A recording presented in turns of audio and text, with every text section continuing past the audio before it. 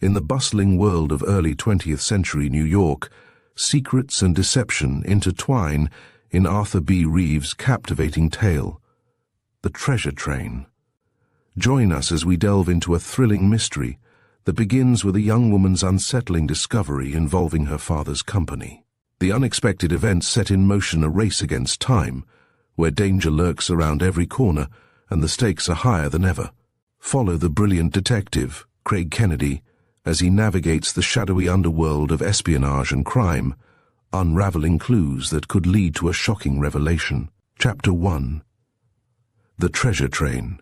I am not by nature a spy, Professor Kennedy, but, well, sometimes one is forced into something like that. Maude Euston, who had sought out Craig in his laboratory, was a striking girl, not merely because she was pretty or because her gown was modish. Perhaps it was her sincerity and artlessness that made her attractive. She was the daughter of Barry Euston, president of the Continental Express Company, and one could readily see why, aside from the position her father held. She should be among the most sought-after young women in the city. Miss Euston looked straight into Kennedy's eyes as she added, without waiting for him to ask a question, "Yesterday I heard something that has made me think a great deal. You know, we live at the St. Germain when we are in town. I've noticed for several months past that the lobbies are full of strange, foreign-looking people. Well, yesterday afternoon I was sitting alone in the tea room of the hotel, waiting for some friends. On the other side of a huge palm I heard a couple whispering. I've seen the woman about the hotel often, though I know that she doesn't live there. The man I don't remember ever having seen before. They mentioned the name of Granville Barnes, treasurer of Father's company." "Is that so?" cut in Kennedy quickly. "I read the story about him in the papers this morning." As for myself, I was instantly alive with interest too.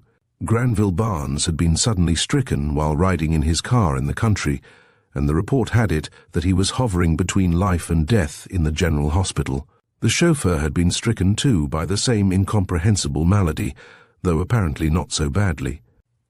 How the chauffeur managed to save the car was a miracle, but he brought it to a stop beside the road, where the two were found gasping, a quarter of an hour later, by a passing motorist, who rushed them to a doctor, who had them transferred to the hospital in the city. Neither of them seemed able or willing to throw any light on what had happened. "Just what was it you overheard?" encouraged Kennedy. "I heard the man tell the woman," Miss Euston replied slowly, "that now was the chance when any of the great warring powers would welcome and wink at any blow that might cripple the other to the slightest degree. I heard him say something about the Continental Express Company, and that was enough to make me listen for, Father's company is handling the big shipments of gold and securities that are coming here from abroad by way of Halifax. Then I heard her mention the names of Mr. Barnes and of Mr. Lane, too, the general manager." She paused, as though not relishing the idea of having the names bandied about. "Last night the attack on him, for that is all that I can think it was, occurred."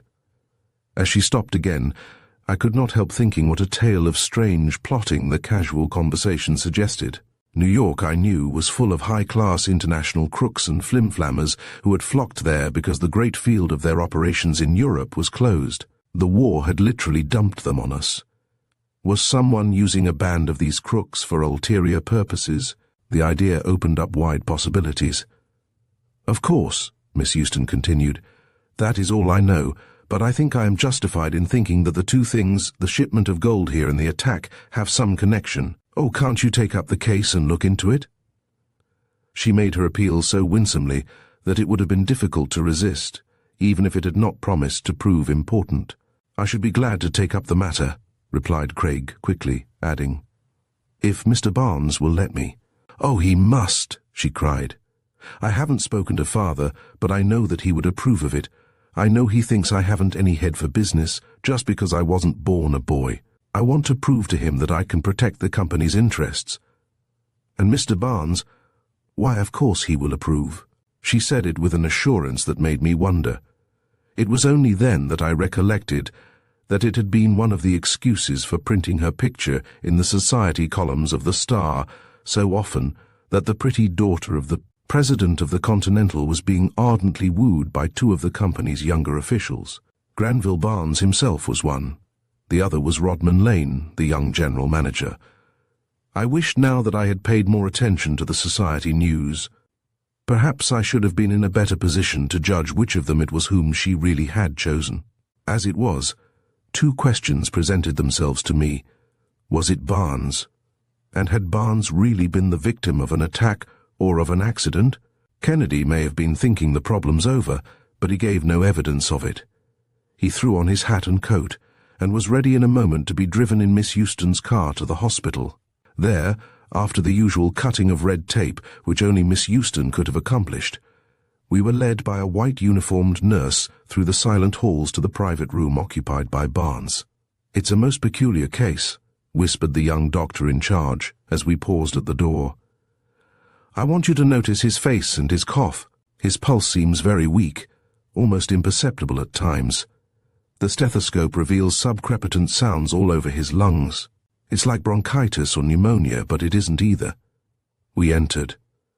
Barnes was lying there almost in a state of unconsciousness. As we stood watching him, he opened his eyes. But he did not see us. His vision seemed to be riveted on Miss Euston. He murmured something that we could not catch, and, as his eyes closed again, his face seemed to relax into a peaceful expression, as though he were dreaming of something happy. Suddenly, however, the old tense lines reappeared. Another idea seemed to have been suggested. "Is Lane hiring the men himself?" he murmured. The sight of Maude Euston had prompted the thought of his rival, now with a clear field. What did it mean? Was he jealous of Lane, or did his words have a deeper meaning? What difference could it have made if Lane had a free hand in managing the shipment of treasure for the company? Kennedy looked long and carefully at the face of the sick man. It was blue and cyanose still, and his lips had a violet tinge. Barnes had been coughing a great deal. Now and then his mouth was flecked with foamy blood, which the nurse wiped gently away. Kennedy picked up a piece of the blood-soaked gauze. A moment later we withdrew from the room, as quietly as we had entered, and tiptoed down the hall, Miss Euston and the young doctor following us more slowly. As we reached the door, I turned to see where she was. A distinguished-looking elderly gentleman, sitting in the waiting room, had happened to glance up as she passed, and had moved quickly to the hall. "What you hear, Maude?" we heard him say. "Yes, Father. I thought I might be able to do something for Granville." She accompanied the remark with a sidelong glance and nod at us, which Kennedy interpreted to mean that we might as well keep in the background. Euston himself, far from chiding her, seemed rather to be pleased than otherwise. We could not hear all they said, but one sentence was wafted over. "It's most unfortunate, Maude, at just this time. It leaves the whole matter in the hands of Lane." At the mention of Lane, which her father accompanied by a keen glance, she flushed a little and bit her lip. I wondered whether it meant more than that. Of the two suitors, her father obviously preferred Barnes. Euston had called to see Barnes, and as the doctor led him up the hall again, Miss Euston rejoined us. "You need not drive us back," thanked Kennedy. "Just drop us at the subway. I'll let you know the moment I have arrived at any conclusion." On the train we happened to run across a former classmate, Moorhead, who had gone into the brokerage business. "Queer about that Barnes case, isn't it?" suggested Kennedy, after the usual greetings were over. Then, without suggesting that we were more than casually interested, "What does the street think of it?" "It is queer," rejoined Moorhead. "All the boys downtown are talking about it, wondering how it will affect the transit of the gold shipments. I don't know what would happen if there should be a hitch, but they ought to be able to run the thing through all right." "It's a pretty ticklish piece of business, then," I suggested. "Well, you know the state of the market just now.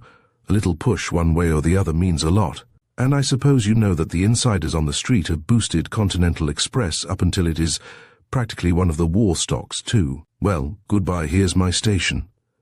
We had scarcely returned to the laboratory, however, when a car drove up furiously and a young man bustled in to see us. "You do not know me," he introduced, "but I am Rodman Lane, General Manager of the Continental Express. You know our company has had charge of the big shipments of gold and securities to New York. I suppose you've read about what happened to Barnes, our treasurer." "I don't know anything about it, haven't even time to find out." All I know is that it puts more work on me, and I'm nearly crazy already. I watched him narrowly. We've had little trouble of any kind so far, he hurried on. Until just now, I learned that all the roads over which we are likely to send the shipments have been finding many more broken rails than usual. Kennedy had been following him keenly. I should like to see some samples of them, he observed. You would? Said Lane eagerly. I've a couple of sections sawed from rails down at my office, where I asked the officials to send them. We made a hurried trip down to the express company's office. Kennedy examined the sections of rails minutely with a strong pocket lens. No ordinary break, he commented. You can see that it was an explosive that was used, an explosive well, and properly tamped down with wet clay. Without tamping, the rails would have been bent, not broken. Done by wreckers, then? Lane asked. Certainly not defective rails, replied Kennedy. Still, I don't think you need worry so much about them for the next train. You know what to guard against. Having been discovered, whoever they are, they'll probably not try it again. It's some new wrinkle that must be guarded against. It was small comfort, but Craig was accustomed to being brutally frank. Have you taken any other precautions now that you didn't take before? Yes, replied Lane slowly. The railroad has been experimenting with wireless on its trains. We have placed wireless on ours too. They can't cut us off by cutting wires. Then, of course, as before, we shall use a pilot train to run ahead and a strong guard on the train itself. But now I feel that there may be something else that we can do, so I have come to you. When does the next shipment start? Asked Kennedy. Tomorrow, from Halifax. Kennedy appeared to be considering something. The trouble, he said at length, is likely to be at this end. Perhaps before the train starts, something may happen that will tell us just what additional measures to take as it approaches New York. While Kennedy was at work with the blood-soaked gauze that he had taken from Barnes, I could do nothing but try to place the relative positions of the various actors in the little drama that was unfolding. Lane himself puzzled me. Sometimes I felt almost sure that he knew that Miss Euston had come to Kennedy, and that he was trying in this way to keep in touch with what was being done for Barnes. Some things I knew already. Barnes was comparatively wealthy, and had evidently the stamp of approval of Maude Euston's father. As for Lane, he was far from wealthy, although ambitious. The company was in a delicate situation where an act of omission would count for as much as an act of commission. Whoever could foresee what was going to happen might capitalize that information for much money. If there was a plot and Barnes had been a victim, what was its nature? I recalled Miss Euston's overheard conversation in the tea-room. Both names had been mentioned. In short, I soon found myself wondering whether someone might not have tempted Lane either to do or not to do something. "I wish you'd go over to the St. Germain, Walter," remarked Kennedy at length, looking up from his work. "Don't tell Miss Euston of Lane's visit, but ask her if she will keep an eye out for that woman she heard talking. And the man, too. They may drop in again. And tell her that if she hears anything else, no matter how trivial, about Barnes, she must let me know." I was glad of the commission. Not only had I been unable to arrive anywhere in my conjectures, but it was something even to have a chance to talk with a girl like Maude Euston. Fortunately, I found her at home, and though she was rather disappointed that I had nothing to report, she received me graciously, and we spent the rest of the evening watching the varied life of the fashionable hostelry in the hope of chancing on the holders of the strange conversation in the tea-room. Once in a while an idea would occur to her of someone who was in a position to keep her informed if anything further happened to Barnes, and she would dispatch a messenger with a little note. Finally, as it grew late and the adventures of the tea-room episode seemed unlikely to favor the St. Germain with her presence again that night, I made my excuses, having had the satisfaction only of having delivered Kennedy's message without accomplishing anything more. In fact, I was still unable to determine whether there was any sentiment stronger than sympathy that prompted her to come to Kennedy about Barnes. As for Lane, his name was scarcely mentioned except when it was necessary. It was early the next morning that I rejoined Craig at the laboratory. I found him studying the solution which he had extracted from the blood-soaked gauze after first removing the blood in a little distilled water. Before him was his new spectroscope, and I could see that now he was satisfied with what the uncannily delicate light detective had told him. He pricked his finger and let a drop of blood fall into a little fresh distilled water, some of which he placed in the spectroscope. "Look through it," he said. "Blood diluted with water shows the well-known dark bands between D and E, known as the oxyhemoglobin absorption." I looked as he indicated and saw the dark bands. "Now," he went on, "I add some of this other liquid." He picked up a bottle of something with a faint greenish tinge. "See the bands gradually fade." I watched, and indeed they did diminish in intensity and finally disappear, leaving an uninterrupted and brilliant spectrum. "My spectroscope," he said simply, "shows that the blood crystals of Barnes are colorless. Barnes was poisoned by some gas, I think. I wish I had time to hunt along the road where the accident took place." As he said it, he walked over and drew from a cabinet several peculiar arrangements made of gauze.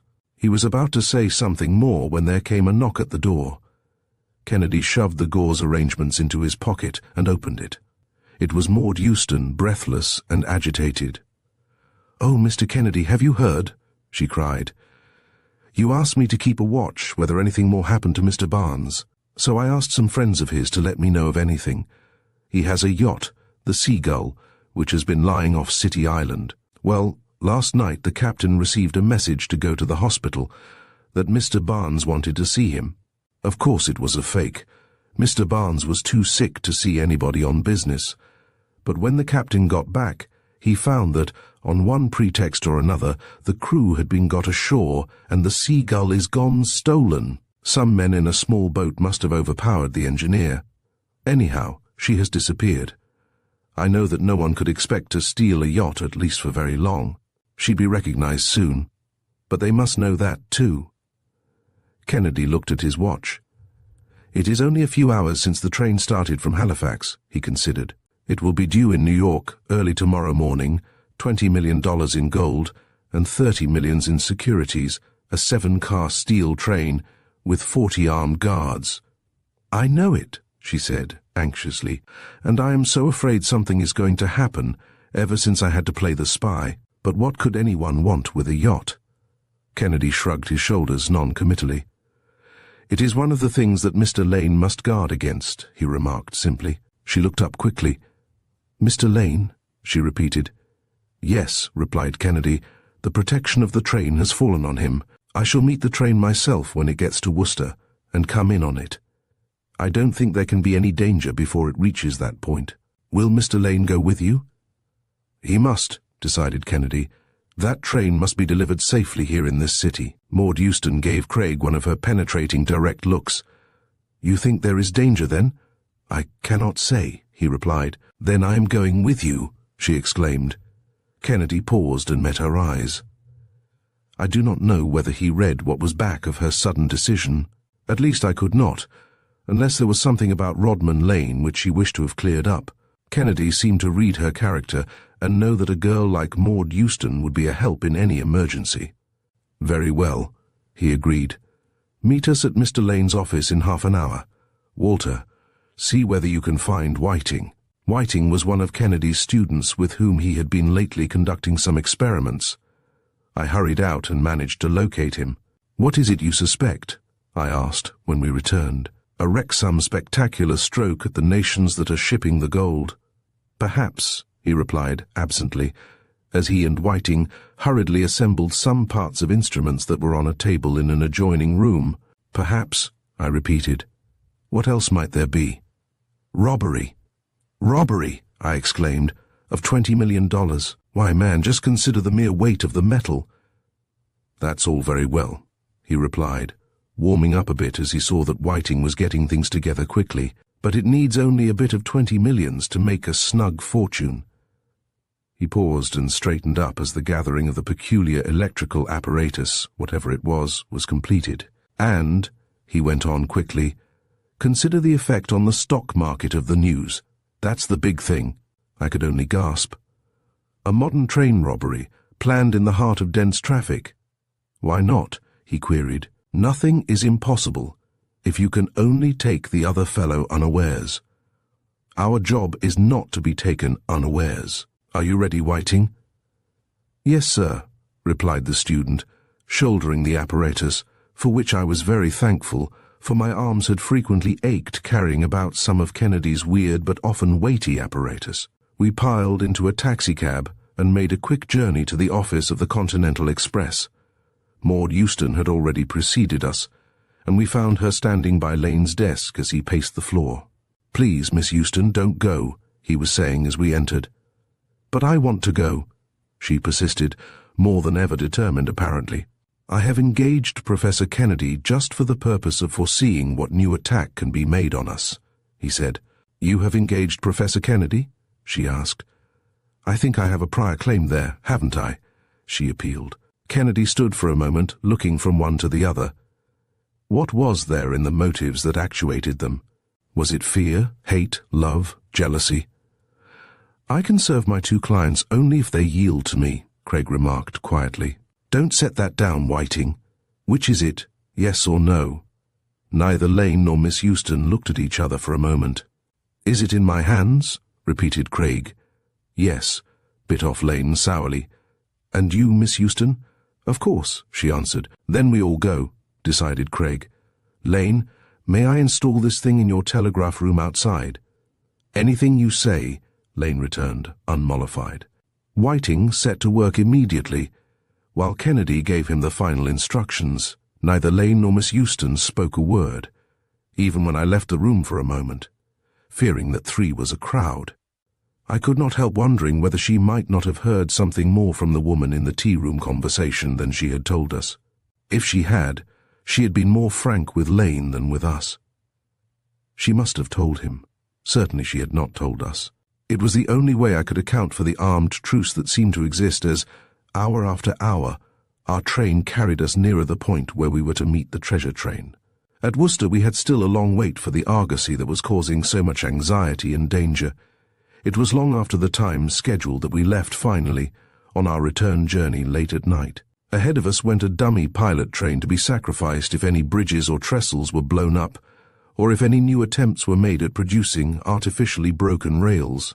We 4 established ourselves as best we could in a car in the center of the treasure train, with one of the armed guards as company. Mile after mile we reeled off, ever southward and westward.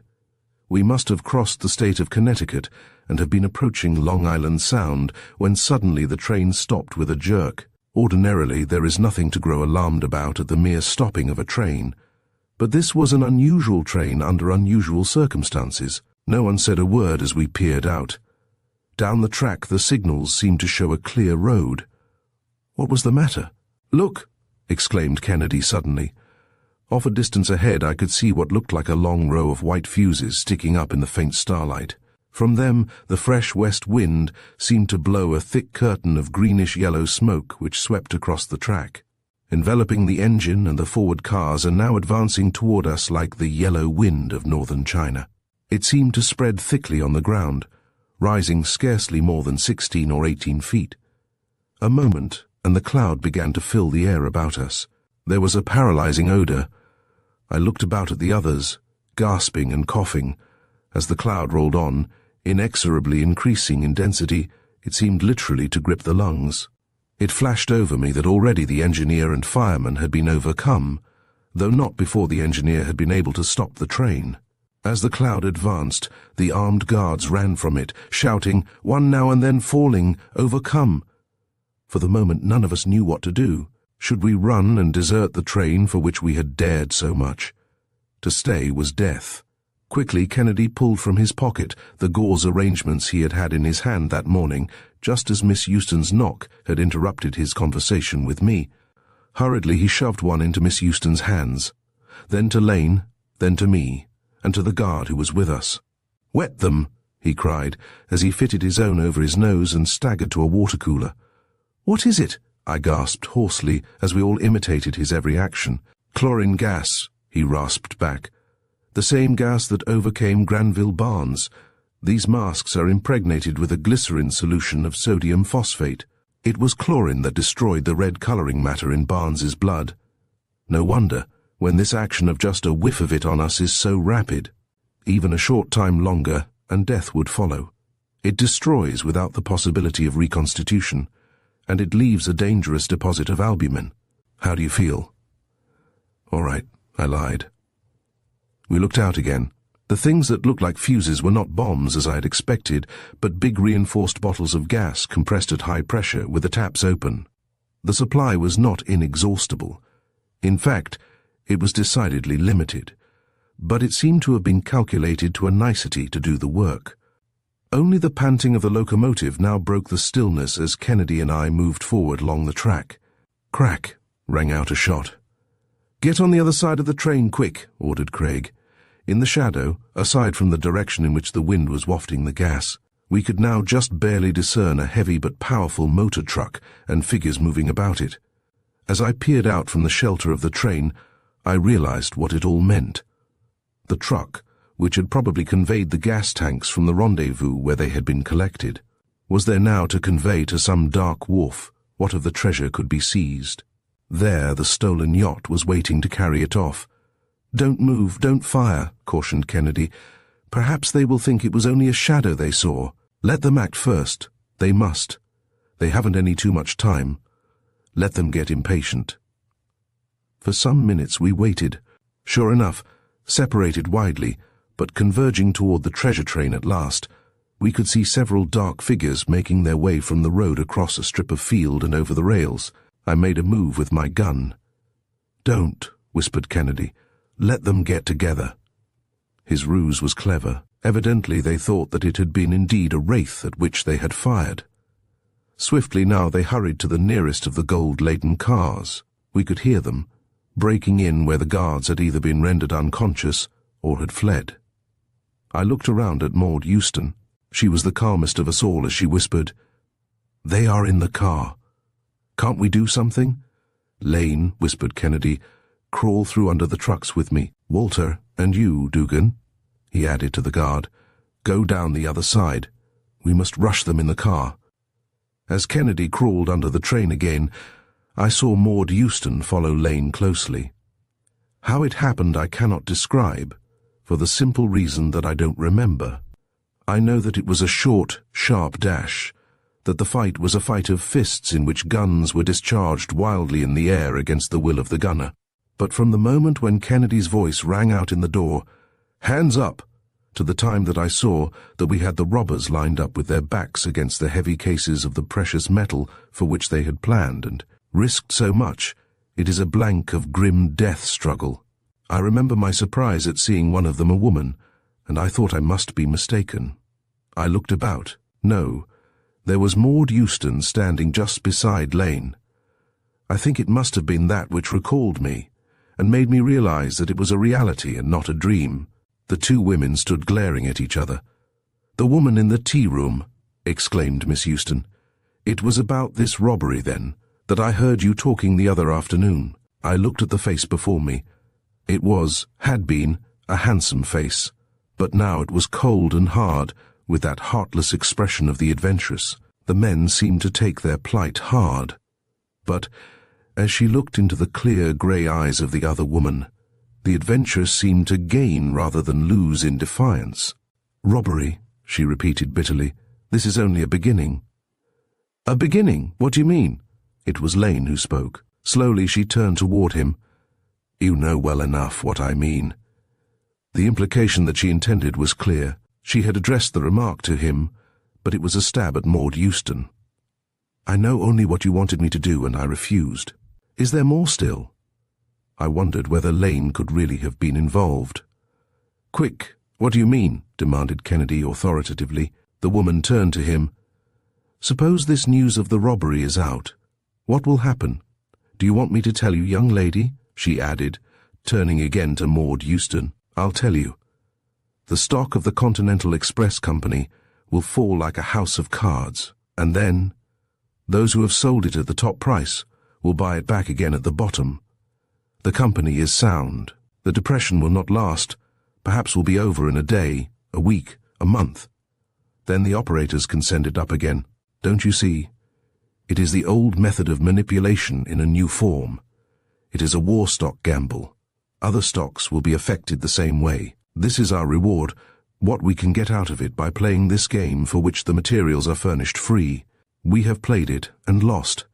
The manipulators will get their reward on the stock market this morning, but they must still reckon with us even if we have lost." She said it with a sort of grim humor. "And you have put Granville Barnes out of the way first?" I asked, remembering the chlorine. She laughed shrilly. "That was an accident, his own carelessness. He was carrying a tank of it for us. Only his chauffeur's presence of mind in throwing it into the shrubbery by the road saved his life and reputation.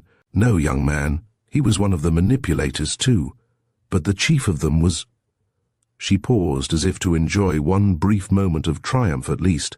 "The president of the company," she added. "No, no, no," cried Maude Euston. Yes, he does not dare deny it. They were all in it." "Mrs. Labret, you lie," towered Lane, in a surging passion, as he stepped forward and shook his finger at her. "You lie, and you know it. There is an old saying about the fury of a woman scorned." She paid no attention to him whatever. "Maude Euston," she hissed, as though Lane had been as inarticulate as the boxes of gold about, "you have saved your lover's reputation, perhaps. At least the shipment is safe. But you have ruined your father. The deal will go through. Already that has been arranged. You may as well tell Kennedy to let us go, and let the thing go through. It involves more than us." Kennedy had been standing back a bit, carefully keeping them all covered. He glanced a moment out of the corner of his eye at Maude Euston, but said nothing. It was a terrible situation. Had Lane really been in it? That question was overshadowed by the mention of her father. Impulsively she turned to Craig. "Oh, save him," she cried. "Can't anything be done to save my father in spite of himself?" "It is too late," mocked Mrs. Labret. "People will read the account of the robbery in the papers, even if it didn't take place. They will see it before they see a denial. Orders will flood in to sell the stock. No, it can't be stopped." Kennedy glanced momentarily at me. "Is there still time to catch the last morning edition of the Star, Walter?" he asked quietly. I glanced at my watch. "We may try. It's possible." "Write a dispatch an accident to the engine train delayed now preceding anything. Here, Dugan, you keep them covered. Shoot to kill if there's a move." Kennedy had begun feverishly setting up the part of the apparatus which he had brought after Whiting had set up his. "What can you do?" hissed Mrs. Labret. "You can't get word through. Orders have been issued that the telegraph operators are under no circumstances to give out news about this train. The wireless is out of commission. The operator overcome. The robbery story has been prepared and given out by this time. Already reporters are being assigned to follow it up." I looked over at Kennedy. If orders had been given for such secrecy by Barry Euston, how could my dispatch do any good? It would be held back by the operators. Craig quickly slung a wire over those by the side of the track and seized what I had written, sending furiously. "What are you doing?" I asked. "You heard what she said." "One thing you can be certain of," he answered. "That dispatch can never be stolen or tapped by spies." "Why, what is this?" I asked, pointing to the instrument.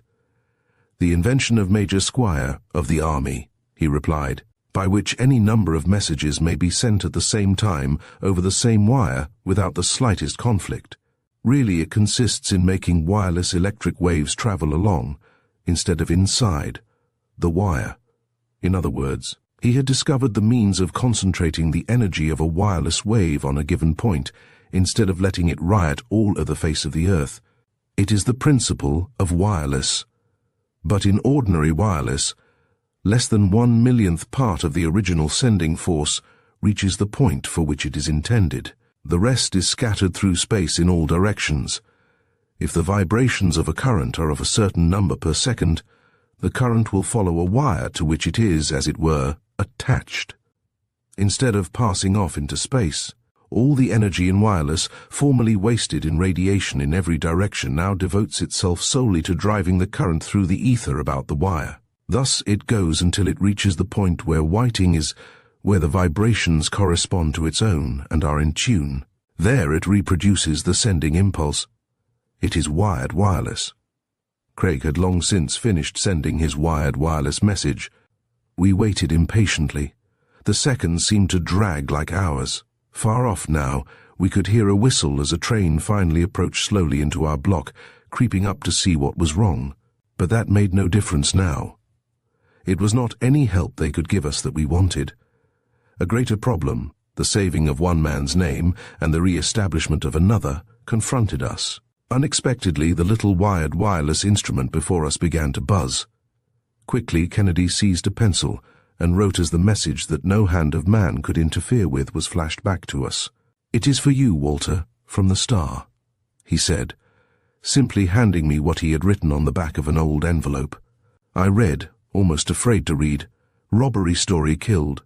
Black type across page head last edition, treasure train safe, McGrath. Show it to Miss Euston," Craig added simply, gathering up his wired wireless set, just as the crew from the train behind us ran up.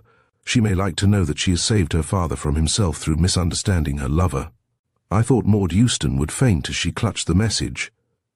Lane caught her as she reeled backward. "Rodman, can you forgive me?" she murmured, simply, yielding to him and looking up into his face. Chapter 2, The Truth-Detector. "You haven't heard. No one outside has heard of the strange illness and the robbery of my employer, Mr. Mansfield. Diamond Jack Mansfield, you know. Our visitor was a slight, very pretty but extremely nervous girl who had given us a card bearing the name Miss Helen Gray." "Illness, robbery," repeated Kennedy, at once interested and turning a quick glance at me. I shrugged my shoulders in the negative. Neither the Star nor any of the other papers had had a word about it. "Why, what's the trouble?" he continued to Miss Gray. "You see," she explained, hurrying on, "I'm Mr. Mansfield's private secretary, and, oh, Professor Kennedy, I don't know, but I'm afraid it is a case for a detective rather than a doctor." She paused a moment and leaned forward nearer to us. "I think he has been poisoned." The words themselves were startling enough without the evident perturbation of the girl. Whatever one might think, there was no doubt that she firmly believed what she professed to fear. More than that, I fancied I detected a deeper feeling in her tone than merely loyalty to her employer. Diamond Jack Mansfield was known in Wall Street as a successful promoter, on the White Way as an assiduous first-nighter, in the sporting fraternity as a keen plunger. But of all his hobbies, none had gained him more notoriety than his veritable passion for collecting diamonds. He came by his sobriquet honestly. I remembered once having seen him, and he was, in fact, a walking De Beers mine. For his personal adornment, more than $1 million worth of gems did relay duty. He had scores of sets, every one of them fit for a king of diamonds. It was a curious hobby for a great, strong man, yet he was not alone in his love of and sheer affection for things beautiful. Not love of display or desire to attract notice to himself had prompted him to collect diamonds, but the mere pleasure of owning them, of associating with them. It was a hobby. It was not strange, therefore, to suspect that Mansfield might, after all, have been the victim of some kind of attack. He went about with perfect freedom, in spite of the knowledge that crooks must have possessed about his hoard. "What makes you think he has been poisoned?" asked Kennedy, betraying no show of doubt that Miss Gray might be right. "Oh, it's so strange, so sudden," she murmured. "But how do you think it could have happened?" he persisted. "It must have been at the little supper party he gave at his apartment last night," she answered thoughtfully, then added more slowly, "and yet it was not until this morning, 8 or 10 hours after the party, that he became ill." She shuddered. Paroxysms of nausea, followed by stupor and such terrible prostration. His valet discovered him and sent for Dr. Murray and then for me. "How about the robbery?" prompted Kennedy, as it became evident that it was Mansfield's physical condition more than anything else that was on Miss Gray's mind. "Oh yes," she recalled herself. "I suppose you know something of his gems?" "Most people do." Kennedy nodded. "He usually keeps them in a safe deposit vault downtown, from which he will get whatever set he feels like wearing. Last night it was the one he calls his sporting set that he wore, by far the finest. It cost over $100,000 and is one of the most curious of all the studies in personal adornment that he owns. All the stones are of the purest blue-white, and the set is entirely based on platinum. But what makes it most remarkable is that it contains the famous M1273, as he calls it. The M stands for Mansfield, and the figures represent the number of stones he had purchased up to the time that he acquired this huge one. How could they have been taken, do you think? Ventured Kennedy. Miss Grey shook her head doubtfully. I think the wall safe must have been opened somehow, she returned. Kennedy mechanically wrote the number, M1273, on a piece of paper. It has a weird history, she went on, observing what he had written, and this mammoth blue-white diamond in the ring is as blue as the famous Hope diamond that has brought misfortune through half the world. This stone, they say, was pried from the mouth of a dying Negro in South Africa. He had tried to smuggle it from the mine, and when he was caught, cursed the gem and every one who ever should own it.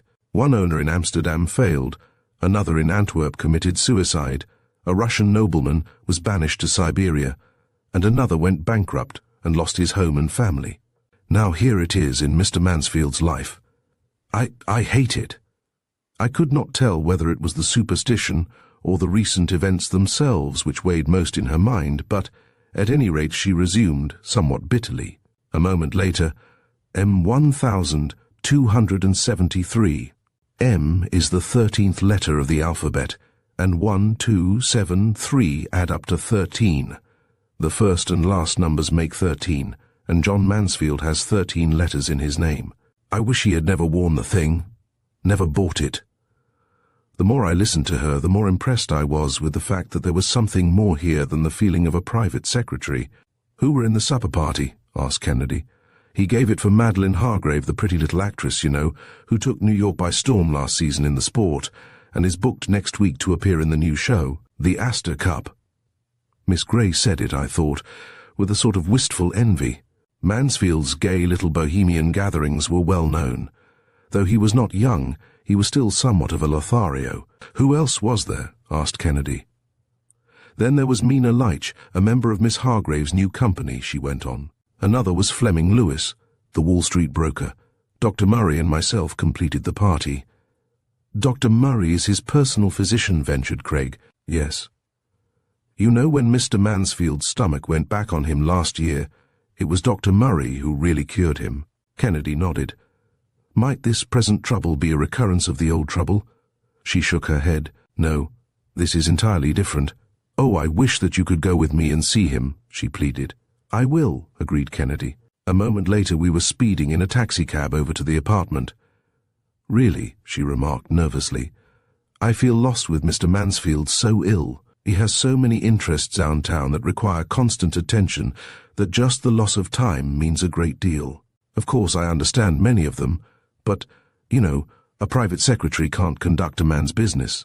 And just now, when I came up from the office, I couldn't believe that he was too ill to care about things until I actually saw him. We entered the apartment. A mere glance about showed that, even though Mansfield's hobby was diamonds, he was no mean collector of other articles of beauty. In the big living room, which was almost like a studio, we met a tall, spare, polished-mannered man, whom I quickly recognized as Dr. Murray. Is he any better? Blurted out Miss Grey, even before our introductions were over. Dr. Murray shook his head gravely. About the same, he answered, though one could find little reassurance in his tone. I should like to see him, hinted Kennedy, unless there is some real reason why I should not.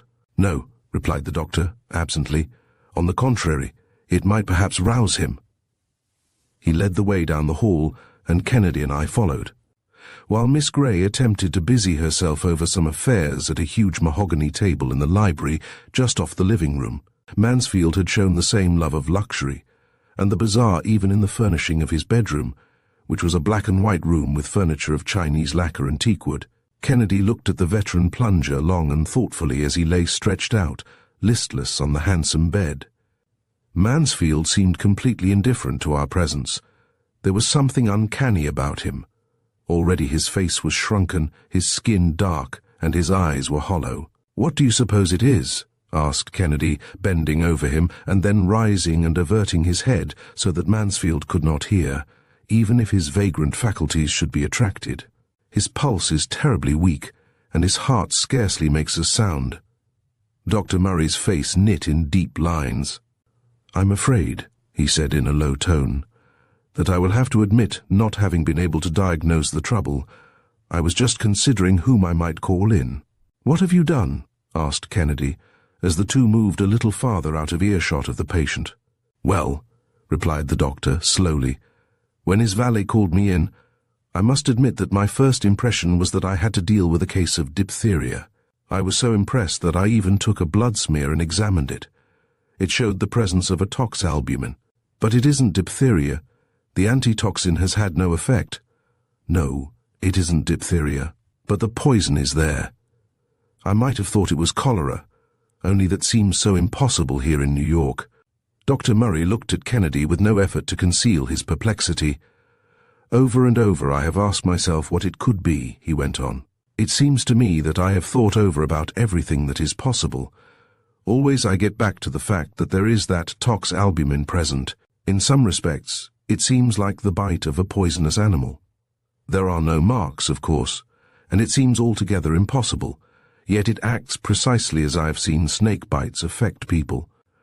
I am that desperate that I would try the Noguchi antivenin, but it would have no more effect than the antitoxin. No, I can only conclude that there is some narcotic irritant, which especially affects the lungs and heart.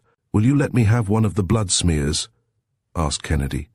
"Certainly," replied the doctor, reaching over and taking a glass slide from several lying on a table.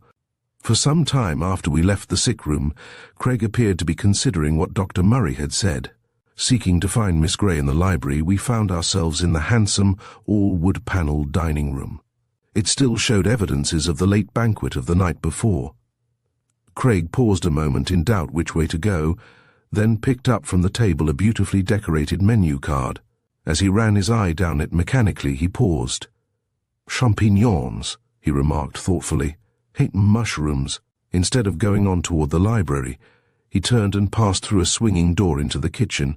There was no one there, but it was in a much more upset condition than the dining room. "Pardon, monsieur?" sounded a voice behind us. It was the French chef who had entered from the direction of the servants' quarters, and was now all apologies for the untidy appearance of the realm over which he presided. The strain of the dinner had been too much for his assistants, he hastened to explain. "I see that you had mushrooms creamed," remarked Kennedy. "Oui, monsieur," he replied. "Some that Miss Hargrave herself sent in from her mushroom cellar out in the country." As he said it, his eye travelled involuntarily toward a pile of ramekins on a table. Kennedy noticed it, and deliberately walked over to the table. Before I knew what he was about, he had scooped from them each a bit of the contents and placed it in some waxed paper that was lying nearby. The chef watched him curiously. "You would not find my kitchen like this ordinarily," he remarked. "I would not like to have Dr. Murray see it, for since last year, when Monsieur had the bad stomach, I have been very careful." The chef seemed to be nervous. "You prepared the mushrooms yourself?" asked Kennedy suddenly. "I directed my assistant," came back the wary reply. "But you know good mushrooms when you see them?" "Certainly," he replied quickly. "There was no one else in the kitchen while you prepared them?" "Yes," he answered hurriedly. "Mr. Mansfield came in and Miss Hargrave. Oh, they are very particular. And Dr. Murray, he has given me special orders ever since last year, when Monsieur had the bad stomach," he repeated. "Was anyone else here?" "Yes, I think so. You see, I am so excited. A big dinner, such epicures, everything must be just so I cannot say." There seemed to be little satisfaction in quizzing the chef, and Kennedy turned again into the dining room, making his way back to the library, where Miss Grey was waiting anxiously for us. "What do you think?" she asked eagerly. "I don't know what to think," replied Kennedy. "No one else has felt any ill effects from the supper, I suppose?" "No," she replied. "At least, I'm sure I would have heard by this time if they had." "Do you recall anything peculiar about the mushrooms?" shot out Kennedy. "We talked about them some time, I remember," she said slowly. "Growing mushrooms is one of Miss Hargrave's hobbies out at her place on Long Island." "Yes," persisted Kennedy, "but I mean anything peculiar about the preparation of them." "Why, yes," she said suddenly. "I believe that Miss Hargrave was to have superintended them herself. We all went out into the kitchen, but it was too late. They had been prepared already." "You were all in the kitchen?" "Yes, I remember. It was before the supper, and just after we came in from the theatre party which Mr. Mansfield gave. You know Mr. Mansfield is always doing unconventional things like that. If he took a notion, he would go into the kitchen of the Ritz. That is what I was trying to get out of the Chef Francois, remarked Kennedy. He didn't seem to have a very clear idea of what happened. I think I'll see him again, right away. We found the chef busily at work, now cleaning up. As Kennedy asked him a few inconsequential questions, his eye caught a row of books on a shelf. It was a most complete library of the culinary arts. Craig selected one and turned the pages over rapidly. Then he came back to the frontispiece, which showed a model dinner table set for a number of guests. He placed the picture before Francois, then withdrew it in, I should say, about 10 seconds. It was a strange and incomprehensible action, but I was more surprised when Kennedy added, "Now tell me what you saw." Francois was quite overwhelming in his desire to please. Just what was going on in his mind I could not guess, nor did he betray it, but quickly he enumerated the objects on the table, gradually slowing up as the number which he recollected became exhausted. "Were there candles?" prompted Craig, as the flow of Francois's description ceased. "Oh, yes, candles," he agreed eagerly. "Favors at each place?" "Yes, sir." I could see no sense in the proceeding, yet knew Kennedy too well to suppose for an instant that he had not some purpose. The questioning over, Kennedy withdrew, leaving poor Francois more mystified than ever. "Well," I exclaimed as we passed through the dining room, "what was all that?" "That," he explained, "is what is known to criminologists as the Osage test. Just try it sometime when you get a chance. If there are, say, 50 objects in a picture, normally a person may recall perhaps 20 of them." "I see," I interrupted. "A test of memory." "More than that," he replied. "You remember that at the end I suggested several things likely to be on the table. They were not there, as you might have seen if you had had the picture before you. That was a test of the susceptibility to suggestion of the chef. Francois may not mean to lie, but I'm afraid we'll have to get along without him in getting to the bottom of the case. You see, before we go any further, we know that he is unreliable, to say the least. It may be that nothing at all happened in the kitchen to the mushrooms. We'll never discover it from him. We must get it elsewhere." Miss Grey had been trying to straighten out some of the snarls which Mansfield's business affairs had got into as a result of his illness, but it was evident that she had difficulty in keeping her mind on her work. "The next thing I'd like to see," asked Kennedy when we rejoined her, "is that wall safe." She led the way down the hall and into an anteroom to Mansfield's part of the suite. The safe itself was a comparatively simple affair inside a closet. Indeed, I doubt whether it had been seriously designed to be burglar-proof. Rather, it was merely a protection against fire. "Have you any suspicion about when the robbery took place?" asked Kennedy as we peered into the empty compartment. "I wish I had been called in the first thing when it was discovered. There might have been some chance to discover fingerprints, but now I suppose every clue of that sort has been obliterated." "No," she replied. "I don't know whether it happened before or after Mr. Mansfield was discovered so ill by his valet, but at least you can give me some idea of when the jewels were placed in the safe." "It must have been before the supper, right after our return from the theatre." "So," considered Kennedy, "then that would mean that they might have been taken by anyone, don't you see? Why did he place them in the safe so soon, instead of wearing them the rest of the evening?" "I hadn't thought of that way of looking at it," she admitted. "Why, when we came home from the theatre, I remember it had been so warm that Mr. Mansfield's collar was wilted and his dress shirt rumpled. He excused himself, and when he returned, he was not wearing the diamonds. We noticed it, and Miss Hargrave expressed a wish that she might wear the big diamond at the opening night of the Astor Cup. Mr. Mansfield promised that she might, and nothing more was said about it." "Did you notice anything else at the dinner, no matter how trivial?" asked Kennedy. Helen Grey seemed to hesitate, then said in a low voice as though the words were wrung from her, "Of course the party and the supper were given ostensibly to Miss Hargrave, but lately I have thought he was paying quite as much attention to Mina Leitch. It was quite in keeping with what we knew of Diamond Jack. Perhaps it was this seeming fickleness which had saved him from many entangling alliances. Miss Grey said it in such a way that it seemed like an apology for a fault in his character which she would rather have hidden. I could not but fancy that it mitigated somewhat the wistful envy I had noticed before when she spoke of Madeline Hargrave. While he had been questioning her, Kennedy had been examining the wall safe, particularly with reference to its accessibility from the rest of the apartment. There appeared to be no reason why one could not have got at it from the hallway as well as from Mansfield's room. The safe itself seemed to yield no clue, and Kennedy was about to turn away when he happened to glance down at the dark interior of the closet floor. He stooped down. When he rose, he had something in his hand. It was just a little thin piece of something that glittered iridescently. "A spangle from a sequin dress," he muttered to himself.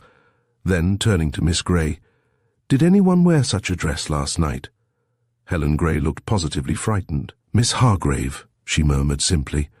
"Oh, it cannot be. There must be some mistake." Just then we heard voices in the hall. "But Murray, I don't see why I can't see him," said one. "What good will it do, Lewis?" returned the other, which I recognized as that of Dr. Murray. "Fleming Lewis," whispered Miss Grey, taking a step out into the hallway. A moment later Dr. Murray and Lewis had joined us. I could see that there was some feeling between the two men, though what it was about I could not say. As Miss Grey introduced us, I glanced hastily out of the corner of my eye at Kennedy. Involuntarily his hand which held the telltale sequin had sought his waistcoat pocket, as though to hide it. Then I saw him check the action and deliberately examine the piece of tinsel between his thumb and forefinger. Dr. Murray saw it too, and his eyes were riveted on it, as though instantly he saw its significance. "What do you think, Jack, as sick as a dog, and robbed too, and yet Murray says I oughtn't to see him," complained Lewis, for the moment oblivious to the fact that all our eyes were riveted on the spangle between Kennedy's fingers. And then, slowly it seemed to dawn on him what it was. "Madeline's," he exclaimed quickly. "So Mina did tear it after all when she stepped on the train."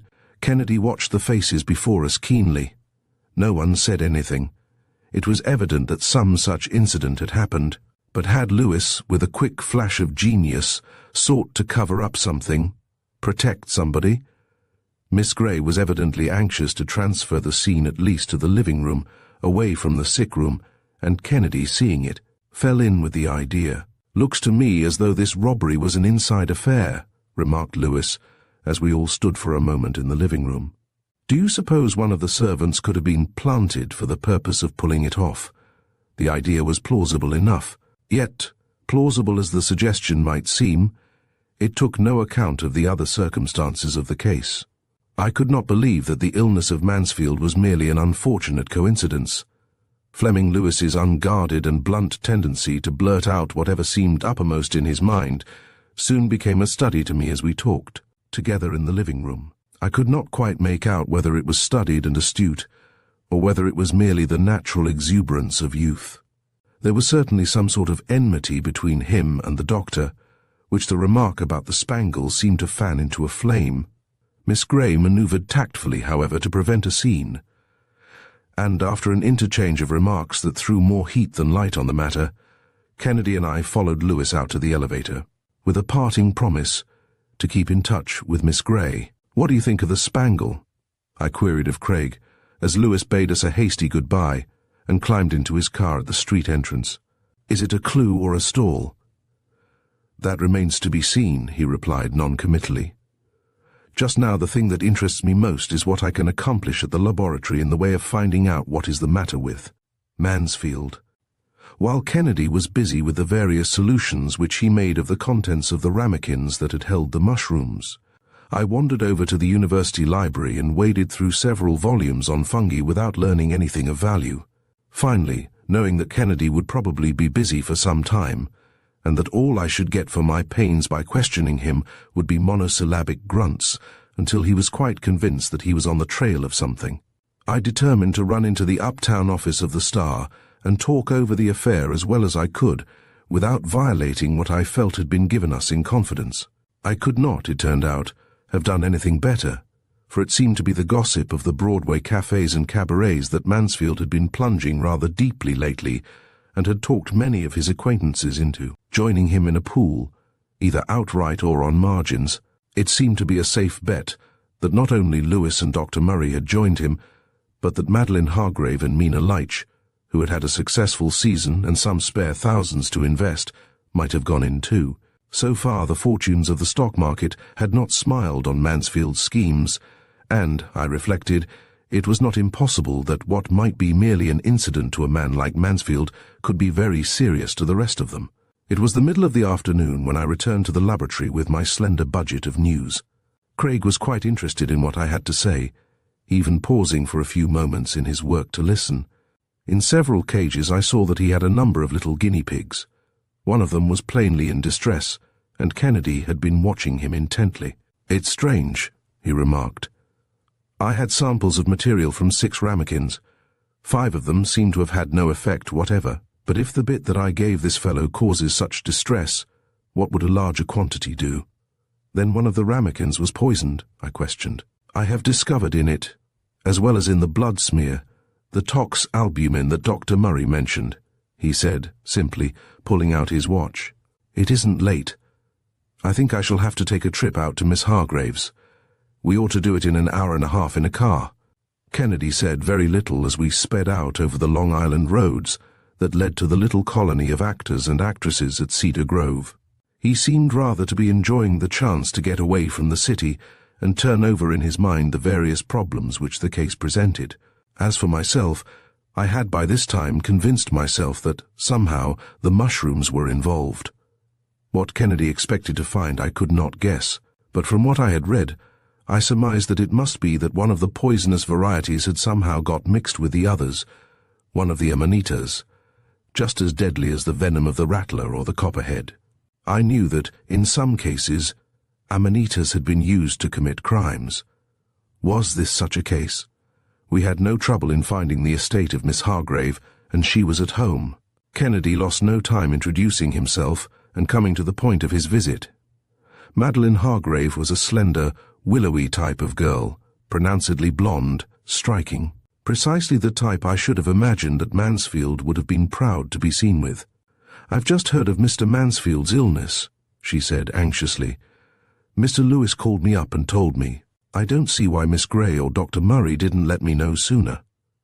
She said it with an air of vexation, as though she felt slighted. In spite of her evident anxiety to know about the tragedy, however, I did not detect the depth of feeling that Helen Gray had shown. In fact, the thoughtfulness of Fleming Lewis almost led me to believe that it was he, rather than Mansfield, for whom she really cared. We chatted a few minutes, as Kennedy told what little we had discovered. He said nothing about the spangle. "By the way," remarked Craig at length, "I would very much like to have a look at that famous mushroom cellar of yours." For the first time she seemed momentarily to lose her poise. "I've always had a great interest in mushrooms," she explained hastily. You do not think it could be the mushrooms that have caused Mr. Mansfield's illness, do you?" Kennedy passed off the remark as best he could under the circumstances. Though she was not satisfied with his answer, she could not very well refuse his request, and a few minutes later we were down in the dark dampness of the cellar back of the house, where Kennedy set to work on a most exhaustive search. I could see by the expression on his face, as his search progressed, that he was not finding what he had expected. Clearly, the fungi before us were the common edible mushrooms. The upper side of each, as he examined it, was white with brownish fibrils or scales. Underneath some were a beautiful salmon pink, changing gradually to almost black in the older specimens. The stem was colored like the top, but search as he might for what I knew he was after, in none did he find anything but a small, or more often no swelling at the base, and no cup, as it is called. As he rose after his thorough search, I saw that he was completely baffled. "I hardly thought you'd find anything," Miss Hargrave remarked, noticing the look on his face. "I've always been very careful of my mushrooms." "You have certainly succeeded admirably," he complimented. "I hope you will let me know how Mr. Mansfield is," she said, as we started back toward our car on the road. "I can't tell you how I feel. To think that, after a party which he gave for me, he should be taken ill, and not only that, but be robbed at the same time. Really, you must let me know, or I shall have to come up to the city." It seemed gratuitous for Kennedy to promise, for I knew that he was by no means through with her yet. But she thanked him, and we turned back toward town. "Well," I remarked, as we reeled off the miles quickly, "I must say that puts me all at sea again. I had convinced myself that it was a case of mushroom poisoning. What can you do now?" "Do?" he echoed. "Why, go on. This puts us a step nearer the truth, that's all." Far from being discouraged at what had seemed to me to be a fatal blow to the theory, he now seemed to be actually encouraged. Back in the city, he lost no time in getting to the laboratory again. A package from the botanical department of the university was waiting there for Kennedy, but before he could open it, the telephone buzzed furiously. I could gather from Kennedy's words that it was Helen Gray. "I shall be over immediately," he promised, as he hung up the receiver and turned to me. "Mansfield is much worse. While I get together some material I must take over there, Walter, I want you to call up Miss Hargrave and tell her to start for the city right away. Meet us at Mansfield's. Then get Mina Leitch and Lewis. You'll find their numbers in the book, or else you'll have to get them from Miss Gray." While I was delivering the messages as diplomatically as possible, Kennedy had taken a vial from a medicine chest, and then from a cabinet a machine which seemed to consist of a number of collars and belts fastened to black cylinders from which ran tubes. An upright roll of ruled paper supported by a clockwork arrangement for revolving it, and a standard bearing a recording pen, completed the outfit. "I should much have preferred not being hurried," he confessed, as we dashed over in the car to Mansfield's again, bearing the several packages. "I wanted to have a chance to interview Mina Leitch alone. However, it has now become a matter of life or death." Miss Gray was pale and worn as she met us in the living room. "He's had a sinking spell," she said, tremulously. "Dr. Murray managed to bring him around, but he seems so much weaker after it. Another might—" She broke off, unable to finish. A glance at Mansfield was enough to convince anyone that unless something was done soon, the end was not far. "Another convulsion and sinking spell is about all he can stand," remarked Dr. Murray. "May I try something?" asked Kennedy, hardly waiting for the doctor to agree before he had pulled out the little vial which I had seen him place in his pocket. Deftly, Kennedy injected some of the contents into Mansfield's side, then stood anxiously watching the effect. The minutes lengthened. At least he seemed to be growing no worse. In the next room, on a table, Kennedy was now busy setting out the scroll of ruled paper and its clockwork arrangement, and connecting the various tubes from the black cylinders in such a way that the recording pen just barely touched on the scroll. He had come back to note the still unchanged condition of the patient when the door opened and a handsome woman in the early 30s entered, followed by Helen Gray. It was Mina Leitch. "Oh, isn't it terrible? I can hardly believe it," she cried, paying no attention to us as she moved over to Dr. Murray. I recalled what Miss Gray had said about Mansfield's attentions. It was evident that, as far as Mina was concerned, her own attentions were monopolized by the polished physician. His manner in greeting her told me that Dr. Murray appreciated it. Just then Fleming Lewis bustled in. "I thought Miss Hargrave was here," he said abruptly, looking about. "They told me over the wire she would be. She should be here any moment," returned Kennedy, looking at his watch and finding that considerably over an hour had elapsed since I had telephoned. What it was I could not say, but there was a coldness toward Lewis that amounted to more than latent hostility. He tried to appear at ease, but it was a decided effort. There was no mistaking his relief when the tension was broken by the arrival of Madeline Hargrave. The circumstances were so strange that none of them seemed to object, while Kennedy began to explain briefly that, as nearly as he could determine, the illness of Mansfield might be due to something eaten at the supper. As he attached the bands about the necks and waists of one after another of the guests, bringing the little black cylinders thus close to the middle of their chests, he contrived to convey the impression that he would like to determine whether anyone else had been affected in a lesser degree. I watched most intently the two women who had just come in. One would certainly not have detected from their greeting and outward manner anything more than that they were well acquainted, but they were an interesting study, two quite opposite types. Madeline, with her baby blue eyes, was of the type that craved admiration. Mina's black eyes flashed now and then imperiously, as though she sought to compel what the other sought to win. As for Fleming Lewis, I could not fail to notice that he was most attentive to Madeline, though he watched furtively, but none the less keenly, every movement and word of Mina. His preparations completed, Kennedy opened the package which had been left at the laboratory just before the hasty call from Miss Gray. As he did so, he disclosed several specimens of a mushroom of pale lemon color, with a center of deep orange, the top flecked with white bits. Underneath, the gills were white, and the stem had a sort of veil about it. But what interested me most, and what I was looking for, was the remains of a sort of dirty, chocolate-colored cup at the base of the stem. "I suppose there is scarcely any need of saying," began Kennedy, "that the food which I suspect in this case is the mushrooms. Here I have some which I have fortunately been able to obtain merely to illustrate what I am going to say. This is the deadly Amanita muscaria, the fly agaric." Madeline Hargrave seemed to be following him with a peculiar fascination. "This Amanita," resumed Kennedy, "has a long history, and I may say that few species are quite so interesting. Macerated in milk, it has been employed for centuries as a fly poison, hence its name. Its deadly properties were known to the ancients, and it is justly celebrated because of its long and distinguished list of victims. Agrippina used it to poison the Emperor Claudius. Among others, the Tsar Alexis of Russia died of eating it. I have heard that some people find it only a narcotic, and it is said that in Siberia there are actually Amanita debauchees who go on prolonged tears by eating the thing. It may be that it does not affect some people as it does others, but in most cases that beautiful gossamer veil which you see about the stem is really a shroud. The worst of it is," he continued, "that this Amanita somewhat resembles the royal agaric, the Amanita caesarea. It is, as you see, strikingly beautiful, and therefore all the more dangerous." He ceased a moment, while we looked in a sort of awe at the fatally beautiful thing. "It is not with the fungus that I am so much interested just now, however," Kennedy began again, "but with the poison. Many years ago scientists analyzed its poisonous alkaloids and found what they called bulbazine.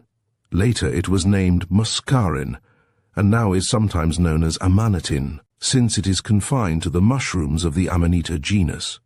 Amanitin is a wonderful and dangerous alkaloid, which is absorbed in the intestinal canal. It is extremely violent. 3 to 5 1/1000ths of a gram, or 6 100ths of a grain, are very dangerous. More than that, the poisoning differs from most poisons in the long time that elapses between the taking of it and the first evidences of its effects. Muscarin, Kennedy concluded, has been chemically investigated more often than any other mushroom poison, and a perfect antidote has been discovered. Atropine, or belladonna, is such a drug. For a moment I looked about at the others in the room. Had it been an accident after all? Perhaps if any of the others had been attacked, one might have suspected that it was. But they had not been affected at all, at least apparently. Yet there could be no doubt that it was the poisonous muscarin that had affected Mansfield. "Did you ever see anything like that?" asked Kennedy suddenly, holding up the gilt spangle which he had found on the closet floor near the wall safe. Though no one said a word, it was evident that they all recognized it. Lewis was watching Madeline closely, but she betrayed nothing except mild surprise at seeing the spangle from her dress. Had it been deliberately placed there, it flashed over me, in order to compromise Madeline Hargrave and divert suspicion from someone else. I turned to Mina. Behind the defiance of her dark eyes, I felt that there was something working. Kennedy must have sensed it even before I did, for he suddenly bent down over the recording needle and the ruled paper on the table. "This," he shot out, "is a pneumograph which shows the actual intensity of the emotions by recording their effects on the heart and lungs together. The truth can literally be tapped, even where no confession can be extracted. A moment's glance at this line, traced here by each of you, can tell the expert more than words." "Then it was a mushroom that poisoned Jack," interrupted Lewis suddenly. "Some poisonous amanita got mixed with the edible mushrooms," Kennedy answered quickly, without taking his eyes off the line the needle was tracing. No, this was a case of the deliberate use of the active principle itself, muscarine, with the expectation that the death, if the cause was ever discovered, could easily be blamed on such a mushroom. Somehow, there were many chances. The poison was slipped into the ramequin Francois was carefully preparing for Mansfield. The method does not interest me so much as the fact. There was a slight noise from the other room where Mansfield lay. Instantly, we were all on our feet. Before any of us could reach the door, Helen Gray had slipped through it. "Just a second," commanded Kennedy, extending the sequin toward us to emphasize what he was about to say. The poisoning and the robbery were the work of one hand. That sequin is the key that has unlocked the secret which my pneumograph has recorded. Someone saw that robbery committed knew nothing of the contemplated poisoning to cover it.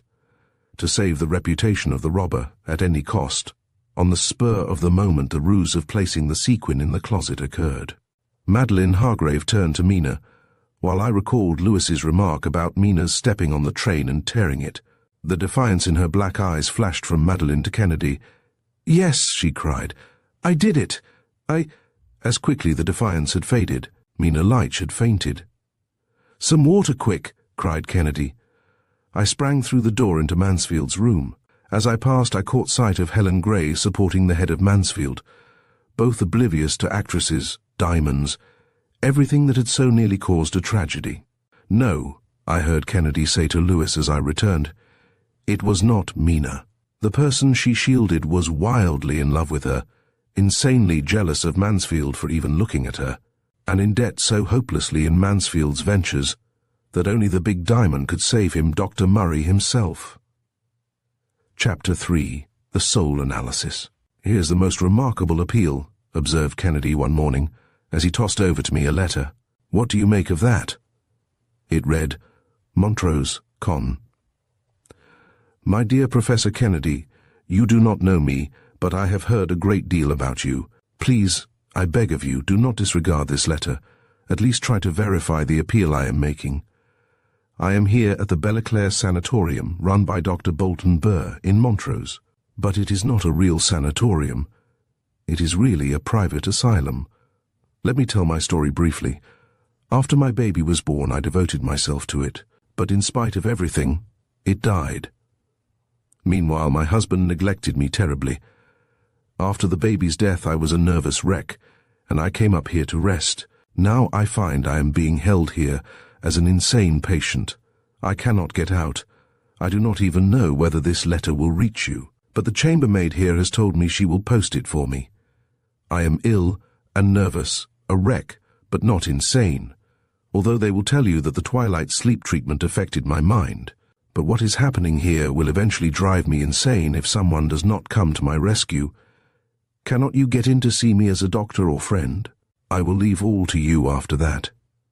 Yours anxiously, Janet, Mrs. Roger Cranston. What do you make of it yourself? I returned, handing back the letter. Are you going to take it up? He slowly looked over the letter again. Judging by the handwriting, he remarked thoughtfully, I should say that the writer is laboring under keen excitement, though there is no evidence of insanity on the face of it. Yes, I think I'll take up the case. But how are you going to get in? I asked. They'll never admit you willingly. Kennedy pondered a minute. I'll get in all right, he said at length. Come on, I'm going to call on Roger Cranston first. Roger Cranston? I repeated, dumbfounded. Why, he'll never help you. 10 to 1 he's in on it. We'll have to take a chance, returned Kennedy, hurrying me out of the laboratory. Roger Cranston was a well-known lawyer and man about town. We found him in his office on Lower Broadway. He was young and distinguished-looking, which probably accounted for the fact that his office had become a sort of fashionable court of domestic relations. I'm a friend of Dr. Bolton Burr of Montrose, introduced Kennedy. Cranston looked at him keenly, but Kennedy was a good actor. I've been studying some of the patients at the sanatorium, and I've seen Mrs. Cranston there. Indeed, responded Cranston. I'm all broken up by it myself. I could not resist thinking that he took it very calmly, however. I should like very much to make what we call a psychoanalysis of Mrs. Cranston's mental condition, Kennedy explained. A psychoanalysis, repeated Cranston. Yes, you know it is a new system. In the field of abnormal psychology, the soul analysis is of first importance. Today, this study is of the greatest help in neurology and psychiatry. Only, I can't make it without the consent of the natural guardian of the patient. Dr. Burr tells me that you will have no objection. Cranston thoughtfully studied the wall opposite. Well, he returned slowly, they tell me that without treatment, she will soon be hopelessly insane, perhaps dangerously so. That is all I know. I am not a specialist. If Dr. Burr— He paused. If you can give me just a card, urged Kennedy. That is all Dr. Burr wishes. Cranston wrote hastily on the back of one of his cards what Kennedy dictated. Please allow Dr. Kennedy to make a psychoanalysis of my wife's mental condition. You will let me know if there is any hope, he asked. As soon as I can, replied Kennedy. I'll let you have a copy of my report. Cranston thanked us and bowed us to the door suavely. Well, I remarked, as we rode down in the elevator, that was clever. He fell for it, too. You're an artist. Do you think he was posing? Kennedy shrugged his shoulders. We lost no time in getting the first train for Montrose, before Cranston had time to reconsider and call up Dr. Burr. The Belleclaire Sanatorium was on the outskirts of the town. It was an old stone house, rather dingy, and surrounded by a high stone wall surmounted by sharp pickets. Dr. Bolton Burr, who was at the head of the institution, met us in the plainly furnished reception room which also served as his office. Through a window we could see some of the patients walking or sitting about, on a small stretch of scraggly grass between the house and the wall. Dr. Burr was a tall and commanding-looking man with a Van Dyke beard, and one would instinctively have picked him out anywhere as a physician. I believe you have a patient here, Mrs. Roger Cranston, began Kennedy after the usual formalities. Dr. Burr eyed us askance. I've been asked by Mr. Cranston to make an examination of his wife, pursued Craig, presenting the card which he had obtained from Roger Cranston. Mused Dr. Burr, looking quickly from the card to Kennedy with a searching glance. I wish you would tell me something of the case before I see her, went on Kennedy with absolute assurance. Well, temporized Dr. Burr, twirling the card. Mrs. Cranston came to me after the death of her child. She was in a terrible state. But we are slowly building up her shattered nerves by plain, simple living and a tonic. Was she committed by her husband? Queried Kennedy unexpectedly. Whether or not Dr. Burr felt suspicious of us I could not tell, but he seemed eager to justify himself. I have the papers committing her to my care, he said, rising and opening a safe in the corner. He laid before us a document in which appeared the names of Roger Cranston and Julia Giles. Who is this Julia Giles? Asked Kennedy, after he had read the document. One of our nurses, returned the doctor. She has had Mrs. Cranston under observation ever since she arrived. I should like to see both Miss Giles and Mrs. Cranston, insisted Kennedy. It is not that Mr. Cranston is in any way dissatisfied with your treatment, but he thought that perhaps I might be of some assistance to you. Kennedy's manner was ingratiating but firm, and he hurried on, lest it should occur to Dr. Burr to call up Cranston. The doctor, still twirling the card, finally led us through the wide central hall, and up an old-fashioned winding staircase to a large room on the second floor. He tapped at the door, which was opened, disclosing an interior tastefully furnished. Dr. Burr introduced us to Miss Giles, conveying the impression, which Kennedy had already given, that he was a specialist. And I, his assistant. Janet Cranston was a young and also remarkably beautiful girl. One could see traces of sorrow in her face, which was exceedingly, though not unpleasingly, pale. The restless brilliancy of her eyes spoke of some physical, if not psychical, disorder. She was dressed in deep mourning, which heightened her pallor and excited a feeling of mingled respect and interest. Thick brown coils of chestnut hair were arranged in such a manner as to give an extremely youthful appearance to her delicate face. Her emotions were expressed by the constant motion of her slender fingers. Miss Giles was a striking woman of an entirely different type. She seemed to be exuberant with health, as though nursing had taught her not merely how to take care of others, but had given her the secret of caring, first of all, for herself. I could see, as Dr. Burr introduced us to his patient, that Mrs. Cranston instantly recognized Kennedy's interest in her case. She received us with a graceful courtesy, but she betrayed no undue interest that might excite suspicion, nor was there any hint given of the note of appeal. I wondered whether that might not be an instance of the cunning for which I had heard that the insane are noted. She showed no sign of insanity, however. I looked about curiously to see if there were evidences of the treatment which she was receiving. On a table stood a bottle and a glass as well as a teaspoon, and I recalled the doctor's remark about the tonic. "You look tired, Mrs. Cranston," remarked Kennedy thoughtfully. "Why not rest while we are here, and then I will be sure my visit has had no ill effects." "Thank you," she murmured, and I was much impressed by the sweetness of her voice. As he spoke, Kennedy arranged the pillows on a chaise lounge and placed her on it with her head slightly elevated. Having discussed the subject of psychoanalysis with Kennedy before, I knew that this was so that nothing might distract her from the free association of ideas. He placed himself near her head and motioned to us to stand farther back of him, where she could not see us. "Avoid all muscular exertion and distraction," he continued. "I want you to concentrate your attention thoroughly. Tell me anything that comes into your mind. Tell all you know of your symptoms, concentrate, and repeat all you think of. Frankly express all the thoughts that you have, even though they may be painful and embarrassing." He said this soothingly, and she seemed to understand that much depended upon her answers and the fact of not forcing her ideas. "I am thinking of my husband," Mrs. Cranston began, finally, in a dreamy tone. "What of him?"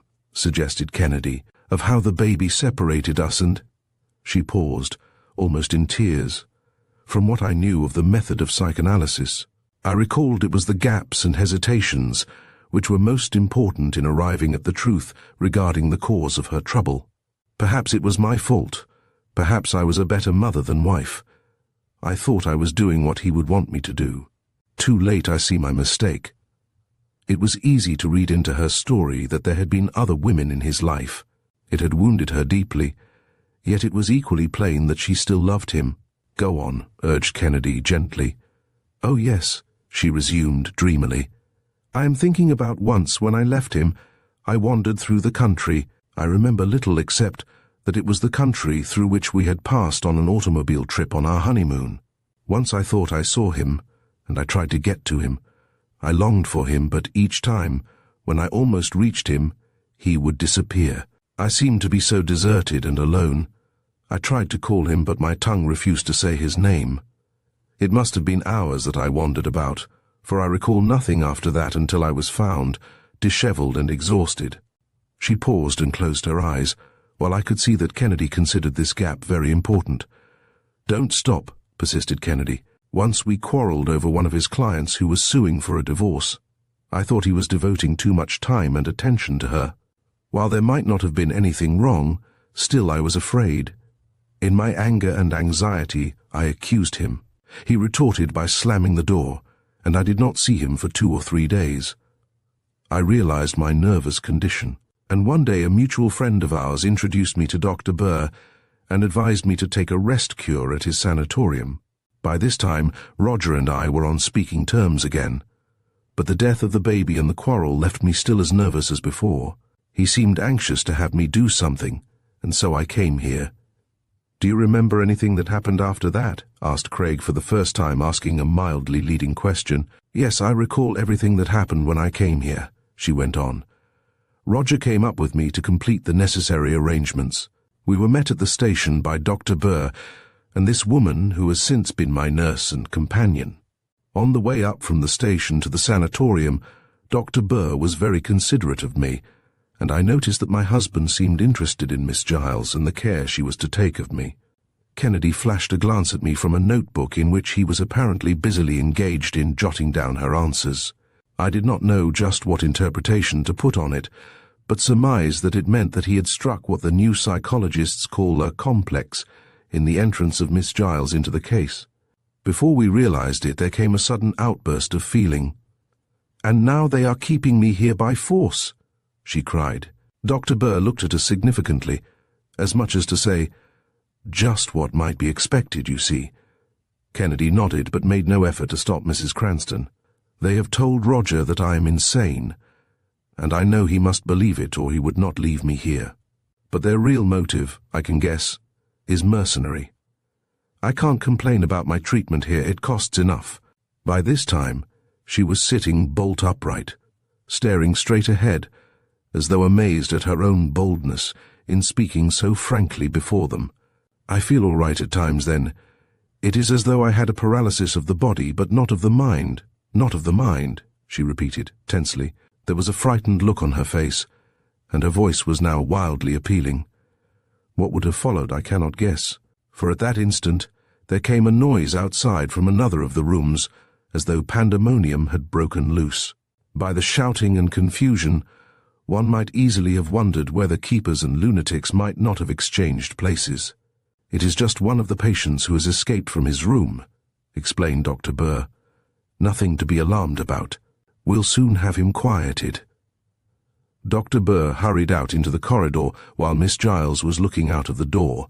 Quickly, Kennedy reached over and abstracted several drops from a bottle of tonic on the table, pouring it into his handkerchief, which he rolled up tightly and stuffed into his pocket. Mrs. Cranston watched him pleadingly and clasped her hands in mute appeal, with a hasty glance at Miss Giles. Kennedy said nothing either, but rapidly folded up a page of the notebook on which he had been writing and shoved it into Mrs. Cranston's hand, together with something he had taken from his pocket. She understood and quickly placed it in her corsage. "Read it when you are absolutely alone," he whispered, just as Miss Giles shut the door and turned to us. The excitement subsided almost as quickly as it had arisen, but it had been sufficient to put a stop to any further study of the case along those lines.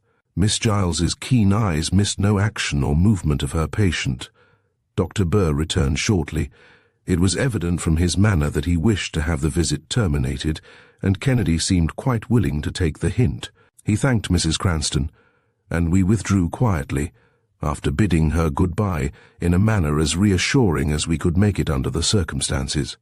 "You see," remarked Dr. Burr as we walked down the hall, "she is quite unstrung still.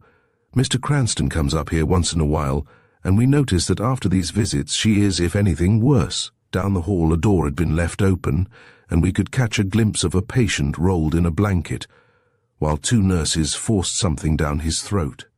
Dr. Burr hastily closed the door as we passed. "That is the condition Mrs. Cranston might have got into if she had not come to us when she did," he said. "As it is, she is never violent, and is one of the most tractable patients we have." We left shortly, without finding out whether Dr. Burr suspected us of anything or not. As we made our way back to the city, I could not help the feeling of depression such as Poe mentioned at seeing the private madhouse in France. That glimpse we had into the other room almost makes one recall the soothing system of Dr. Maillard. "Is Dr. Burr's system better?" I asked. "A good deal of what we used to think and practice is out of date now," returned Kennedy. "I think you are already familiar with the theory of dreams that has been developed by Dr. Sigmund Freud of Vienna. But perhaps you are not aware of the fact that Freud's contribution to the study of insanity is of even greater scientific value than his dream theories taken by themselves. Hers, I feel sure now, is what is known as one of the so-called borderline cases," he continued. "It is clearly a case of hysteria, not the hysteria one hears spoken of commonly, but the condition which scientists know as such. We trace the impulses from which hysterical conditions arise, penetrate the disguises which these repressed impulses or wishes must assume in order to appear in the consciousness. Such transformed impulses are found in normal people too, sometimes. The hysteric suffers mostly from reminiscences which, paradoxically, may be completely forgotten. Obsessions and phobias have their origin, according to Freud, in sexual life. The obsession represents a compensation or substitute for an unbearable sexual idea and takes its place in consciousness. In normal sexual life, no neurosis is possible, say the Freudists. Sex is the strongest impulse, yet subject to the greatest repression, and hence the weakest point of our cultural development. Hysteria arises through the conflict between libido and sex repression. Often sex wishes may be consciously rejected, but unconsciously accepted. So when they are understood, every insane utterance has a reason. There is really method in madness. When hysteria in a wife gains her the attention of an otherwise inattentive husband, it fills, from the standpoint of her deeper longing, an important place, and, in a sense, may be said to be desirable. The great point about the psychoanalytic method, as discovered by Breuer and Freud, is that certain symptoms of hysteria disappear when the hidden causes are brought to light and the repressed desires are gratified. How does that apply to Mrs. Cranston? I queried.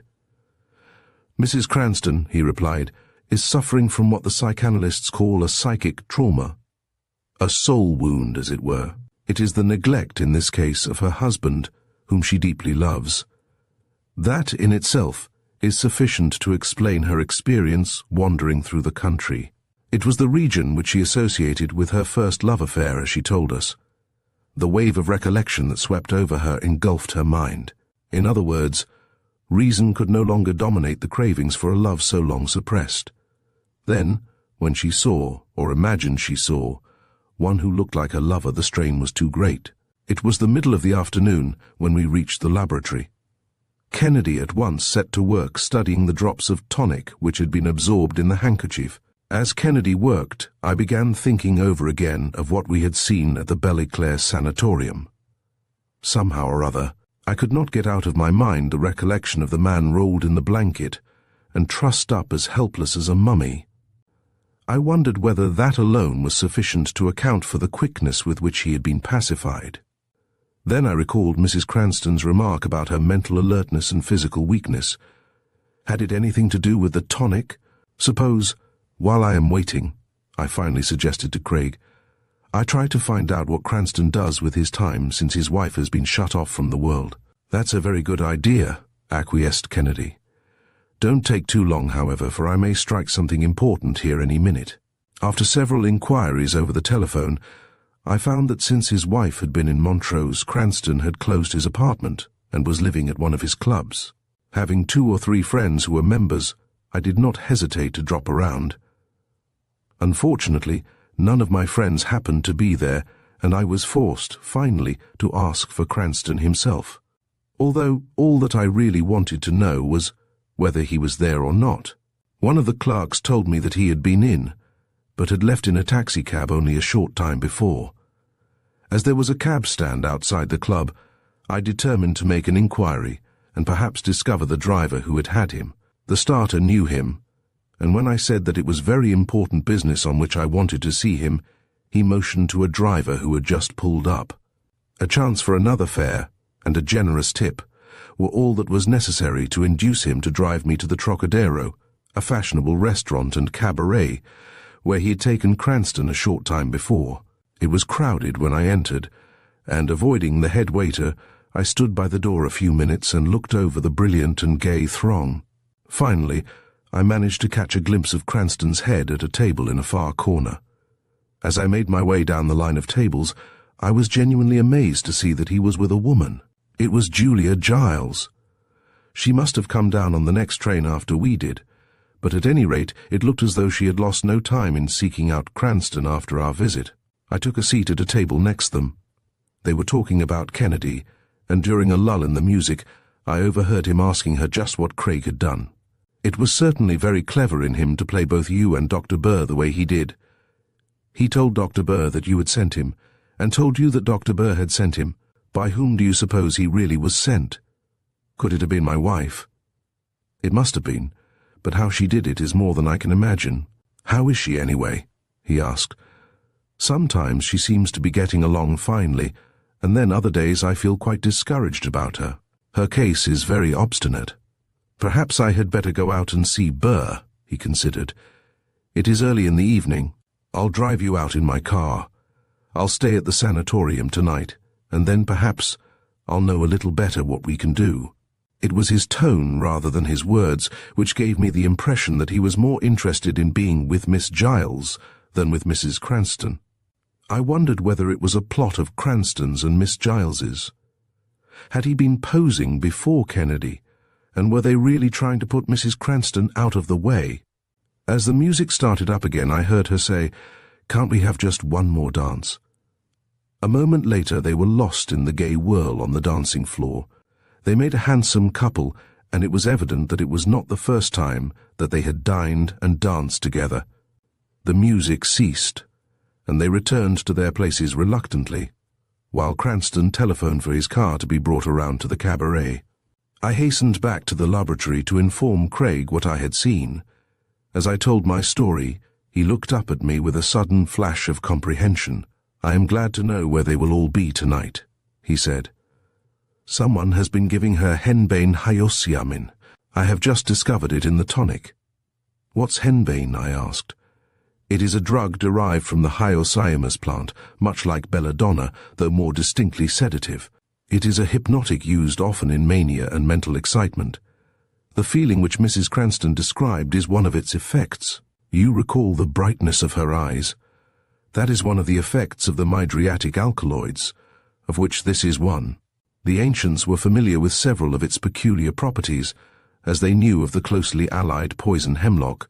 Many of the textbooks at the present time fail to say anything about the remarkable effect produced by large doses of this terrible alkaloid. This effect can be described technically so as to be intelligible, but no description can convey, even approximately, the terrible sensation produced in many insane patients by large doses. In a general way, it is the condition of paralysis of the body without the corresponding paralysis of the mind. "And it's this stuff that somebody has been putting into her tonic?" I asked, startled. "Do you suppose that is part of Burr's system, or did Miss Giles lighten her work by putting it into the tonic?" Kennedy did not betray his suspicion, but went on describing the drug which was having such a serious effect on Mrs. Cranston. "The victim lies in an absolutely helpless condition sometimes, with his muscles so completely paralyzed that he cannot so much as move a finger, cannot close his lips or move his tongue to moisten them. This feeling of helplessness is usually followed by unconsciousness and then by a period of depression. The combined feeling of helplessness and depression is absolutely unlike any other feeling imaginable, if I may judge from the accounts of those who have experienced it. Other sensations, such as pain, may be judged, in a measure, by comparison with other painful sensations. But the sensation produced by hyoscyamin in large doses seems to have no basis for comparison. There is no kindred feeling. Practically every institution for the insane used it a few years ago for controlling patients, but now better methods have been devised. "The more I think of what I saw at the Trocadero," I remarked, "the more I wonder if Miss Giles has been seeking to win Cranston herself." "In large enough doses and repeated often enough," continued Kennedy. "I suppose the toxic effect of the drug might be to produce insanity. At any rate, if we are going to do anything, it might better be done at once. They're all out there now. If we act tonight, surely we shall have the best chance of making the guilty person betray himself." Kennedy telephoned for a fast touring car, and in half an hour, while he gathered some apparatus together, the car was before the door. In it he placed a couple of light silk rope ladders, some common wooden wedges, and an instrument which resembled a surveyor's transit with two conical horns sticking out at the ends.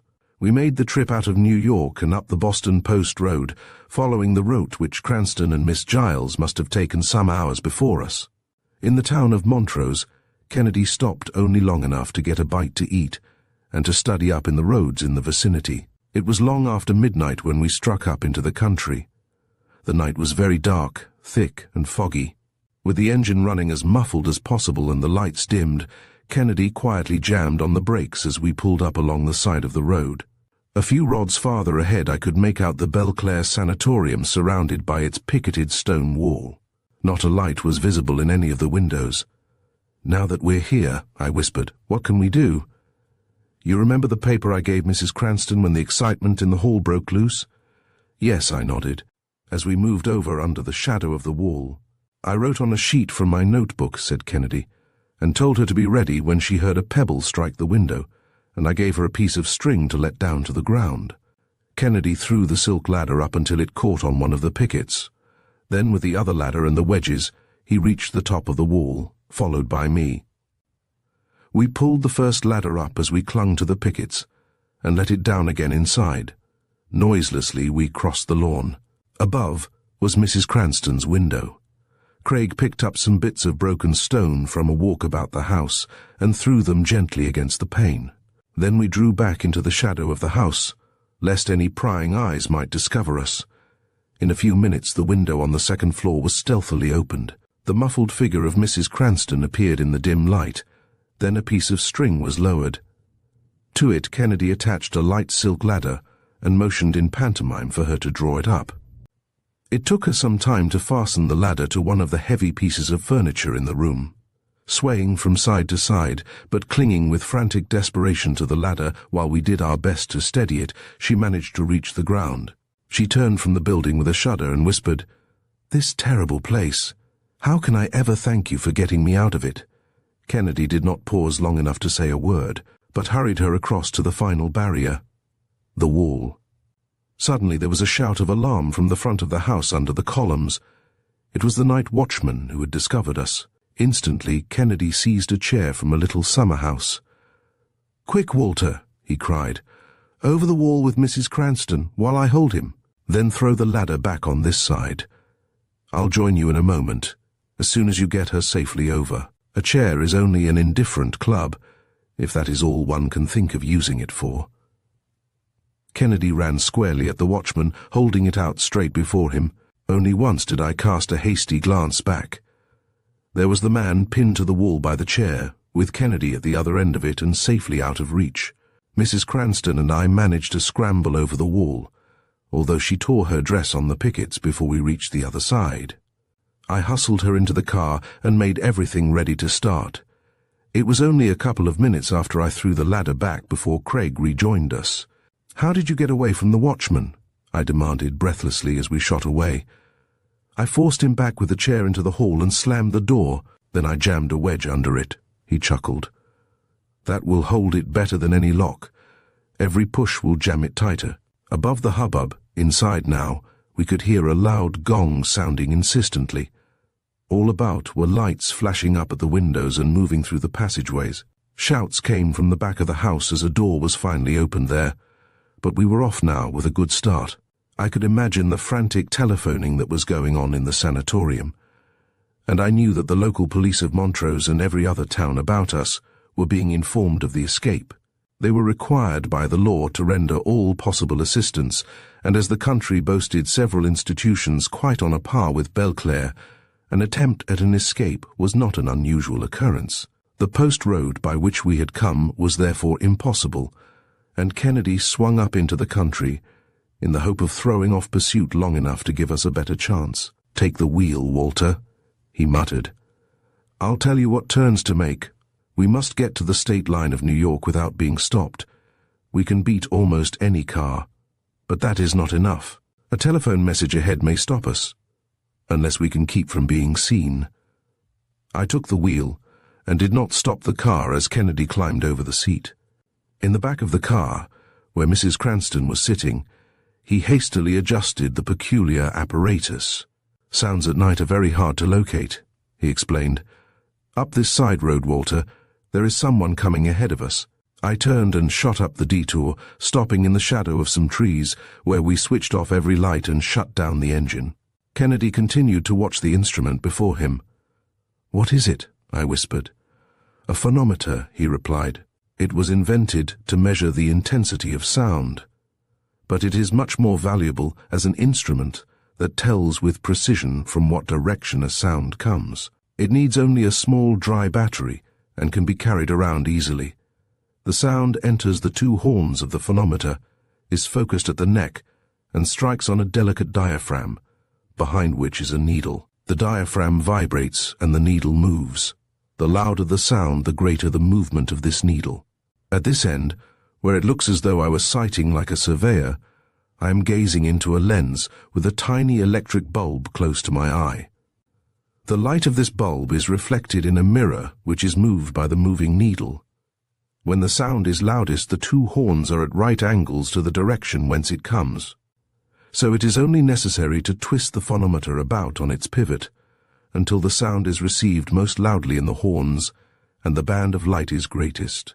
I know then that the horns are at right angles to the direction from which the sound proceeds, and that as I lift my head, I am looking straight toward the source of the sound. I can tell its direction to a few degrees. I looked through it myself to see how sound was visualized by light. "Hush!" cautioned Kennedy. Down on the main road we could see a car pass along slowly in the direction of Montrose, from which we had come. Without the phonometer to warn us, it must inevitably have met us and blocked our escape over the road ahead. That danger past, on we sped. 5 minutes, I calculated, and we should cross the state line to New York and safety. We had been going along nicely when, bang, came a loud report back of us. "Confound it," muttered Kennedy.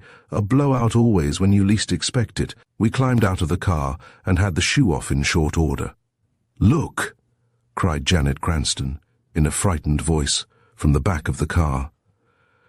The light of the phonometer had flashed up. A car was following us. "There's just one chance," cried Kennedy, springing to the wheel. "We might make it on the rim." Banging and pounding, we forged ahead, straining our eyes to watch the road, the distance, the time, and the phonometer all at once. It was no use. A big grey roadster was overtaking us. The driver crowded us over to the very edge of the road, then shot ahead, and, where the road narrowed down, deliberately pulled up across the road in such a way that we had to run into him or stop. Quickly, Craig's automatic gleamed in the dim beams from the sidelights. "Just a minute," cautioned a voice. It was a plot against me, quite as much as it was against her. The nurse to lead me on, while the doctor got a rich patient. I suspected all was not right. That's why I gave you the card. I knew you didn't come from Burr. Then, when I heard nothing from you, I let the Giles woman think I was coming to Montrose to be with her. But really, I wanted to beat that fake asylum. 2 piercing headlights shone down the road back of us. We waited a moment until they too came to a stop. "Here they are," shouted the voice of a man as he jumped out, followed by a woman. Kennedy stepped forward, waving his automatic menacingly. "You are under arrest for conspiracy, both of you," he cried, as we recognized Dr. Burr and Miss Giles. A little cry behind me startled me, and I turned. Janet Cranston had flung herself into the arms of the only person who could heal her wounded soul. Chapter 4. The Mystic Poisoner. "It's almost as though he had been struck down by a spirit hand, Kennedy." Grady, the house detective of the Prince Edward Charles Hotel, had routed us out of bed in the middle of the night with a hurried call for help, and now met us in the lobby of the fashionable hostelry. All that he had said over the wire was that there had been a murder, an Englishman, a Captain Shirley. "Why," exclaimed Grady, lowering his voice as he led us through the lobby, "it's the most mysterious thing, I think, that I've ever seen." "In what way?" prompted Kennedy. "Well," continued Grady, "it must have been just a bit after midnight that one of the elevator boys heard what sounded like a muffled report in a room on the 10th floor. There were other employees and some guests about at the time, and it was only a matter of seconds before they were on the spot. Finally, the sound was located as having come probably from Captain Shirley's room, but the door was locked on the inside. There was no response, although someone had seen him ride up in the elevator scarcely 5 minutes before. By that time they had sent for me. We broke in. There was Shirley alone, fully dressed, lying on the floor before a writing table. His face was horribly set, as though he had perhaps seen something that frightened and haunted him, though I suppose it might have been the pain that did it. I think he must have heard something, jumped from the chair, perhaps in fear, then have fallen down on the floor almost immediately. We hurried over to him. He was still alive but could not speak. I turned him over, tried to rouse him and make him comfortable. It was only then that I saw that he was really conscious, but it seemed as if his tongue and most of his muscles were paralyzed. Somehow he managed to convey to us the idea that it was his heart that troubled him most. Really, at first I thought it was a case of suicide, but there was no sign of a weapon about, and not a trace of poison, no glass, no packet. There was no wound on him, either, except a few slight cuts and scratches on his face and hands, but none of them looked to be serious. And yet, before we could get the house physician up to him, he was dead. "And with not a word?" queried Kennedy. That's the strangest part of it. No, not a word spoken. But as he lay there, even in spite of his paralyzed muscles, he was just able to motion with his hands. I thought he wanted to write, and gave him a pencil and a piece of paper. He clutched at them, but here is all he was able to do. Grady drew from his pocket a piece of paper and handed it to us. On it were printed in trembling, irregular characters, Gia D, the D scarcely finished and trailing off into nothing. What did it all mean? How had Shirley met his death, and why? "Tell me something about him," said Kennedy, studying the paper with a frown. Grady shrugged his shoulders. "An Englishman, that's about all I know. Looked like one of the younger sons who so frequently go out to seek their fortunes in the colonies. By his appearance, I should say he had been in the far East India, no doubt. And I imagine he had made good. He seemed to have plenty of money. That's all I know about him." "Is anything missing from his room?" I asked. "Could it have been a robbery?" "I searched the room hastily," replied Grady. "Apparently not a thing had been touched. I don't think it was robbery. By this time we had made our way through the lobby and were in the elevator." "I've kept the room just as it was," went on Grady to Kennedy, lowering his voice. "I've even delayed a bit in notifying the police, so that you could get here first." A moment later we entered the rooms, a fairly expensive suite consisting of a sitting room, bedroom and bath. Everything was in a condition to indicate that Shirley had just come in when the shot, if shot it had been, was fired. There on the floor lay his body, still in the same attitude in which he had died, and almost as Grady had found him gasping. Grady's description of the horrible look on his face was, if anything, an understatement, as I stood with my eyes riveted on the horror-stricken face on the floor. Kennedy had been quietly going over the furniture and carpet about the body. "Look!" he exclaimed at last, scarcely turning to us. On the chair, the writing table, and even on the walls were little pitted marks and scratches. He bent down over the carpet. There, reflecting the electric light, scattered all about, were little fine pieces of something that glittered. "You have a vacuum cleaner, I suppose?" inquired Craig, rising quickly. "Certainly. A plant in the cellar?" "No, I mean one that is portable." "Yes, we have that too," answered Grady, hurrying to the room telephone to have the cleaner sent up. Kennedy now began to look through Shirley's baggage. There was, however, nothing to indicate that it had been rifled. I noted, among other things, a photograph of a woman in oriental dress, dusky, languorous, of more than ordinary beauty and intelligence. On it something was written in native characters. Just then a boy wheeled the cleaner down the hall, and Kennedy quickly shoved the photograph into his pocket. First, Kennedy removed the dust that was already in the machine. Then he ran the cleaner carefully over the carpet, the upholstery, everything about that corner of the room where the body lay. When he had finished, he emptied out the dust into a paper and placed it in his pocket. He was just finishing when there came a knock at the door, and it was opened. "Mr. Grady?" said a young man, entering hurriedly. "Oh, hello, Glenn. One of the night clerks in the office, Kennedy," introduced the house detective. "I've just heard of the murder," Glenn began. "I was in the dining room, being relieved for my little midnight luncheon as usual, when I heard of it, and I thought that perhaps you might want to know something that happened just before I went off duty." "Yes, anything," broke in Kennedy. "It was early in the evening," returned the clerk slowly, "when a messenger left a little package for Captain Shirley, said that Captain Shirley had had it sent himself and asked that it be placed in his room. It was a little affair in a plain paper-wrapped parcel. I sent one of the boys up with it and a key, and told him to put the package on the writing desk tip here." Kennedy looked at me. "That, then, was the way something, whatever it might be, was introduced into the room. When the captain came in," resumed the night clerk, "I saw there was a letter for him in the mailbox and handed it to him. He stood before the office desk while he opened it. I thought he looked queer. The contents seemed to alarm him." "What was in it?" asked Kennedy. "Could you see?" "I got one glimpse. It seemed to be nothing but a little scarlet bead with a black spot on it." In his surprise, he dropped a piece of paper from the envelope in which the bead had been wrapped up. I thought it was strange, and as he hurried over to the elevator, I picked it up. "Here it is." The clerk handed over a crumpled piece of notepaper.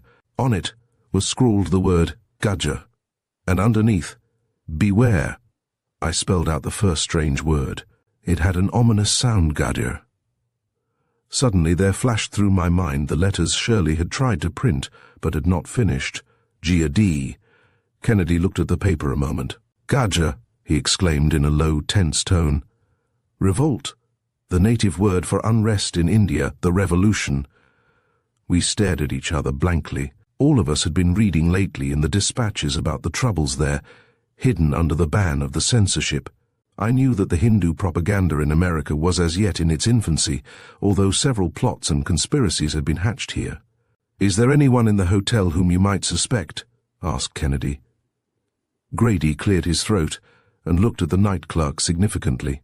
"Well," he answered thoughtfully, "across the hall there is a new guest who came today, or rather, yesterday, a Mrs. Anthony. We don't know anything about her, except that she looks like a foreigner. She did not come directly from abroad, but must have been living in New York for some time. They tell me she asked for a room on this floor, at this end of the hall." Considered Kennedy. "I'd like to see her without being seen." "I think I can arrange that," acquiesced Grady. "You and Jameson stay in the bedroom. I'll ask her to come over here, and then you can get a good look at her." The plan satisfied Kennedy, and together we entered the bedroom, putting out the light and leaving the door just a trifle ajar. A moment later Mrs. Anthony entered. I heard a suppressed gasp from Kennedy. "The woman in the photograph," he whispered to me. I studied her face minutely from our coign of vantage. There was indeed a resemblance, too striking to be mere coincidence. In the presence of Grady, she seemed to be nervous and on guard, as though she knew, intuitively, that she was suspected. "Did you know Captain Shirley?" shot out Grady. Kennedy looked over at me and frowned. I knew that something more subtle than New York police methods would be necessary in order to get anything from a woman like this. "No," she replied quietly. "You see, I just came here today." Her voice had an English accent. "Did you hear a shot?" "No," she replied. "The voices in the hall wakened me, though I did not know what was the matter until just now." "Then you made no effort to find out?" inquired Grady suspiciously. "I am alone here in the city," she answered simply. "I was afraid to intrude." Throughout she gave the impression that she was strangely reticent about herself. Evidently Kennedy had not much faith that Grady would elicit anything of importance. He tiptoed to the door that led from the bedroom to the hall, and found that it could be opened from the inside. While Grady continued his questioning, Craig and I slipped out into the hall to the room which Mrs. Anthony occupied. It was a suite much plainer than that occupied by Shirley. Craig switched on the light and looked about hastily and keenly. For a moment he stood before a dressing table on which were several toilet articles. A jewel case seemed to attract his attention, and he opened it. Inside were some comparatively trifling trinkets. The thing that caused him to exclaim, however, was a necklace, broken and unstrung. I looked too. It was composed of little crimson beads, each with a black spot on it. Quickly he drew from his pocket the photograph he had taken from Shirley's baggage. As I looked at it again, there could be no doubt now in my mind of the identity of the original. It was the same face, and about the neck in the picture was a necklace, plainly the same as that before us. "What are the beads?" I asked, fingering them. "I've never seen anything like them." "Not beads at all," he replied. "They are Hindu prayer beans, sometimes called rutty jequirity beans, seeds of the plant known to science as Abrus precatorius. They produce a deadly poison abrin." He slipped 4 or 5 of them into his pocket. Then he resumed his cursory search of the room. There, on a writing pad, was a note which Mrs. Anthony had evidently been engaged in writing. Craig pored over it for some time, while I fidgeted. It was nothing but a queer jumble of letters. SOWC, FSSJWA, Eknel FBI, WAV HLX, IWAJIK, 101 MLL EPJ NVPSL, WU Clerl, Gida Elba. "Come," I cautioned. "She may return any moment." Quickly he copied off the letters. "It's a cipher," he said simply. "A new and rather difficult one too, I imagine, but I may be able to decipher it." Kennedy withdrew from the room, and instead of going back to Shirley's, rode down in the elevator to find the night clerk. "Had Captain Shirley any friends in the city?" asked Craig. Glenn shrugged his shoulders. "He was out most of the time," he replied. "He seemed to be very occupied about something." "No, I don't think I ever saw him speak to a soul here, except a word to the waiters and the boys. Once, though," he recollected, "he was called up by a Mrs. Beekman Rogers." "Mrs. Beekman Rogers," repeated Kennedy, jotting the name down and looking it up in the telephone book. "She lived on Riverside Drive, and, slender though the information was, Kennedy seemed glad to get it. Grady joined us a moment later, having been wondering where we had disappeared. "You saw her?" he asked. "What did you think of her?" "Worth watching," was all Kennedy would say. "Did you get anything out of her?" Grady shook his head. "But I am convinced she knows something," he insisted. Kennedy was about to reply when he was interrupted by the arrival of a couple of detectives from the city police, tardily summoned by Grady. "I shall let you know the moment I have discovered anything," he said, as he bade Grady goodbye. "And thank you for letting me have a chance at the case before all the clues had been spoiled." Late though it was, in the laboratory, Kennedy set to work examining the dust which he had swept up by the vacuum cleaner, as well as the jequirity beans he had taken from Mrs. Anthony's jewel case. I do not know how much sleep he had, but I managed to snatch a few hours' rest, and early in the morning I found him at work again, examining the cipher message which he had copied. "By the way," he said, scarcely looking up as he saw me again, "there is something quite important which you can do for me." Rather pleased to be of some use, I waited eagerly. "I wish you'd go out and see what you can find out about that Mrs. Beekman Rogers," he continued. "I've some work here that will keep me for several hours, so come back to me here." It was such a commission as he had often given me before, and, through my connection with the Star, I found no difficulty in executing it. I found that Mrs. Rogers was well known in a certain circle of society in the city. She was wealthy and had the reputation of having given quite liberally to many causes that had interested her. Just now, her particular fad was Oriental religions, and some of her bizarre beliefs had attracted a great deal of attention. A couple of years before she had made a trip around the world, and had lived in India for several months, apparently fascinated by the life and attracted to the mysteries of Oriental faiths. With my budget of information, I hastened back again to join Kennedy at the laboratory. I could see that the cipher was still unread. From that, I conjectured that it was, as he had guessed, constructed on some new and difficult plan. "What do you think of Mrs. Rogers?" I asked, as I finished reciting what I had learned. "Is it possible that she can be in this revolutionary propaganda?" He shook his head doubtfully. "Much of the disaffection that exists in India today," he replied, "is due to the encouragement and financial assistance which it has received from people here in this country, although only a fraction of the natives of India have ever heard of us. Much of the money devoted to the cause of revolution and anarchy in India is contributed by worthy people who innocently believe that their subscriptions are destined to promote the cause of native enlightenment. I prefer to believe that there is some such explanation in her case. At any rate, I think that we had better make a call on Mrs. Rogers."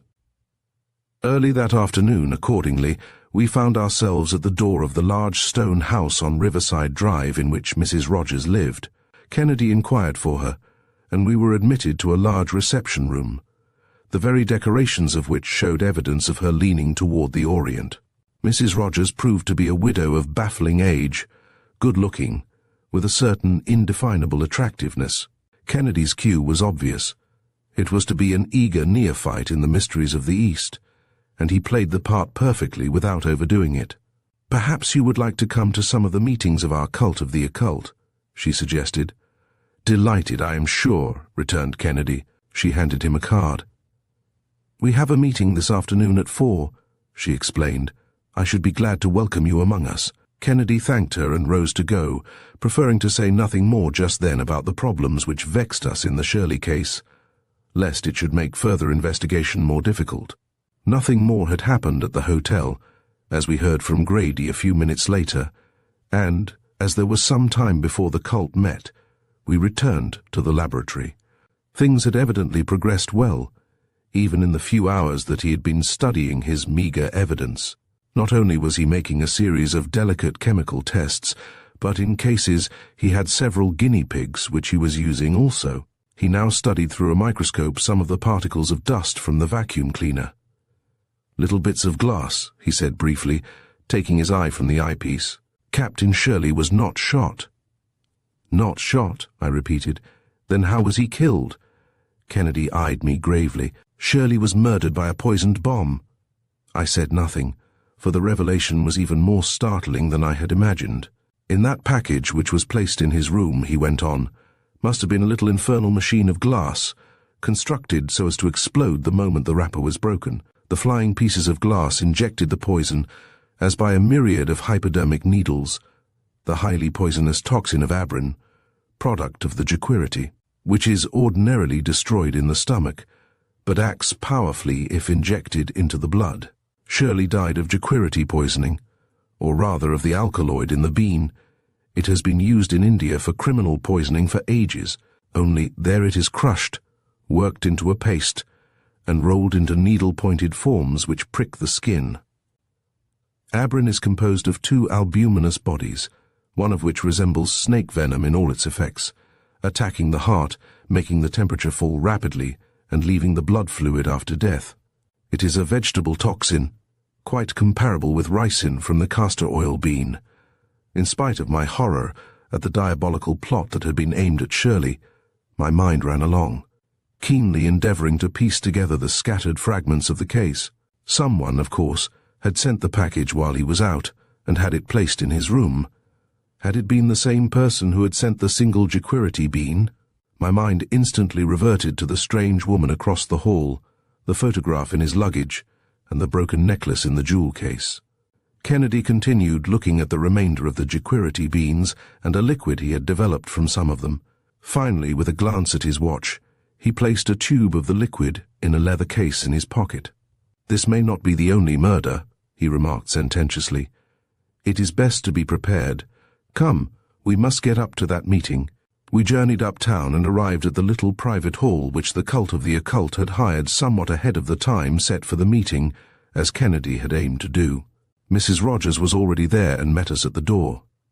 "So glad to see you," she welcomed, leading us in. As we entered, we could breathe the characteristic pervading odor of sandalwood. Rich oriental hangings were on the walls, interspersed with cabalistic signs, while at one end was a raised dais. Mrs. Rogers introduced us to a rather stout, middle-aged, sallow-faced individual in a turban and flowing robes of rustling purple silk. His eyes were piercing, small and black. The plump, unhealthy, milk-white fingers of his hands were heavy with ornate rings. He looked like what I should have imagined a Swami to be, and such, I found, was indeed his title. "The Swami Rajmanandra," introduced Mrs. Rogers. He extended his flabby hand in welcome, while Kennedy eyed him keenly. We were not permitted many words with the Swami, however, for Mrs. Rogers next presented us to a younger but no less interesting-looking Oriental who was in Occidental dress. "This is Mr. Singh Bandamatarain," said Mrs. Rogers. "You know he has been sent here by the Nizam of his province to be educated at the university." Mrs. Rogers then hastened to conduct us to seats as, one by one, the worshippers entered. They were mostly women of the aristocratic type who evidently found in this cult a new fad to occupy their jaded craving for the sensational. In the dim light, there was something almost sepulchral about the gathering, and their complexions seemed as white as wax. Again the door opened, and another woman entered. I felt the pressure of Kennedy's hand on my arm, and turned my eyes unobtrusively. It was Mrs. Anthony. Quietly she seemed to glide over the floor toward the Swami, and for a moment stood talking to him. I saw Singh eye her with a curious look. Was it fear or suspicion? I had come expecting to see something weird and wild, perhaps the exhibition of an Indian fakir, I know not what. In that, at least, I was disappointed. The Swami Rajmanandra, picturesque though he was, talked most fascinatingly about his religion, but either the theatricals were reserved for an inner circle, or else we were subtly suspected. For I soon found myself longing for the meeting to close, so that we could observe those whom we had come to watch.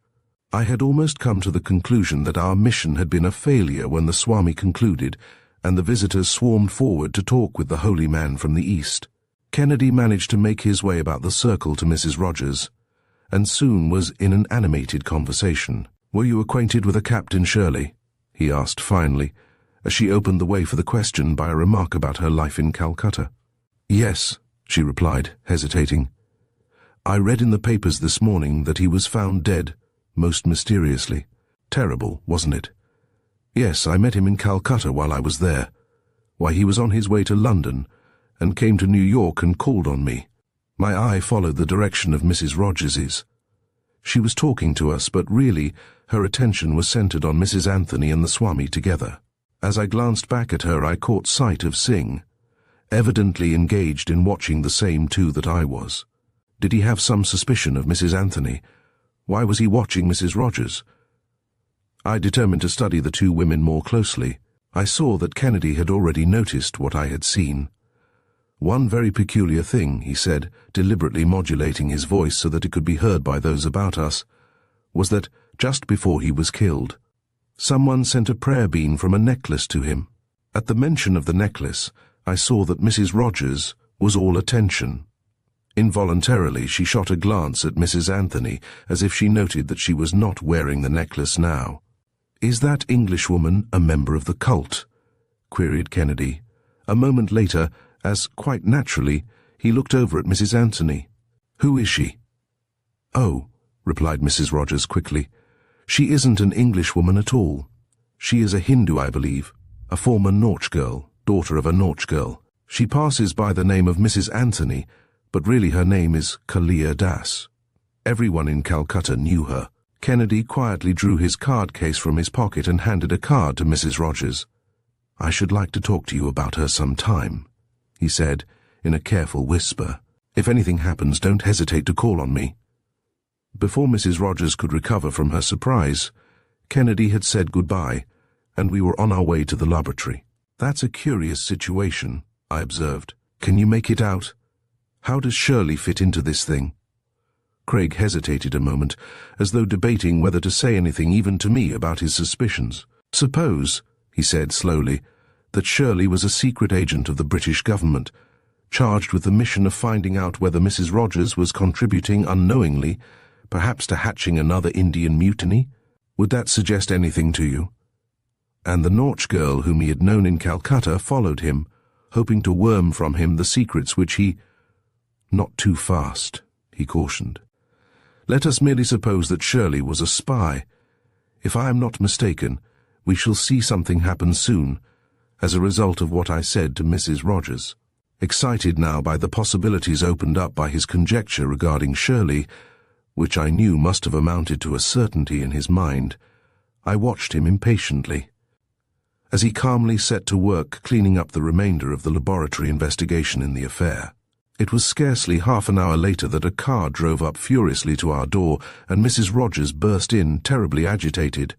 "You remember," she cried breathlessly, "you said that a Jequirity bean was sent to Captain Shirley."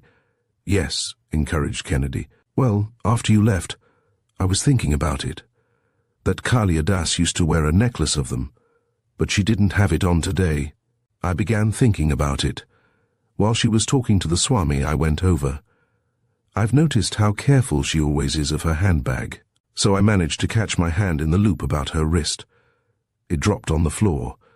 We both made a dive for it, but I got it.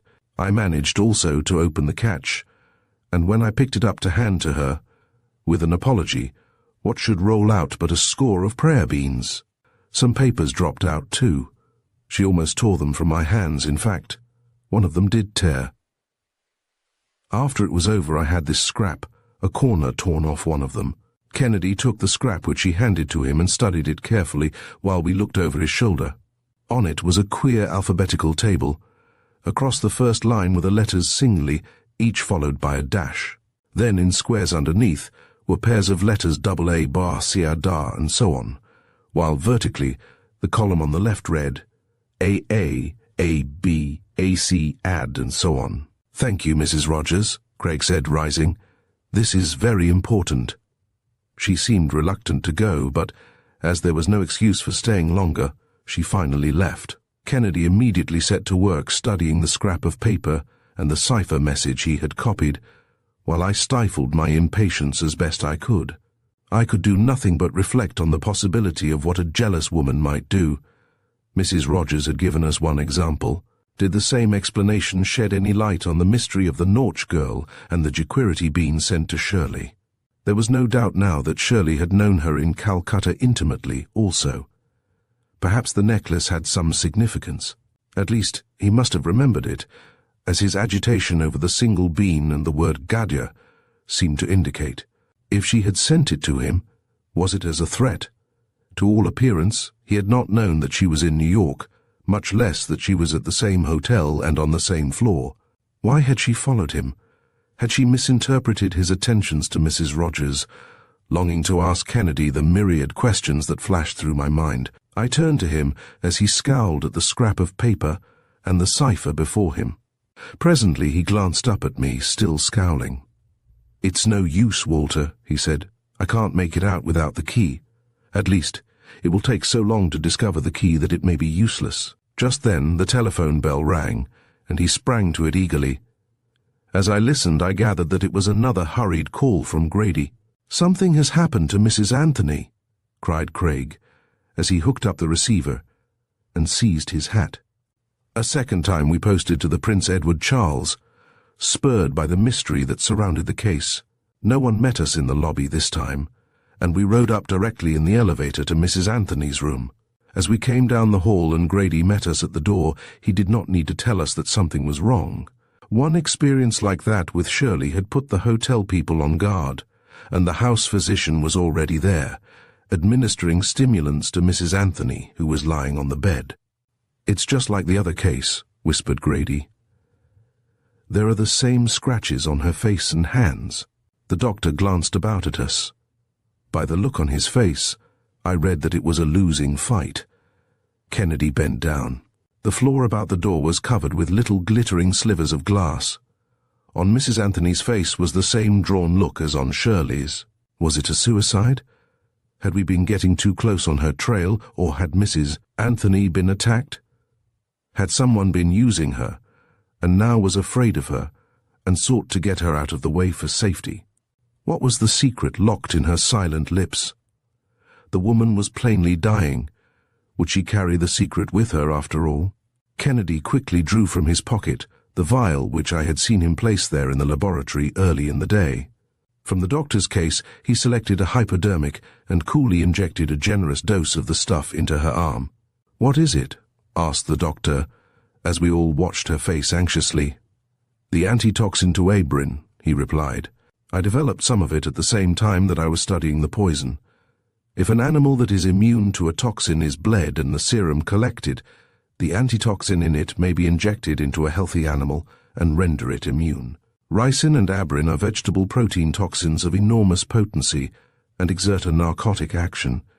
Guinea pigs fed on them in proper doses attain such a degree of immunity that, in a short time, they can tolerate 400 times the fatal dose. The serum also can be used to neutralize the toxin in another animal to a certain extent." We crowded about Kennedy and the doctor, our eyes riveted on the drawn face before us. Would the antitoxin work? Meanwhile, Kennedy moved over to the writing table, which he had examined on our first visit to the room. Covered up in the writing pad was still the paper which he had copied. Only Mrs. Anthony had added much more to it. He looked at it desperately. What good would it do if, after hours, his cleverness might solve the cipher too late? Mrs. Anthony seemed to be struggling bravely. Once I thought she was almost conscious. Glazed though her eyes looked, she saw Kennedy vaguely, with the paper in his hand. Her lips moved. Kennedy bent down, though whether he heard or read her lip movements, I do not know. "Her pocketbook," he exclaimed. We found it crushed under her coat, which she had taken off when she entered. Craig opened it and drew forth a crumpled sheet of paper from which a corner had been torn. It exactly fitted the scrap that Mrs. Rogers had given us. There, contained within 27 horizontal and 27 vertical lines, making in all 676 squares, was every possible combination of 2 letters of the alphabet. Kennedy looked up, still in desperation. It did him no good. He could have completed the table himself. In the lining. Her lips managed to frame the words. Kennedy literally tore the bag apart. There was nothing but a plain white blank card. With a superhuman effort she moved her lips again. "Smelling salts," she seemed to say. I looked about. On the dressing table stood a little dark green bottle. I pulled the ground glass stopper from it, and a most pungent odor of carbonate of ammonia filled the room. Quickly I held it under her nose, but she shook her head weakly. Kennedy seemed to understand. He snatched the bottle from me and held the card directly over its mouth. As the fumes of the ammonia poured out, I saw faintly on the card the letters HR. We turned to Mrs. Anthony. The effort had used up her strength. She had lapsed again into unconsciousness as Craig bent over her. "Will she live?" lasted. "I think so," he replied, adding a hasty word to the doctor. "What's that? Look!" I exclaimed, pointing to the card from which the letters HR had already faded as mysteriously as they had appeared, leaving the card blank again. "It is the key!" he cried excitedly. Written in sympathetic ink. At last we have it all. On the queer alphabetical table which the two pieces of paper made, he now wrote quickly the alphabet again, horizontally across the top, starting with H, and vertically down the side, starting with R. Thus HIJKLMNOPQRSTUVWXYZEABCDEFGRABCDEFGHIJKLMNOPQRSTUVWXYZ Stababaka Iafagaha Yajakala Mana Wapakarasata Wavawawashayazata BB. CBDB EB FBGB HBIB JB KB LBMB NBOB PB QB RB SBTB UBVB WB XBYB ZB UAC BC CCDC EC FCGC HCIC JC KC LCMC NCOC PC QCRC SC TCUC UCWC XCYC ZCV ADDCDD EDFDGD HDID JDKD LD MD MD OD PD QD RD YDZDW AE Besede E Fagehe Ijekelemene O Pekirisitewe Ver Week Seyeze X AF BF CF DF EF FFGF HF if JF KF LF MF NF PF QF RF SF TF UF VF WF XF YF ZF YAG BG CG DG E FG GG HG AJG KG LG MG NG PG QG RG SG TG UG VG WG XG YG ZGZ RBH DHA FH GH HAHJEK at MH and OPH Korach Vi Way XH White Z and IBCDA Figi Hetuji Kili Minio APT Risiti Wivi Wishi Zia RJBJ CJ DJ EJFJ GJ HJ EJJ KJ LJ MJ NJ OJ PJ QJ RJ SJ TJ UJ VJ WJ XJ YJ ZJB AKBK CKDK EKF GK HK IJK KLK MK NK OK PK QK RK SKTK UK VKWK XK YK ZK CL CL DLL FEL GL HL JL KL LL ML NL OPL QL RL SL TL UL VL WL XL YL ZL DM BM CM DMM FM GM HM IM KM LM MM NM OM PM QM RM SM TM VM WM XM YM ZM E and BN CN DN and function GN HN and JN KN LN MNNN QN RN SN TN UN VN WN XN YN ZN FAO BOCO DUIO FOGO HO EO JOKO No UPO KORO So to WOVO WO EXO YOZO GAP BP CP DP EP FP GP HP IP JP KP LP MP MPOP PP QPRP SP TP UP VP WP XP YP ZP HAQ BQ CQ DQ EQ FQ GQ HQ IQ JQ LQ MQ NQ OQ PQ QQ RQ SQ TQ UQ VQ WQ XQ IQ ZQ IR BRCR Dr. FR GR HR IR JR KL Ella Mr. NR or PR QR RR SNR TR VR WR XR YR ZR J as BSCS DSS FSGS HS JS KSLS MSN LS PSQS RSS STS USB WS XSYS DSK at BTCT GTHT JTKTLT MTNTOT PT QTRT SNTT UTUTWTXT YTZL Buku Dui Fugu Hu Ujukuru Munu Upukurusu tu Uvu Wushu Yuzu MAVBV CVDV EVE FEG HVIV JV KV LV MV NV OV PV QV RV SV TV UV BV WV XV YV ZV NAW BWCW DW EFW GW HW IW JW KW LW MW NW LWPW QW RW SWW GW VWWW XW YW CW OX BX CX DX XFX GX HXI JX KX LX MXNX OX PX QX RX SX TX UX VX WX XXY XXPA by Psi Di I Phi GY Hi IYJYKY Swy was IQ AZBZ CZDZZFGZ exclaimed Kennedy triumphantly, working rapidly. Exclaimed Kennedy triumphantly, working rapidly. Take the word war, for instance. The square which contains WR is in line S, column D, so I put down SD. The odd letter R with a dash is in line R, column Y, so I put down RY. War thus becomes STRY. Working it backward from STRY, I take the two letters SD. In line S, column D, I find WA in the square, and in line R, column Y, I find just raking the translation of the cipher read war. Now, he went on excitedly, take the message we have.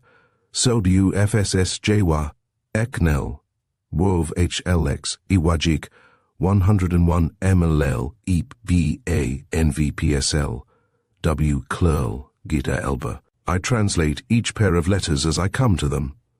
He was writing rapidly. There was the message. Have located New York headquarters at 101 Eveningside Avenue, apartment K. Kennedy did not pause, but dashed from the room, followed by Grady and myself. As our taxi pulled up on the avenue, we saw that the address was a new but small apartment house.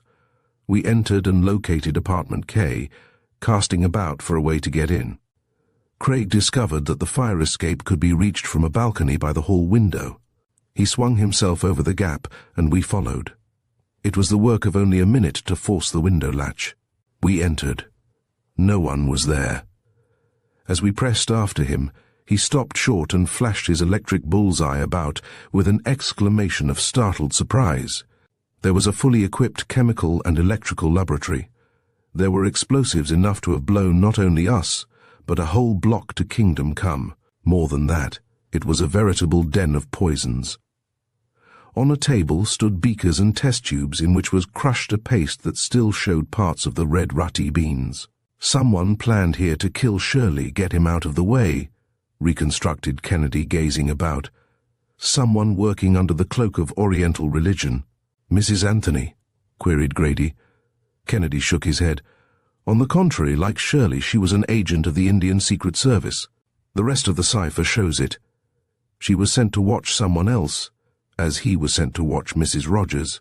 Neither could have known that the other was on the case.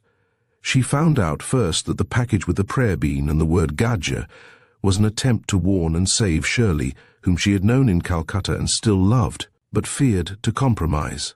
She must have tried to see him but failed. She hesitated to write, but finally did. Then someone must have seen that she was dangerous. Another poisoned bomb was sent to her.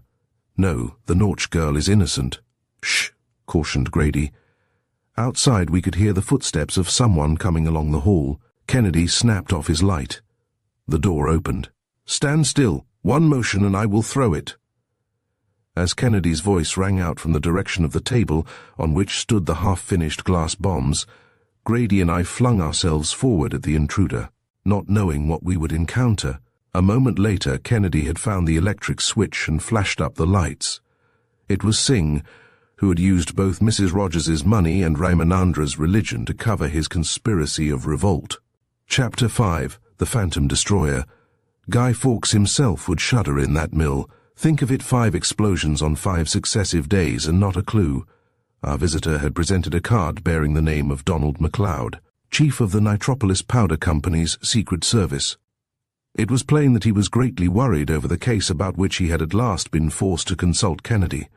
As he spoke, I remembered having read in the dispatches about the explosions, but the accounts had been so meagre that I had not realized that there was anything especially unusual about them. For it was at the time when accidents in and attacks on the munitions plants were of common occurrence. "Why?" went on MacLeod. "The whole business is as mysterious as if there were some phantom destroyer at work. The men are so frightened that they threaten to quit. Several have been killed. There's something strange about that, too. There are ugly rumors of poisonous gases being responsible, quite as much as the explosions, though, so far, I've been able to find nothing in that notion." "What sort of place is it?" asked Kennedy, interested at once. "Well, you see," explained MacLeod, "since the company's business has increased so fast lately, it has been forced to erect a new plant. Perhaps you have heard of the old Grove amusement park which failed. It's not far from that." MacLeod looked at us inquiringly, and Kennedy nodded to go on, though I am sure neither of us was familiar with the place. "They've called the new plant Nitropolis, rather a neat name for a powder works, don't you think?" resumed MacLeod. "Everything went along all right until a few days ago. Then one of the buildings, a storehouse, was blown up. We couldn't be sure that it was an accident, so we redoubled our precautions. It was of no use. That started it. The very next day, another building was blown up, then another. Until now there have been 5 of them. What may happen today heaven only knows. I want to get back as soon as I can." "Rather too frequent, I must admit, to be coincidences," remarked Kennedy. "No, they can't all be accidents," asserted MacLeod confidently. "There's too great regularity for that. I think I've considered almost everything. I don't see how they can be from bombs placed by workmen. At least it's not a bit likely. Besides, the explosions all occur in broad daylight, not at night. We're very careful about the men we employ, and they're watched all the time. The company has a guard of its own, 25 picked men, under me all honorably discharged United States Army men." "You have formed no theory of your own?" queried Kennedy. MacLeod paused, then drew from his pocket the clipping of a dispatch from the front, in which one of the war correspondents reported the destruction of wire. "Entanglements with heat supposed to have been applied by the use of reflecting mirrors. I'm reduced to pure speculation," he remarked. "Today they seem to be reviving all the ancient practices. Maybe someone is going at it like Archimedes." "Not impossible," returned Craig, handing back the clipping. "Buffon tested the probability of the achievement of Archimedes in setting fire to the ships of Marcellus with mirrors and the sun's rays. He constructed a composite mirror of 128 plane mirrors, and with it he was able to ignite wood at 210 feet. However, I shrewdly suspect that even if this story is true, they are using hydrogen or acetylene flares over there. But none of these things would be feasible in your case. You'd know it." "Could it be someone who is projecting a deadly wireless force which causes the explosions?" I put in, mindful of a previous case of Kennedy's. "We all know that inventors have been working for years on the idea of making explosives obsolete and guns junk. If someone has hit on a way of guiding an electric wave through the air and concentrating power at a point, munitions plants could be wiped out."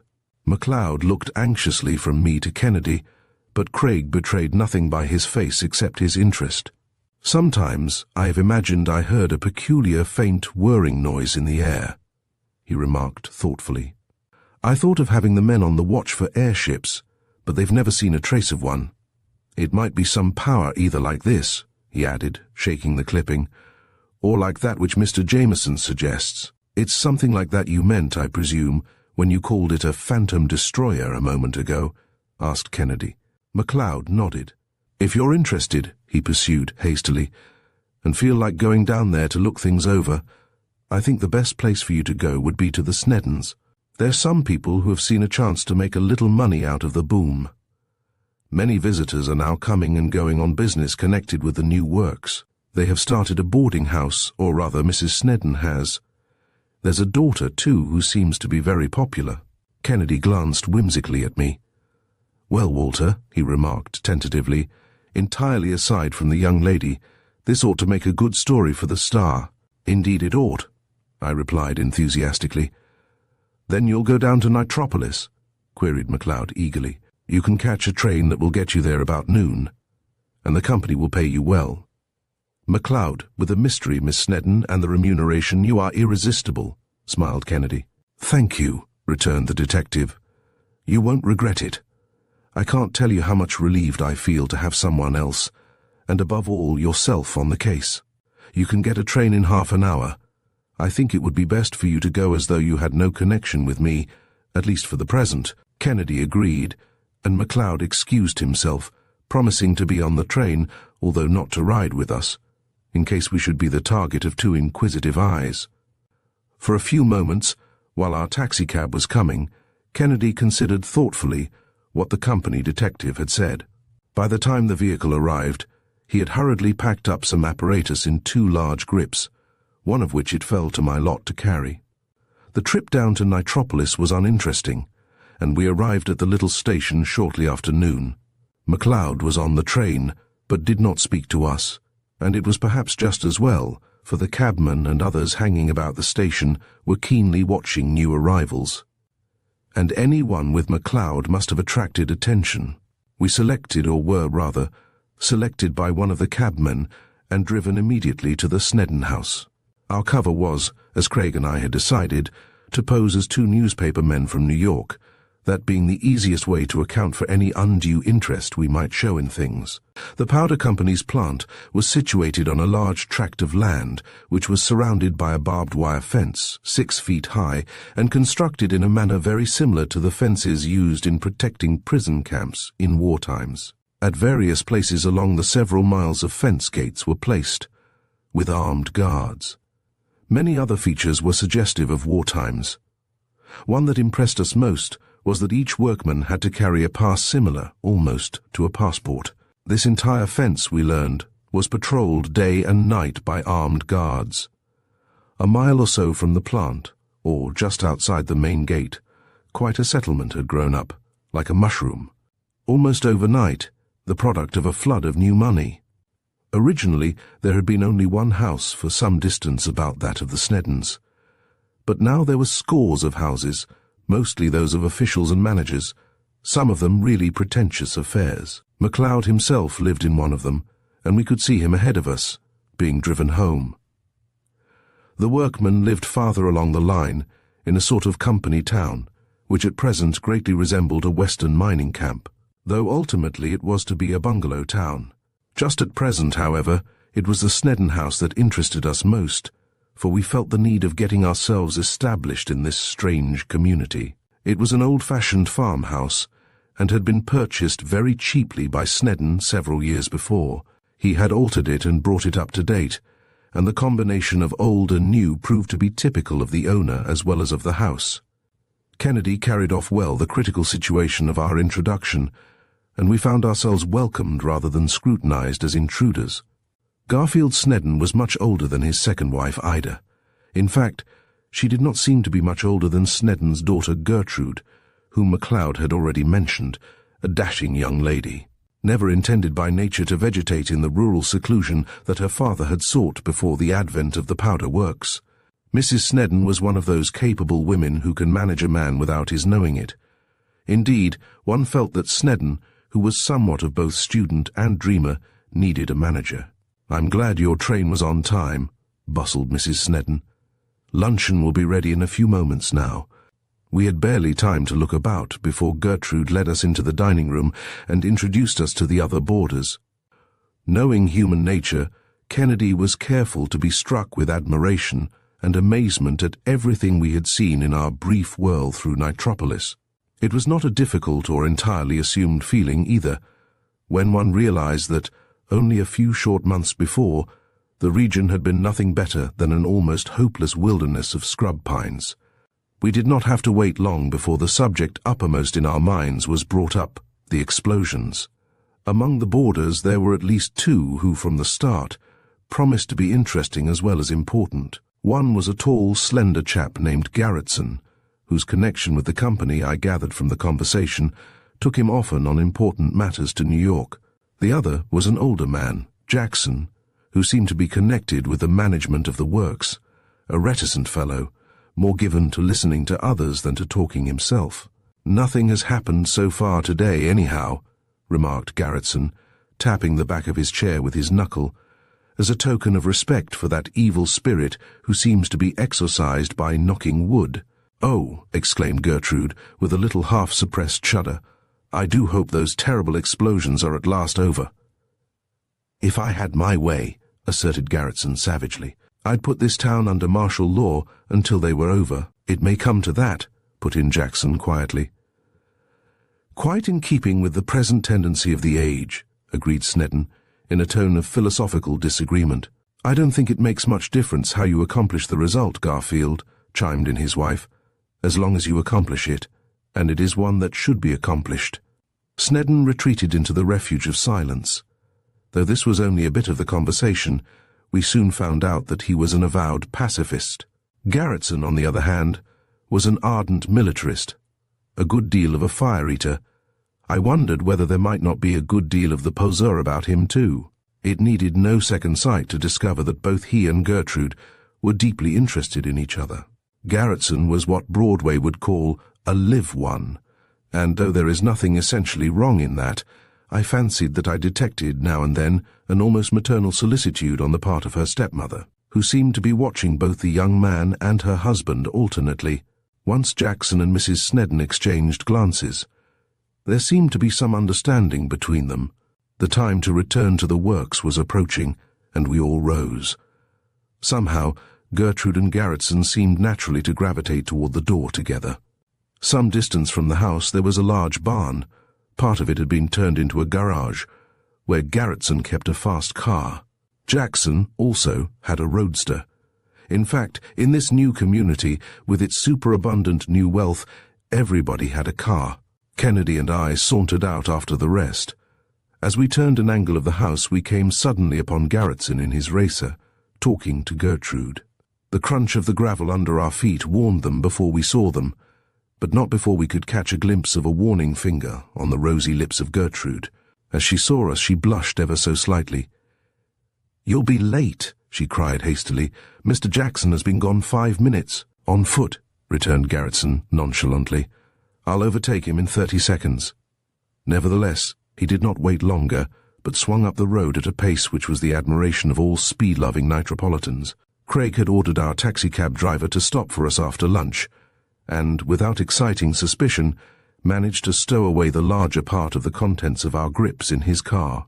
Still, without openly showing our connection with MacLeod, Kennedy sought out the manager of the works, and, though scores of correspondents and reporters from various newspapers had vainly applied for permission to inspect the plant, somehow we seemed to receive the freedom of the place, and without exciting suspicion.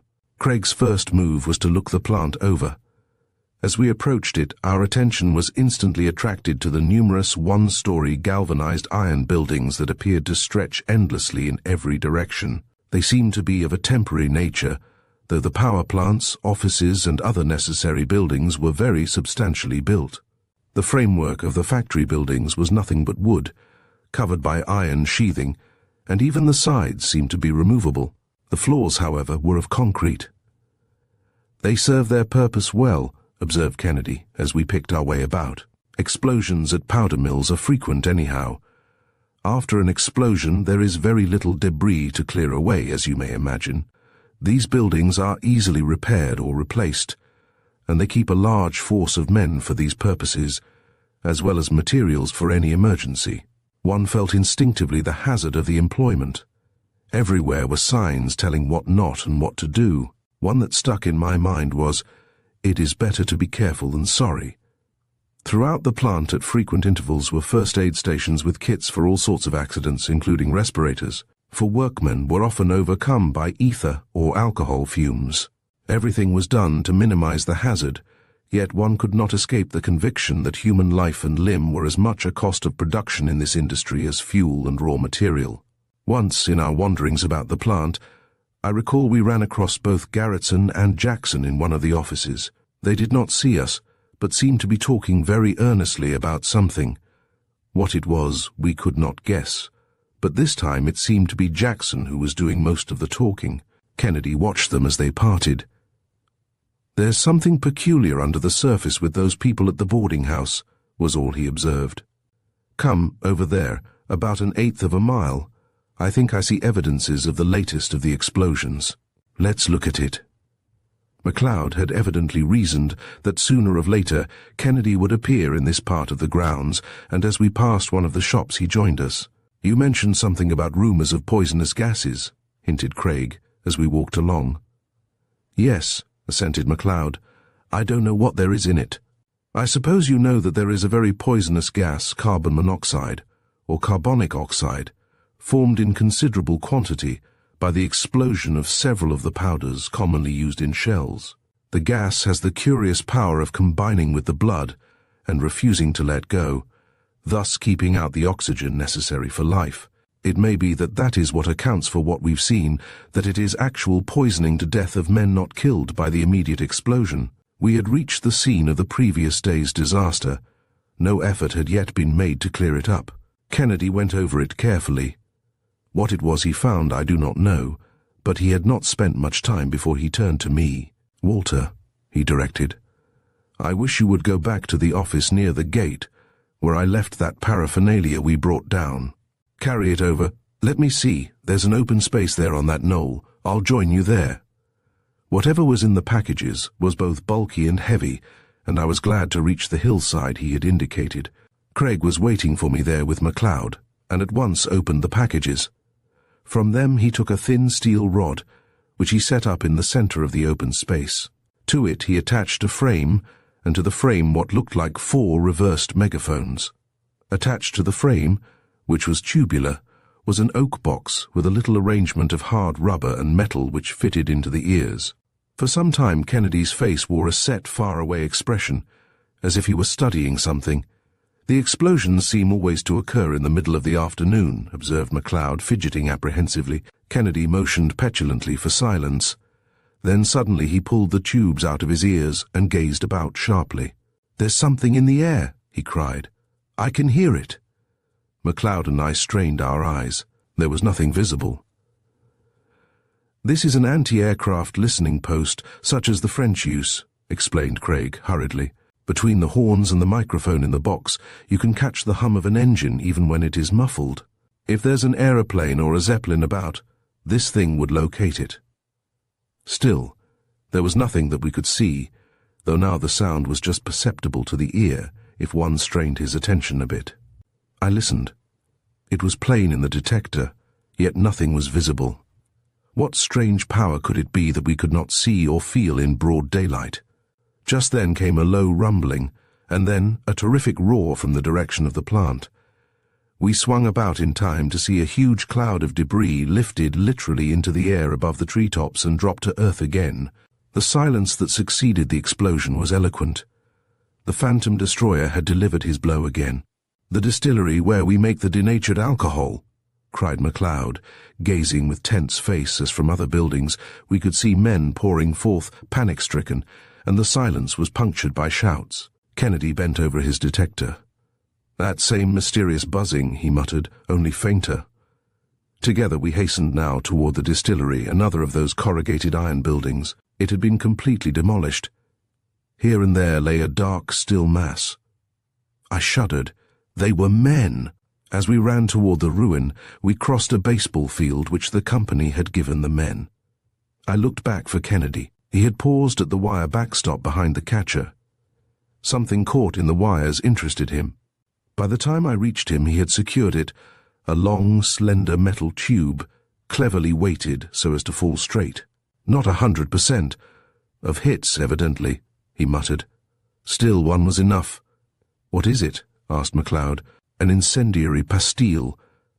On contact, the nose burns away anything it hits, goes right through corrugated iron. It carries a charge of thermit ignited by this piece of magnesium ribbon. You know what thermit will penetrate with its thousands of degrees of heat. Only the nose of this went through the netting and never touched a thing. This didn't explode anything, but another one did. Thousands of gallons of alcohol did the rest." Kennedy had picked up his other package as we ran and was now busily unwrapping it. I looked about at the crowd that had collected and saw that there was nothing we could do to help. Once I caught sight of Gertrude's face. She was pale and seemed eagerly searching for someone. Then, in the crowd, I lost her. I turned to MacLeod. He was plainly overwhelmed. Kennedy was grimly silent and at work on something he had jammed into the ground. "Stand back," he cautioned, as he touched a match to the thing. With a muffled explosion, something whizzed and shrieked up into the air like a skyrocket. Far above, I could now see a thing open out like a parachute, while below it trailed something that might have been the stick of the rocket. Eagerly, Kennedy followed the parachute as the wind wafted it along, and it sank slowly to the earth. When, at last, he recovered it, I saw that between the parachute and the stick was fastened a small, peculiar camera. "A Scheimpflug multiple camera," he explained, as he seized it almost ravenously. "Is there a place in town where I can get the films in this developed quickly?" MacLeod, himself excited now, hurried us from the scene of the explosion to a local drugstore, which combined most of the functions of a general store, even being able to improvise a dark room in which Kennedy could work. It was some time after the excitement over the explosion had quieted down that MacLeod and I, standing impatiently before the drugstore, saw Snedden wildly tearing down the street in his car.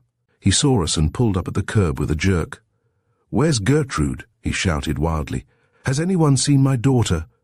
Breathlessly he explained that he had been out, had returned to find his house deserted, Gertrude gone, his wife gone, even Jackson's car gone from the barn. He had been to the works. Neither Garretson nor Jackson had been seen since the excitement of the explosion, they told him. Garretson's racer was gone too.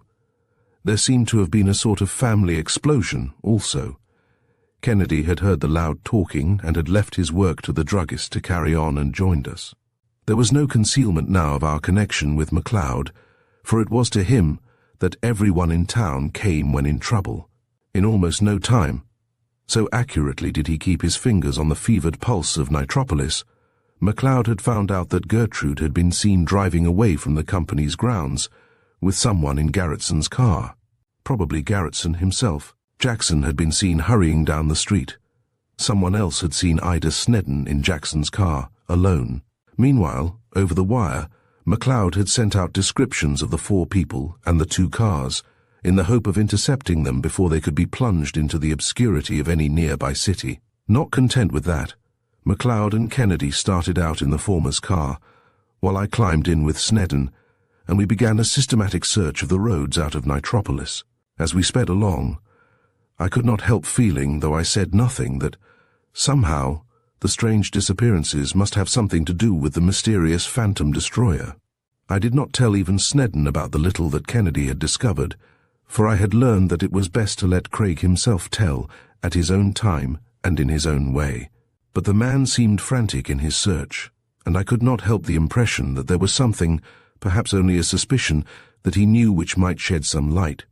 We were coming down the river, or rather the bay, after a fruitless search of unfrequented roads, and were approaching the deserted Old Grove amusement park, to which excursions used years ago to come in boats. No one could make it pay, and it was closed and going to ruin. There had been some hint that Garretson's racer might have disappeared down this unfrequented river road. As we came to a turn in the road, we could see Kennedy and MacLeod in their car, coming up. Instead of keeping on, however, they turned into the grove, Kennedy leaning far over the running board as MacLeod drove slowly, following his directions as though Craig were tracing something. With a hurried exclamation of surprise, Snedden gave our car the gas and shot ahead, swinging around after them. They were headed, following some kind of tire tracks, toward an old merry-go-round that was dismantled and all boarded up. They heard us coming and stopped. "Has anyone told you that Garretson's car went down the river road too?" called Snedden anxiously. "No, but someone thought he saw Jackson's car come down here," called back MacLeod. "Jackson's?" exclaimed Snedden. "Maybe both are right," I ventured, as we came closer. "What made you turn in here?" Kennedy thought he saw fresh tire tracks running into the grove. We were all out of our cars by this time, and examining the soft roadway with Craig. It was evident to anyone that a car had been run in, and not so very long ago, in the direction of the merry-go-round. We followed the tracks on foot, bending about the huge circle of a building until we came to the side away from the road. The tracks seemed to run right in under the boards. Kennedy approached and touched the boards. They were loose. Someone had evidently been there, had taken them down and put them up. In fact, by the marks on them, it seemed as though he had made a practice of doing so. MacLeod and Kennedy unhooked the boarding, while Snedden looked on in a sort of daze. They had taken down only 2 or 3 sections, which indicated that that whole side might similarly be removed, when I heard a low, startled exclamation from Snedden. We peered in. There, in the half-light of the gloomy interior, we could see a car. Before we knew it, Snedden had darted past us. An instant later, I distinguished what his more sensitive eye had seen. A woman, all alone in the car, motionless. "Ida," he cried. There was no answer. She's dead," he shouted. It was only too true. There was Ida Snedden seated in Jackson's car in the old deserted building, all shut up dead. Yet her face was as pink as if she were alive, and the blood had been whipped into her cheeks by a walk in the cold wind. We looked at one another, at a loss. How did she get there, and why? She must have come there voluntarily. No one had seen anyone else with her in the car. Snedden was now almost beside himself. "Misfortunes never come singly," he wailed. "My daughter Gertrude gone now, my wife dead. Confound that young fellow Garretson, and Jackson too. Where are they? Why have they fled? The scoundrels, they have stolen my whole family. Oh, what shall I do? What shall I do?" Trying to quiet Snedden, at the same time we began to look about the building. On one side was a small stove, in which were still the dying coals of a fire. Nearby were a workbench, some tools, pieces of wire, and other material. Scattered about were pieces of material that looked like celluloid. Someone evidently used the place as a secret workshop. Kennedy picked up a piece of the celluloid-like stuff and carefully touched a match to it. It did not burn rapidly as celluloid does, and Craig seemed more than ever interested. MacLeod himself was no mean detective. Accustomed to action, he had an idea of what to do. "Wait here," he called back, dashing out. "I'm going to the nearest house up the road for help. I'll be back in a moment." We heard him back and turn his car and shoot away. Meanwhile, Kennedy was looking over carefully Jackson's roadster. He tapped the gas tank in the rear, then opened it. There was not a drop of gas in it. He lifted up the hood and looked inside at the motor. Whatever he saw there, he said nothing. Finally, by siphoning some gas from Snedden's tank and making some adjustments, he seemed to have the car in a condition again for it to run. He was just about to start it when MacLeod returned, carrying a canary bird in a cage. "I've telephoned to town," he announced. "Someone will be here soon now." Meanwhile, an idea occurred to me, and I borrowed this bird. Let me see whether the idea is any good. Kennedy, by this time, had started the engine. MacLeod placed the bright little songster near the stove on the workbench and began to watch it narrowly. More than ever up in the air over the mystery, I could only watch Kennedy and MacLeod, each following his own lines. It might perhaps have been 10 minutes after MacLeod returned, and during that time he had never taken his eyes off the bird, when I began to feel a little drowsy. A word from MacLeod roused me. "There's carbon monoxide in the air, Kennedy," he exclaimed. "You know how this gas affects birds." Kennedy looked over intently. The canary had begun to show evident signs of distress over something. "It must be that this stove is defective," pursued MacLeod, picking up the poor little bird and carrying it quickly into the fresh air, where it could regain its former liveliness. Then, when he returned, he added, "There must be some defect in the stove or the draft that makes it send out the poisonous gas." "There's some gas," agreed Kennedy. "It must have cleared away mostly, though, or we couldn't stand it ourselves." Craig continued to look about the car and the building, in the vain hope of discovering some other clue. Had Mrs. Snedden been killed by the carbonic oxide? Was it a case of gas poisoning? Then, too, why had she been here at all? Who had shut her up? Had she been overcome first and in a stupor, been unable to move to save herself? Above all, what had this to do with the mysterious phantom slayer that had wrecked so much of the works in less than a week? It was quite late in the afternoon when, at last, people came from the town and took away both the body of Mrs. Snedden and Jackson's car. Snedden could only stare and work his fingers, and after we had seen him safely in the care of someone we could trust, Kennedy, MacLeod and I climbed into MacLeod's car silently. "It's too deep for me," acknowledged MacLeod. "What shall we do next?" "Surely that fellow must have my pictures developed by this time," considered Kennedy. "Shoot back there." "They came out beautifully all except one," reported the druggist, who was somewhat of a camera fiend himself. "That's a wonderful system, sir." Kennedy thanked him for his trouble and took the prints. With care he pieced them together, until he had several successive panoramas of the country taken from various elevations of the parachute. Then, with a magnifying glass, he went over each section minutely. "Look at that," he pointed out at last with the sharp tip of a pencil on one picture. In what looked like an open space among some trees was a tiny figure of a man. It seemed as if he were hacking at something with an axe. What the something was did not appear in the picture. "I should say that it was half a mile, perhaps a mile, farther away than that grove," commented Kennedy, making a rough calculation. "On the old Davis farm," considered MacLeod. "Look and see if you can't make out the ruins of a house somewhere nearby. It was burned many years ago." "Yes, yes," returned Kennedy excitedly. "There's the place. Do you think we can get there in a car before it's dark?" "Easily," replied MacLeod. "It was only a matter of minutes before we three were poking about in a tangle of wood and field, seeking to locate the spot where Kennedy's apparatus had photographed the lone axeman. At last, in a large cleared field, we came upon a most peculiar heap of debris. As nearly as I could make out, it was a pile of junk, but most interesting junk. Practically all of it consisted in broken bits of the celluloid, like stuff we had seen in the abandoned building. Twisted inextricably about were steel wires and bits of all sorts of material. In the midst of the wreckage was something that looked for all the world like the remains of a gas motor. It was not rusted either, which indicated that it had been put there recently. As he looked at it, Craig's face displayed a smile of satisfaction. "Looks as though it might have been an aeroplane of the tractor type," he vouchsafed finally. "Surely there couldn't have been an accident," objected MacLeod. "No aviator could have lived through it, and there's no body." "No, it was purposely destroyed," continued Craig. "It was landed here from somewhere else for that purpose. That was what the man in the picture was doing with the axe. After the last explosion, something happened. He brought the machine here to destroy the evidence."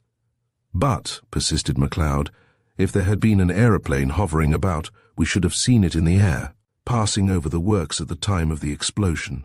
Kennedy picked the pieces significantly. "Someone about here has kept abreast of the times, if not ahead. See, the planes were of this non-inflammable celluloid that made it virtually transparent and visible only at a few hundred feet in the air. The aviator could fly low and so drop those pastilles accurately and unseen.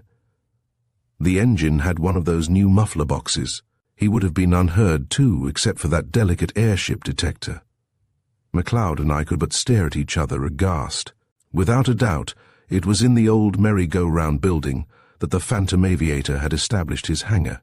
What the connection was between the tragedy in the Snedden family and the tragedy in the powder works we did not know, but at least now we knew that there was some connection. It was growing dark rapidly, and with some difficulty we retraced our steps to the point where we had left the car.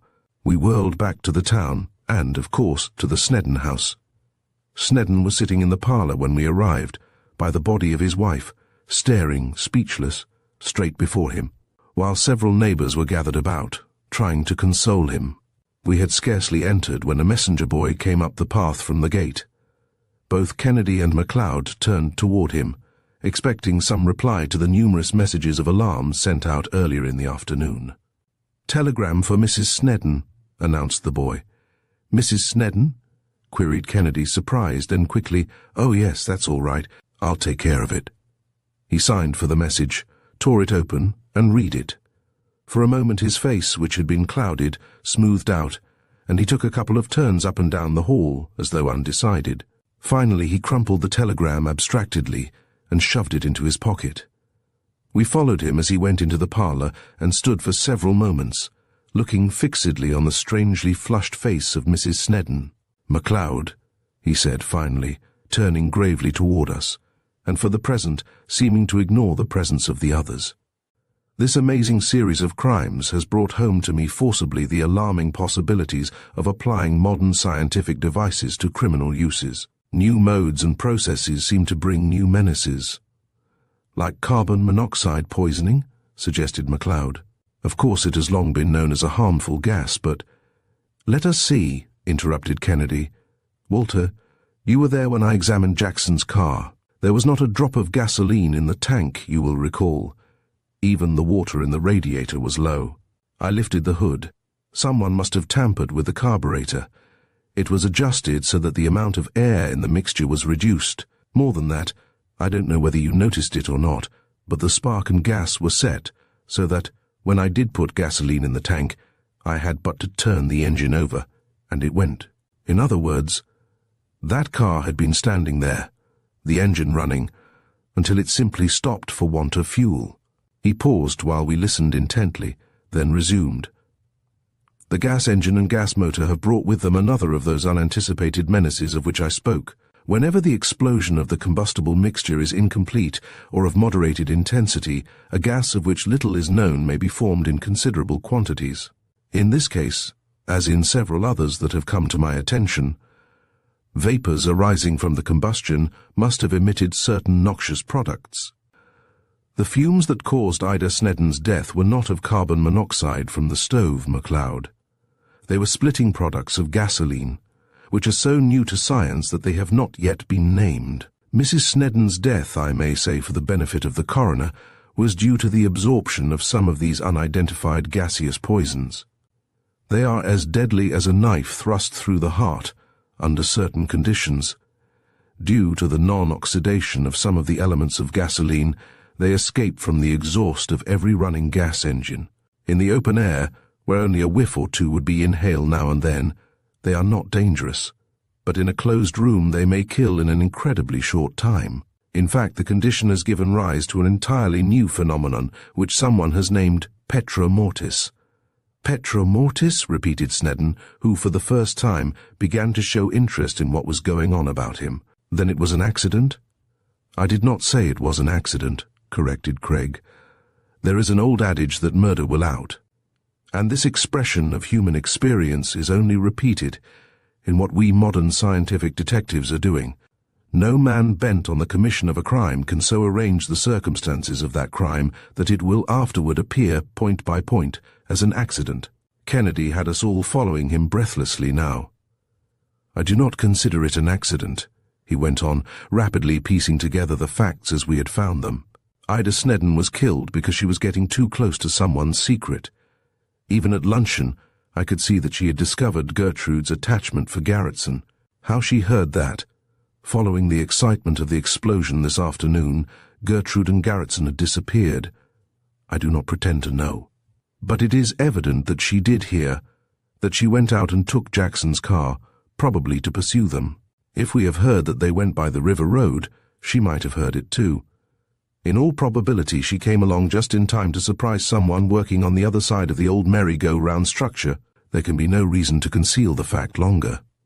From that deserted building, someone was daily launching a newly designed invisible aeroplane. As Mrs. Snedden came along, she must have been just in time to see that person at his secret hangar. What happened I do not know, except that she must have run the car off the river road and into the building. The person whom she found must have suddenly conceived a method of getting her out of the way and making it look like an accident of some kind, perhaps persuaded her to stay in the car with the engine running, while he went off and destroyed the aeroplane, which was damning evidence now. Startling as was the revelation of an actual phantom destroyer, our minds were more aroused as to who might be the criminal who had employed such an engine of death. Kennedy drew from his pocket the telegram which had just arrived, and spread it out flat before us on a table. It was dated Philadelphia, and read, "Mrs. Ida Snedden, Nitropolis. Garretson and Gertrude were married today." Have traced them to the Walcott. Try to reconcile Mr. Snedden. Hunter Jackson. I saw at once that part of the story. It was just a plain love affair that had ended in an elopement at a convenient time. The fire-eating Garretson had been afraid of the Sneddens and Jackson, who was their friend. Before I could even think further, Kennedy had drawn out the films taken by the rocket camera. With the aid of a magnifying glass, he was saying, I can get just enough of the lone figure in this picture to identify it. These are the crimes of a crazed pacifist, one whose mind had so long dwelt on the horrors of... "Look out!" shouted MacLeod, leaping in front of Kennedy. The strain of the revelation had been too much. Snedden, a raving maniac, had reeled forward, wildly and impotently, at the man who had exposed him. Chapter 6. The Beauty Mask. "Oh, Mr. Jameson, if they could only wake her up, find out what is the matter, do something. This suspense is killing both Mother and myself." Scenting a good feature story, my city editor had sent me out on an assignment, my sole equipment being a clipping of 2 paragraphs from the Morning Star. Girl in coma 6 days shows no sign of revival. Virginia Blakely, the 19-year-old daughter of Mrs. Stuart Blakely of Riverside Drive, who has been in a state of coma for 6 days, still shows no sign of returning consciousness. Ever since Monday, some member of her family has been constantly beside her. Her mother and sister have both vainly tried to coax her back to consciousness, but their efforts have not met with the slightest response. Dr. Calvert Haynes, the family physician, and several specialists who have been called in consultation, are completely baffled by the strange malady. Often I had read of cases of morbid sleep lasting for days and even for weeks, but this was the first case I had ever actually encountered, and I was glad to take the assignment. The Blakeleys, as everyone knew, had inherited from Stuart Blakely a very considerable fortune in real estate in one of the most rapidly developing sections of Upper New York, and on the death of their mother, the 2 girls, Virginia and Cynthia, would be numbered among the wealthiest heiresses of the city. They lived in a big sandstone mansion fronting the Hudson, and it was with some misgiving that I sent up my card. Both Mrs. Blakely and her other daughter, however, met me in the reception room, thinking perhaps, from what I had written on the card, that I might have some assistance to offer. Mrs. Blakely was a well-preserved lady, past middle age and very nervous. "Mercy, Cynthia," she exclaimed as I explained my mission. "It's another one of those reporters." "No, I cannot say anything, not a word. I don't know anything. See Dr. Haynes." "But, Mother," interposed Cynthia more calmly, "the thing is in the papers. It may be that someone who reads of it may know of something that can be done. Who can tell?" "Well, I won't say anything," persisted the elder woman. "I don't like all this publicity. Did the newspapers ever do anything but harm to your poor dear father?" "No, I won't talk. It won't do us a bit of good. And you, Cynthia, had better be careful." Mrs. Blakely backed out of the door, but Cynthia, who was a few years older than her sister, had evidently acquired independence. At least she felt capable of coping with an ordinary reporter who looked no more formidable than myself. "It is quite possible that someone who knows about such cases may learn of this," I urged. She hesitated as her mother disappeared, and looked at me a moment, then, her feelings getting the better of her, burst forth with the strange appeal I have already quoted. It was as though I had come at just an opportune moment when she must talk to some outsider to relieve her pent-up feelings. By an adroit question here and there, as we stood in the reception hall, I succeeded in getting the story, which seemed to be more of human interest than of news. I even managed to secure a photograph of Virginia as she was before the strange sleep fell on her. Briefly, as her sister told it, Virginia was engaged to Hampton Haynes, a young medical student at the college where his father was a professor of diseases of the heart. The Hayneses were of a fine Southern family which had never recovered from the war and had finally come to New York. The father, Dr. Calvert Haynes, in addition to being a well-known physician, was the family physician of the Blakeleys, as I already knew. Twice the date of the marriage has been set, only to be postponed, added Cynthia Blakely. We don't know what to do, and Hampton is frantic. Then this is really the second attack of the morbid sleep? I queried. Yes, in a few weeks, only the other wasn't so long, not more than a day. She said it in a hesitating manner which I could not account for. Either she thought there might be something more back of it, or she recalled her mother's aversion to reporters, and did not know whether she was saying too much or not. "Do you really fear that there is something wrong?" I asked, significantly, hastily choosing the former explanation. Cynthia Blakely looked quickly at the door through which her mother had retreated. I don't know," she replied tremulously. "I don't know why I am talking to you. I'm so afraid, too, that the newspapers may say something that isn't true. You would like to get at the truth, if I promised to hold the story back?" I persisted, catching her eye. "Yes," she answered, in a low tone, but then stopped. "I will ask my friend Professor Kennedy at the university to come here," I urged. "You know him?" she asked eagerly. "He will come?" "Without a doubt," I reassured, waiting for her to say no more, but picking up the telephone receiver on a stand in the hall. Fortunately, I found Craig at his laboratory, and a few hasty words were all that was necessary to catch his interest. "I must tell Mother," Cynthia cried excitedly as I hung up the receiver. "Surely she cannot object to that. Will you wait here?" As I waited for Craig, I tried to puzzle the case out for myself. Though I knew nothing about it as yet, I felt sure that I had not made a mistake, and that there was some mystery here.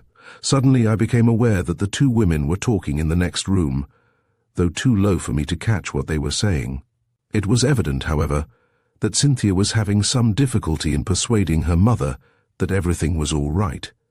"Well, Cynthia," I heard her mother say finally, as she left the room for one farther back, "I hope it will be all right. That is all I can say." What was it that Mrs. Blakely so feared? Was it merely the unpleasant notoriety? One could not help the feeling that there was something more that she suspected, perhaps knew but would not tell, yet apparently it was aside from her desire to have her daughter restored to normal. She was at sea herself, I felt. "Poor dear mother," murmured Cynthia, rejoining me in a few moments. "She hardly knows just what it is she does want, except that we want Virginia well again." We had not long to wait for Craig. What I had told him over the telephone had been quite enough to arouse his curiosity. Both Mrs. Blakely and Cynthia met him, at first a little fearfully, but quickly reassured by his manner, as well as my promise to see that nothing appeared in the Star which would be distasteful. "Oh, if someone could only bring back our little girl," cried Mrs. Blakely with suppressed emotion, leading the way with her daughter upstairs. It was only for a moment that I could see Craig alone to explain the impressions I had received, but it was enough. "I'm glad you called me," he whispered. "There is something queer." We followed them up to the dainty bedroom in flowered enamel where Virginia Blakely lay, and it was then for the first time that we saw her. Kennedy drew a chair up beside the little white bed, and went to work almost as though he had been a physician himself. Partly from what I observed myself, and partly from what he told me afterward, I shall try to describe the peculiar condition in which she was. She lay there lethargic, scarcely breathing. Once she had been a tall, slender, fair girl with a sort of wild grace. Now she seemed to be completely altered. I could not help thinking of the contrast between her looks now and the photograph in my pocket. Not only was her respiration slow, but her pulse was almost imperceptible, less than 40 a minute. Her temperature was far below normal, and her blood pressure low. Once she had seemed fully a woman, with all the strength and promise of precocious maturity, but now there was something strange about her looks. It is difficult to describe. It was not that she was no longer a young woman, but there seemed to be something almost sexless about her. It was as though her secondary sex characteristics were no longer feminine, but for want of a better word, neuter. Yet, strange to say, in spite of the lethargy which necessitated at least some artificial feeding, she was not falling away. She seemed, if anything, plump. To all appearances there was really a retardation of metabolism connected with the trance like sleep. She was actually gaining in weight. As he noted one of these things after another, Kennedy looked at her long and carefully. I followed the direction of his eyes. Over her nose, just a trifle above the line of her eyebrows, was a peculiar red mark, a sore, which was very disfiguring, as though it were hard to heal. "What is that?" he asked Mrs. Blakely finally. I don't know, she replied slowly. We've all noticed it. It came just after the sleep began. You have no idea what could have caused it? Both Virginia and Cynthia have been going to a face specialist, she admitted, to have their skins treated for freckles. After the treatment, they wore masks which were supposed to have some effect on the skin. I don't know. Could it be that? Kennedy looked sharply at Cynthia's face. There was no red mark over her nose, but there were certainly no freckles on either of the girls' faces now either. Oh, Mother, remonstrated Cynthia. It couldn't be anything Dr. Chappelle did. Dr. Chappelle, repeated Kennedy. Yes, Dr. Carl Chappelle, replied Mrs. Blakely. Perhaps you have heard of him. He is quite well known, has a beauty parlor on Fifth Avenue. It's ridiculous, cut in Cynthia sharply. Why, my face was worse than Virgie's. He said it would take longer. I had been watching Cynthia, but it needed only to have heard her to see that Dr. Chappelle was something more than a beauty specialist to her. Kennedy glanced thoughtfully from the clear skin of Cynthia to the red mark on Virginia. Though he said nothing, I could see that his mind was on it. I had heard of the beauty doctors who promised to give one a skin as soft and clear as a baby's, and often, by their inexpert use of lotions and chemicals, succeed in ruining the skin and disfiguring the patient for life. Could this be a case of that sort? Yet how explain the apparent success with Cynthia? The elder sister, however, was plainly vexed at the mention of the beauty doctor's name at all, and she showed it. Kennedy made a mental note of the matter, but refrained from saying any more about it. I suppose there is no objection to my seeing Dr. Haynes? Asked Kennedy, rising and changing the subject. None whatever, returned Mrs. Blakely. If there's anything you or he can do to bring Virginia out of this, anything safe, I want it done, she emphasized. Cynthia was silent as we left. Evidently she had not expected Dr. Chappelle's name to be brought into the case. We were lucky in finding Dr. Haynes at home, although it was not the regular time for his office hours.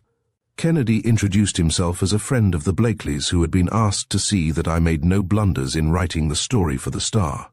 Dr. Haynes did not question the explanation.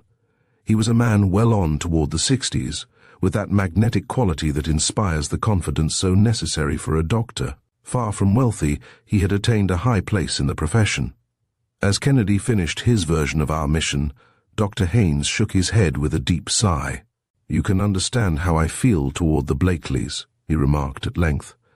I should consider it unethical to give an interview under any circumstances, much more so under the present. Still, I put in, taking Kennedy's cue, just a word to set me straight can't do any harm. I won't quote you directly. He seemed to realize that it might be better to talk carefully than to leave all to my imagination. Well, he began slowly, I have considered all the usual causes assigned for such morbid sleep. It is not autosuggestion or trance, I am positive, nor is there any trace of epilepsy. I cannot see how it could be due to poisoning, can you? I admitted readily that I could not. No, he resumed. It is just a case of what we call narcolepsy pathological somnolence, a sudden, uncontrollable inclination to sleep, occurring sometimes repeatedly or at varying intervals. I don't think it hysterical, epileptic, or toxemic. The plain fact of the matter, gentlemen, is that neither myself nor any of my colleagues whom I have consulted have the faintest idea what it is yet. The door of the office opened, for it was not the hour for consulting patients, and a tall, athletic young fellow, with a keen and restless face, though very boyish, entered. My son, the doctor introduced. Soon to be the 6th Dr. Haynes in direct line in the family. We shook hands. It was evident that Cynthia had not by any means exaggerated when she said that he was frantic over what had happened to his fiancée. Accordingly, there was no difficulty in reverting to the subject of our visit. Gradually, I let Kennedy take the lead in the conversation so that our position might not seem to be false. It was not long before Craig managed to inject a remark about the red spot over Virginia's nose. It seemed to excite young Hampton. Naturally, I look on it more as a doctor than a lover, remarked his father, smiling indulgently at the young man, whom it was evident he regarded above everything else in the world. I have not been able to account for it either. Really, the case is one of the most remarkable I have ever heard of. You have heard of a Dr. Carl Chappelle? Inquired Craig, tentatively. "A beauty doctor," interrupted the young man, turning toward his father. "You've met him. He's the fellow I think is really engaged to Cynthia." Hampton seemed much excited. There was unconcealed animosity in the manner of his remark, and I wondered why it was. Could there be some latent jealousy? "I see," calmed Dr. Haynes. "You mean to infer that this Dr. Chappelle—" He paused, waiting for Kennedy to take the initiative. "I suppose you've noticed over Miss Blakely's nose a red sore," hazarded Kennedy. "Yes," replied Dr. Haynes, "rather refractory too." "I say," interrupted Hampton, who by this time had reached a high pitch of excitement. "Say, do you think it could be any of his confounded nostrums back of this thing?" "Careful, Hampton," cautioned the elder man. "I'd like to see him," pursued Craig to the younger. "You know him?" "Know him. I should say I do.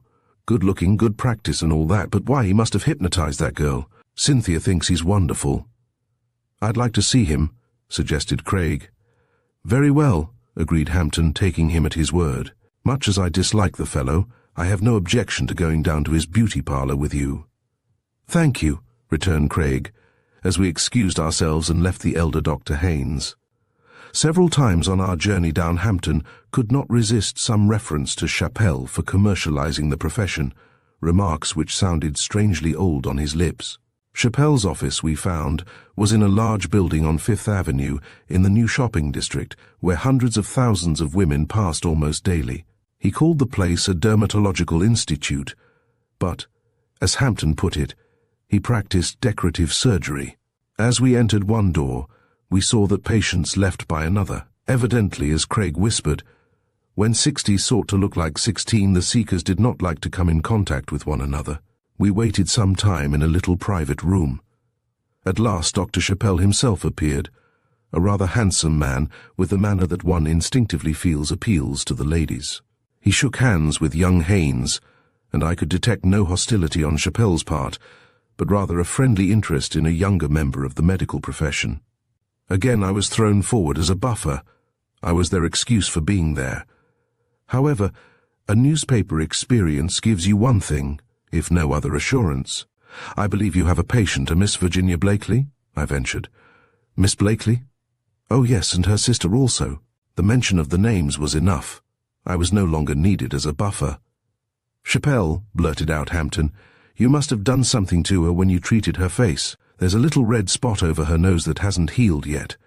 Kennedy frowned at the impetuous interruption, yet it was perhaps the best thing that could have happened. "So," returned Chappelle, drawing back and placing his head on one side as he nodded it with each word, "you think I've spoiled her looks? Aren't the freckles gone?" "Yes," retorted Hampton bitterly, "but on her face is this new disfigurement." "That?" shrugged Chappelle. "I know nothing of that, nor of the trance. I have only my specialty." Calm though he appeared outwardly, one could see that Chappelle was plainly worried. Under the circumstances, might not his professional reputation be at stake? What if a hint like this got abroad among his rich clientele? I looked about his shop and wondered just how much of a faker he was. Once or twice I had heard of surgeons who had gone legitimately into this sort of thing, but the common story was that of the swindler, or worse.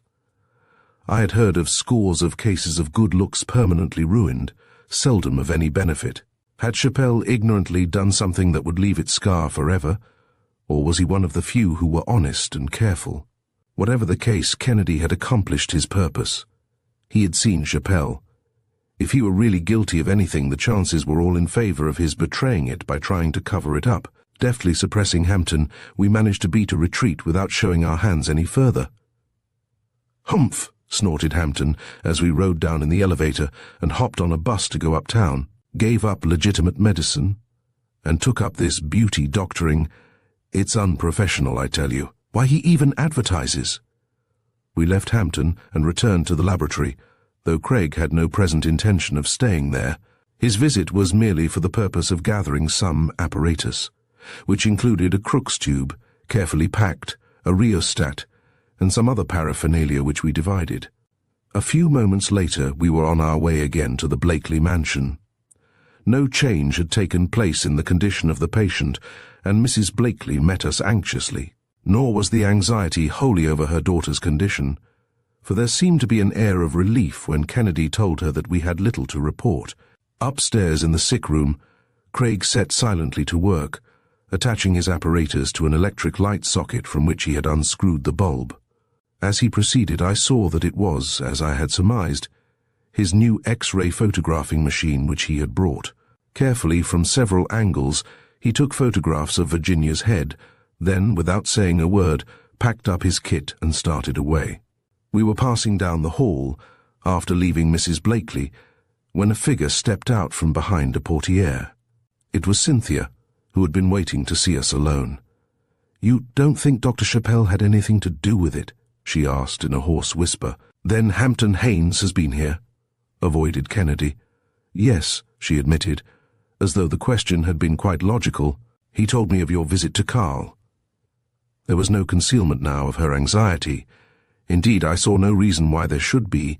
It was quite natural that the girl should worry over her lover, if she thought there was even a haze of suspicion in Kennedy's mind. "Really, I have found out nothing yet," was the only answer Craig gave, from which I readily deduced that he was well satisfied to play the game by pitting each against all, in the hope of gathering here and there a bit of the truth. "As soon as I find out anything, I shall let you and your mother know. And you must tell me everything, too." He paused to emphasize the last words, then slowly turned again toward the door. From the corner of my eye, I saw Cynthia take a step after him, pause, then take another. "Oh, Professor Kennedy," she called. Craig turned. "There's something I forgot," she continued. "There's something wrong with Mother." She paused, then resumed. "Even before Virginia was taken down with this illness, I saw a change. She is worried. Oh, Professor Kennedy, what is it? We have all been so happy. And now, Virgie, Mother all I have in the world. What shall I do?" "Just what do you mean?" asked Kennedy gently. "I don't know. Mother has been so different lately, and now, every night, she goes out." "Where?" encouraged Kennedy, realizing that his plan was working. "I don't know. If she would only come back looking happier." She was sobbing convulsively over she knew not what. "Miss Blakely," said Kennedy, taking her hand between both of his, "only trust me. If it is in my power, I shall bring you all out of this uncertainty that haunts you." She could only murmur her thanks as we left. "It is strange," ruminated Kennedy, as we sped across the city again to the laboratory. "We must watch Mrs. Blakely." That was all that was said. Although I had no inkling of what was back of it all, I felt quite satisfied at having recognized the mystery even on stumbling on it as I had. In the laboratory, as soon as he could develop the skiagraphs he had taken, Kennedy began a minute study of them. It was not long before he looked over at me with the expression I had come to recognize when he found something important. I went over and looked at the radiograph which he was studying. To me it was nothing but successive gradations of shadows. But to one who had studied röntgenography as Kennedy, had each minute gradation of light and shade had its meaning. "You see," pointed out Kennedy, tracing along one of the shadows with a fine-pointed pencil, and then along a corresponding position on another standard skiagraph, which he already had. "There is a marked diminution in size of the sella tortica, as it is called, yet there is no evidence of a tumor." For several moments he pondered deeply over the photographs. "And it is impossible to conceive of any mechanical pressure sufficient to cause such a change," he added. Unable to help him on the problem, whatever it might be, I watched him pacing up and down the laboratory. "I shall have to take that picture over again, under different circumstances," he remarked, finally, pausing and looking at his watch. "Tonight we must follow this clue which Cynthia has given us. Call a cab, Walter." We took a stand down the block from the Blakely mansion near a large apartment, where the presence of a cab would not attract attention. If there is any job I despise, it is shadowing. One must keep his eyes riveted on a house, for once let the attention relax, and it is incredible how quickly anyone may get out and disappear. Our vigil was finally rewarded when we saw Mrs. Blakely emerge and hurry down the street. To follow her was easy, for she did not suspect that she was being watched, and went afoot. On she walked, turning off the drive and proceeding rapidly toward the region of cheap tenements. She paused before one, and as our cab cruised leisurely past, we saw her press a button, the last on the right-hand side, enter the door, and start up the stairs. Instantly, Kennedy signaled our driver to stop, and together we hopped out and walked back, cautiously entering the vestibule. The name in the letterbox was Mrs. Reba Reinhardt. What could it mean? Just then another cab stopped up the street, and as we turned to leave the vestibule, Kennedy drew back. It was too late, however, not to be seen. A man had just alighted, and in turn had started back, also realizing that it was too late. It was Chappelle. There was nothing to do but to make the best of it. "Shadowing the shadowers?" queried Kennedy, keenly watching the play of his features under the arc light of the street.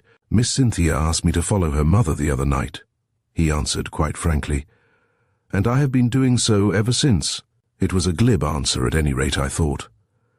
"Then perhaps you know something of Reba Reinhardt too," bluffed Kennedy.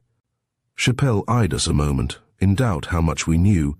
Kennedy played a pair of deuces as if they had been 4 aces instead. "Not much," replied Chappelle dubiously. "I know that Mrs. Blakely has been paying money to the old woman, who seems to be ill. Once I managed to get in to see her. It's a bad case of pernicious anemia, I should say. A neighbor told me she had been to the college hospital, had been one of Dr. Haynes's cases, but that he had turned her over to his son. I've seen Hampton Haynes here, too." There was an air of sincerity about Chappelle's words. But then I reflected that there had also been a similar ring to what we had heard Hampton say. Were they playing a game against each other? Perhaps, but what was the game? What did it all mean, and why should Mrs. Blakely pay money to an old woman, a charity patient? There was no solution. Both Kennedy and Chappelle, by a sort of tacit consent, dismissed their cabs, and we strolled on over toward Broadway, watching one another furtively. We parted finally, and Craig and I went up to our apartment, where he sat for hours in a brown study. There was plenty to think about even so far in the affair. He may have sat up all night. At any rate, he roused me early in the morning. "Come over to the laboratory," he said. "I want to take that X-ray machine up there again to Blakely's. Confound it, I hope it's not too late." I lost no time in joining him, and we were at the house long before any reasonable hour for visitors. Kennedy asked for Mrs. Blakely and hurriedly set up the X-ray apparatus. "I wish you would place that face mask which she was wearing exactly as it was before she became ill," he asked. Her mother did as Kennedy directed, replacing the rubber mask as Virginia had worn it. "I want you to preserve that mask," directed Kennedy, as he finished taking his pictures. "Say nothing about it to anyone. In fact, I should advise putting it in your family safe for the present." Hastily we drove back to the laboratory, and Kennedy set to work again developing the second set of skiagraphs. I had not long to wait, this time, for him to study them. His first glance brought me over to him as he exclaimed loudly.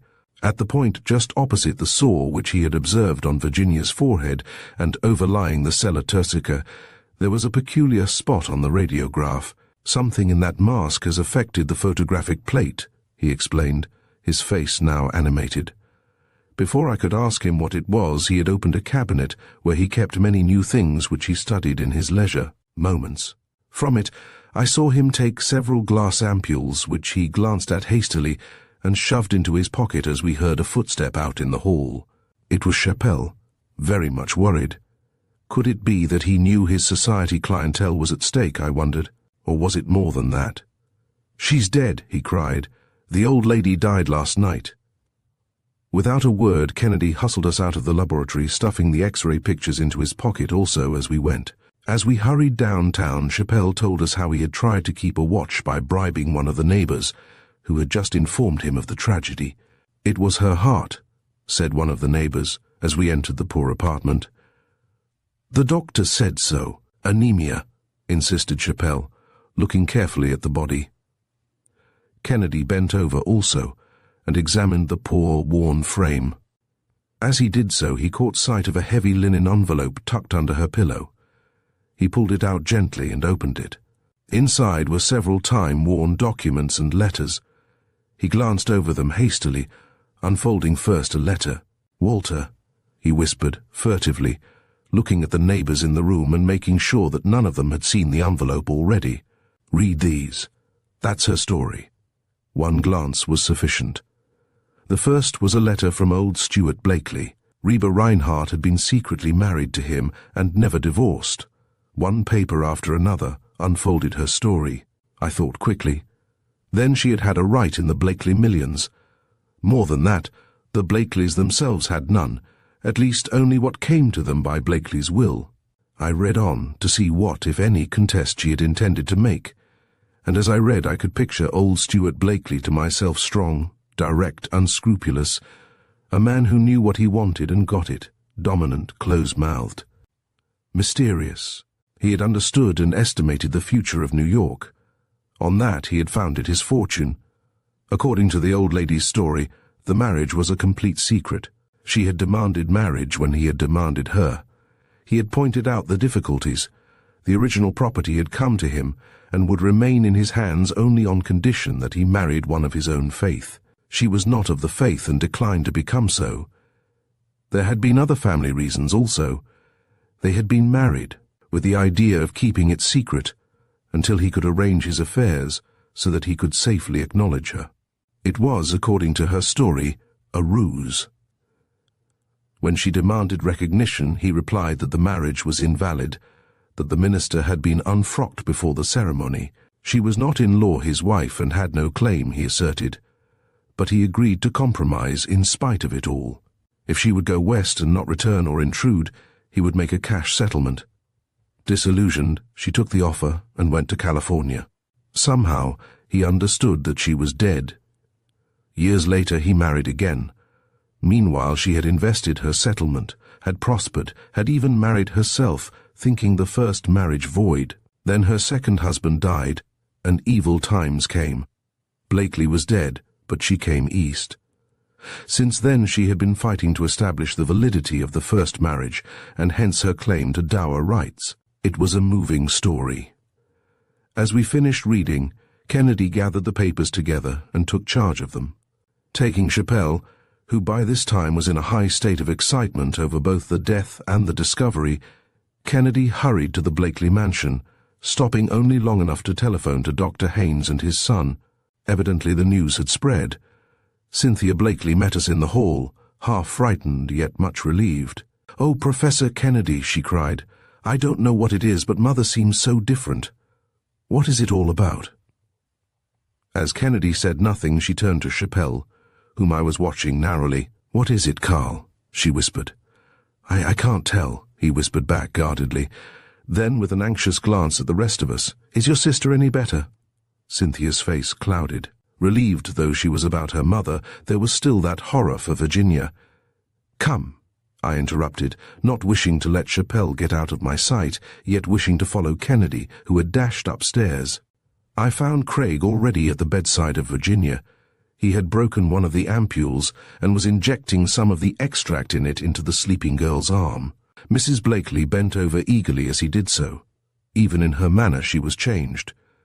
There was anxiety for Virginia yet, but one could feel that a great weight seemed to be lifted from her. So engrossed was I in watching Kennedy that I did not hear Dr. Haynes and Hampton enter. Chappelle heard, however, and turned. For a moment he gazed at Hampton. Then, with a slight curl of the lip, he said in a low tone, "Is it strictly ethical to treat a patient for disease of the heart when she is suffering from anemia, if you have an interest in the life and death of the patient?" I watched Hampton's face closely. There was indignation in every line of it. But before he could reply, Dr. Haynes stepped forward. "My son was right in the diagnosis," he almost shouted, shaking a menacing finger at Chappelle. "To come to the point, sir, explain that mark on Miss Virginia's forehead." "Yes," demanded Hampton, also taking a step toward the beauty doctor. "Explain it if you dare." Cynthia suppressed a little cry of fear. For a moment I thought that the two young men would forget everything in the heat of their feelings. "Just a second," interposed Kennedy, quickly stepping between them. "Let me do the talking." There was something commanding about his tone as he looked from one to the other of us. "The trouble with Miss Virginia," he added deliberately, "seems to lie in one of what the scientists have lately designated the endocrine glands, in this case the pituitary. My X-ray pictures show that conclusively. Let me explain for the benefit of the rest. The pituitary is an oval glandular body composed of 2 lobes and a connecting area which rest in the sella turcica, enveloped by a layer of tissue about under this point. He indicated the red spot on her forehead as he spoke. It is, as the early French surgeons called it, l'organe énigmatique. The ancients thought it discharged the pituita, or mucus, into the nose. Most scientists of the past century asserted that it was a vestigial relic of prehistoric usefulness. Today we know better. One by one the functions of the internal secretions are being discovered. Our variously acquired bits of information concerning the ductless glands lie before us like the fragments of a modern picture puzzle. And so, I may tell you, in connection with recent experimental studies of the role of the pituitary, Dr. Cushing and other collaborators at Johns Hopkins have noticed a marked tendency to pass into a profoundly lethargic state when the secretion of the pituitary is totally or nearly so removed. Kennedy now had every eye riveted on him as he deftly led the subject straight to the case of the poor girl before us. This, he added with a wave of his hand toward her, is much like what is called the Frolic syndrome, the lethargy, the subnormal temperature, slow pulse and respiration, lowered blood pressure and insensitivity, the growth of fat and the loss of sex characteristics. It has a name: dystrophia adiposogenitalis. He nodded to Dr. Haynes but did not pause. This case bears a striking resemblance to the pronounced natural somnolence of hibernation, and induced hypopituitarism, underactivity of the gland, produces a result just like natural hibernation. Hibernation has nothing to do with winter or with food primarily. It is connected in some way with this little gland under the forehead. As the pituitary secretion is lessened, the blocking action of the fatigue products in the body becomes greater and morbid somnolence sets in. There is a high tolerance of carbohydrates, which are promptly stored as fat. I am surprised, Dr. Haynes, that you did not recognize the symptoms. A murmur from Mrs. Blakely cut short Dr. Haynes's reply. I thought I noticed a movement of the still face on the white bed. Virgie, called Mrs. Blakely, dropping on her knee beside her daughter. I'm here, Mother. Virginia's eyes opened ever so slightly. Her face turned just an inch or two. She seemed to be making a great effort, but it lasted only a moment. Then she slipped back into the strange condition that had baffled skilled physicians and surgeons for nearly a week. The sleep is being dispelled, said Kennedy, quietly placing his hand on Mrs. Blakely's shoulder. It is a sort of semi-consciousness now, and the improvement should soon be great. And that? I asked, touching the empty ampule from which he had injected the contents into her. Pituitrin, the extract of the anterior lobe of the pituitary body. Someone who had an object in removing her temporarily probably counted on restoring her to her former blooming womanhood by pituitrin, and by removing the cause of the trouble. Kennedy reached into his pocket and drew forth the second X-ray photograph he had taken. Mrs. Blakely, may I trouble you to get that beauty mask which your daughter wore? Mechanically, Mrs. Blakely obeyed. I expected Chappelle to object, but not a word broke the death-like stillness. The narcolepsy, continued Kennedy, taking the mask, was due, I find, to something that affected the pituitary gland. I have here a photograph of her taken when she was wearing the mask. He ran his finger lightly over the part just above the eyes. Feel that little lump, Walter, he directed. I did so. It was almost imperceptible, but there was something. What is it? I asked. Located in one of the best protected and most inaccessible parts of the body, Kennedy considered slowly. How could the pituitary be reached? If you will study my skiograph, you will see how I got my first clue. There was something over that spot which caused the refractory sore. What was it? Radium carefully placed in the mask with guards of lead foil in such a way as to protect the eyes, but direct the emission full at the gland which was to be affected, and the secretions stopped. Chappelle gave a gasp. He was pale and agitated. Some of you have already heard of Reba Reinhardt, shot out Kennedy, suddenly changing the subject. Mrs. Blakely could not have been more astounded if a bomb had dropped before her. Still kneeling before Virginia's bed, she turned her startled face at Kennedy, clasping her hands in appeal. It was for my girls that I tried to buy her off, for their good name, their fortune, their future," she cried imploringly. Kennedy bent down. "I know that is all," he reassured. Then, facing us, went on, "Behind that old woman was a secret of romantic interest. She was contemplating filing suit in the courts to recover a widow's interest in the land on which now stand the homes of millionaires, hotel palaces, luxurious apartments, and popular theaters, millions of dollars worth of property." Cynthia moved over and drew her arms about the convulsed figure of her mother. "Someone else knew of this old marriage of Stuart Blakely," proceeded Kennedy, "knew of Reba Reinhardt, knew that she might die at any moment. But until she died, none of the Blakeleys could be entirely sure of their fortune. It flashed over me that Chappelle might have conceived the whole scheme, seeking to gain the entire fortune for Cynthia. Who was interested enough to plot this postponement of the wedding until the danger to the fortune was finally removed?" I caught sight of Hampton Haynes, his eyes riveted on the face on the bed before us. Virginia stirred again. This time her eyes opened wider. As if in a dream, she caught sight of the face of her lover and smiled wanly. Could it have been Hampton? It seemed incredible. "The old lady is dead," pursued Kennedy tensely. "Her dower right died with her.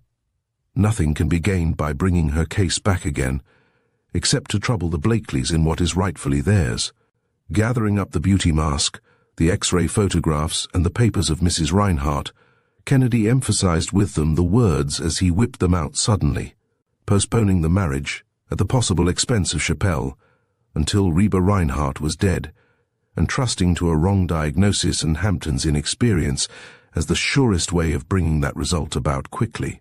"It was your inordinate ambition for your son, Dr. Haynes, that led you on. I shall hold these proofs until Virginia Blakely is restored completely to health and beauty." Chapter 7. The Love Meter. Since we brought him home, my brother just tosses and gasps for air. "Oh, I think Eulalie and I shall both go mad."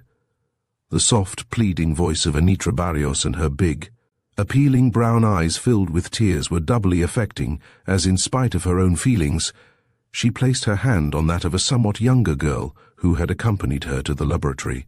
"We were to have been married next month," sobbed Eulalie Sandoval. "Can't you come and see Jose, Professor Kennedy? There must be something you can do. We fear he is dying, yes, dying." "Poor little girl," murmured Anitra, still patting her hand affectionately, then to us, "You know, Eulalie is the sister of Manuel Sandoval, who manages the New York business of my brother." She paused. "Oh, I can't believe it myself. It's all so strange, so sudden." For the moment her own grief overwhelmed Anitra, and both sister and sweetheart of Jose Barrios clung to each other. "What is the trouble?" soothed Craig. "What has happened? How can I help you?" "Everything was so happy with us," cried Anitra, "until Jose and I came to New York, and now—" She broke down again. "Please be calm," encouraged Kennedy. "Tell me everything, anything." With an effort, Anitra began again. "It was last night, quite late, at his office at the foot of Wall Street. He was there alone."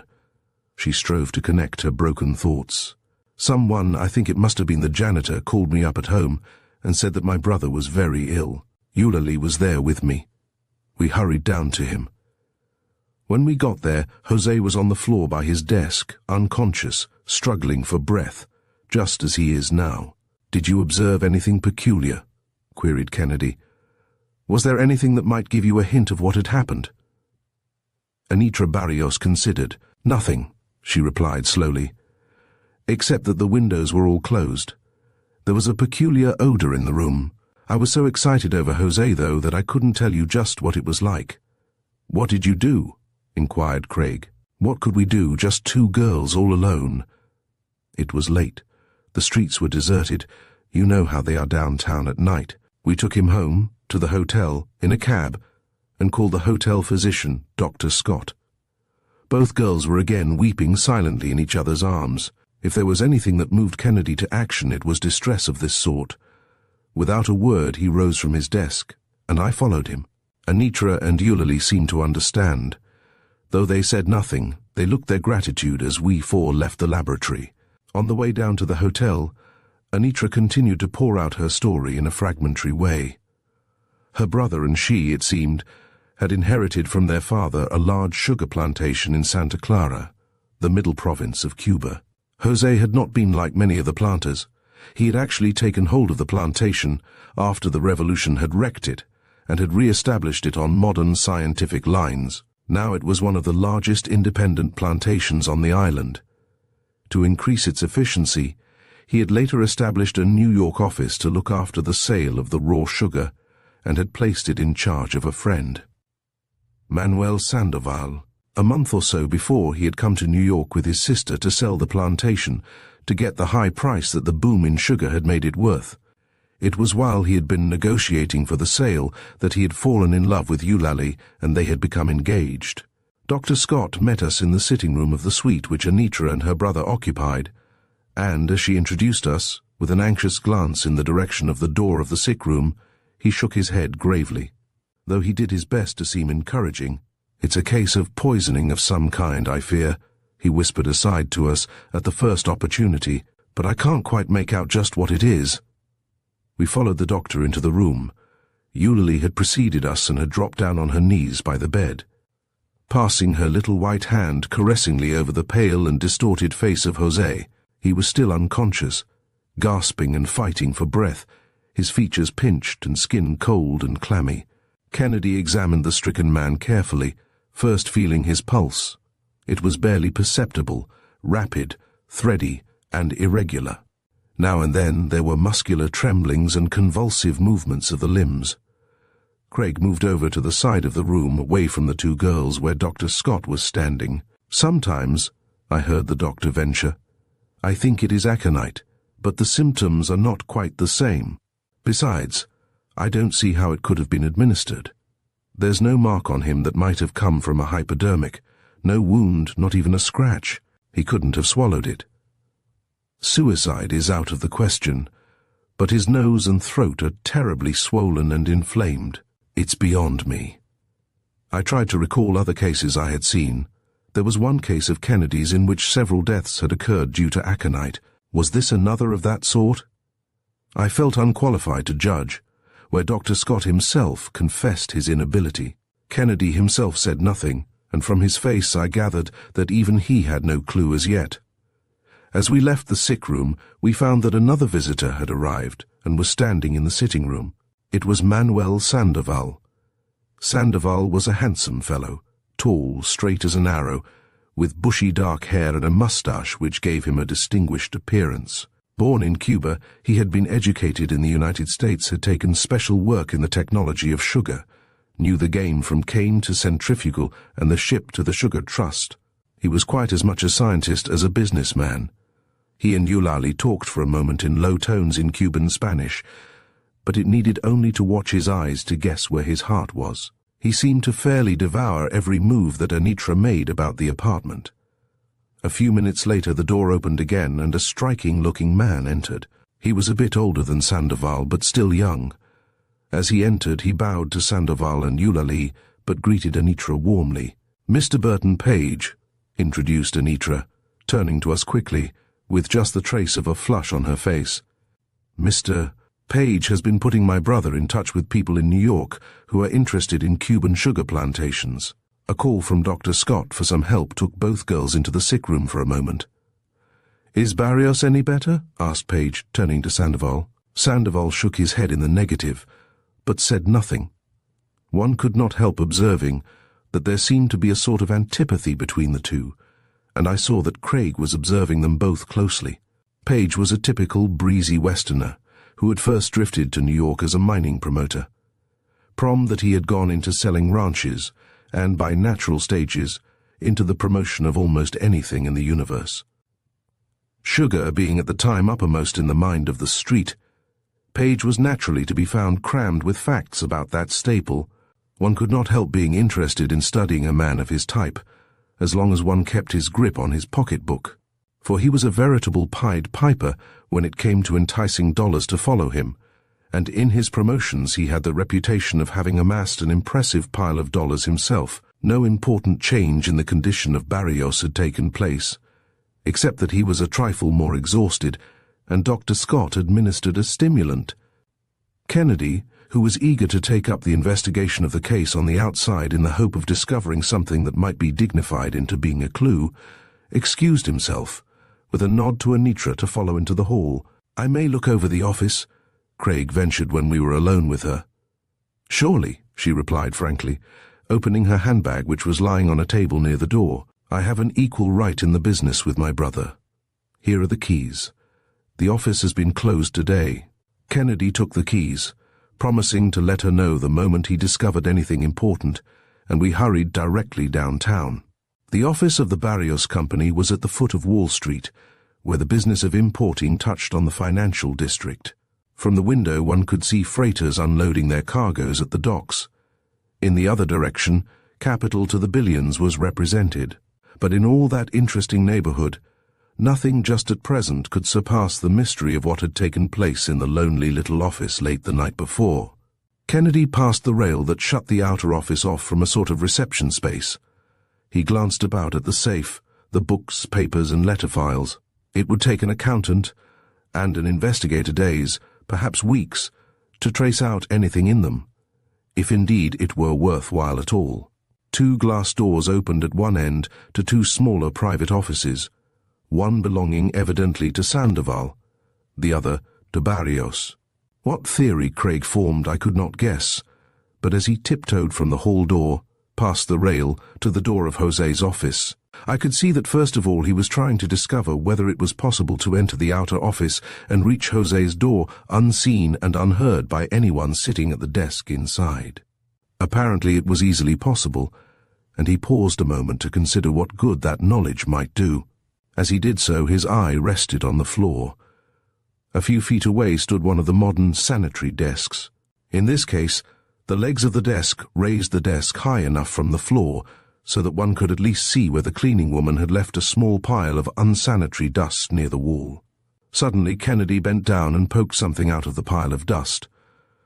There on the floor was an empty shell of a cartridge. Kennedy picked it up and looked at it curiously. What did it mean? I recalled that Dr. Scott had particularly said that Barrios had not been wounded. Still regarding the cartridge shell, Kennedy sat down at the desk of Barrios. Looking for a piece of paper in which to wrap the shell, he pulled out the middle drawer of the desk. In a back corner was a package of letters, neatly tied. We glanced at them. The envelopes bore the name of José Barrios and were in the handwriting of a woman. Some were postmarked Cuba, others, later, New York.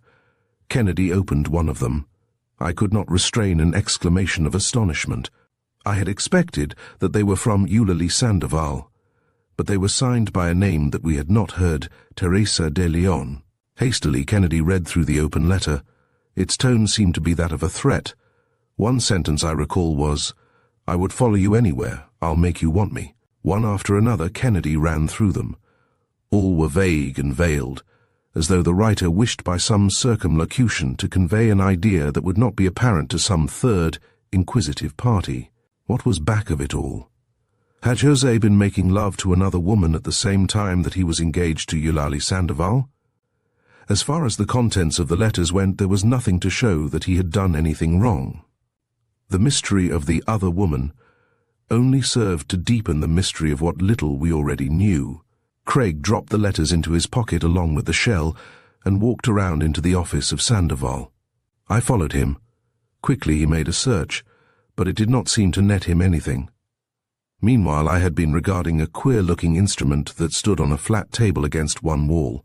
It seemed to consist of a standard on each end of which was fastened a disc, besides several other arrangements, the purpose of which I had not the slightest idea. Between the 2 ends rested a glass tube of some liquid. At one end was a lamp, the other was fitted with an eyepiece like a telescope. Beside the instrument on the table lay some more glass-capped tubes, and strewn about were samples of raw sugar. "It is a saccharimeter," explained Kennedy, also looking at it. "An instrument used to detect the amount of sugar held in solution, a form of the polariscope. We won't go into the science of it now. It's rather abstruse." He was about to turn back into the outer office when an idea seemed to occur to him.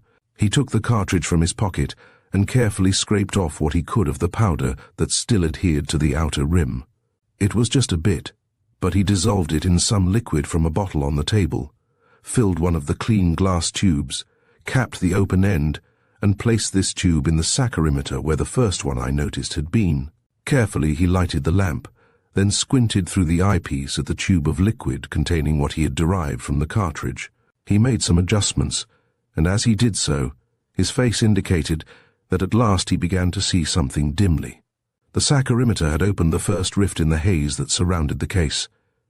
"I think I know what we have here," he said briefly, rising and placing the tube and its contents in his pocket, with the other things he had discovered. "Of course it is only a hint. This instrument won't tell me finally. But it is worth following up."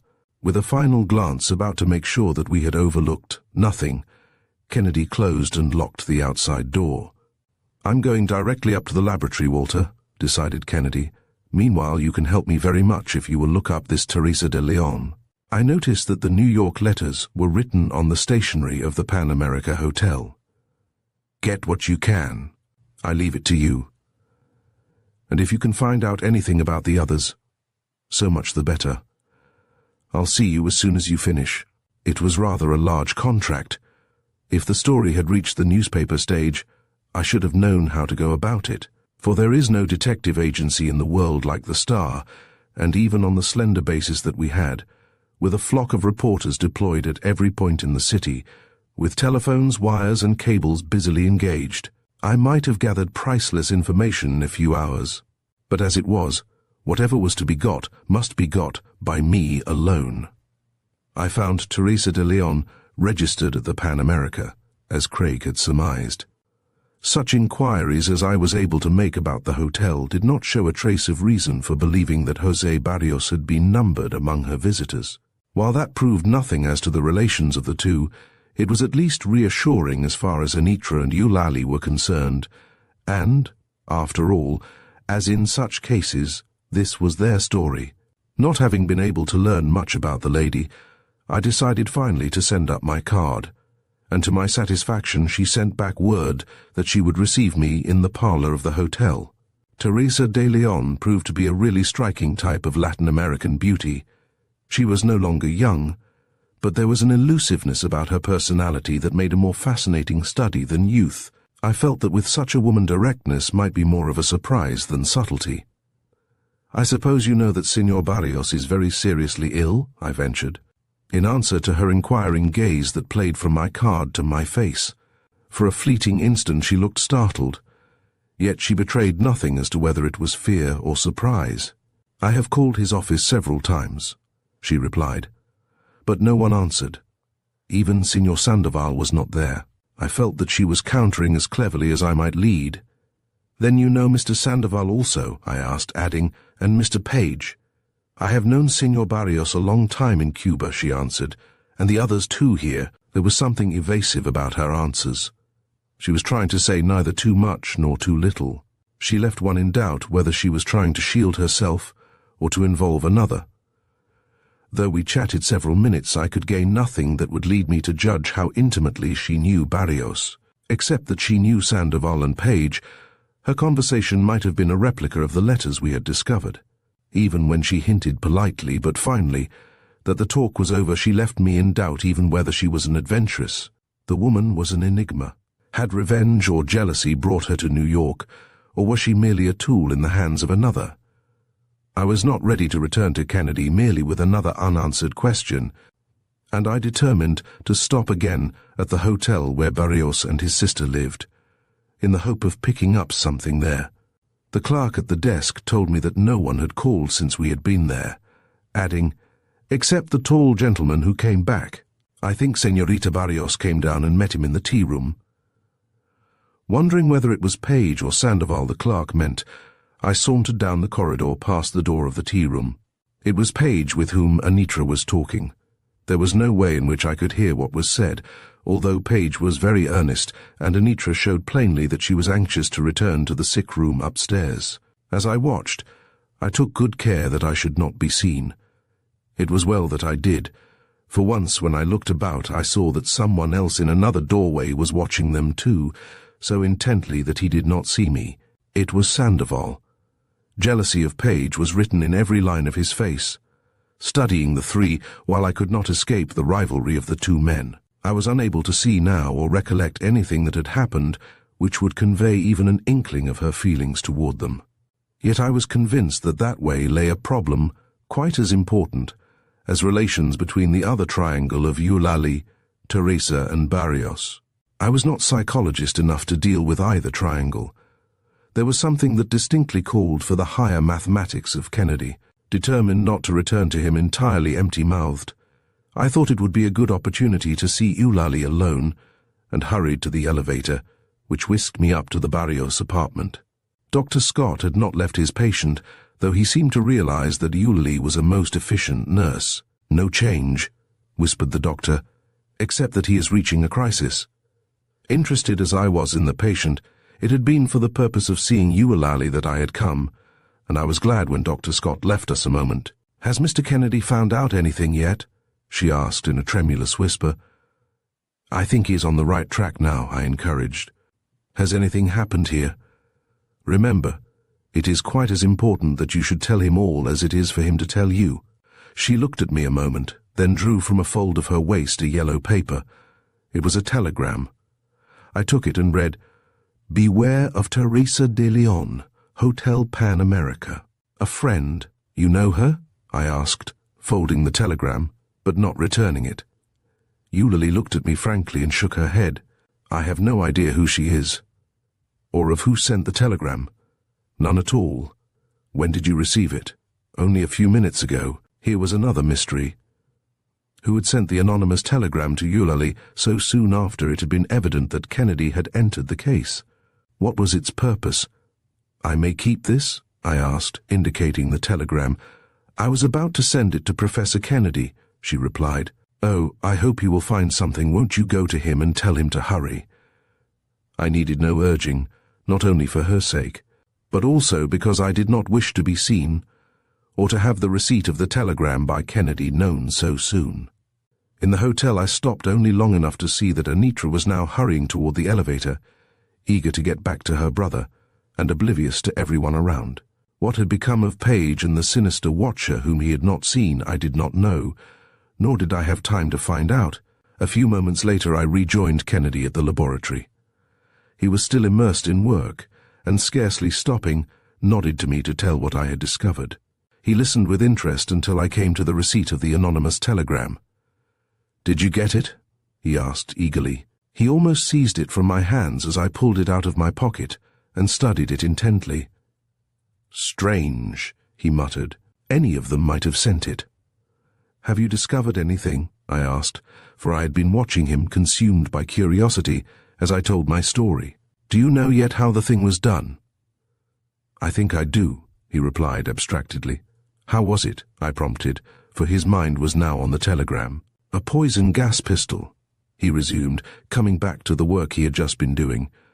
"Instead of bullets, this pistol used cartridges charged with some deadly powder. It might have been something like the anesthetic pistol devised by the police authorities in Paris some years ago when the motor bandits were operating." "But who could have used it?" I asked. Kennedy did not answer directly.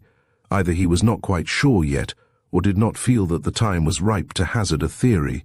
"In this case," he continued, after a moment's thought, "I shouldn't be surprised if even the wielder of the pistol probably wore a mask, doubly effective, for disguise, and to protect the wielder from the fumes that were to overcome the victim."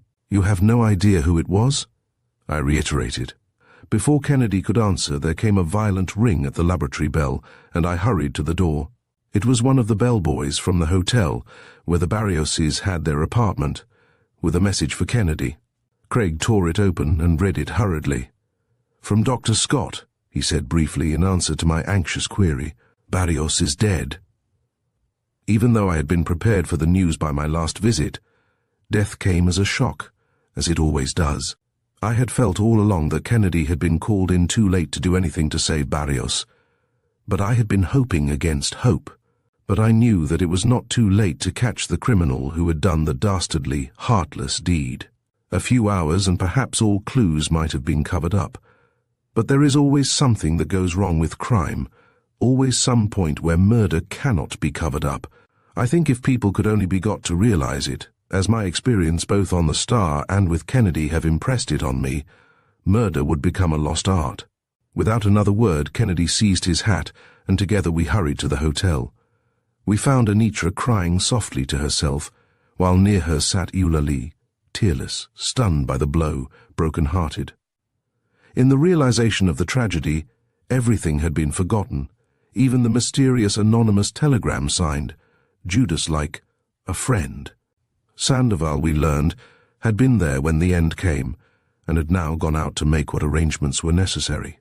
I had nothing against the man, but I could not help feeling that, now that the business was all Anitra's, might he not be the one to profit most by the death? The fact was that Kennedy had expressed so little opinion on the case so far that I might be pardoned for suspecting any one, even Teresa de Leon, who must have seen José slipping away from her in spite of her pursuit, whatever actuated it. It was while I was in the midst of these fruitless speculations that Dr. Scott beckoned us outside, and we withdrew quietly. "I don't know that there is anything more that I can do," he remarked, "but I promised Signor Sandoval that I would stay here until he came back. He begged me to, seems scarcely to know how to do enough to comfort his sister and Señorita Barrios." I listened to the doctor keenly. Was it possible that Sandoval had one of those Jekyll-Hyde natures which seem to be so common in some of us? Had his better nature yielded to his worse? To my mind, that has often been an explanation of crime, never an adequate defense. Kennedy was about to say something when the elevator door down the hall opened. I expected that it was Sandoval returning, but it was Burton Page. "They told me you were here," he said, greeting us. "I have been looking all over for you, down at your laboratory and at your apartment. Would you mind stepping down around the bend in the hall?" We excused ourselves from Dr. Scott, wondering what Page had to reveal. "I knew Sandoval had not returned," he began as soon as we were out of earshot of the doctor, "and I don't want to see him again, not after what happened this afternoon. The man is crazy." We had reached an alcove and sank down into a soft settee. "Why, what was that?" I asked, recalling the look of hate on the man's face as he had watched Page talking to Anitra in the tea room. "I'm giving you this for what it may be worth," began Page, turning from me to Kennedy. "Down in the lobby this afternoon, after you had been gone some time, I happened to run into Sandoval. He almost seized hold of me. 'You have been at the office,' he said. 'You've been rummaging around there.' Well, I denied it flatly. 'Who took those letters?' He shot back at me. All I could do was to look at him. 'I don't know about any letters.' 'What letters?' I asked. 'Oh, he's a queer fellow, all right. I thought he was going to kill me by the black look he gave me.' He cooled down a bit, but I didn't wait for any apology. The best thing to do with these hot-headed people is to cut out and let them alone. How do you account for his strange actions?" asked Kennedy. "Have you ever heard anything more that he did?" Page shrugged his shoulders as if in doubt whether to say anything, then decided quickly. "The other day I heard Barrios and Sandoval in the office. They were quite excited. Barrios was talking loudly. I didn't know at first what it was all about, but I soon found out. Sandoval had gone to him, as the head of the family, following their custom, I believe, to ask whether he might seek to win Anitra." "Have you ever heard of Teresa de Leon?" interrupted Kennedy suddenly. Page looked at him and hesitated. "There's some scandal there, I'm afraid," he nodded, combining his answers. "I heard Sandoval say something about her to Barrios that they warn him against something. That was when the argument was heated. It seemed to make Barrios angry. Sandoval said something about Barrios refusing to let him court Anitra, while at the same time Barrios was engaged to Eulalie. Barrios retorted that the cases were different. He said he had decided that Anitra was going to marry an American millionaire." There could be no doubt about how Page himself interpreted the remark. It was evident that he took it to mean himself. "Sandoval had warned against this de Leon?" asked Kennedy, evidently having in mind the anonymous telegram. "Something, I don't know what it was all about," returned Page, then added in a burst of confidence, "I never heard of the lady until she came to New York and introduced herself to me. For a time she was interesting, but I'm too old for that sort of thing. Besides, she always impressed me as though she had some ulterior motive, as though she was trying to get at something through me. I cut it all out. Kennedy nodded, but for a moment said nothing. "I think I'll be getting out," remarked Page with a half-smile. "I don't want a knife in the back. I thought you ought to know all this, though, and if I hear anything else I'll let you know." Kennedy thanked him, and together we rode down in the next elevator, parting with Page at the hotel entrance. It was still early in the evening, and Kennedy had no intention now of wasting a moment. He beckoned for a cab and directed the man to drive immediately to the Pan America. This time, Teresa de Leon was plainly prepared for a visit, though I am not sure that she was prepared to receive two visitors. "I believe you were acquainted with Senor Barrios, who died tonight," opened Kennedy, after I'd introduced him. "He was acquainted with me," she corrected, with a purr in her voice that suggested claws. "You were not married to him," shot out Kennedy. Then, before she could reply, "nor even engaged. He had known me a long time. We were intimate." "Friends," interrupted Kennedy, leaving no doubt as to the meaning of his emphasis. She colored. It was evident that at least to her it was more than friendship. "Senor Sandoval says," romanced Kennedy in true detective style, "that you wrote." It was her turn to interrupt. "If Senor Sandoval says anything against me, he tells what is not the truth." In spite of Kennedy's grilling, she was still mistress of herself. "You introduced yourself to Burton Page, and you had better remember your own proverb," she retorted. "Don't believe anything you hear, and only half you see." Kennedy snapped down the yellow telegram before her. It was a dramatic moment. The woman did not flinch at the anonymous implication. Straight into Kennedy's eyes she shot a penetrating glance. "Watch both of them," she replied shortly, then turned and deliberately swept out of the hotel parlor, as though daring us to go as far as we cared. "I think we have started forces working for us," remarked Kennedy, coolly consulting his watch. "For the present at least let us retire to the laboratory. Someone will make a move. My game is to play one against the other until the real one breaks."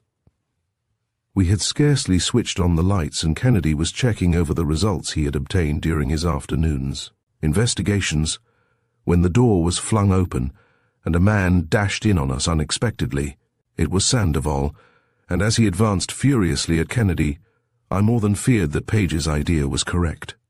"It was you, Kennedy," he hissed, "who took those letters from Jose's desk. It is you or Page back of you who are trying to connect me with that woman, De Leon. But let me tell you." A sharp click back of Sandoval caused him to cut short the remark and look about apprehensively. Kennedy's finger, sliding along the edge of the laboratory table, had merely found an electric button by which he could snap the lock on the door. "We are 2-1, returned Kennedy, nonchalantly. "That was nothing but the lock on the door closing. Mr. Jameson has a revolver in the top drawer of his desk over there. You will pardon me if I do a little telephoning through the central office of the Detective Bureau. Some of our friends may not be over-anxious to come here, and it may be necessary to compel their attendance."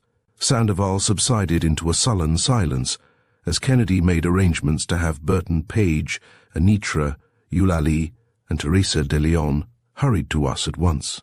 There was nothing for me to do but watch Sandoval as Kennedy prepared a little instrument with a scale and dial upon which rested an indicator resembling a watch hand, something like the new horizontal clocks, which have only one hand to register seconds, minutes, and hours.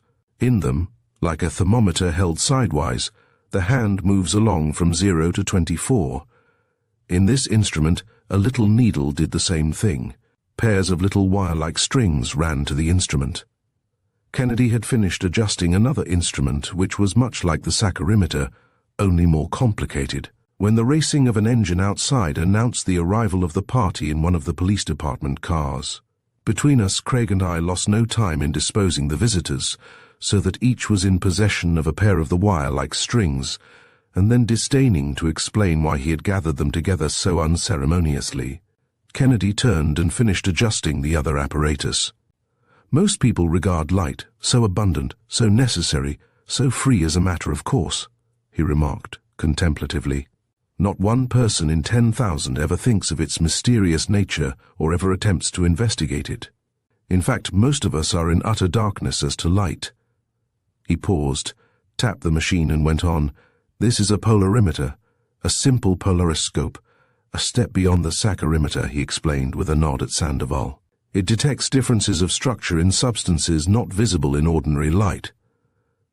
Light is polarized in several ways, by reflection, by transmission, but most commonly through what I have here, a prism of calcite, or Iceland spar, commonly called a nickel prism. Light fully polarized consists of vibrations transverse to the direction of the ray, all in one plane. Ordinary light has transverse vibrations in all planes. Certain substances, due to their molecular structure, are transparent to vibrations in one plane, but opaque to those at right angles. Here we have," he explained, tapping the parts in order, "a source of light, passing in through this aperture, here a nickel polarizer, next a liquid to be examined in a glass-capped tube, here on this other side an arrangement of quartz plates with rotary power, which I will explain in a moment, next an analyzer, and finally the aperture for the eye of an observer." Kennedy adjusted the glass tube containing the liquid which bore the substance scraped from the cartridge he had picked up in the office of Jose. "Look through the eyepiece, Walter," he directed. The field appeared halved. He made an adjustment, and at once the field of vision appeared wholly the same tint. When he removed the tube, it was dark. "If a liquid has not what we call rotary power, both halves of the double disc appear of the same tint," he explained. "If it has rotary power, the halves appear of different tints, and the degree of rotation is measured by the alteration of thickness of this double quartz plate necessary to counteract it. It is, as I told Mr. Jameson early today, a rather abstruse subject, this of polarized light. I shall not bore you with it, but I think you will see in a moment why it is necessary. Perhaps why someone who knew thought it would never be used. What I am getting at now is that some substances with the same chemical formula rotate polarized light to the right, are dextro-rotary, as, for instance, what is known as dextrose. Others rotate it to the left, are levo-rotary, as the substance called levose. Both of them are glucose. So there are substances which give the same chemical reactions which can only be distinguished by their being left or right rotary. Craig took a bit of crystalline powder and dissolved it in ether. Then he added some strong sulfuric acid. The liquid turned yellow, then slowly a bright scarlet. Beside the first, he repeated the operation with another similar-looking powder, with the identical result. Both of those, he remarked, holding up the vials, were samples of pure veratrine, but obtained from different sources. You see the brilliant reaction, unmistakable. But it makes all the difference in the world in this case what was the source of the veratrine. It may mean the guilt or innocence of one of you. He paused, to let the significance of his remarks sink in. Veratrine, he resumed, is a form of hellebore, known to gardeners for its fatal effect on insects. There are white and green hellebore, Veratrum alba and Veratrum viride. It is the pure alkaloid, or rather one of them, that we have to deal with here, veratrine. There are various sources of veratrine. For instance, there is the veratrine that may be derived from the sabadia seeds which grow in the West Indies and Mexico. It is used, I am informed, by the Germans in their lacrimatory and asphyxiating bombs. The mention of the West Indies brought, like a flash, to my mind Sandoval and Señorita de Leon. Then, too, continued Kennedy, there is a plant out in our own western country, of which you may have heard, known as the death camas, very fatal to cattle when they eat it. The active principle in this is also veratrine. I began to see what Kennedy was driving at. If it were veratrine derived from death camas, it would point toward Page. Abderhalden, the great German physiological chemist, has discovered that substances that once get into the blood produce specific ferments. Not long ago in a case I showed it by the use of dialyzing membranes, but Abderhalden has found that the polariscope can show it also. And in this case, only the polariscope can show what chemistry cannot show when we reach the point of testing Senor Barrios's blood, if that becomes necessary.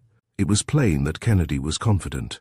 There are other sources of drugs of the nature used in this case, to asphyxiate and kill, but the active principle of all is veratrine. The point is, veratrine from what source? The Sabadilla is dextro-rotary. The death camas is levo-rotary. Which is it here? As I tried to figure out the ramifications of the case, I could see that it was a cruel situation for one or the other of the girls. Was one of her lovers the murderer of Anitra's brother? Or was her own brother the murderer of Eulalie's lover? I looked at the faces before me, now tensely watching Kennedy, forgetful of the wire-like strings which they held in their hands. I studied Teresa de Leon intently for a while. She was still the enigma which she had been the first time I saw her. Kennedy paused long enough to look through the eyepiece again, as if to reassure himself finally that he was right. There was a tantalizing suspense as we waited for the verdict of science on this intensely human tragedy. Then he turned to the queer instrument over which the needle hand was moving. Though some scientists would call this merely a sensitive form of galvanometer, he remarked, it is to me more than that. It registers feelings, emotions. It has been registering your own every moment that I have been talking, but most of all it registers the grand passion. I might even call it a love meter. Love might seem to be a subject which could not be investigated, but even love can be attributed to electrical forces, or perhaps better, is expressed by the generation of an electric current, as though the attraction between men and women were the giving off of electrons or radiations of one to the other. I have seen this galvanometer stationary during the ordinary meeting of men and women, yet exhibit all sorts of strange vibrations when true lovers meet. Not used to Kennedy's peculiar methods, they were now on guard, ignorant of the fact that that alone was sufficient to corroborate unescapably any evidence they had already given of their feelings toward each other. Kennedy passed lightly over the torn and bleeding heart of Eulalie, but, much as he disliked to do so, he could not so quickly pass Anitra. In spite of her grief, I could see that she was striving to control herself. A quick blush suffused her face, and her breath came and went faster. This record, went on Kennedy, lowering his voice, tells me that two men are in love with Anitra Barrios. I will not say which exhibits the deeper, truer passion. You shall see for yourself in a moment. But more than that, it tells me which of the two she cares for most, a secret her heart would never permit her lips to disclose. Nor will I disclose it.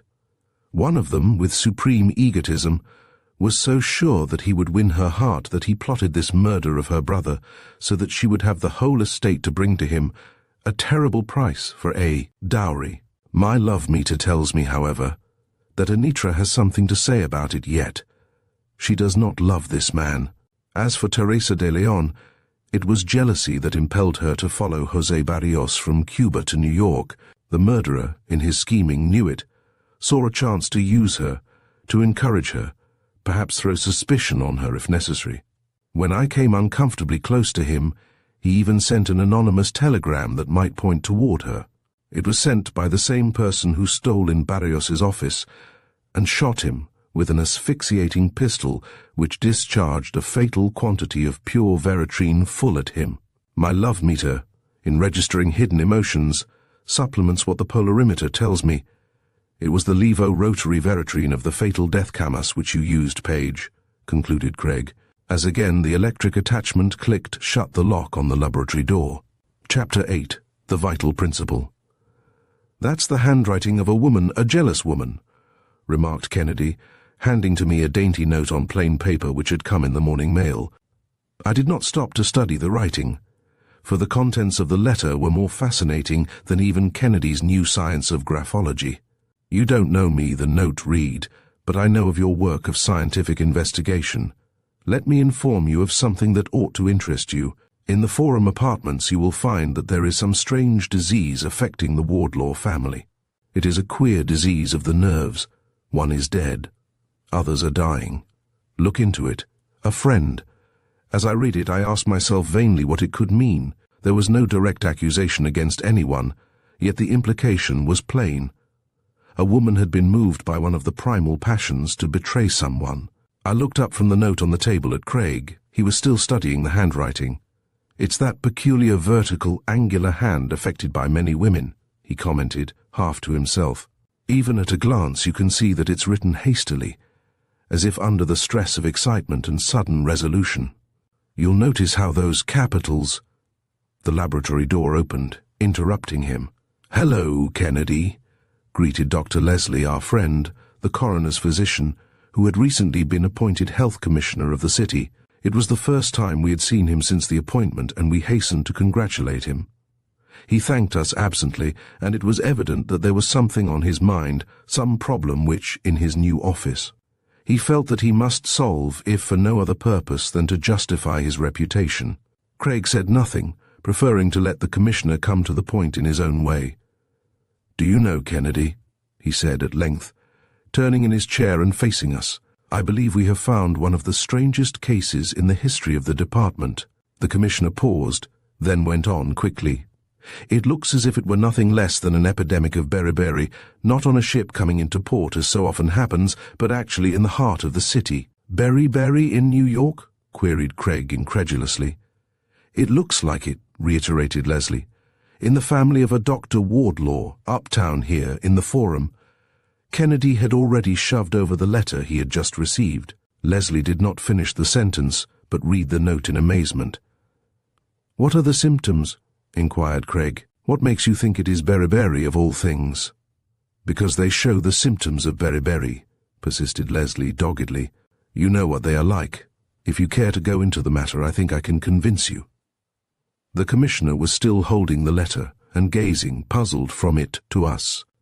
It seemed as if he regarded it merely as confirming his own suspicions that something was wrong, even though it shed no real light on the matter. "How did you first hear of it?" prompted Kennedy. Leslie answered frankly. "It came to the attention of the department as the result of a reform I have inaugurated. When I went in office, I found that many of the death certificates were faulty, and in the course of our investigations we ran across one that seemed to be most vaguely worded. I don't know yet whether it was ignorance or something worse, but it started an inquiry. I can't say that I'm thoroughly satisfied with the amended certificate of the physician who attended Mrs. Marbury. The mother of Dr. Wardlaw's wife, who died about a week ago, Dr. Aitken." "Then Wardlaw didn't attend her himself?" asked Kennedy. "Oh, no. He couldn't under the circumstances, as I'll show you presently, aside from the medical ethics of the case. Aitken was the family physician of the Marburys." Kennedy glanced at the note. "One is dead, others are dying," he read. "Who are the others? Who else is stricken?" "Why," continued Leslie, eager to unburden his story, "Wardlaw himself has the marks of a nervous affection as plainly as the eye can see it. You know what it is in this disease, as though the nerves were wasting away. But he doesn't seem half as badly affected as his wife.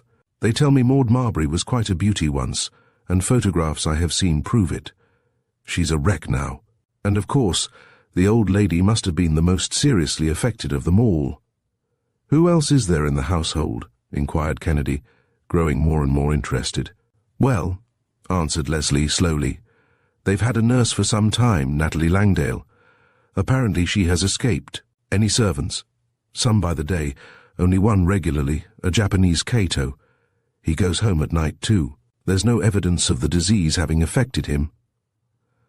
I caught Leslie's eye as he gave the last information. Though I did not know much about beriberi, I had read of it, and knew that it was especially prevalent in the Orient. I did not know what importance to attach to Kato and his going home at night. "Have you done any investigating yourself?" asked Kennedy. Leslie hesitated a moment, as though deprecating his own efforts in that line, though when he spoke, I could see no reason why he should, except that it had so often happened that Kennedy had seen the obvious, which was hidden from most of those who consulted him. "Yes," he replied. "I thought perhaps there might be some motive back of it all which I might discover. Possibly it was old Mrs. Marbury's fortune, not a large one, but substantial. So it occurred to me that the will might show it. I have been to the surrogate." "And?" prompted Kennedy approvingly. "Mrs. Marbury's will has already been offered for probate. It directs, among other things, that $25,000 be given by her daughter, to whom she leaves the bulk of her fortune, to Dr. Aitken, who had been Mr. Marbury's physician, and her own." Leslie looked at us significantly, but Kennedy made no comment. "Would you like to go up there and see them?" urged the commissioner, anxious to get Craig's final word on whether he would cooperate in the affair. "I certainly should," returned Kennedy heartily, folding up the letter which had first attracted his interest. "It looks as if there were more to this thing than a mere disease, however unusual." Dr. Leslie could not conceal his satisfaction, and without delaying a moment more than was necessary, hurried us out into one of the department cars, which he had left waiting outside, and directed the driver to take us to the Forum Apartments, one of the newest and most fashionable on the drive.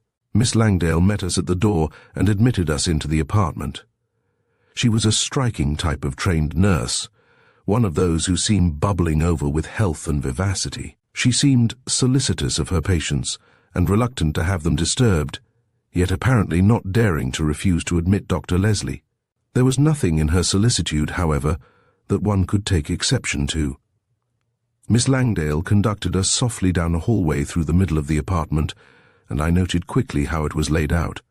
On one side we passed a handsomely furnished parlour and dining room, opposite which were the kitchen and butler's pantry, and farther along, a bedroom and the bath. On down the hall, on the right, was Dr. Wardlaw's study, or rather den, for it was more of a library than an office. The nurse led the way, and we entered. Through the windows one caught a beautiful vista of the drive, the river, and the Jersey shore. I gazed about curiously. Around the room there were bookcases and cabinets, a desk, some easy chairs, and in the corner a table on which were some of Wardlaw's paraphernalia, for, although he was not a practicing physician, he still specialized in his favorite branches of eye and ear surgery. Miss Langdale left us a moment, with a hasty excuse that she must prepare Mrs. Wardlaw for the unexpected visit. The preparation, however, did not take long, for a moment later Maude Wardlaw entered, supported by her nurse. Her lips moved mechanically as she saw us, but we could not hear what she said. As she walked, I could see that she had a peculiar gait, as though she were always lifting her feet over small obstacles. Her eyes, too, as she looked at us, had a strange squint, and now and then the muscles of her face twitched.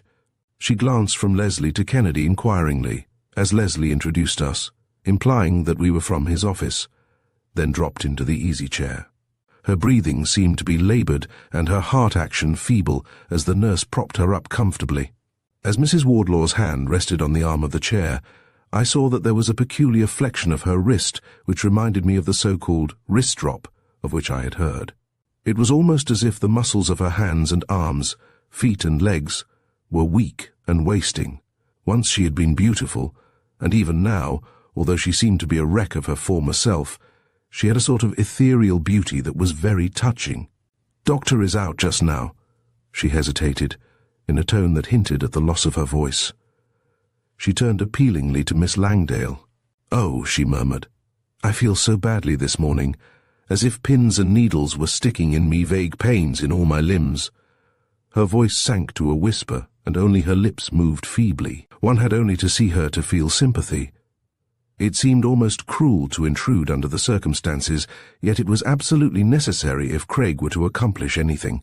Maude Wardlaw, however, did not seem to comprehend the significance of our presence, and I wondered how Kennedy would proceed. "I should like to see your Japanese servant, Cato," he began, directly, somewhat to my surprise, addressing himself rather to Miss Langdale than to Mrs. Wardlaw. The nurse nodded and left the room without a word, as though appreciating the anomalous position in which she was placed as temporary mistress of the household. A few moments later Cato entered. He was a typical specimen of the suave Oriental, and I eyed him keenly, for to me east was east and west was west, and I was frankly suspicious, especially as I saw no reason to be otherwise in Kennedy's manner. I waited eagerly to see what Craig would do. "Sit here," directed Kennedy, indicating a straight-backed chair on which the Japanese obediently sat. "Now cross your knees." As Cato complied, Kennedy quickly brought his hand, held flat and palm upward, sharply against the Jap's knee just below the kneecap. There was a quick reflex jerk of the leg below the knee in response.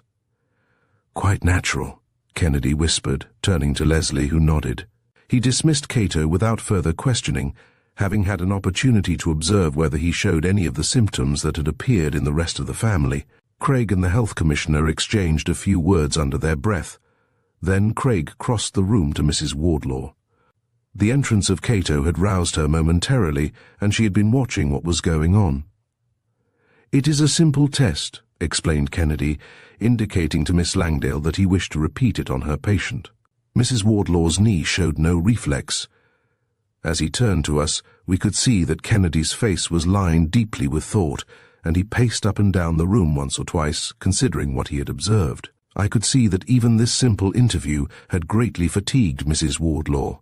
Miss Langdale said nothing, but it was plainly evident that she objected strongly to the strain on her patient's strength. "That will be sufficient," nodded Craig, noticing the nurse. "Thank you very much. I think you had better let Mrs. Wardlaw rest in her own room." On the nurse's arm, Mrs. Wardlaw withdrew, and I looked inquiringly from Kennedy to Dr. Leslie. What was it that had made this beautiful woman such a wreck? It seemed almost as though the hand of fate had stretched out against one who had all to make her happy wealth, youth, a beautiful home, for the sullen purpose of taking away what had been bestowed so bounteously. "It is polyneuritis, all right, Leslie," Craig agreed the moment we were alone. "I think so," coincided Leslie with a nod. "It's the cause I can't get at. Is it polyneuritis of beriberi, or something else?" Kennedy did not reply immediately. "Then there are other causes?" I inquired of Leslie. "Alcohol," he returned briefly. "I don't think that figures in this instance. At least I've seen no evidence." "Perhaps some drug?" I hazarded at a venture. Leslie shrugged. "How about the food?" inquired Craig. "Have you made any attempt to examine it?" "I have," replied the commissioner. "When I came up here first, I thought of that. I took samples of all the food that I could find in the icebox, the kitchen, and the butler's pantry. I have the whole thing, labeled, and I have already started to test them out. I'll show you what I have done when we go down to the department laboratory." Kennedy had been examining the books in the bookcase and now pulled out a medical dictionary. It opened readily to the heading, Polyneuritis Multiple Neuritis. I bent over and read with him. In the disease, it seemed, the nerve fibers themselves in the small nerves broke down, and the affection was motor, sensory, vasomotor, or endemic. All the symptoms described seemed to fit what I had observed in Mrs. Wardlaw. "Invariably," the article went on, "it is the result of some toxic substance circulating in the blood. There is a polyneuritis psychosis, known as Korsakoff's syndrome, characterized by disturbances of the memory of recent events and false reminiscences, the patient being restless and disorientated." I ran my finger down the page until I came to the causes. There were alcohol, lead, arsenic, bisulfide of carbon, diseases such as diabetes, diphtheria, typhoid, and finally, much to my excitement, was enumerated beriberi. With the added information, or, as the Japanese call it, kake, I placed my finger on the passage and was about to say something about my suspicions of Cato when we heard the sound of footsteps in the hall, and Craig snapped the book shut, returning it hastily to the bookcase. It was Miss Langdale who had made her patient comfortable in bed and now returned to us. "Who is this Cato?" inquired Craig, voicing what was in my own mind. "What do you know about him?" "Just a young Japanese from the mission downtown," replied the nurse directly. "I don't suppose you know, but Mrs. Wardlaw used to be greatly interested in religious and social work among the Japanese and Chinese. Would be yet, but," she added significantly, "she is not strong enough. They employed him before I came here, about a year ago, I think." Kennedy nodded, and was about to ask another question when there was a slight noise out in the hall. Thinking it might be Cato himself, I sprang to the door. Instead, I encountered a middle-aged man who drew back in surprise at seeing me, a stranger. "Oh, good morning, Dr. Aitken," greeted Miss Langdale, in quite the casual manner of a nurse accustomed to the daily visit at about this hour. As for Dr. Aitken, he glanced from Leslie, whom he knew, to Kennedy, whom he did not know, with a very surprised look on his face. In fact, I got the impression that after he had been admitted, he had paused a moment in the hall to listen to the strange voices in the Wardlaw study. Leslie nodded to him and introduced us. without quite knowing what to say or do, any more than Dr. Aitken. "A most incomprehensible case," ventured Aitken to us. "I can't for the life of me make it out." The doctor showed his perplexity plainly, whether it was feigned or not. "I'm afraid she's not quite so well as usual," put in Miss Langdale, speaking to him, but in a manner that indicated that first of all she wished any blame for her patient's condition to attach to us, and not to herself. Dr. Aitken pursed up his lips, bowed excusingly to us, and turned down the hall, followed by the nurse. As they passed on to Mrs. Wardlaw's room, I am sure they whispered about us. I was puzzled by Dr. Aitken. He seemed to be sincere, yet, under the circumstances, I felt that I must be suspicious of everybody and everything.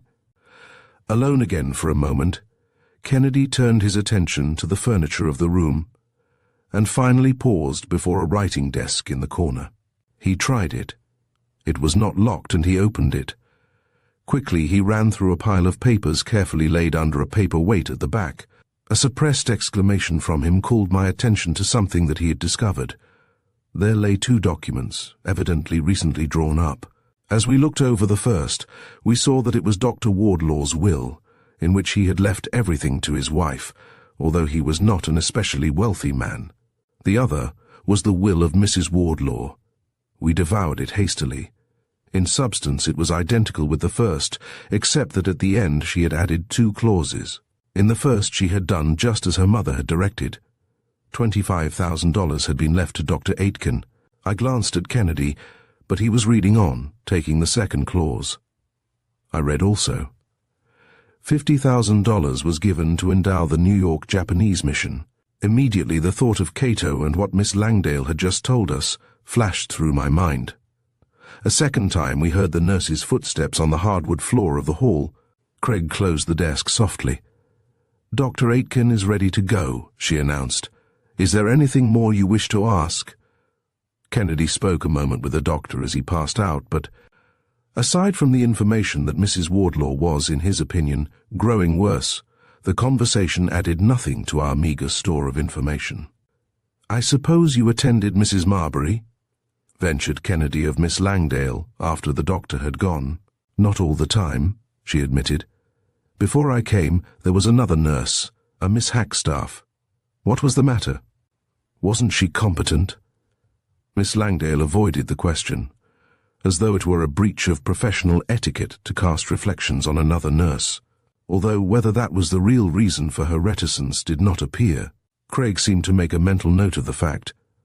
"Have you seen anything suspicious about this, Cato?" put in Leslie, while Kennedy frowned at the interruption. Miss Langdale answered quickly, "Nothing."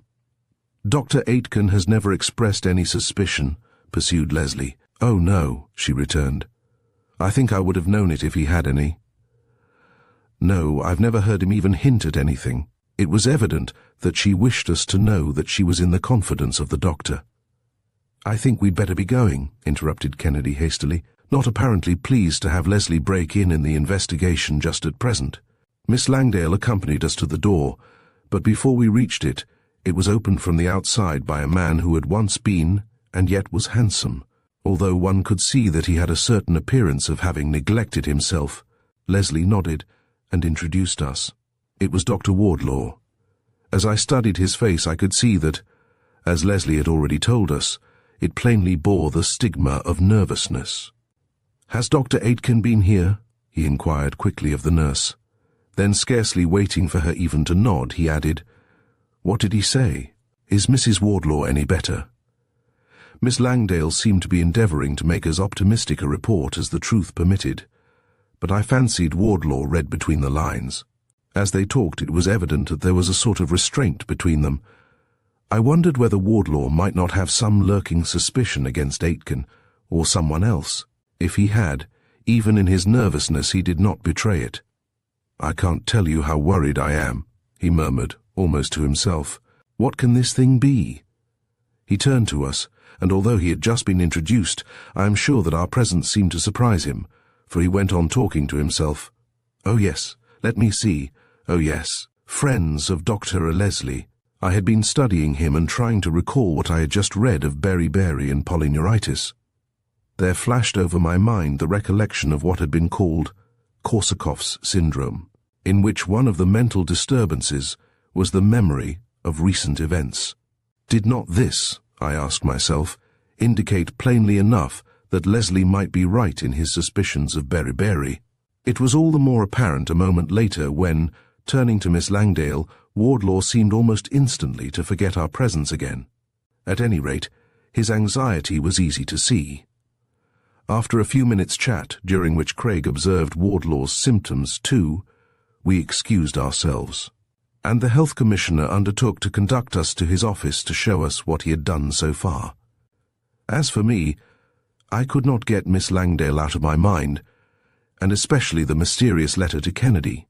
What of it, and what of its secret sender? None of us said much until, half an hour later, in the department laboratory, Leslie began to recapitulate what he had already done in the case. "You asked whether I had examined the food," he remarked, pausing in a corner before several cages in which were a number of pigeons, separated and carefully tagged. With a wave of his hand at one group of cages, he continued, "These fellows I have been feeding exclusively on samples of the various foods which I took from the Wardlaw family when I first went up there. Here, too, are charts showing what I have observed up to date.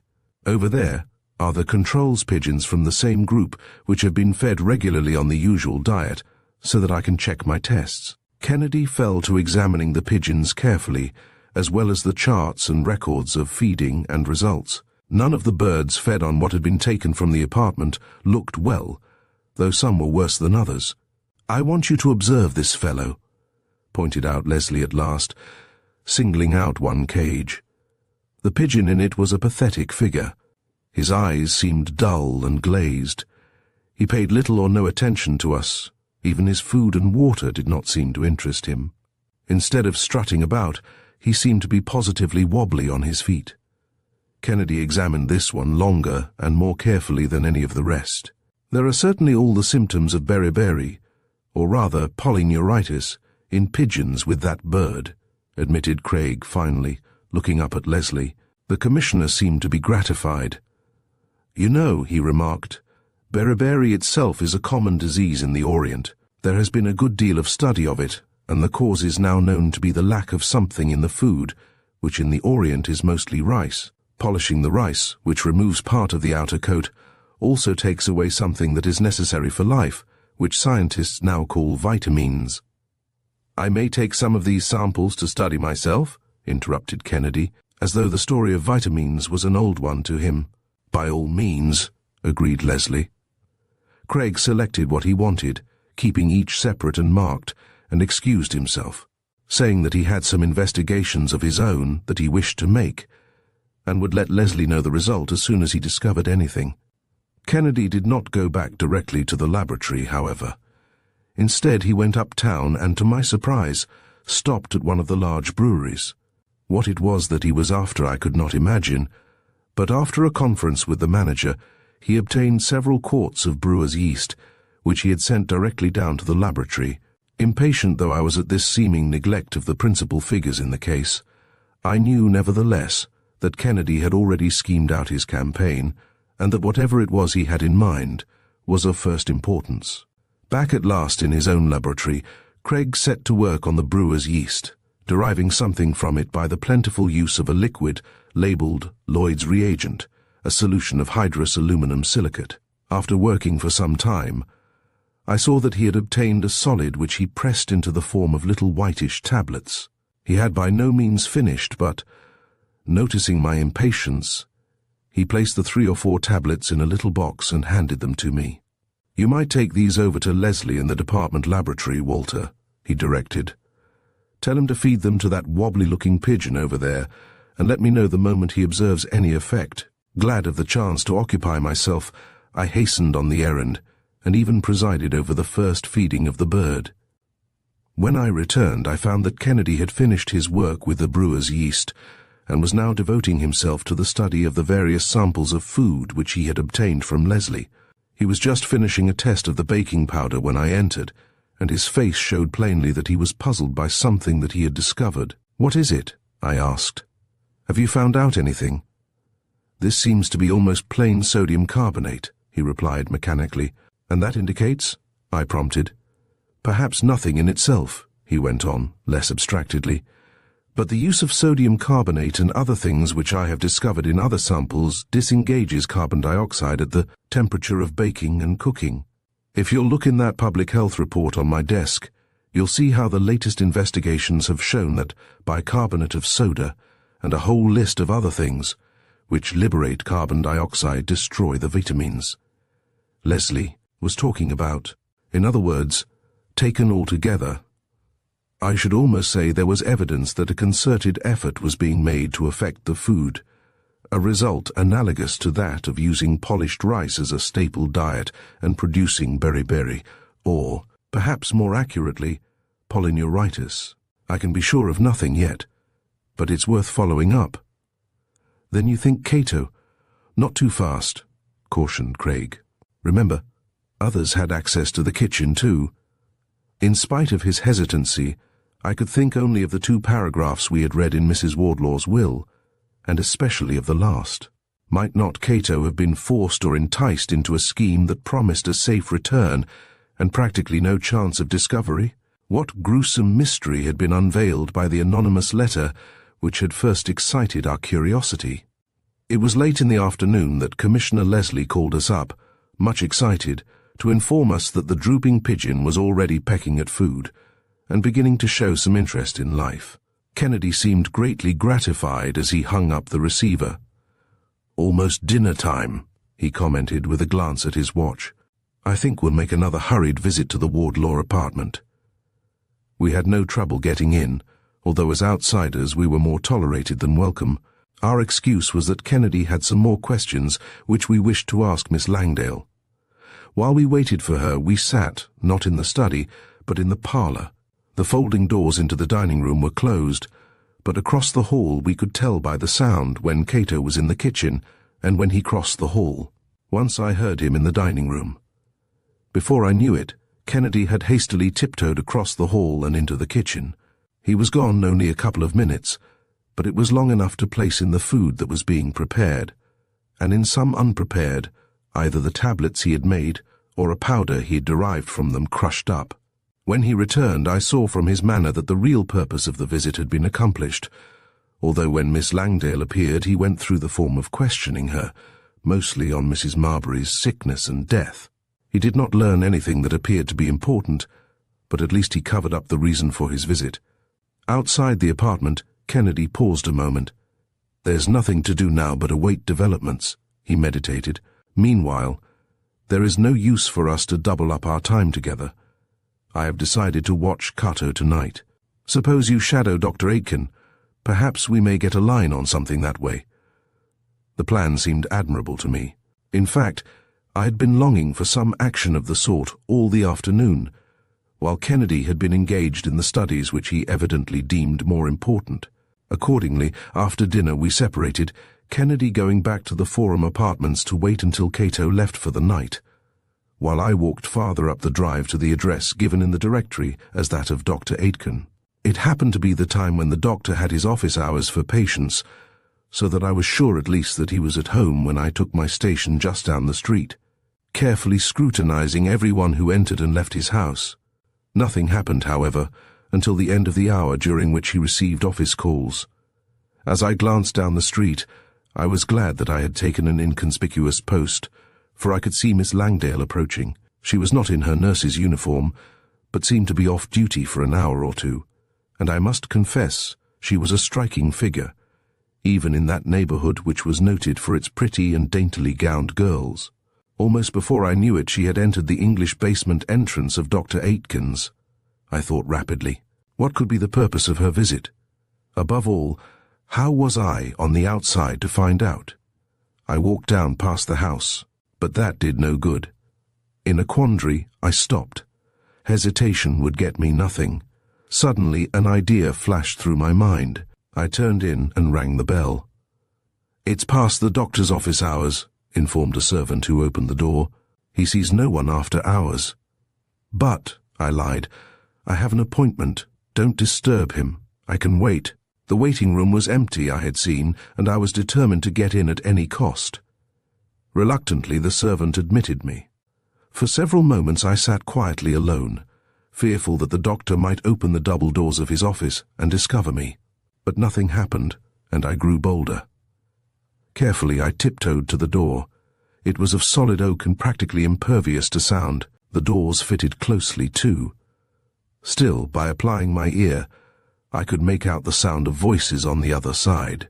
I strained my ears both to catch a word now and then, and to be sure that I might hear the approach of anybody outside. Was Aitken suspiciously interested in the pretty nurse? Or was she suspiciously interested in him? Suddenly their voices became a trifle more distinct. "Then you think Dr. Wardlaw has it too?" I heard her ask. I did not catch the exact reply, but it was in the affirmative. They were approaching the door. In a moment it would be opened. I waited to hear no more, but seized my hat and dashed for the entrance from the street, just in time to escape observation. Miss Langdale came out shortly, the doctor accompanying her to the door, and I followed her back to the forum. What I had heard only added to the puzzle. Why her anxiety to know whether Wardlaw himself was affected? Why Aitken's solicitude in asserting that he was? Were they working together, or were they really opposed? Which might be using the other? My queries still unanswered, I returned to Aitken's and waited about some time, but nothing happened, and finally I went on to our own apartment. It was very late when Craig came in, but I was still awake and waiting for him. Before I could ask him a question, he was drawing from me what I had observed, listening attentively. Evidently, he considered it of great importance, though no remark of his betrayed what interpretation he put on the episode. "Have you found anything?" I managed to ask finally. "Yes, indeed," he nodded thoughtfully. "I shadowed Cato from the forum. It must have been before Miss Langdale came out that he left. He lives downtown in a tenement house. There's something queer about that Jap." "I think there is," I agreed. "I don't like his looks."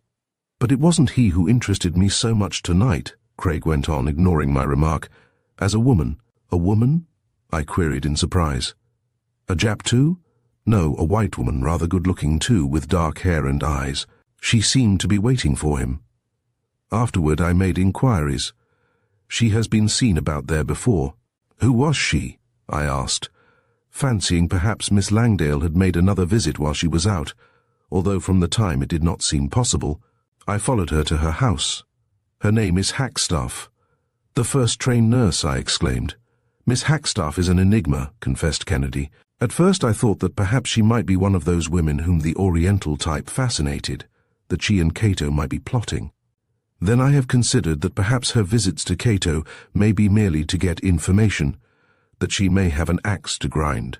Both Cato and she will bear watching, and I have made arrangements to have it done. I've called on that young detective Chase, whom I've often used for the routine work of shadowing. There's nothing more that we can do now until tomorrow, so we might as well turn in." Early the next day, Kennedy was again at work, both in his own laboratory and in that of the health department, making further studies of the food and the effect it had on the pigeons, as well as observing what changes were produced by the white tablets he had extracted from the yeast. It was early in the forenoon when the buzzer on the laboratory door sounded, and I opened the door to admit Chase in a high state of excitement. "What has happened?"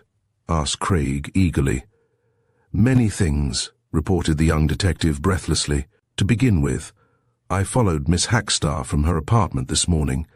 She seemed to be worked up over something, perhaps had had a sleepless night. As nearly as I could make out, she was going about aimlessly. Finally, however, I found that she was getting into the neighborhood of Dr. Aitken and of the forum. Well, when we got to the forum, she stopped and waited in front of it. Oh, I should say almost half an hour. I couldn't make out what it was she wanted, but at last I found out."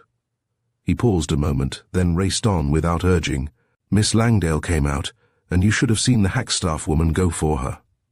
He drew in his breath sharply at the reminiscence. "I thought there was going to be a murder done on Riverside Drive. Miss Langdale screamed and ran back into the apartment. There was a good deal of confusion. The hall boys came to the rescue. In the excitement, I managed to slip into the elevator with her. No one seemed to think it strange then that an outsider should be interested." I went up with her, saw Wardlaw as she poured out the story. He's a queer one. Is he right?" "Why?" asked Craig indulgently. "He seems so nervous, things upset him so easily. Yet, after we had taken care of Miss Langdale and matters had quieted down, I thought I might get some idea of the cause of the fracas, and asked him if he knew of any reason. Why, he looked at me kind of blankly, and I swear he acted as though he had almost forgotten it already. I tell you, he's not right." Remembering our own experience, I glanced significantly at Craig. "Korsakoff syndrome?" I queried laconically. "Another example of a mind confused even on recent events." Kennedy, however, was more interested in Chase. "What did Miss Hackstaff do?" he asked. "I don't know. I missed her. When I got out again, she was gone." "Pick her up again," directed Craig. "Perhaps you'll get her at her place. And see this time, if you can get what I asked you." "I'll try," returned Chase, much pleased at the words of commendation which Craig added as he left us again. On what errand Chase had gone I could not guess, except that it had something to do with this strange woman who had so unexpectedly entered the case. Nor was Craig any more communicative. There were evidently many problems which only events could clear up even in his mind. Though he did not say anything, I knew that he was as impatient as I was, and as Leslie too, who called up once or twice to learn whether he had discovered anything. There was nothing to do but wait. It was early in the afternoon that the telephone rang, and I answered it. It was Chase calling Kennedy. I heard only half the conversation, and there was not much of that, but I knew that something was about to happen. Craig hastily summoned a cab, then in rapid succession called up Dr. Aitken and Leslie, for whom we stopped as our driver shot us over to the Forum apartments. There was no ceremony or unnecessary explanation about our presence, as Kennedy entered and directed Miss Langdale to bring her patients into the little office study of Dr. Wardlaw. Miss Langdale obeyed reluctantly. When she returned, I felt that it was appreciable that a change had taken place. Mrs. Wardlaw, at least, was improved. She was still ill, but she seemed to take a more lively interest in what was going on about her. As for Dr. Wardlaw, however, I could not see that there had been any improvement in him. His nervousness had not abated. Cato, whom Kennedy summoned at the same time, preserved his usual imperturbable exterior. Miss Langdale, in spite of the incident of the morning, was quite as solicitous as ever of her charges. We had not long to wait for Dr. Aitken. He arrived, inquiring anxiously what had happened, although Kennedy gave none of us any satisfaction immediately as to the cause of his quick action. Aitken fidgeted uneasily, glancing from Kennedy to Leslie, then to Miss Langdale, and back to Kennedy, without reading any explanation in the faces. I knew that Craig was secretly taking his time both for its effect on those present and to give Chase a chance.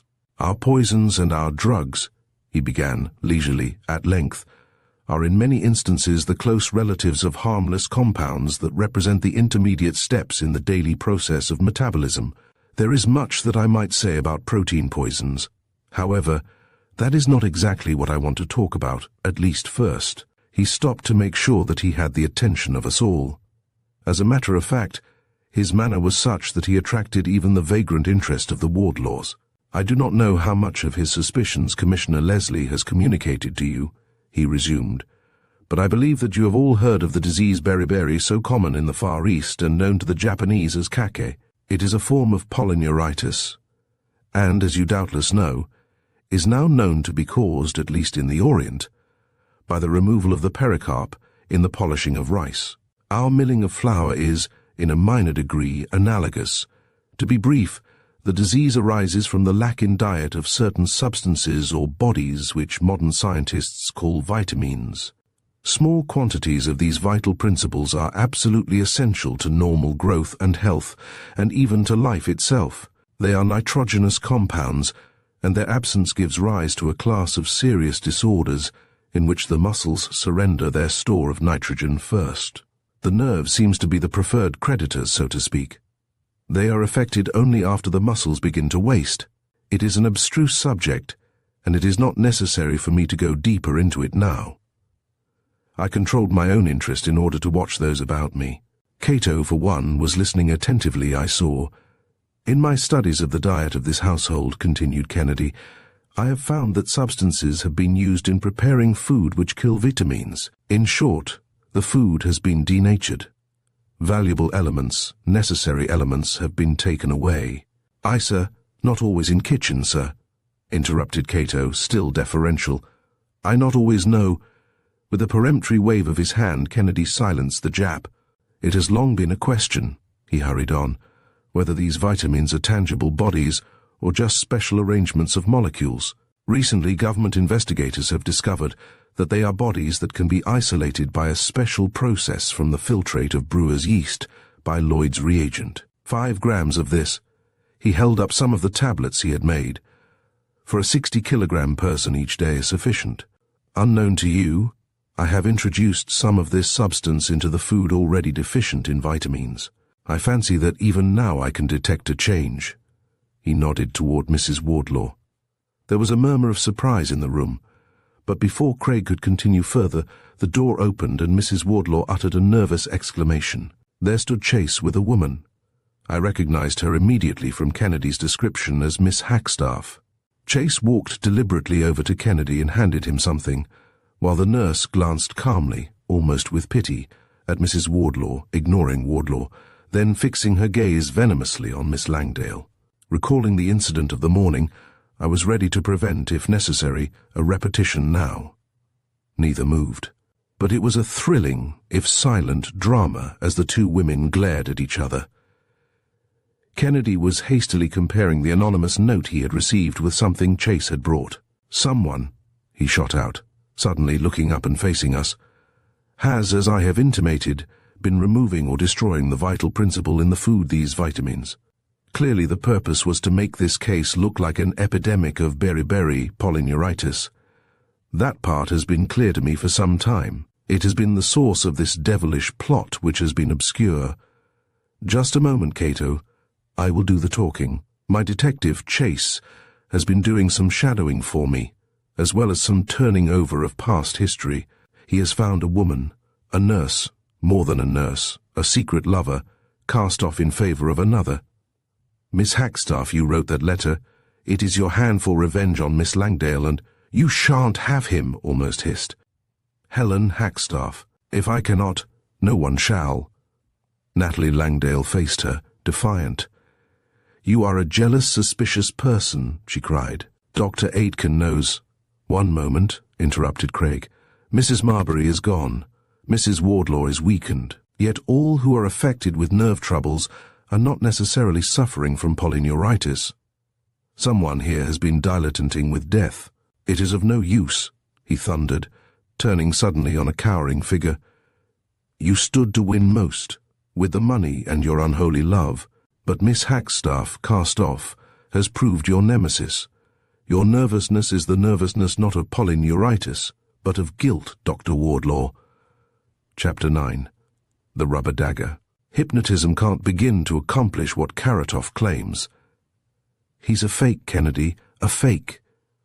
Professor Leslie Gaines of the Department of Experimental Psychology at the university paced excitedly up and down Craig's laboratory. There have been complaints to the County Medical Society, he went on without stopping, and they've taken the case up and arranged a demonstration for this afternoon. I've been delegated to attend it and report. I fancied from his tone and manner that there was just a bit more than professional excitement involved. We did not know Gaines intimately, though of course Kennedy knew of him and he of Kennedy. Some years before, I recollected, he had married Miss Edith Ashmore, whose family was quite prominent socially, and the marriage had attracted a great deal of attention at the time, for she had been a student in one of his courses when he was only an assistant professor. Who is Karatoff, anyhow? Asked Kennedy. What is known about him? Dr. Galen Karatoff, a Russian, I believe, returned Gaines. He claims to be able to treat disease by hypnotism suggestion, he calls it, though it is really something more than that. As nearly as I can make out, it must almost amount to thought transference, telepathy, or some such thing. Oh, he has a large following. In fact, some very well-known people in the smart set are going to him. Why? He added, facing us. Edith, my wife, has become interested in his hypnotic clinics, as he calls them. I tell her it is more than half sham, but she won't believe it." Gaines paused, and it was evident that he hesitated over asking something. "When is the demonstration?" inquired Kennedy, with unconcealed interest. The professor looked at his watch. "I'm going over there now. In fact, I'm just a bit late only. I happened to think of you, and it occurred to me that perhaps, if you could add something to my report, it might carry weight. Would you like to come with me?" "Really, I should think that it might interest you." So far, Kennedy had said little besides asking a question or two. I knew the symptoms. Gaines need not have hesitated or urged him. It was just the thing that appealed to him. "How did Mrs. Gaines become interested in the thing?" queried Craig, a moment later, outside, as we climbed into the car with the professor. "Through an acquaintance who introduced her to Karatoff and the rest. Carita Belleville, the dancer, you know." Kennedy glanced at me, and I nodded that I had heard of her. It was only a few nights before that I had seen Carita at one of the midnight reviews, doing a dance which was described as the hypnotic whirl, a wild abandon of grace and motion. Carita Belleville had burst like a meteor on the sky of the Great White Way, blazing a gorgeous trail among the fixed stars of that gay firmament. She had even been taken up by society, or at least a certain coterie of it, had become much sought after to do exhibition dancing at social affairs, and now was well known in the amusement notes of the newspapers and at the fashionable restaurants. She had hosts of admirers, and I had no doubt that Mrs. Gaines might well have fallen under the spell of her popularity. "What is Miss Belleville's interest in Karatoff?" pursued Craig keenly. Gaines shrugged his shoulders. "Notoriety, perhaps," he replied. "It is a peculiar group that Karatoff has gathered about him, they tell me." There was something unsatisfactory about the answer, and I imagined that Gaines meant purposely to leave it so as not to prejudice the case. Somehow I felt that there must be something risque in the doings of Karatoff and his patients. At any rate, it was only natural with anything that Carita Belleville was likely to be concerned with. There was little time for further questions, for our destination was not far down the drive from the university, and the car pulled up before one of the new handsome and ornate studio apartments uptown.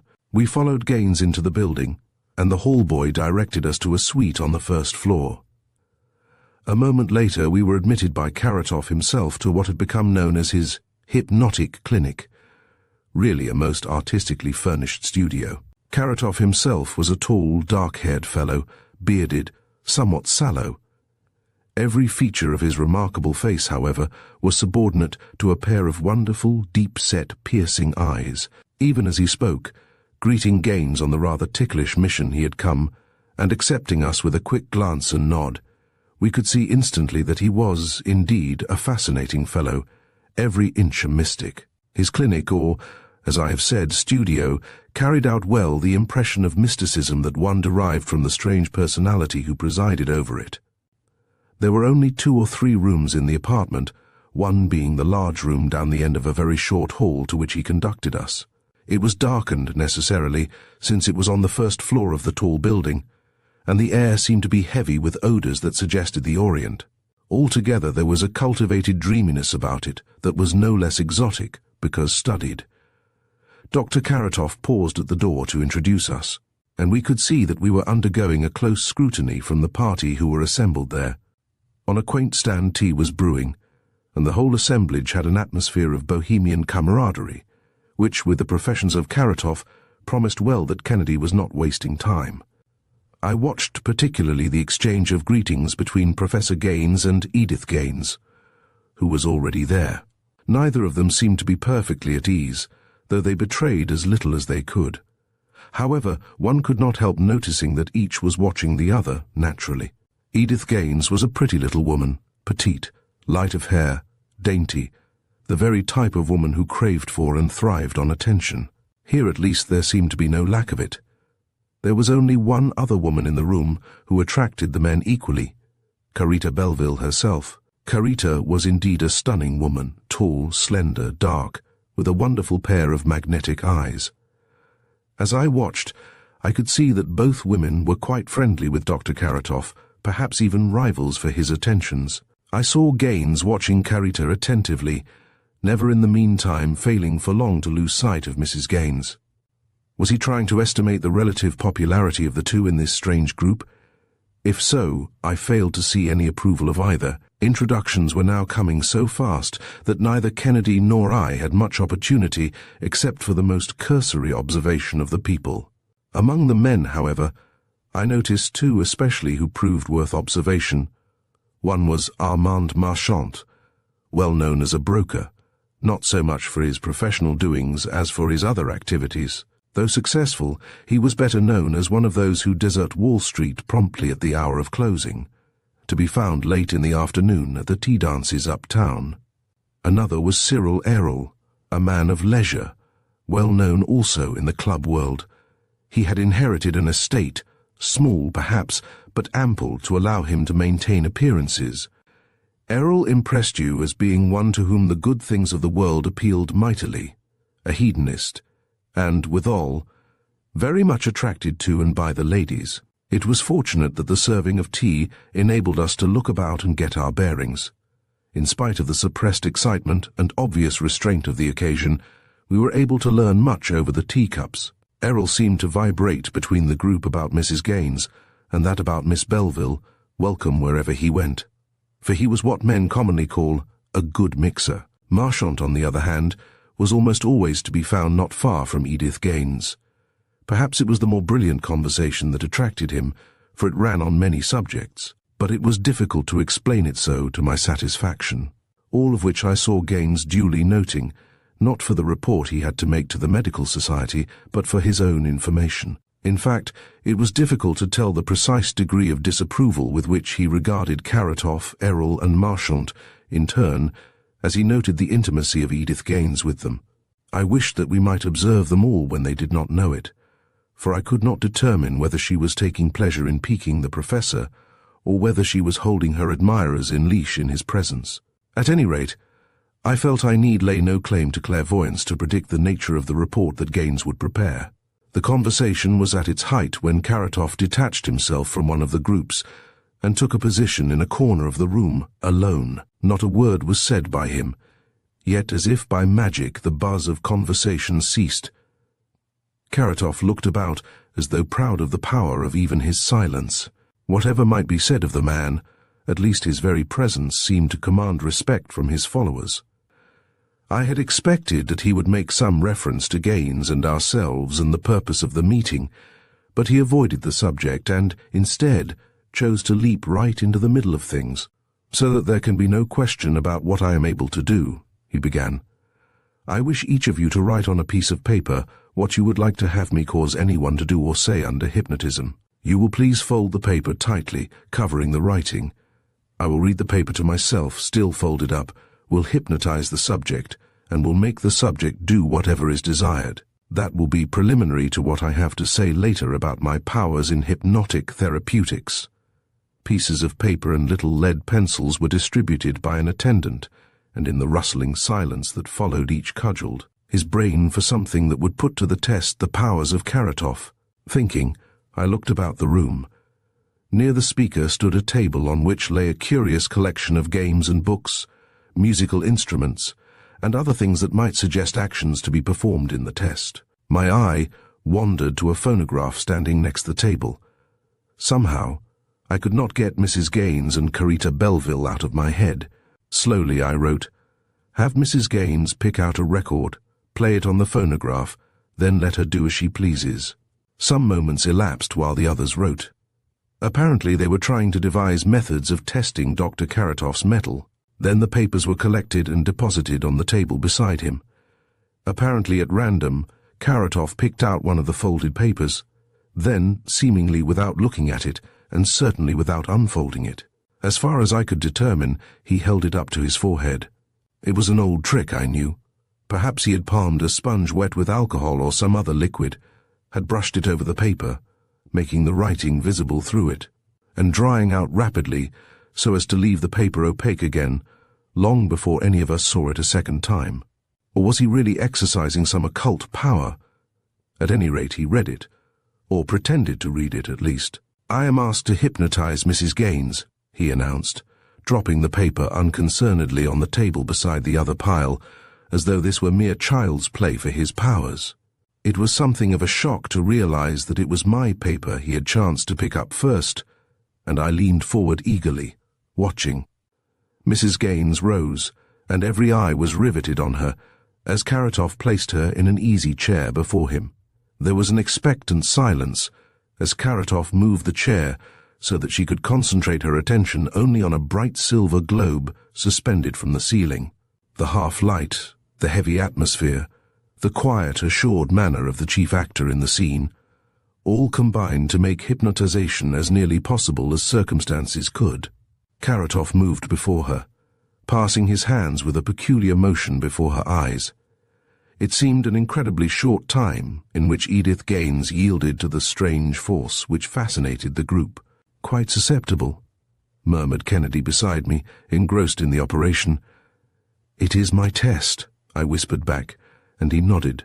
Slowly Edith Gaines rose from the chair, faced us with unseeing eyes, except as Karatov directed. Karatov himself was a study. It seemed as if he had focused every ounce of his faculties on the accomplishment of the task in hand.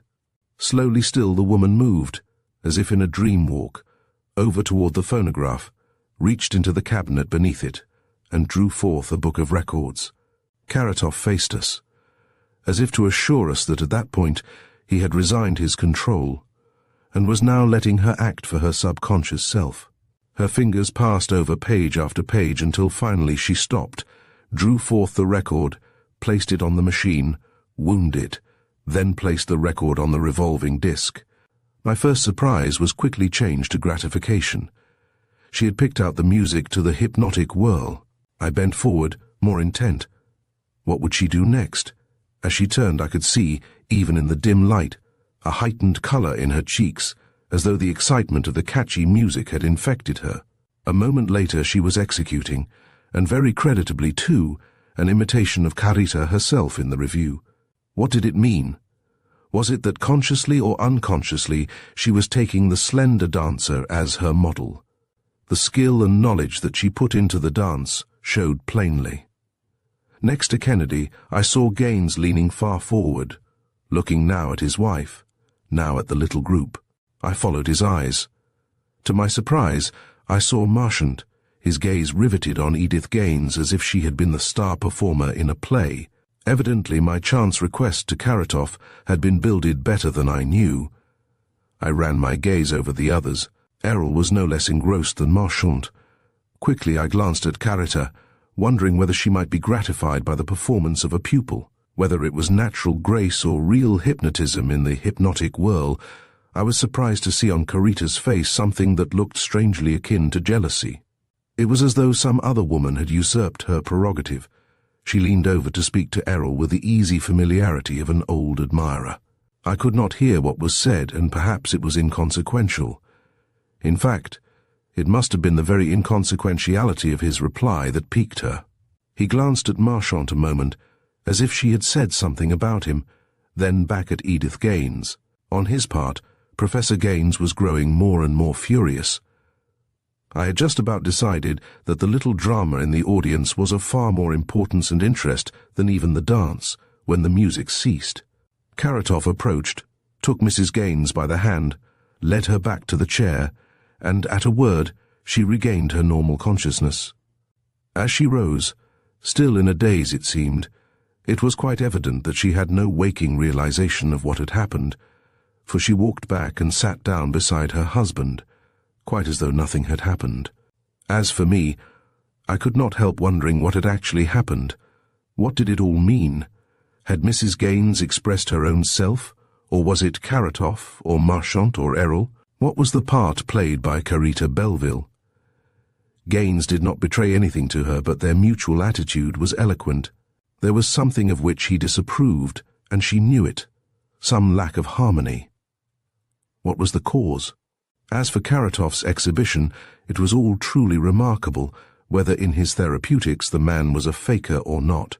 Karatov seemed to realize that he had made a hit. Without giving anyone a chance to question him, he reached down quickly and picked up another of the papers, repeating the process through which he had gone before. "Mr. Errol," he summoned, placing the second folded paper on the table with the first. Errol rose and went forward, and Karatov placed him in the chair as he had Mrs. Gaines. There seemed to be no hesitation, at least on the part of Karatov's followers, to being hypnotized. Whatever it was written on the paper, the writer had evidently not trusted to chance as I had, but had told specifically what to do. At the mute bidding of Karatov, Errol rose. We watched breathlessly.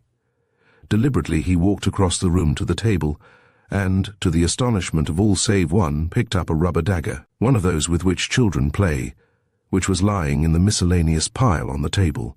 I had not noticed it, but someone's keen eye had, and evidently it had suggested a melodramatic request. Quickly Errol turned. If he had been a motion picture actor, he could not have portrayed better the similitude of hate that was written on his face. A few strides and he had advanced toward our little audience, now keyed up to the highest pitch of excitement by the extraordinary exhibition. "Of course," remarked Karatov, as at a word Errol paused, still poising the dagger. "You know that under hypnotism in the psychological laboratory, a patient has often struck at his enemy with a rubber dagger, going through all the motions of real passion. Now—" No word was said by Karatov to indicate to Errol what it was that he was to do, but a gasp went up from someone as he took another step, and it was evident that it was Marchant whom he had singled out. For just a moment, Errol poised the rubber dagger over his victim as if gloating. It was dramatic, realistic. As Errol paused, Marchant smiled at the rest of us. A sickly smile, I thought, as though he would have said that the play was being carried too far. Never for a moment did Errol take from him the menacing look. It was only a moment in the play, yet it was so unexpected that it seemed ages. Then, swiftly, down came the dagger on Marchant's left side, just over the breast, the rubber point bending pliantly as it descended. A sharp cry escaped Marchant. I looked quickly. He had fallen forward, face down, on the floor.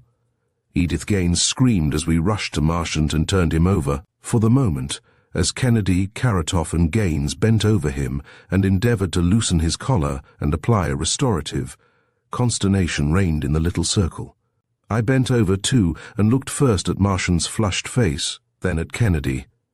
Marchant was dead. There was not a mark on him, apparently. Only a moment before he had been one of us. We could look at one another only in amazement, tinged with fear. Killed by a rubber dagger? Was it possible? "Call an ambulance quick," directed Kennedy to me, though I knew that he knew it was of no use except as a matter of form. We stood about the prostrate form, stunned. In a few moments the police would be there. Instinctively we looked at Karatov. Plainly he was nervous and overwrought now. His voice shook as he brought Errol out of the trance, and Errol, dazed, uncomprehending, struggled to take in the horribly unreal tragedy which greeted his return to consciousness. "It was an accident," muttered Karatov, eagerly trying to justify himself, though trembling for once in his life. "Arteriosclerosis, perhaps. Hardening of the arteries. Some weakness of the heart. I never—" He cut the words short as Edith Gaines reeled and fell into her husband's arms. She seemed completely prostrated by the shock. Or was it weakness following the high mental tension of her own hypnotization? Together we endeavored to revive her, waiting for the first flutter of her eyelids, which seemed an interminable time. Errol, in the meantime, was pacing the floor like one in a dream. Events had followed one another so fast in the confusion that I had only an unrelated series of impressions. It was not until a moment later that I realized the full import of the affair, when I saw Kennedy standing near the table in the position Karatov had assumed, a strange look of perplexity on his face. Slowly I realized what was the cause. The papers on which were written the requests for the exhibitions of Karatov's skill were gone. Whatever was done must be done quickly, and Kennedy looked about with a glance that missed nothing. Before I could say a word about the papers, he had crossed the room to where Marchant had been standing in the little group about Edith Gaines as we entered. On a side table stood the teacup from which he had been sipping. With his back to the rest, Kennedy drew from his breast pocket a little emergency case he carried containing a few thin miniature glass tubes. Quickly he poured the few drops of the dregs of the tea into one of the tubes, then into others' tea from the other cups. Again he looked at the face of Marchant, as though trying to read in the horrified smile that had petrified on it some mysterious secret hidden underneath. Slowly the question was shaping in my mind. Was it, as Karatov would have us believe, An accident. The clang of a bell outside threw us all into worse confusion, and a moment later, almost together, a white-coated surgeon and a blue-coated policeman burst into the room. It seemed almost no time, in the swirl of events, before the policeman was joined by a detective assigned by the central office to that district. "Well, doctor?" demanded the detective as he entered. "What's the verdict?" "Arteriosclerosis, I think," replied the young surgeon. "They tell me there was some kind of hypnotic séance going on. One of them named Errol struck at him with a rubber dagger, and—" "Get out," scoffed the central office man. "Killed by a rubber dagger. Say, what do you think we are? What did you find when you entered, Sergeant?" The policeman handed the detective the rubber dagger which he had picked up, forgotten, on the floor where Errol had dropped it when he came out from the hypnotization. The detective took it gingerly and suspiciously with a growl. "I'll have the point of this analyzed." "It may be— well, we won't say what may be, but I can tell you what is. You, Dr. Karatoff, or whatever your name is, and you, Mr. Errol, are under arrest. It's a good deal easier to take you now than it will be later. Then if you can get a judge to release you, we'll at least know where you are." "This is outrageous, preposterous," stormed Karatoff. "Can't help it," returned the officer coolly. "Why?" exclaimed Carita Belleville, excitedly projecting herself before the two prisoners. "It's ridiculous. Even the ambulance surgeon says it was arteriosclerosis, an accident." "Very well, madam," calmed the sergeant. "So much the better. They'll get out of our hands that much quicker. Just at present, it is my duty." Errol was standing silent, his eyes averted from the hideous form on the floor, not by word or action betraying a feeling. The police moved to the door. Weak and trembling still from the triple shock she had received, Edith Gaines leaned heavily on the arm of her husband, but it was, as nearly as I could make out, only for physical support. "I told you, Edith, it was a dangerous business," I heard him mutter. "Only I never contemplated that they'd carry it this far. Now you see what such foolishness can lead to." Weak though she was, she drew away and flashed a glance at him, resenting his man's "I told you so" manner. The last I saw of them in the confusion was as they drove off in the car, still unreconciled. Kennedy seemed well contented, for the present at least, to allow the police a free hand with Errol and Karatoff. As for me, Mrs. Gaines and Carita Belleville presented a perplexing problem, but I said nothing, for he was hurrying back now to his laboratory. At once he drew forth the little tube containing the few drops of tea and emptied a drop or two into a beaker of freshly distilled water, as carefully as if the tea had been some elixir of life. As he was examining the contents of the beaker, his face clouded with thought. "Do you find anything?" I asked eagerly. Kennedy shook his head. "There's something wrong," he hazarded. "Perhaps it's only fancy, but I am sure that there is something with a slight odor in the tea, something tea-like, but with a more bitter taste. Something that would be nauseous if not concealed in the tea. There's more than tannin and sugar here." "Then you think that someone present placed something in the tea?" I inquired, shuddering at the thought that we had run some unknown danger. "I can't just say without further investigation of this and the other samples I took." "Still, you have eliminated that ridiculous dagger theory," I ventured. "The police can never appreciate the part it played," Craig answered, non-committally, laying out various chemicals preparatory to his exhaustive analysis. "I began to suspect something the moment I noticed that those notes which we all wrote were gone. When we find out about this tea, we may find who took them. Perhaps the mystery is not such a mystery after all, then." There seemed to be nothing that I could do in the meantime, except to refrain from hindering Kennedy in his investigations, and I decided to leave him at the laboratory, while I devoted my time to watching what the police might by chance turn up, even if they should prove to be working on the wrong angle of the case. I soon found that they were showing energy, if nothing else, although it was so soon after the death of Marchant. They had determined that there could not have been anything but rubber on the end of the toy dagger, which had excited the doubts of the detective. As for the autopsy that was performed on Marchant, it did indeed show that he was suffering from hardening of the arteries due to his manner of living, as Karatoff had asserted. Indeed, The police succeeded in showing that it was just for that trouble that Marchant was going to carrot off, which, to my mind, seemed quite sufficient to establish the therapeutic hypnotist as all that Gaines had accused him of being. Even to my lay mind, the treatment of arteriosclerosis by mental healing seemed, to say the least, incongruous.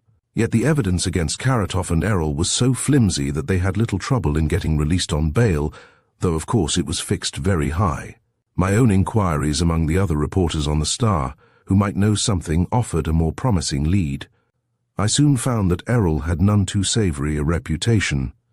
His manner of life had added nothing to his slender means, and there was a general impression among his fellow club members that unfortunate investments had made serious inroads into the principal of his fortune. Still, I hesitated to form even an opinion on gossip, quite unsatisfied with the result of my investigation. I could not restrain my impatience to get back to the laboratory to find out whether Kennedy had made any progress in his tests of the tea. "If you had been 5 minutes earlier," he greeted me, "you would have been surprised to find a visitor." "A visitor?" I repeated. "Who?" "Carita Belleville," he replied, enjoying my incredulity. "What could she want?" I asked at length. "That's what I've been wondering," he agreed. Her excuse was plausible. She said that she had just heard why I had come with Gaines. I suppose it was half an hour that she spent endeavouring to convince me that Karatoff and Errol could not possibly have had any other connection than accidental with the death of Marchant. Could it have been a word for them and half an hour for herself? I queried, mystified. Kennedy shrugged. "I can't say. At any rate, I must see both Karatoff and Errol now that they are out. Perhaps they did send her, thinking I might fall for her. She hinted pretty broadly at using my influence with Gaines on his report. Then, again, she may simply have been wondering how she herself stood. Have you found anything?" I asked, noticing that his laboratory table was piled high with its usual paraphernalia. "Yes," he replied laconically, taking a bottle of concentrated sulfuric acid and pouring a few drops in a beaker of slightly tinged water. The water turned slowly to a beautiful green. No sooner was the reaction complete than he took some bromine and added it. Slowly again the water changed, this time from the green to a peculiar violet red. Adding more water restored the green color. "That's the Grando test." He nodded with satisfaction. "I've tried the physiological test too, with frogs from the biological department, and it shows the effect on the heart that I—" "What shows the effect?" I interrupted somewhat impatiently. "Oh, to be sure," he smiled. "I forgot I hadn't told you what I suspected. Why, digitalis foxglove, you know. I suppose it never occurred to the police that the rubber dagger might have covered up a peculiar poisoning? Well, if they'll take the contents of the stomach, in alcohol, with a little water acidulated, strain off the filtrate and try it on a dog, they will see that its effect is the effect of digitalis. Digitalis is an accumulative poison and a powerful stimulant of arterial walls, by experimental evidence an ideal drug for the purpose of increasing blood pressure. Don't you see it?" he added excitedly. "The rubber dagger was only a means to an end. Someone who knew the weakness of Marchant first placed digitalis in his tea. That was possible because of the taste of the tea. Then, in the excitement of the act pantomimed by Errol, Marchant's disease carried him off, exactly as was to be expected under the circumstances. It was clever, diabolically clever. Whoever did it destroyed the note in which the act was suggested and counted that no one would ever stop to search for a poison in the tangle of events. Slowly but clearly I began to realize how certainly Kennedy was reconstructing the strange case. But who was it? What was the motive back of this sinister murder that had been so carefully planned that no one would ever suspect a crime? I had hardly framed the queries when our telephone rang. It was the central office man. The detective had anticipated my own line of inquiry, only had gone much further with it. He had found a clear record of the business relations existing between Errol and Marchant.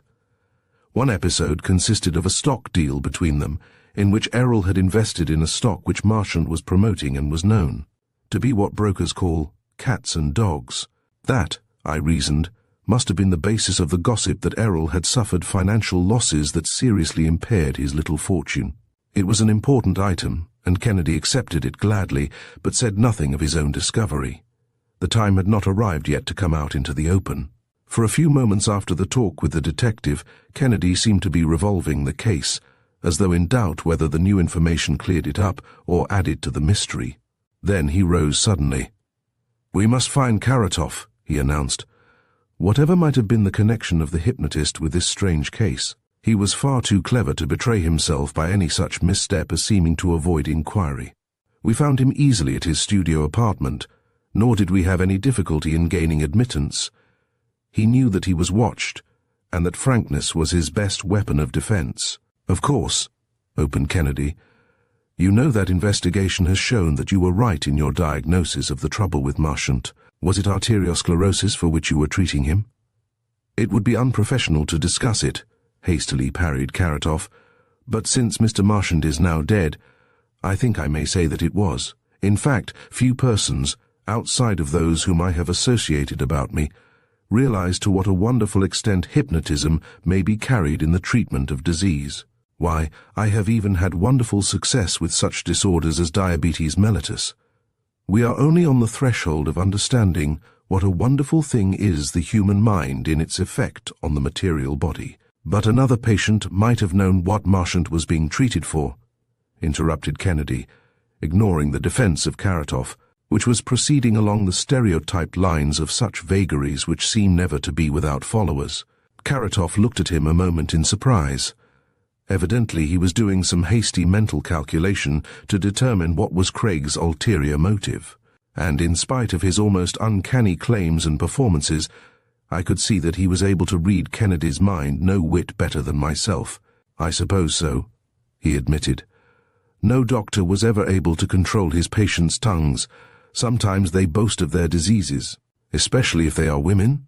hinted Kennedy, watching the effect of the remark keenly. "I have just had the pleasure of a visit from Carita Belleville in my laboratory." "Indeed," returned Karatov, with difficulty restraining his curiosity.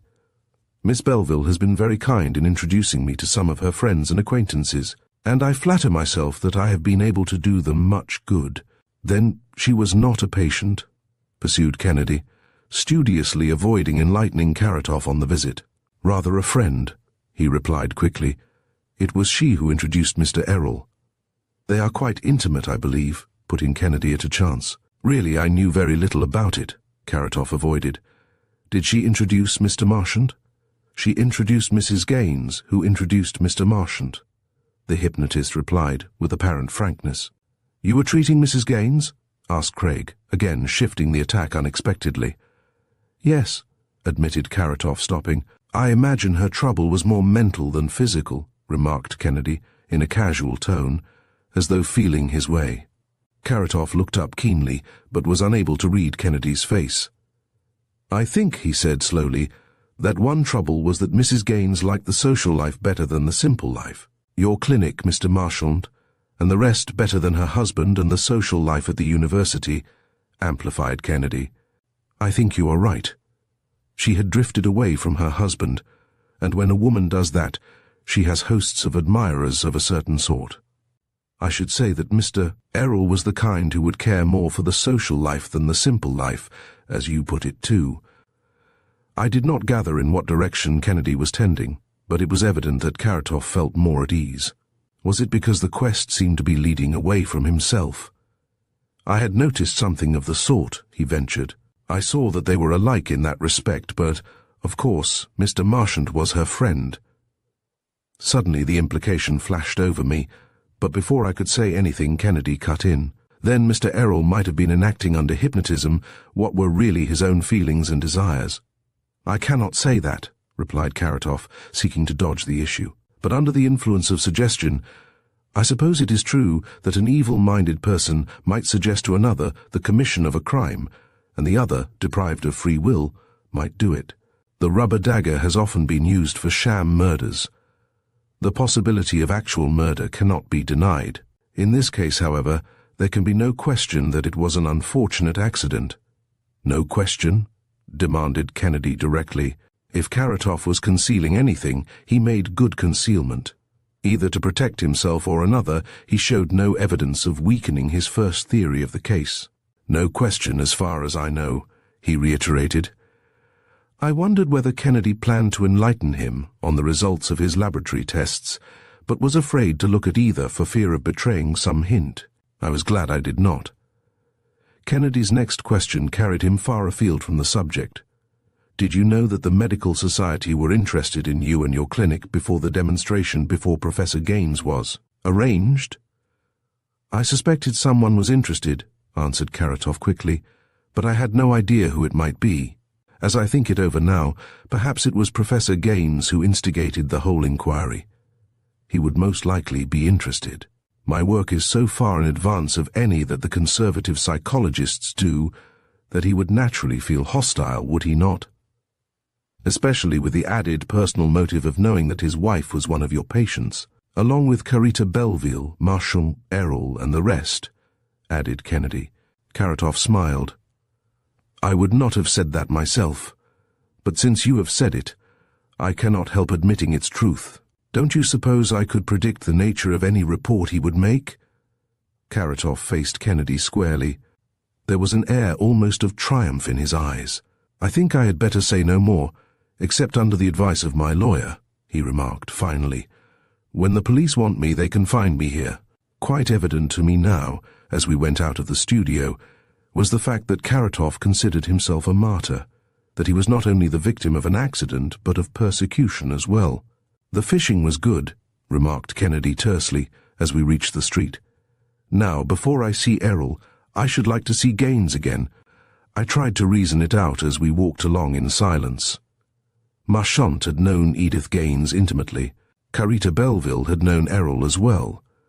I recalled Errol hovering about Mrs. Gaines at the tea and the incident during the séance, when Carita Belleville had betrayed her annoyance over some remark by Errol.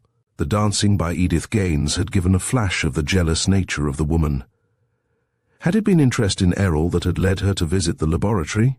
Kennedy was weaving a web about someone, I knew. But about whom? As we passed a corner, he paused, entered a drugstore and called up several numbers at a pay-station telephone booth. Then we turned into the campus and proceeded rapidly toward the laboratory of the psychological department. Gaines was there, sitting at his desk, writing, as we entered. I'm glad to see you, he greeted, laying down his work. I'm just finishing the draft of my report on that Karatov affair. I've been trying to reach you by telephone to know whether you would add anything to it. Is there anything new? Yes, returned Kennedy. There is something new. I've just come from Karatov's, and on the way I decided suddenly that it was time we did something. So I have called up, and the police will bring Errol here, as well as Miss Belleville. Karatov will come, he won't dare stay away, and I also took the liberty of calling Mrs. Gaines. To come here? Repeated Gaines in mild surprise. All of them? Yes. I hope you will pardon me for intruding, but I want to borrow some of your psychological laboratory apparatus, and I thought the easiest way would be to use it here, rather than take it all over to my place and set it up again. I'm sure everything is at your service, offered Gaines. It's a little unexpected, but if the others can stand the chaotic condition of the room, I guess we can. Kennedy had been running his eye over the various instruments which Gaines and his students used in their studies, and was now examining something in a corner on a little table. It was a peculiar affair, quite simple, but conveying to me no idea of its use.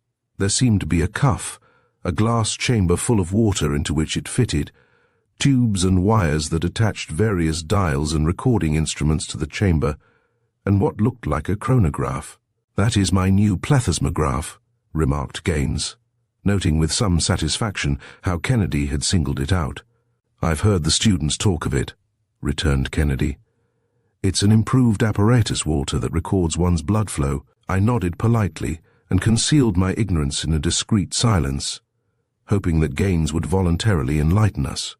One of my students is preparing an exhaustive table, went on Gaines, as I had hoped, showing the effects on blood distribution of different stimuli, for instance, cold, heat, chloroform, adrenaline, desire, disgust, fear. Physical conditions, drugs, emotions, all sorts of things can be studied by this plethysmograph, which can be set to record blood flow through the brain, the extremities, any part of the body. When the thing is charted, I think we shall have opened up a new field. Certainly a very promising one for me, put in Kennedy. How has this machine been improved? I've seen the old ones, but this is the first time I've seen this. How does it work? Well, explained Gaines with just a touch of pride, you see, for studying blood flow in the extremities, I slip this cuff over my arm, we'll say. Suppose it is the effect of pain I want to study. Just jab that needle in my other arm. Don't mind. It's in the interest of science. See, when I winced then, the plethysmograph recorded it. It smarts a bit, and I'm trying to imagine it smarts worse. You'll see how pain affects blood flow. As he watched the indicator, Kennedy asked one question after another about the working of the machine, and the manner in which the modern psychologist was studying every emotion. By the way, Walter, he interrupted, glancing at his watch, call up and see if they've started with Errol and the rest yet. Don't stop, Gaines. I must understand this thing before they get here. It's just the thing I want. I should be glad to let you have it then, replied Gaines. I think I'll need something new with these people, went on Kennedy. Why, do you know what I've discovered? No, but I hope it's something I can add to my report. Perhaps. We'll see. In the first place, I found that digitalis had been put in Marchand's tea. They'll be here directly, I reported from the telephone, hanging it up and joining them again. It couldn't have been an accident, as Karatov said, went on Kennedy rapidly. The drug increased the blood pressure of Marchand, who was already suffering from hardening of the arteries. In short, it is my belief that the episode of the rubber dagger was deliberately planned, an elaborate scheme to get Marchand out of the way. No one else seems to have noticed it, but those slips of paper on which we all wrote have disappeared. At the worst, it would look like an accident, Karatov would be blamed, and... There was a noise outside as the car pulled up.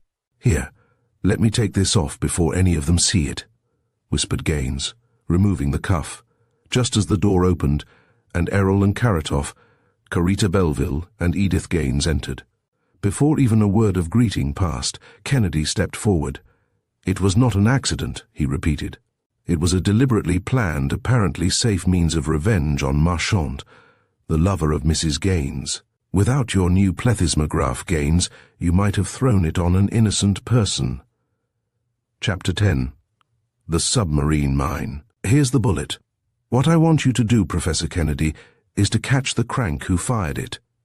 Captain Lansing Marlowe, head of the New American Shipbuilding Trust, had summoned us in haste to the Belclare, and had met us in his suite with his daughter Marjorie. Only a glance was needed to see that it was she, far more than her father, who was worried. You must catch him, she appealed. Father's life is in danger. Oh, you simply must. I knew Captain Marlowe to be a proverbial fire-eater, but in this case at least he was no alarmist, for on the table as he spoke he laid a real bullet. Marjorie Marlowe shuddered at the mere sight of it, and glanced apprehensively at him as if to reassure herself. She was a tall, slender girl, scarcely out of her teens, whose face was one of those quite as striking for its character as its beauty. The death of her mother a few years before had placed on her much of the responsibility of the captain's household, and with it a charm added to youth. More under the spell of her plea than even Marlowe's vigorous urging, Kennedy, without a word, picked up the bullet and examined it. It was one of the modern Spitzer type, quite short, conical in shape, tapering gradually, with the center of gravity back near the base.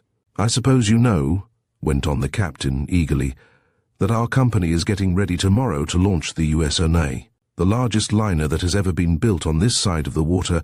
The name is made up of the initials of the United States of North America. Just now, he added enthusiastically, is what I call the golden opportunity for American shipping. While England and Germany are crippled, it's our chance to put the American flag on the sea as it was in the old days, and we're going to do it. Why, the shipyards of my company are worked beyond their capacity now. Somehow the captain's enthusiasm was contagious. I could see that his daughter felt it, that she was full of fire over the idea, but at the same time something vastly more personal weighed on her mind. But father, she interrupted anxiously, tell them about the bullet. The captain smiled indulgently as though he would say that he was a tough old bird to wing. It was only a mask to hide the fighting spirit underneath. "We've had nothing but trouble ever since we laid the keel of that ship," he continued pugnaciously. "Strikes, a fire in the yard, delays, about everything that could happen. Lately we've noticed a motorboat hanging about the river front of the yards. So I've had a boat of my own patrolling the river." "What sort of craft is this other?" inquired Kennedy, interested at once. "A very fast one like those express cruisers that we hear so much about now." "Whose is it? Who was in it? Have you any idea?" Marlowe shook his head doubtfully. "No idea. I don't know who owns the boat or who runs it. My men tell me they think they've seen a woman in it sometimes, though. I've been trying to figure it out. Why should it be hanging about? It can't be spying. There isn't any secrecy about the Euston. Why is it? It's a mystery." "And the shot?" prompted Craig, tapping the bullet. "Oh yes, let me tell you. Last night Marjorie and I arrived from Bar Harbor on my yacht for the launching. It's anchored off the yard now. Well, early this morning, while it was still grey and misty, I was up. I'll confess I'm worried over tomorrow. I hadn't been able to forget that cruiser. I was out on the deck, peering into the mist, when I'm sure I saw her. I was just giving a signal to the boat we have patrolling, when a shot whistled past me, and the bullet buried itself in the woodwork of the main saloon back of me. I dug it out of the wood with my knife, so you see I got it almost unflattened. That's all I have got, too. The cruiser made a getaway, clean." "I'm sure it was aimed at him," Marjorie exclaimed. "I don't think it was chance. Don't you see? They've tried everything else. Now if they could get my father, the head of the company, that would be a blow that would cripple the trust." Marlowe patted his daughter's hand reassuringly and smiled again, as though not to magnify the incident. "Marjorie was so alarmed," he confessed, "that nothing would satisfy her but that I should come ashore and stay here at the Belle-Claire, where we always put up when we are in town." The telephone rang and Marjorie answered it. "I hope you'll pardon me," she excused, hanging up the receiver. "They want me very much downstairs." Then appealing, she added, "I'll have to leave you with Father. But please, you must catch that crank who is threatening him." "I shall do my level best," promised Kennedy. "You may depend on that." "You see," explained the captain as she left us, "I've invited quite a large party to attend the launching for one reason or another. Marjorie must play hostess. They're mostly here at the hotel. Perhaps you saw some of them as you came in." Craig was still scanning the bullet. "It looks almost as if someone had dum-dummed it," he remarked finally. "It's curiously done, too.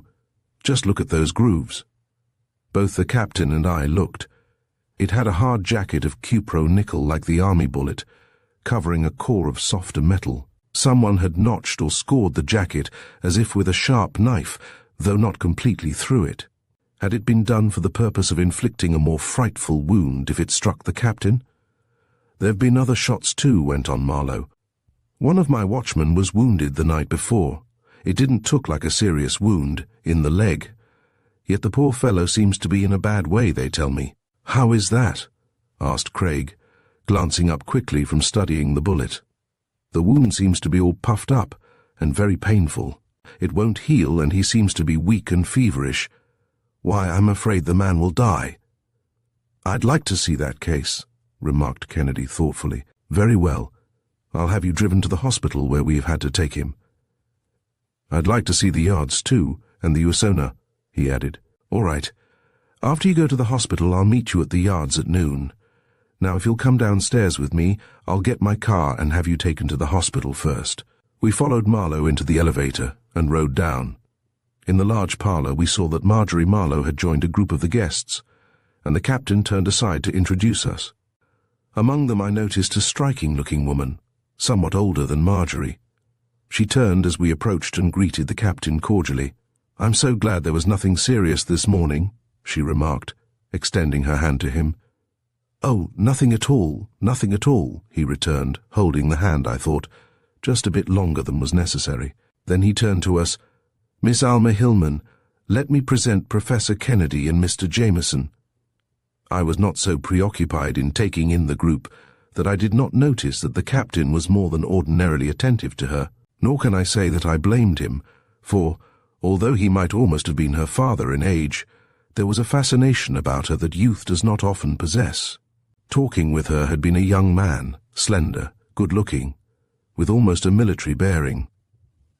"Mr. Ogilvy Fitzhugh," introduced Marjorie. Seeing that her father was neglecting his duties, Fitzhugh bowed and shook hands, murmured something stereotyped, and turned again to speak to Marjorie. I watched the young people closely. If Captain Marlowe was interested in Alma, it was more than evident that Fitzhugh was absolutely captivated by Marjorie, and I fancied that Marjorie was not averse to him, for he had a personality and a manner which were very pleasing. As the conversation ran gaily on to the launching and the gathering party of notables who were expected that night and the next day, I noticed that a dark-eyed, dark-haired, olive-complexioned young man approached and joined us. "Dr. Gavira," said Marlowe, turning to us, his tone indicating that he was well acquainted about the hotel. "He is our house physician." Gavira also was welcomed in the party, chatting with animation. It was apparent that the physician also was very popular with the ladies, and it needed only half an eye to discern that Fitzhugh was jealous when he talked to Marjorie, while Marlowe but ill concealed his restlessness when Gavira spoke to Alma. As for Alma, she seemed to treat all men impartially, except that just now it pleased her to bestow the favor of her attention on the captain. Just then a young lady, all in white, passed. Plainly she did not belong to the group, though she was much interested in it. As his eye roved over the parlor, Gavira caught her glance and bowed. She returned it, but her look did not linger. For a moment she glanced sharply at Fitzhugh, still talking to Marjorie, then at Marlowe and Alma Hillman. She was a very pretty girl, with eyes that it was impossible to control. Perhaps there was somewhat of the flirt in her. It was not that that interested me, for there was something almost akin to jealousy in the look she gave the other woman. Marlowe was too engrossed to see her, and she passed on slowly. What did it mean, if anything? The conversation, as usual at such times, consisted mostly of witticisms. And just at present, we had a rather serious bit of business in hand. Kennedy did not betray any of the impatience that I felt, yet I knew he was glad when Marlowe excused himself and we left the party and passed down the corridor while the captain called his car. "I don't know how you are going to get at this thing," he remarked, pausing after he had sent a boy for his driver, "but I'll have to rely on you. I've told you all I know. I'll see you at noon at the yards. My man will take you there." As he turned and left us, I saw that he was going in the direction of the barber shop. Next to it, and in connection with it, though in a separate room, was a manicure. As we passed, we looked in. There, at the manicure's table, sat the girl who had gone by us in the parlor, and had looked so sharply at Marlowe and Alma. The boy had told us that the car was waiting at a side entrance, but Kennedy seemed now in no haste to go, the more so when Marlowe, instead of going into the barber shop, apparently changed his mind and entered the manicures. Craig stopped and watched. From where we were we could see Marlowe, though his back was turned, and neither he nor the manicure could see us. For a moment the captain paused and spoke, then sat down. Quite evidently he had a keen eye for a pretty face and trim figure, nor was there any mistaking the pains which the manicure took to please her rich and elderly customer. After watching them a moment, Kennedy lounged over to the desk in the lobby. "Who is the little manicure girl?" he asked. The clerk smiled. "Seems as if she was a good drawing card for the house, doesn't it?" he returned. "All the men notice her. Why, her name is Ray Melzer." He turned to speak to another guest before Kennedy could follow with another inquiry. As we stood before the desk, a postman with the parcel post arrived. "Here's a package addressed to Dr. Fernando Gavira," he said brusquely. "It was broken in the mail. See?" Kennedy, waiting for the clerk to be free again, glanced casually at the package at first. Then, with a sudden, though concealed, interest, I followed his eye. In the crushed box could be seen some thin, broken pieces of glass and a wadding of cotton wool. As the clerk signed for another package, Craig saw a chance, reached over, and abstracted 2 or 3 of the broken pieces of glass, then turned with his back to the postman and clerk and examined them. One I saw at once had a rim around it. It was quite apparently the top of a test tube.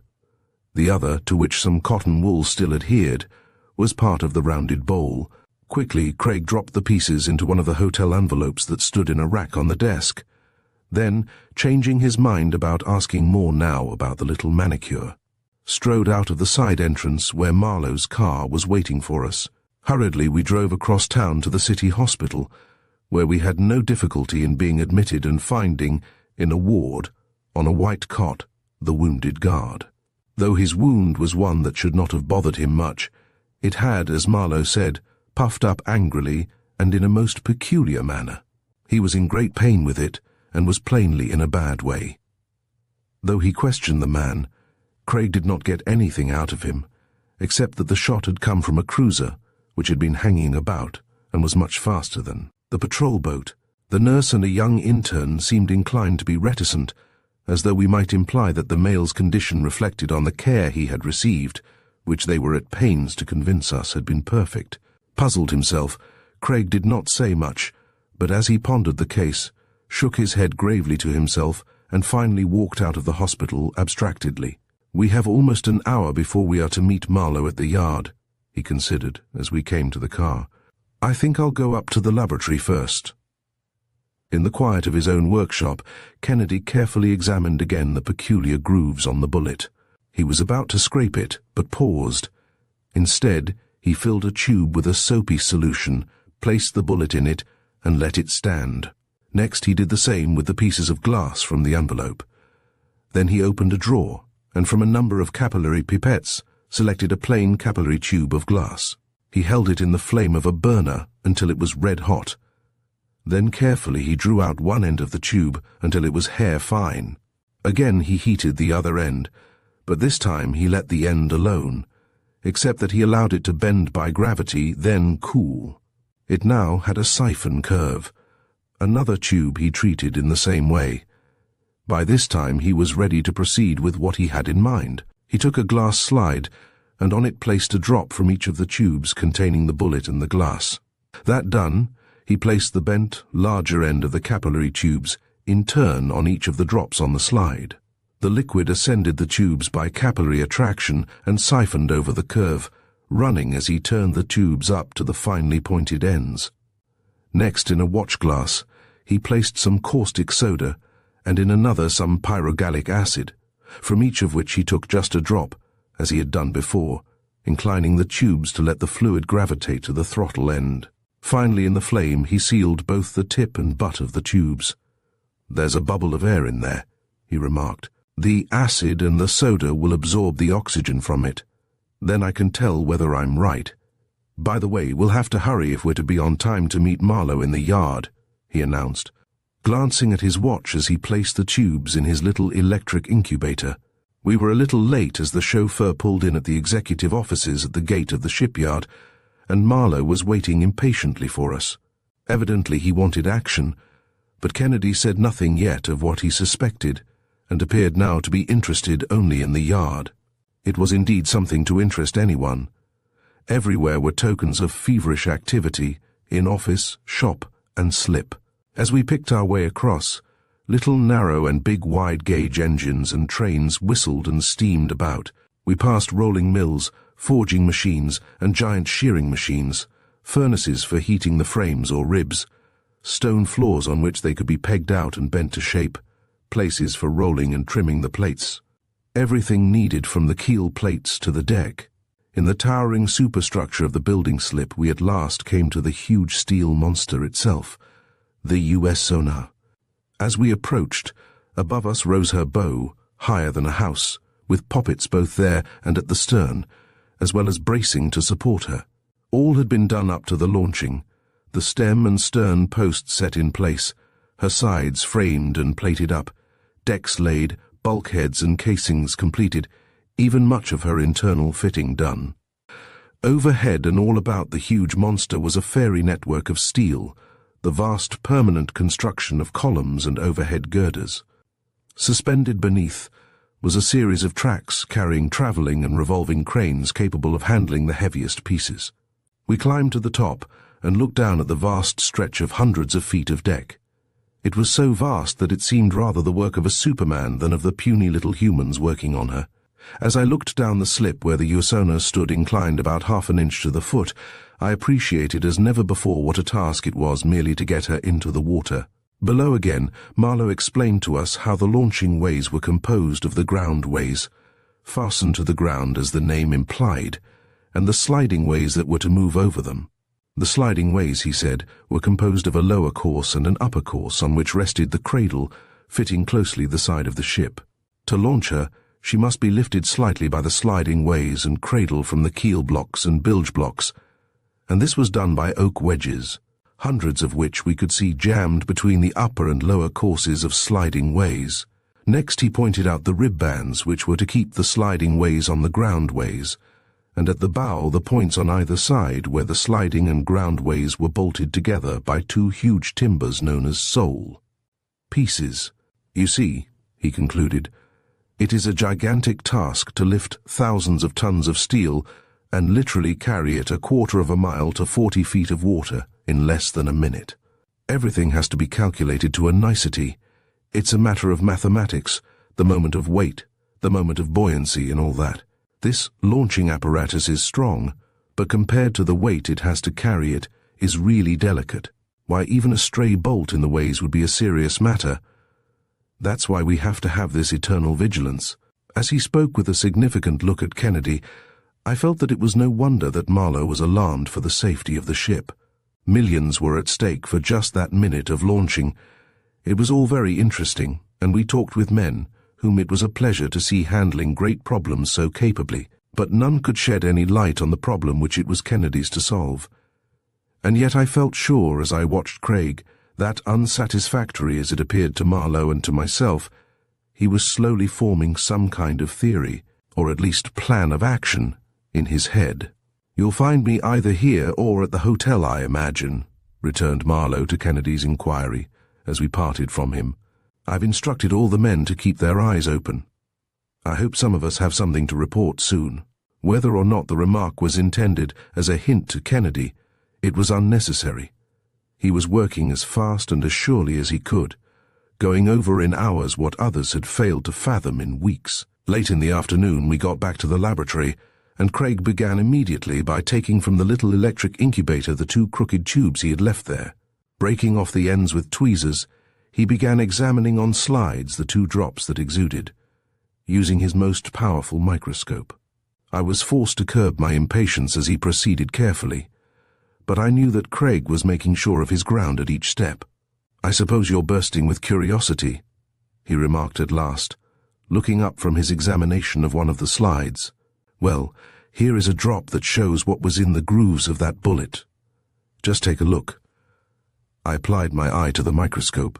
All I could see was some dots and rods, sometimes something that looked like chains of dots and rods, the rods straight with square ends, sometimes isolated, but more usually joined end to end in long strings. "What is it?" I asked, not much enlightened by what he had permitted me to see. "Anaerobic bacilli and spores," he replied excitedly, "the things that produce the well-known gas gangrene of the trenches, the gas phlegmon bacilli all sorts, the Bacillus aerogenes capsulatus, Bacillus proteus, pyogenic cocci, and others, actively gas-forming microbes that can't live in air. The method I took to develop and discover them was that of Colonel Sir Almroth Wright of the British Army Medical Corps." "And that is what was on the bullet?" I queried. "The spores or seeds," he replied. "In the tubes, by excluding the air, I have developed the bacilli. Why, Walter," he went on seriously, "those are among the microbes most dreaded in the infection of wounds. The spores live in the earth, it has been discovered, especially in cultivated soil, and they are extraordinarily long-lived, lying dormant for years, waiting for a chance to develop. These rods you saw are only from 5 to 15 thousandths of a millimeter long, and not more than 1,000th of a millimeter broad. You can't see them move here, because the air has paralyzed them. But these vibrios move among the corpuscles of the blood, just as a snake moves through the grass, to quote Pasteur. If I colored them, you would see that each is covered with fine vibrating hairs 3 or 4 times as long as itself. At certain times an oval mass forms in them. That is the spore which lives so long and is so hard to kill. It was the spores that were on the bullet. They resist any temperature except comparatively high and prolonged, and even resist antiseptics for a long time. On the surface of a wound they aren't so bad, but deep in they distill minute gas bubbles, puff up the surrounding tissues, and are almost impossible to combat. As he explained what he had found, I could only stare at him while the diabolical nature of the attack impressed itself on my mind. Someone had tried to murder Marlowe in this most hideous way. No need to be an accurate marksman when a mere scratch from such a bullet meant ultimate death anyhow. Why had it been done, and where had the cultures come from? I asked myself. I realized fully the difficulty of trying to trace them. Anyone could purchase germs, I knew. There was no law governing the sale. Craig was at work again over his microscope. Again he looked up at me. "Here on this other film I find the same sort of wisp like anaerobes," he announced. There was the same thing on those pieces of glass that I got. In my horror at the discovery, I had forgotten the broken package that had come to the hotel desk while we stood there. "Then it was Gavira who was receiving spores and cultures of the anaerobes," I exclaimed excitedly. "But that doesn't prove that it was he who used them," cautioned Craig, adding, "Not yet, at least." Important as the discoveries were which he had made, I was not much farther along in fixing the guilt of anybody in particular in the case. Kennedy, however, did not seem to be perturbed, though I wondered what theory he could have worked out. "I think the best thing for us to do will be to run over to the Bellaclaire," he decided as he doffed his laboratory coat and carefully cleansed his hands in an antiseptic almost boiling hot. "I should like to see Marlowe again, and besides, there we can watch some of these people around him." Whom he meant other than Gavira I had no idea, but I felt sure that with the launching now only a matter of hours, something was bound to happen soon. Marlowe was out when we arrived, in fact, had not yet returned from the yard, nor had many of the guests remained at the hotel during the day. Most of them had been out sightseeing, though now they were returning, and as they began to gather in the hotel parlour, Marjorie was again called on to put them at their ease. Fitzhugh had returned, and had wasted no time dressing and getting downstairs again to be near Marjorie. Gavira also appeared, having been out on a case. "I wish you would call up the shipyard, Walter," asked Kennedy as we stood in the lobby, where we could see best what was going on. "Tell him I would like to see him very urgently." I found the number and entered a booth, but, as often happens, the telephone central was overwhelmed by the rush of early evening calls, and after waiting some time the only satisfaction I got was that the line was busy. Meanwhile, I decided to stick about the booth so that I could get the yard as soon as possible. From where I stood, I could see that Kennedy was closely watching the little manicure, Ray Melzer. A moment later, I saw Alma Hillman come out of the manicure shop, and before anyone else could get in to monopolize the fascinating little manicure, I saw Craig saunter over and enter.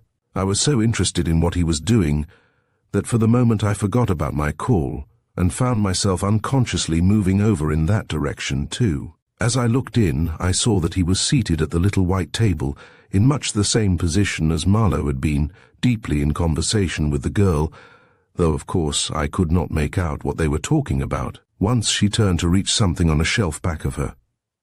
Quick as a flash, Kennedy abstracted a couple of the nearest implements, one being a nail file and the other, I think, a brush.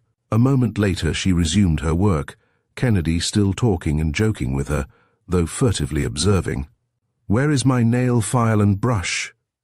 I could imagine her saying, as she hunted for them in pretty confusion, aided by Kennedy who, when he wanted to, could act the Fitzhugh and Gavira as well as they. The implements were not to be found, and from a drawer she took another set. Just then Gavira passed on his way to his office in the front of the building, saw me, and smiled. "Kennedy's cut you out," he laughed, catching a glimpse through the door. "Never mind. I used to think I had some influence there myself till the captain came along. I tell you, these oldsters can give us points." I laughed too, and joined him down the hall, not because I cared what he thought, but because his presence had reminded me of my original mission to call up Marlowe. However, I decided to postpone calling another moment and take advantage of the chance to talk to the house physician. "Yes," I agreed, as long as he had opened the subject. "I fancy the captain likes young people. He seems to enjoy being with them, Miss Hillman, for instance." Gavira shot a sidelong glance at me. "The Bellaclaire's a dangerous place for a wealthy widower," he returned. I had some hopes in that direction myself, in spite of Fitzhugh, but the captain seems to leave us all at the post. Still, I suppose I may still be a brother to her and physician, so I should worry. The impression I got of Gavira was that he enjoyed his freedom too much ever to fall in love, though an intimacy now and then with a clever girl like Alma Hillman was a welcome diversion. "I'm sorry I shan't be able to be with you until late tonight," he said, as he paused at his office door. "I'm in the medical corps of the guard, and I promised to lecture tonight on gunshot wounds. Some of my material got smashed up, but I have my lantern slides anyhow. I'll try to see you all later, though." Was that a clever attempt at confession and avoidance on his part? I wondered. But then I reflected he could not possibly know that we knew he had anaerobic microbes and spores in his possession. I had cleared up nothing, and I hastened to call up the shipyard, sure that the line could not be busy still. Whatever it was that was the matter, Central seemed unable to get me my number. Instead, I found myself cut right into a conversation that did not concern me, evidently the fault of the hotel switchboard operator. I was about to protest when the words I heard stopped me in surprise. A man and a woman were talking, though I could not recognize the voices and no names were used. "I tell you, I won't be a party to that launching scheme," I heard the man's voice. "I wash my hands of it. I told you that all along." "Then you're going to desert us," came back the woman's voice rather tartly. "It's for that girl. Well, you'll regret it. I'll turn the whole organization on you. I will... You... The voices trailed off, and, try as I could to get the operator to find out who it was, I could not. Who was it? What did it mean? Kennedy had finished with the manicure some time before and was waiting for me impatiently. "I haven't been able to get Marlowe," I hastened, "but I've had an earful." He listened keenly as I told him what I had heard, adding also the account of my encounter with Gavira. "It's just as I thought. I'll wager," he muttered, excitedly, under his breath, taking a hurried turn down the corridor, his face deeply wrinkled. "Well, anything new? I expected to hear from you, but haven't," boomed the deep voice of Marlowe, who had just come in from an entrance in another direction from that which we were pacing. "No clue yet to my crank?" Without a word, Kennedy drew Marlowe aside into a little deserted alcove. Marlowe followed, puzzled at the air of mystery. Alone, Craig leaned over toward him. "It's no crank," he whispered in a low tone. "Marlowe, I am convinced that there is a concerted effort to destroy your plans for American commerce building. There isn't the slightest doubt in my mind that it is more serious than you think. Perhaps a powerful group of European steamship men opposed to you. It is economic war. You know they have threatened it at meetings reported in the press all along. Well, it's here." Half doubting, half convinced, Marlowe drew back. One after another he shot a rapid fire of questions. Who, then, was their agent who had fired the shot? Who was it who had deserted, as I had heard over the wire? Above all, what was it they had planned for the launching? The deeper he got, the more the beads of perspiration came out on his sunburnt forehead. The launching was only 18 hours off too, and 10 of them were darkness. What could be done? Kennedy's mind was working rapidly in the crisis as Marlowe appealed to him, almost helplessly. "May I have your car tonight?" asked Craig, pausing. "Have it? I'll give it to you if it'll do any good. I'll need it only a few hours.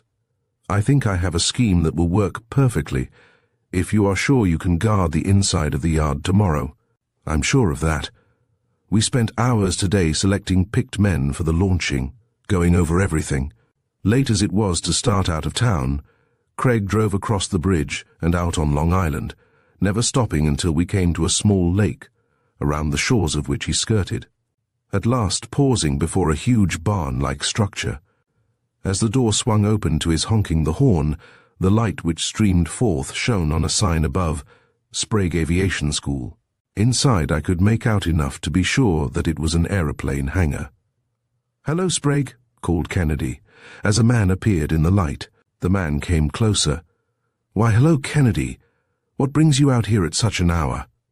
Craig had jumped from the car, and together the two went into the hangar while I followed. They talked in low tones, but as nearly as I could make out, Kennedy was hiring a hydro-aeroplane for tomorrow with as much nonchalance as if it had been a taxicab. As Kennedy and his acquaintance, Sprague, came to terms, my eye fell on a peculiar gun set up in a corner. It had a tremendous cylinder about the barrel, as though it contained some device to cool it. It was not a machine gun of the type I had seen, however, yet cartridges seemed to be fed to it from a disc on which they were arranged radially rather than from a band. Kennedy had risen to go and looked about at me. "Oh, a Lewis gun," he exclaimed, seeing what I was looking at. "That's an idea. Sprague, can you mount that on the plane?" Sprague nodded. "That's what I have it here for," he returned. "I've been testing it. Why do you want it?" "Indeed I do. I'll be out here early in the morning, Sprague." "I'll be ready for you, sir," promised the aviator. Speeding back to the city, Kennedy laid out an extensive program for me to follow on the morrow.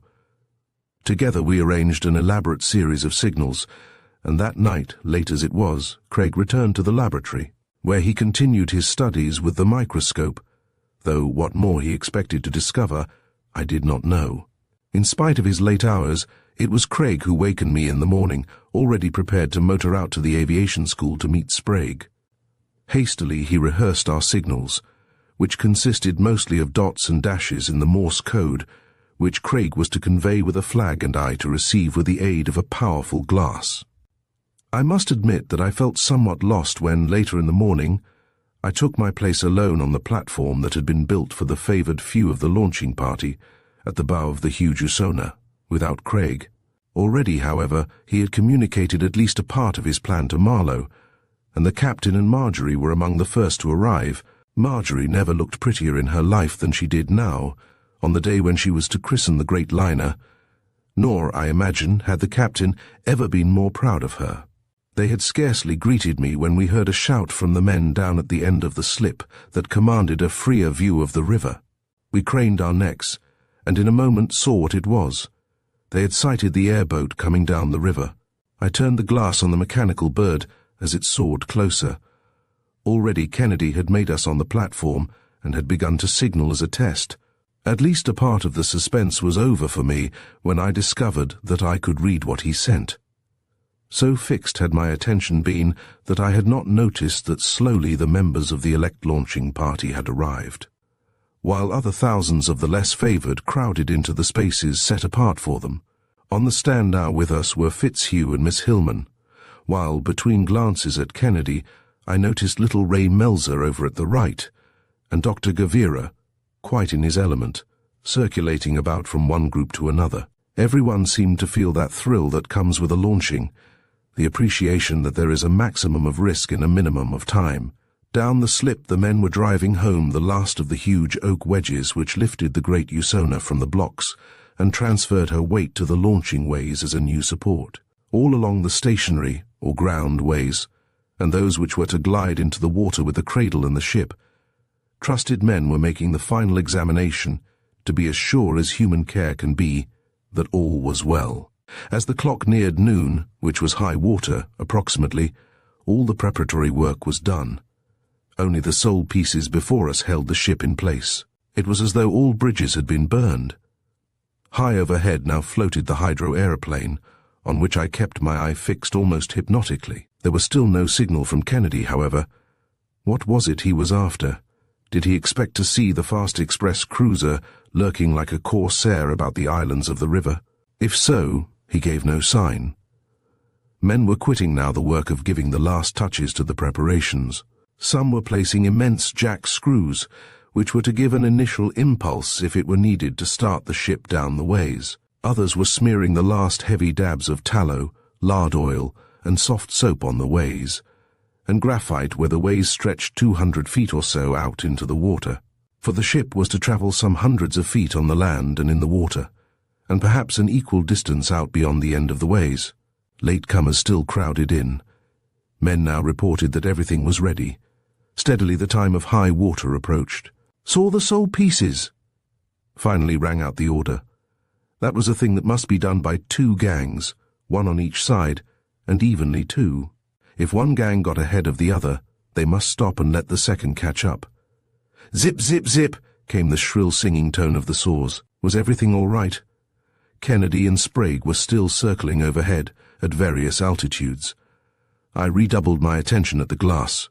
Suddenly, I saw Craig's flag waving frantically. A muffled exclamation came from my lips involuntarily. Marlowe, who had been watching me, leaned closer. "What is it, for God's sake?" he whispered hoarsely. "Stop them!"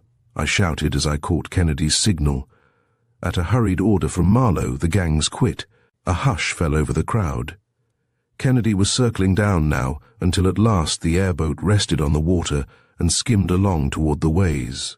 Out on the ways, as far as they were not yet submerged, some men ran, as if to meet him, but Kennedy began signaling frantically again. Though I had not been expecting it, I made it out. "He wants them to keep back," I called, and the word was passed down the length of the ship. Instead of coming to rest before the slip, the plane turned and went away, making a complete circle, then coming to rest. To the surprise of every one, the rapid staccato bark of the Lewis gun broke the silence. Kennedy was evidently firing, but at what? There was nothing in sight. Suddenly there came a tremendous detonation, which made even the launching slip tremble, and a huge column of water, like a geyser, rose in the air about 800 feet out in the river, directly in front of us. The truth flashed over us in an instant. There, 10 feet or so in the dark water out in the river, Craig had seen a huge circular object, visible only against a sandy bottom from the hydro aeroplane above. As the sun rays were reflected through the water, it was a contact submarine mine. Marlowe looked at me, his face almost pale. The moment the great hulk of the Euston in its wild flight to the sea would have hit that mine, tilting it, she would have sunk in a blast of flame. The airboat now headed for the shore, and a few moments later, as Craig climbed into our stand, Marlowe seized him in congratulation too deep for words. "Is it all right?" sang out one of the men in the gangs, less impressionable than the rest. "If there is still water enough," nodded Craig. Again the order to saw away the sole pieces was given, and the gangs resumed. Zip, zip, again went the two saws. There were perhaps 2 inches more left when the hull quivered. There was a crashing and rending as the timbers broke away. Marjorie Marlowe, alert, swung the bottle of champagne in its silken net on a silken cord, and it crashed on the bow as she cried gleefully, "I christen the Euston!" Down the ship slid, with a slow gliding motion at first, rapidly gathering headway. As her stern sank and finally the bow dipped into the water, cheers broke forth. Then a cloud of smoke hid her. There was an ominous silence. Was she wrecked at last after all? A puff of wind cleared the smoke. "Just the friction of the ways set the grease on fire," shouted Marlowe. "It always does that." Wedges, sliding ways, and other parts of the cradle floated to the surface. The tide took her, and tugs crept up and pulled her to the place selected for temporary mooring. A splash of a huge anchor, and there she rode safe. In the revulsion of feeling, every eye on the platform turned involuntarily to Kennedy.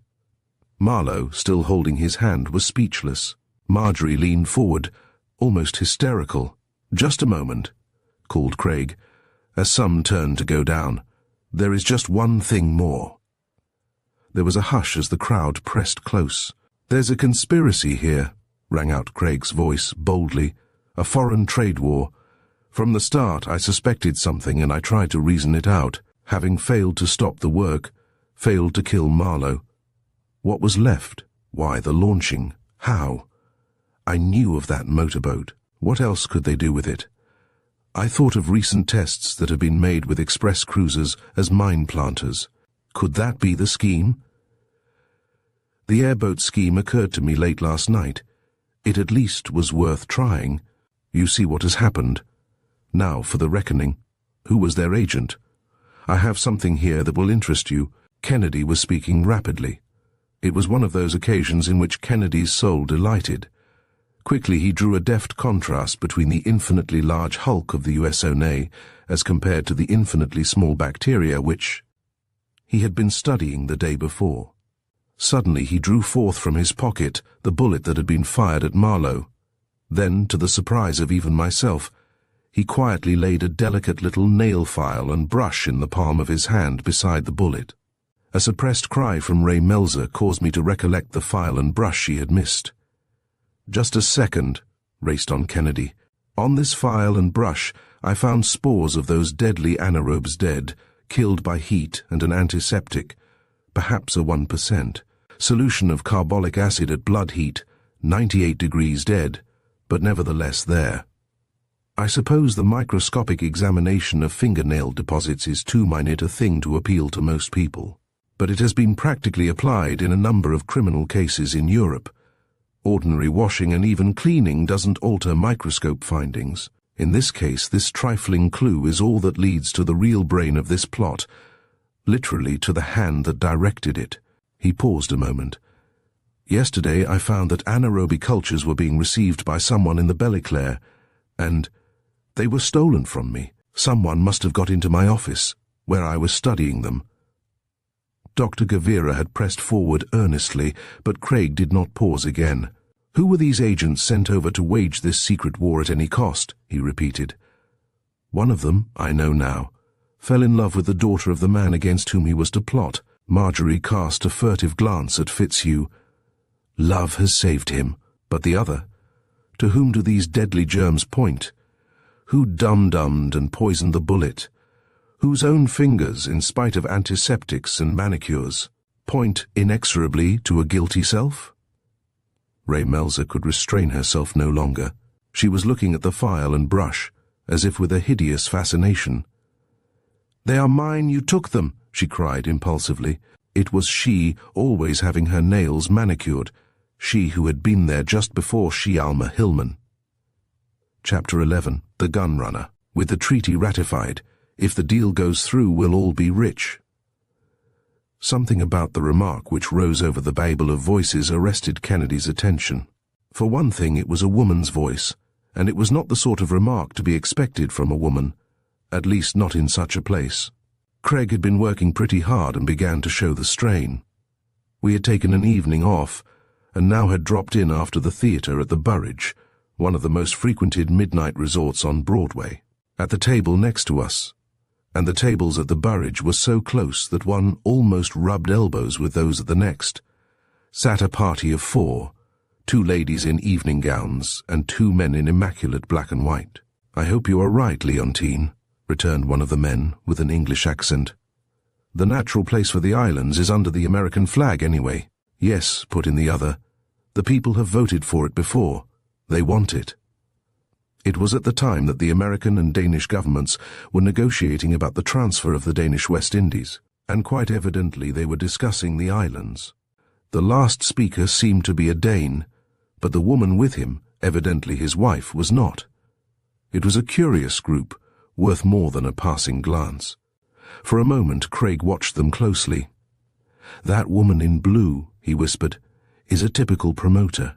I recognize the type which is becoming increasingly frequent in Wall Street as the competition in financial affairs grows keener and women enter business and professional life." There were plenty of other types in the brilliantly lighted dining room, and we did not dwell long on the study of our neighbors. A few moments later Kennedy left me and was visiting another table. It was a habit of his, for he had hundreds of friends and acquaintances, and the Burridge was the place to which everyone came. This time I saw that he had stopped before someone whom I recognized. It was Captain Marlowe of the American Shipping Trust, to whom Kennedy had been of great assistance at the time of the launching of his great ship, the USONA. Marlowe's daughter Marjorie was not with him, having not yet returned from her honeymoon trip, and he was accompanied by a man whose face was unfamiliar to me. As I recognized who it was to whom Kennedy was speaking, I also rose and made my way over to the table. As I approached, the captain turned from Kennedy and greeted me cordially. "Mr. Whitson," he introduced the man with him. "Mr. Whitson is sailing tomorrow for St. Thomas on the Arroyo. We're preparing to extend our steamship lines to the islands as soon as the formalities of the purchase are completed." Marlowe turned again to Kennedy and went on with the remark he had evidently been making.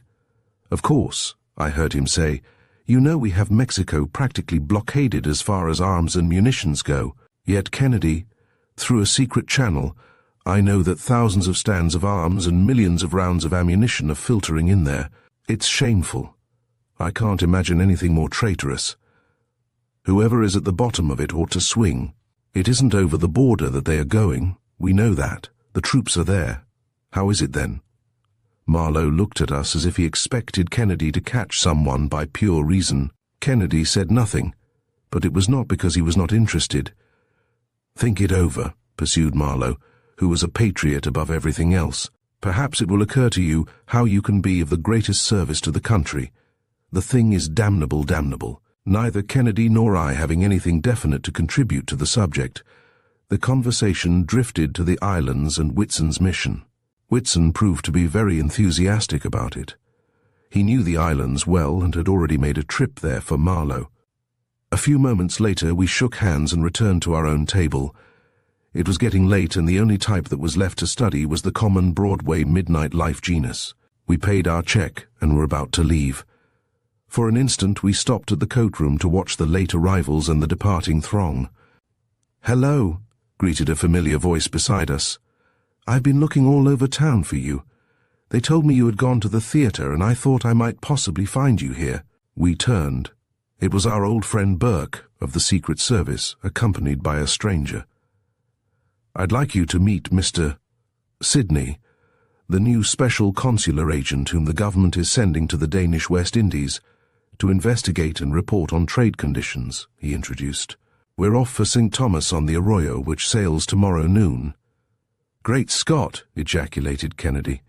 "Is everybody daffy over those little islands? What takes you down there, Burke?" Burke looked about hastily, then drew us aside into a recess in the lobby. "I don't suppose you know," he explained, lowering his voice, "but since these negotiations began, the consular service has been keenly interested in the present state and the possibilities of the islands. The government sent one special agent there, named Dwight. Well, he died a few days ago. It was very suspicious, so much so that the authorities in the island investigated, yet the doctors in the island have found no evidence of anything wrong, no poison. Still, it is very mysterious. And you know," he hinted, "there are those—" The Secret Service man paused as though he had put the case as briefly and pointedly as he could, then went on, "I've been assigned to accompany the new consul down there and investigate. I've no particular orders and the chief will honor any reasonable expense account, but—" He hesitated and stopped, looking keenly at Kennedy's face. I saw what he was driving at. "Well, to come to the point, what I wanted to see you about, Kennedy, is to find out whether you would go with me. I think," he added persuasively, "it would be quite worth your while. Besides, you look tired. You're working too hard. The change will do you good, and your conscience needn't trouble you. You'll be working all right." Burke had been quick to note the haggard expression on Kennedy's face and turn it into an argument to carry his point. Kennedy smiled as he read the other's enthusiasm. I would have added my own urging, only I knew that nothing but a sense of duty would weigh with Craig.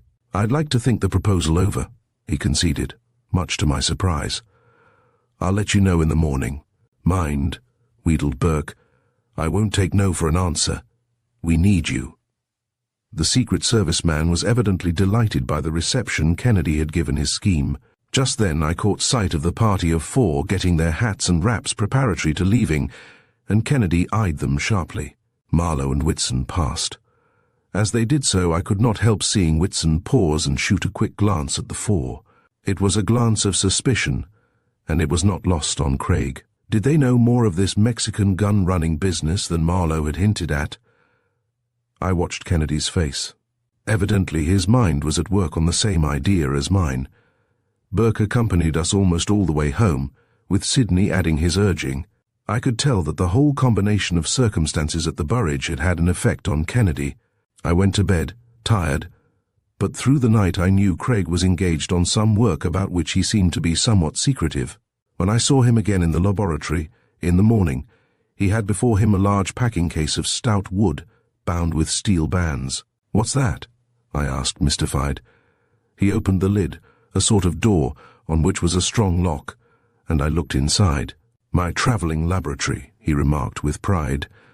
I peered in more closely. It was a well-stocked armamentarium, as the doctors would have called it. I shall not make any attempt to describe its contents. They were too varied and too numerous, a little bit of everything it seemed. In fact, Craig seemed to have epitomized the sciences and arts. It was not that he had anything so wonderful, or even comparable to the collection of his laboratory, but as I ran my eye over the box, I would have wagered that from the contents he might have made shift to duplicate in some makeshift form almost anything that he might need. It was truly amazing, representing in miniature his study of crime for years. "Then you are going with Burke to St. Thomas?" I queried, realizing the significance of it. Kennedy nodded. "I've been thinking of what I would do if an important case ever called me away. Burke's proposal hurried me, that's all. And you are going also," he added. "You have until noon to break the news to the Star." I did not say anything more, fearful lest he might change his mind. I knew he needed the rest, and that no matter what the case was in the islands, he could not work as hard as he was doing in New York. Accordingly, my own arrangements with the Star were easily made. I had a sort of roving commission anyhow, since my close association with Kennedy. Moreover, the possibility of turning up something good in the islands, which were much in the news at the time, rather appealed to the managing editor.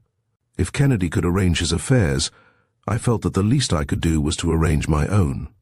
Thus it came about that Craig and I found ourselves in the forenoon in a taxicab, on the front of which was loaded the precious box as well as our other hastily packed luggage, and we were on our way over to Brooklyn to the dock from which the Arroyo sailed. Already the clearance papers had been obtained, and there was the usual last-moment confusion among the passengers as the hour for sailing approached. It seemed as if we had scarcely boarded the ship when Kennedy was as gay as a schoolboy on an unexpected holiday. I realized at once what was the cause. The change of scene, the mere fact of cutting loose, were having their effect. As we steamed slowly down the bay, I ran my eye over the other passengers at the rail, straining their eyes to catch the last glimpse of the towers of New York. There were Burke and Sidney, but they were not together, and, to all appearances, did not know each other. Sidney, of course, could not conceal his identity, nor did he wish to, no matter how beset with unseen perils might be his mission. But Burke was down on the passenger list as, and had assumed the role of, a traveling salesman for a mythical novelty house in Chicago. That evidently was part of the plan they had agreed on between themselves. Kennedy took the cue. As I studied the various groups, I paused suddenly, surprised. There was the party which had sat at the table next to us at the Burridge the night before. Kennedy had already seen them and had been watching them furtively. Just then Craig jogged my elbow. He had caught sight of Whitson edging his way in our direction. I saw what it was that Craig meant. He wanted purposely to avoid him. I wondered why, but soon I saw what he was up to. He wanted introductions to come about naturally, as they do on shipboard if one only waits. On deck and in the lounging and smoking rooms, it did not take long for him to contrive ways of meeting and getting acquainted with those he wished to know, without exciting suspicion. Thus, by the time we sat down to dinner in the saloon, we were all getting fairly chummy. We had met Burke quite as naturally as if we were total strangers. It was easy to make it appear that Whitson and Sidney were shipboard acquaintances. Nor was it difficult to secure an introduction to the other party of four. The girl whom we had heard addressed as Leontine seemed to be the leader of the group. Leontine Cowell was a striking personality. Her clear blue eyes directed a gaze at one which tested one's mettle to meet. I was never quite sure whether she remembered seeing us at the Burridge, whether she penetrated the parts we were playing. She was none the less feminine because she had aspirations in a commercial way. As Kennedy had first observed, she was well worth study. Her companion, Barrett Burley, was a polished, deferential Englishman, one of those who seemed to be citizens of the world rather than subjects of any particular country. I wondered what were the real relations of the two. Jorgen Eriksson was, as I had surmised, a Dane. He proved to be one of the largest planters in the island, already wealthy, and destined to be wealthier if real estate advanced. The other woman, Nanette, was his wife. She was also a peculiarly interesting type, a Frenchwoman from Guadeloupe, younger and more vivacious than her husband. Her snappy black eyes betokened an attractive personality. Leontine Cowell, it seemed, had been in the islands not long before. had secured options on some score of plantations at a low figure, and made no secret of her business. When the American flag at last flew over the islands, she stood to win out of the increase of land values a considerable fortune. Ericsson also, in addition to his own holdings, had been an agent for some other planters, and thus had met Leontine, who had been the means of interesting some American capital. As for Burley, it seemed that he had made the acquaintance of Leontine in Wall Street. He had been in the Caribbean, and the impending changes in the Danish West Indies had attracted his notice. Whether he had some money to invest in the speculation, or hoped to profit by commissions derived from sales, did not appear, but at any rate some common bond had thrown the quartet together. I need not dwell on the little incidents of life on ship. It must have been the second day out that I observed Leontine and Sidney together on the promenade deck. They seemed to be quite interested in each other, though I felt sure that Leontine was making a play for him. At any rate, Burley was jealous. Whatever might be the scheme, it was apparent that the young Englishman was head over heels in love with her. What did it mean? Was she playing with Sidney, seeking to secure his influence to further her schemes, or did it mask some deeper, more sinister motive? From what I had seen of Sidney, I could not think that he was the man to take such an affair seriously. I felt that he must be merely amusing himself. Busy with my speculations, I was astonished soon after to realize that the triangle had become a hexagon, so to speak. Whitson and Nanette Ericsson seemed to be much in each other's company, but, unlike Burley, Ericsson seemed to be either oblivious or complacent, whatever it might all portend. I found that it did not worry Kennedy, although he observed closely. Burke, however, was considerably excited, and even went so far as to speak to Sidney, over whom he felt a sort of guardianship. Sidney turned the matter off lightly. As for me, I determined to watch both of these women closely. Kennedy spent much time not only in watching the passengers, but in going about the ship, talking to the captain and crew and everyone who knew anything about the islands. In fact, he collected enough information in a few days to have satisfied any ordinary tourist for weeks. Even the cargo did not escape his attention, and I found that he was especially interested in the rather heavy shipments of agricultural implements that were consigned to various planters in the islands. So great was his interest that I began to suspect that it had some bearing on the gun-running plot that had been hinted at by Marlowe. It was the evening after one of Kennedy's busy days scouting about that he quietly summoned both Burke and Sidney to our cabin. "There's something queer going on," announced Craig, when he was sure that we were all together without having been observed. "Frankly, I must confess that I don't understand it yet."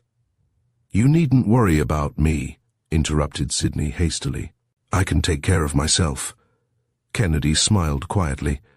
We knew what Sidney meant. He seemed to resent Burke's solicitude over his acquaintance with Leontine and was evidently warning us off. Kennedy, however, avoided the subject. "I may as well tell you," he resumed, "that I was quite as much influenced by a rumor that arms were somehow getting into Mexican ports as I was by your appeal, Burke. In coming down here, so far I've found nothing that proves my case. But, as I said, there is something under the surface which I don't understand. We have all got to stick together, trust no one but ourselves, and above all, keep our eyes open." It was all that was said, but I was relieved to note that Sidney seemed greatly impressed. Still, half an hour later, I saw him sitting in a steamer chair beside Leontine again, watching the beautiful play of the moonlight on the now almost tropical ocean after we had emerged from the Gulf Stream.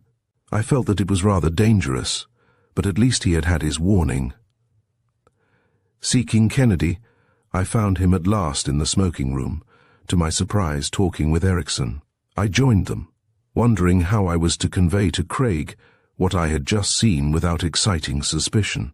They were discussing the commercial and agricultural future of the islands under the American flag, especially the sugar industry, which had fallen into a low estate. "I suppose," remarked Kennedy casually, "that you are already modernizing your plant and that others are doing the same, getting ready for a revival." Ericsson received the remark stolidly. "No," he replied slowly.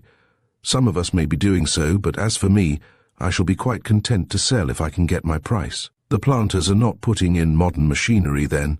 queried Kennedy, innocently, while there flashed over me what he had discovered about shipments of agricultural implements. Erickson shook his head. Some of them may be, but for one that is, I know 20 whose only thought is to sell out and take a profit.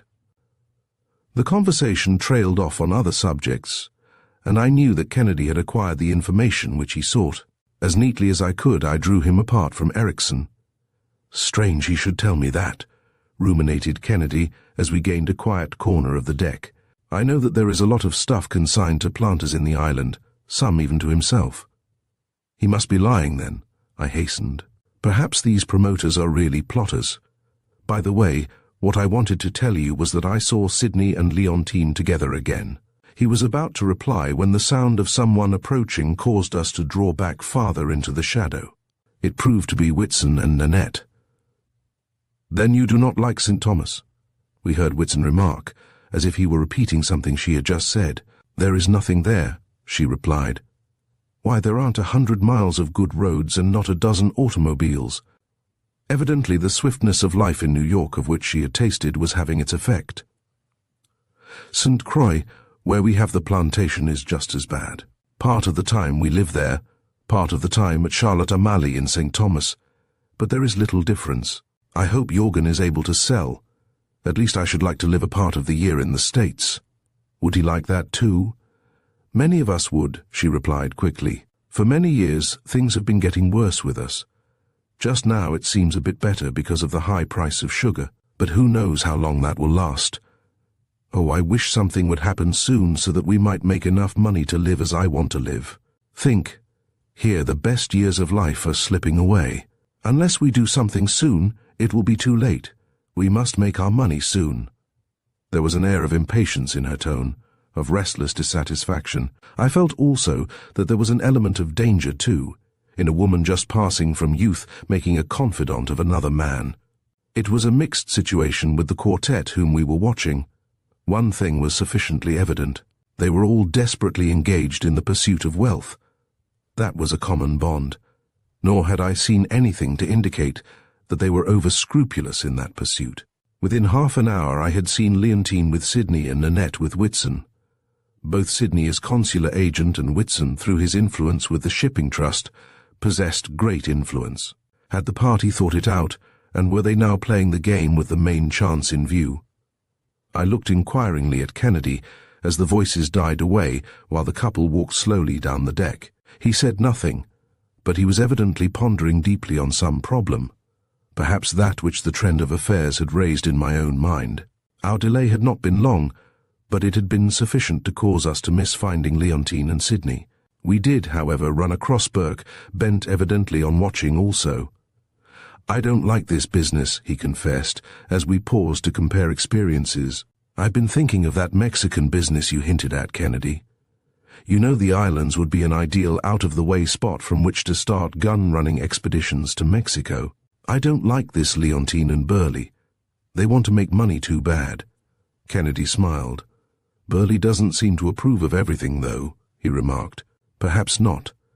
That's one reason why I think it may be more dangerous for Sydney than he realizes. I know she's a fascinating girl, all the more reason to watch out for her. But I can't talk to Sydney, he sighed. It was an enigma and I had not solved it, though I felt much as Burke did. Kennedy seemed to have determined to allow events to take their course, perhaps in the hope that developments would be quicker that way than by interfering with something which we did not understand.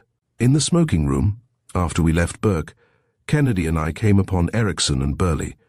They had just finished a game of poker with some of the other passengers, in which Burley's usual run of luck and skill had been with him. Lucky at cards, unlucky in love, remarked Burley as we approached. He said it with an air of banter, yet I could not help feeling that there was a note of seriousness at the bottom of it. Had he known that Leontine had been with Sydney on the deck? His very success at poker had its effect on me. I found myself eyeing him, as if he had been one of the transatlantic card sharps, perhaps an international crook. Yet when I considered, I was forced to admit that I had nothing on which to base such a judgment. Erickson presented a different problem. To my mind, there was indeed something queer about him. Either he had not been perfectly frank with us in regard to the improvement of his properties, or he was concealing something much more sinister. Again and again my mind reverted to the hints that had been dropped by Marlowe, and I recalled the close scrutiny Whitson had given the four that night. So far, I had felt that in any such attempt, we might count on Whitson playing a lone hand, and perhaps finding out something to our advantage. It was the morning of the last day of the voyage that most of the passengers gathered on the deck for the first glimpse of the land to which we had been journeying.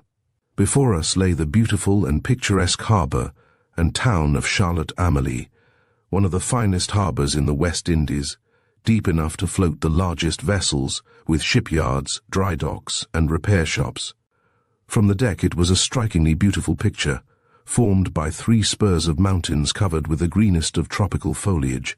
From the edge of the dancing blue waves, the town itself rose on the hills, presenting an entrancing panorama. All was bustle and excitement as the anchor plunged into the water, for not only was this the end of our journey, but the arrival of the boat from New York was an event for the town. There was much to watch, but I let nothing interfere with my observation of how the affair between Sydney and Leontine was progressing. To my surprise, I saw that this morning she was bestowing the favour of her smile rather on Burleigh. It was Sydney's turn now to feel the pangs of jealousy, and I must admit that he bore them with better grace than Burleigh, whatever that might indicate. As I watched the two, and recalled their intimacy at the Burridge the first night we had seen them, I almost began to wonder whether I might not have been wrong about Leontine. Had it been that I had distrusted the woman merely because I was suspicious of the type, both male and female? Had I been finding food for suspicion because I was myself suspicious? Ericsson was standing beside Sydney, while we were not far away. Evidently, he had been saving up a speech for the occasion, and now was prepared to deliver it. "Mr. Sydney," he began, with a wave of his arm that seemed to include us all. "It is a pleasure to welcome you here to our island. Last night it occurred to me that we ought to do something to show that we appreciate it. You must come to dinner tonight at my villa here in the town. You are all invited, all of us who have become so enjoyably acquainted on this voyage which I shall never forget. Believe me when I say that it will be even more a tribute to you personally than because of the official position you are to hold among us." It was a graceful invitation, more so than I had believed Ericsson capable of framing. Sydney could do nothing less than thank him cordially and accept, as we all did. Indeed, I could see that Kennedy was delighted at the suggestion. It would give him an opportunity to observe them all under circumstances different enough to show something. While we were thanking Ericsson, I saw that Whitson had taken the occasion also to thank Mrs. Ericsson, with whom he had been talking, just a bit apart from the group. He made no secret of his attentions, though I thought she was a bit embarrassed by them at such a time. Indeed, she started rather abruptly toward the group, which was now intent on surveying the town, and as she did so, I noted that she had forgotten her handbag, which lay on a deck chair near where they had been sitting. I picked it up to restore it. Some uncontrollable curiosity prompted me, and I hesitated. All were still looking at the town. I opened the bag. Inside was a little bottle of greyish liquid. What should I do? Any moment she or Whitson might turn around. Hastily I pulled off the cap of my fountain pen and poured into it some of the liquid, replacing the cork in the bottle and dropping it back into the bag. While I disposed of the cap as best I could without spilling its contents, whether either she or anyone else had observed me, I was not going to run any chances of being seen. I called a passing steward. "Mrs. Ericsson forgot her bag," I said, pointing hastily to it. "You'll find her over there with Mr. Whitson." Then I mingled in the crowd to watch her. She did not seem to show any anxiety when she received it. I lost no time in getting back to Kennedy and telling him what I had found, and a few moments later he made an excuse to go to our stateroom, as eager as I was to know what had been in the little bottle. First he poured out a drop of the liquid from the cap of my fountain pen in some water. It did not dissolve. Successively he tried alcohol, ether, then pepsin. None of them had any effect on it. Finally, however, he managed to dissolve it in ammonia. "Relatively high amount of sulfur," he muttered, after a few moments more of study. "Keratin, I believe." "A poison?" I asked. Kennedy shook his head. No, harmless. Then what is it for? He shrugged his shoulders. He may have had some half-formed idea, but if he did, it was still indefinite, and he refused to commit himself. Instead, he placed the sample in his traveling laboratory, closed and locked it, and with our luggage, the box was ready to be taken ashore. Nearly every one had gone ashore by the time we returned to the deck. Whitson was there yet, talking to the captain, for the shipping at the port interested him. I wondered whether he too might be suspicious of those cases consigned to Erickson and others. If so, he said nothing of it. By this time, several vessels that looked as if they might be lighters, though fairly large, had pulled up. It seemed that they had been engaged to carry shipments of goods to the other islands of St. John and St. Croix. Kennedy seemed eager now to get ashore, and we went, accompanied by Whitson, and after some difficulty established ourselves in a small hotel. Most of the tourists were sightseeing, and while we had no time for that, still we could not help doing so, in going about the town. Charlotte Amalie, I may say, proved to be one of the most picturesque towns in the Windward Islands. The walls of the houses were mostly of a dazzling whiteness, though some were yellow, others grey, orange, blue, but the roofs were all of a generous bright red, which showed up very effectively among the clumps of green trees. Indeed, the town seemed to be one of gaily tinted villas and palaces. There were no factories, no slums. Nature had provided against that, and man had not violated the provision. The people whom we met on the streets were mostly Negroes, though there was a fair sprinkling of whites. What pleased us most was that nearly everywhere we went English was spoken. I had half expected Danish, but there was even very little Spanish spoken. Burke was waiting for us, and in spite of his playing the role of traveling salesman, managed to direct us about, so that we might as quickly as possible pick up the thread of the mysterious death of Dwight. It did not take long to gather such meagre information as there was about the autopsy that had followed the strange death of Sidney's predecessor. We were able to find out little from either the authorities or the doctor who had investigated the case. Under the stress of suspicion, both the stomach and the contents of the stomach of the unfortunate man had been examined. No trace of anything out of the way had been found, and there the matter had rested, except for suspicion. One of our first visits was to the American consulate. There Sidney, by virtue of his special commission, had with characteristic energy established himself with the consul. Naturally, he too had been making inquiries, but they had led nowhere. There seemed to be no clue to the mysterious death of Dwight, not even a hint as to the cause. All that we were able to discover, after some hours of patient inquiry, was that Dwight had suffered from great prostration, marked cyanosis, convulsions, and coma. Whether it was the result of some strange disease or of a poison, no one, not even the doctor, was prepared to say.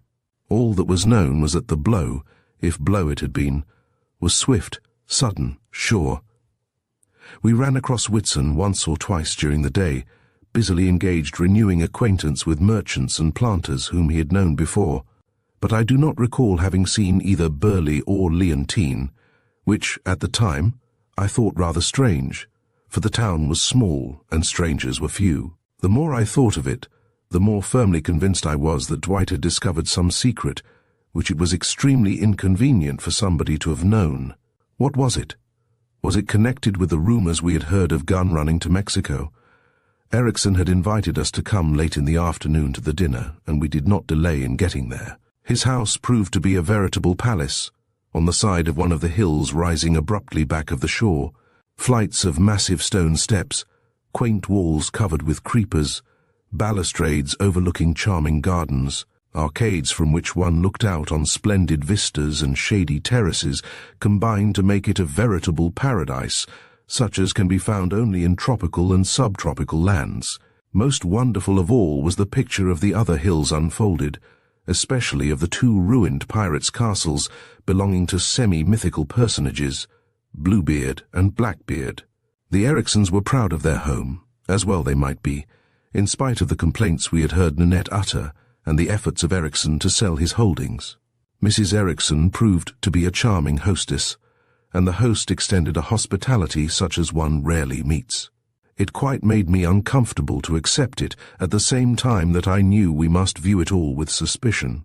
Nor did it make matters any better, but rather worse, to feel that there was some colour of excuse for the suspicion.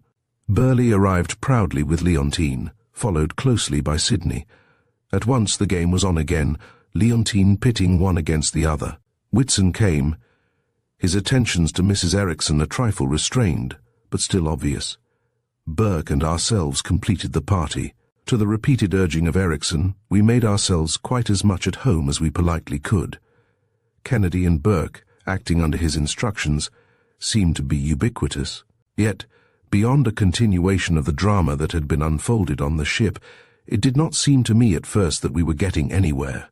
Kennedy and I were passing alone along a colonnade that opened off from the large dining hall, when Craig paused and looked in through an open door at the massive table set for the dinner. A servant had just completed setting out cocktails at the various places, pouring them from a huge tankard, for the purpose, which had been standing on a sideboard. Guests had been walking past through the colonnade ever since we arrived, but at the moment there was no one about, and even the servant had disappeared. Kennedy stepped lightly into the dining hall and looked about sharply. Instinctively I stepped to a window where I could hear anyone approaching. Out of the corner of my eye, I saw him narrowly scrutinizing the table. Finally he pulled from his pocket a clean linen handkerchief. Into an empty glass he poured the contents of one of the cocktail glasses, straining the liquid through the handkerchief. Then he poured the filtrate, if I may call it such, back into the original glass. A second he treated in the same way, and a third. He had nearly completed the round of the table when I heard a light step. My warning came only just in time. It was Burley. He saw us standing now in the colonnade, made some hasty remark, then walked on, as if in search for someone. Had it been interest in Leontine, or in the dining room that had drawn him thither? Kennedy was now looking closely at the handkerchief, and I looked also. In the glasses had been innumerable little seeds, as if from the fruit juice used in concocting the appetizer. The fine meshes of the linen had extracted them. What were they? I took one in my fingers and crushed it between my nails. There was an unmistakable odor of bitter almonds. What did it mean? We had no time now for speculation. Our prolonged absence might be noticed, and we hastened to join the other guests after finishing the round of glasses in which he had been interrupted. How, in my suppressed excitement, I managed to get through that dinner I do not know. It was a brilliant affair, yet I found that I had completely lost my appetite, as well one might after having observed Kennedy's sleuthing. However, the dinner progressed, though each course that brought it nearer a conclusion afforded me an air of relief. I was quite ready when, over the coffee, Kennedy contrived to make some excuse for us, promising to call again and perhaps to visit the Erickson plantation. In the secrecy of our room in the little hotel, Craig was soon deeply buried in making use of his travelling laboratory. As he worked, I could no longer restrain my impatience. "What about that little bottle of keratin?" I asked eagerly. "Oh, yes," he replied, not looking up from the tests he was making. "Well, keratin, you know, is also called epidermose. It is a scleroprotein present largely in cuticular structures such as hair, nails, horn. I believe it is usually prepared from pieces of horn steeped in pepsin, hydrochloric acid and water for a long time. Then the residue is dissolved in ammonia and acetic acid." "But what's its use?" I demanded. "You said it was harmless." "Why, the pepsin of the stomach won't digest it," he returned. "For that reason its chief use is for coating what are known as enteric capsules. Anything coated with keratin is carried on through the stomach into the intestines. It is used much in hot countries in order to introduce drugs into the intestines in the treatment of the tropical diseases that affect the intestines." He paused and devoted his entire attention to his work, but he had told me enough to assure me that at least the bottle of keratin I had found had proved to be a clue. I waited as long as I could, then interrupted again. "What are the seeds?" I queried. "Have you found out yet?" He paused as though he had not quite finished his hasty investigation, yet had found out enough to convince him. "There seem to be two kinds. I wish I had had time to keep each lot separate. Some of them are certainly quite harmless, but there are others I find that have been soaked in nitrobenzol. artificial oil of bitter almonds. Even a few drops, such as might be soaked up in this way, might be fatal. The new and interesting phase, to me, is that they were all carefully coated with keratin. Really, they are keratin-coated enteric capsules of nitrobenzol, a deadly poison. I looked at him, aghast at what some of us had been rescued from by his prompt action. "You see," he went on excitedly, "that is why the autopsies probably showed nothing. These doctors down here sought for a poison in the stomach. But if the poison had been in the stomach, the odor alone would have betrayed it. You smelt it when you crushed a seed. But the poisoning had been devised to avoid just that chance of discovery. There was no poison in the stomach. Death was delayed long enough also to divert suspicion from the real poisoner. Someone has been diabolically clever in covering up the crimes." I could only gasp my amazement. "Then," I blurted out, "you think the Ericksons, our door burst open?" It was Burke in wild excitement. "Has anybody died?" I managed to demand. He seemed not to hear, but dashed to the window and threw it open. "Look!" he exclaimed. We did. In the late twilight, through the open sash we could see the landlocked basin of the harbour, but it was not that at which Burke pointed. On the horizon an ugly dark cloud rose menacingly. In the strange, unearthly murkiness, I could see people of the town pouring out into the narrow streets, wildly, fearfully, with frantic cries and gesticulations. For a moment I gazed at the sight blankly. Then I realized that sweeping on us was one of those sudden deadly West Indian hurricanes. Our harbour was sheltered from the north and east winds, but this wind was southern-born, rare, oncoming in a fury against which we had no protection. Hastily closing his armamentarium, Kennedy also hurried out on the street. The gale had become terrific already in the few minutes that had elapsed. From our terrace we could see the water, grey and olive, with huge white breakers, like gnashing teeth, coming on to rend and tear everything in their path. It was as though we stood in an amphitheatre provided by nature for a great spectacle, the bold headlands standing out like the curves of a stadium. I looked about. The Ericksons had just driven up with Burley and Leontine, as well as Whitson, all of whom were stopping at our hotel, and were about to take Sydney on to the consulate when the approach of the storm warned them to stay. Leontine had hurried into the hotel, evidently fearful of the loss of something she treasured, and the rest were standing apart from the trees and buildings where the formation of the land offered some protection. As we joined them, I peered at the pale faces in the ghastly, unnatural light. Was it, in a sense, retribution? Suddenly, without further warning, the storm broke. Trees were turned up by roots, like weeds, the buildings rocked as if they had been houses of cards. It was a wild, catastrophic spectacle. "Leontine," I heard a voice mutter by my side, as a form catapulted itself past through the murkiness into the crazily swaying hotel. It was Burley. I turned to speak to Kennedy. He was gone. Where to find him I had no idea. The force of the wind was such that search was impossible. All we could do was to huddle back of such protection as the earth afforded against the million needles of rain that cut into our faces. The wind almost blew me flat to the earth, as no longer able to stand the suspense, I stumbled toward the hotel, thinking perhaps he had gone to save his armamentarium. Although, if I had stopped to think, I should have realized that that strong box was about the safest piece of property on the island. I was literally picked up and hurled against an object in the darkness. A man. In the room, more keratin, more seeds. It was Kennedy. He had taken advantage of the confusion to make a search which otherwise might have been more difficult. Together, we struggled back to our shelter. Just then came a crash, as the hotel crumpled under the fierce stress of the storm. Out of the doorway struggled a figure just in time to clear the falling walls. It was Burley, a huge gash from a beam streaming blood down his forehead, which the rain washed away almost as it oozed. In his arms, clinging about his neck, was Leontine, no longer the sophisticated, but in the face of this primeval danger just a woman. Burley staggered with his burden a little apart from us, and in spite of everything I could fancy him blessing the storm that had given him his opportunity. Far from abating, the storm seemed increasing in fury, as though all the devils of the underworld were vexed at anything remaining undestroyed. It seemed as if even the hills on which the old pirates had once had their castles must be rocking. "My God!" exclaimed a thick voice, as an arm shot out, pointing toward the harbour. There was the Arroyo tugging at every extra mooring that could be impressed into service. The lighters had broken or been cut away and were scudding, destruction bent, squarely at the shore almost below us.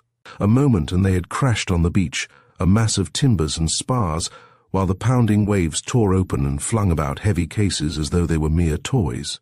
Then, almost as suddenly as it had come, the storm began to abate.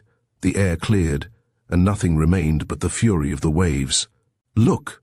exclaimed Kennedy, pointing down at the strange wreckage that strewed the beach. "Does that look like agricultural machinery?"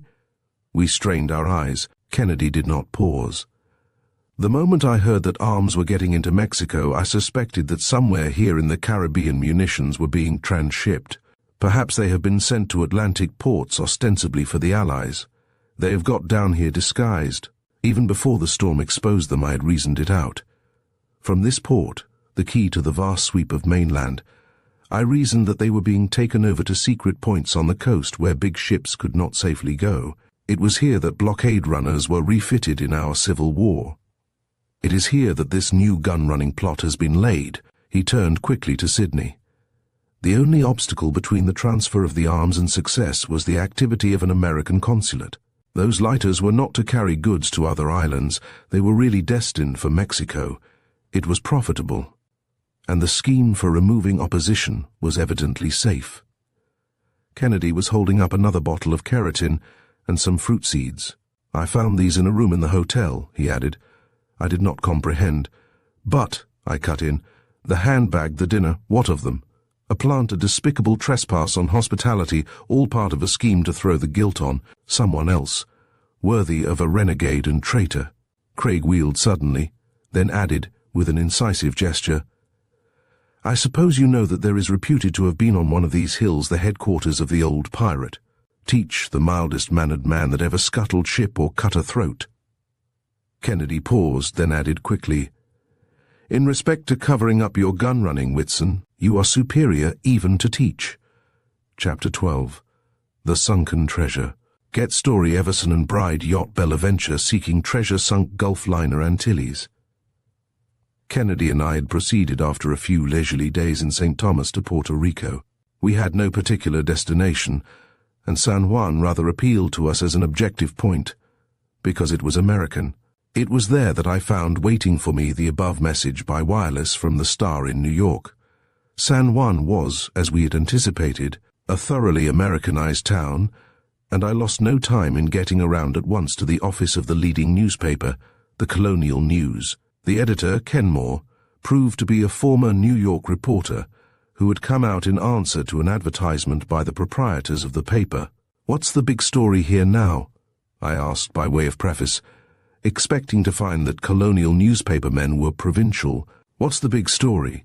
repeated Kenmore, impatiently pushing aside a long leader on native politics and regarding me thoughtfully. "Well, I'm not superstitious, but a honeymoon spent trying to break into Davy Jones's locker for sunken treasure. I guess that's a good story, isn't it?" I showed him my message and he smiled. "You see, I was right," he exclaimed. "They're searching now at the Quai d'Or, the Golden Key, one of the southernmost of the Bahamaseas, suppose you would call it. I wish I was like you. I'd like to get away from this political stuff long enough to get the story." He puffed absently on a fragrant native cigar. "I met them all when they were here before they started," he resumed reminiscently. "It was certainly a picturesque outfit, 3 college chums, one of them on his honeymoon, and the couple chaperoning the bride's sister. There was one of the college boys, a fellow named Gage, who fairly made news." "How was that?" inquired Kennedy, who had accompanied me, full of zest at the prospect of mixing in a story so romantic. "Oh, I don't know that it was his fault altogether," replied Kenmore. "There's a young lady here in the city, the daughter of a pilot, Dolores Gutierrez. She had been a friend of someone in the expedition, I believe. I suppose that's how Gage met her. I don't think either of them really cared for each other. Perhaps she was a bit jealous of the ladies of the party. I don't know anything much about it, only I remember one night in the cafe of the Palace Hotel. I thought Gage and another fellow would fight a duel almost, until Everson dropped in and patched the affair up, and the next day his yacht left for Golden Key. I wish I'd been here to go with them, I considered. How do you suppose I'll be able to get out there now? You might be able to hire a tug, shrugged Kenmore. The only one I know is that of Captain Gutierrez. He's the father of this Dolores I told you about. The suggestion seemed good, and after a few moments more of conversation, absorbing what little Kenmore knew, we threaded our way across the city to the home of the redoubtable Gutierrez and his pretty daughter. Gutierrez proved to be a man of about 50, a sturdy, muscular fellow, his face bronzed by the tropical sun.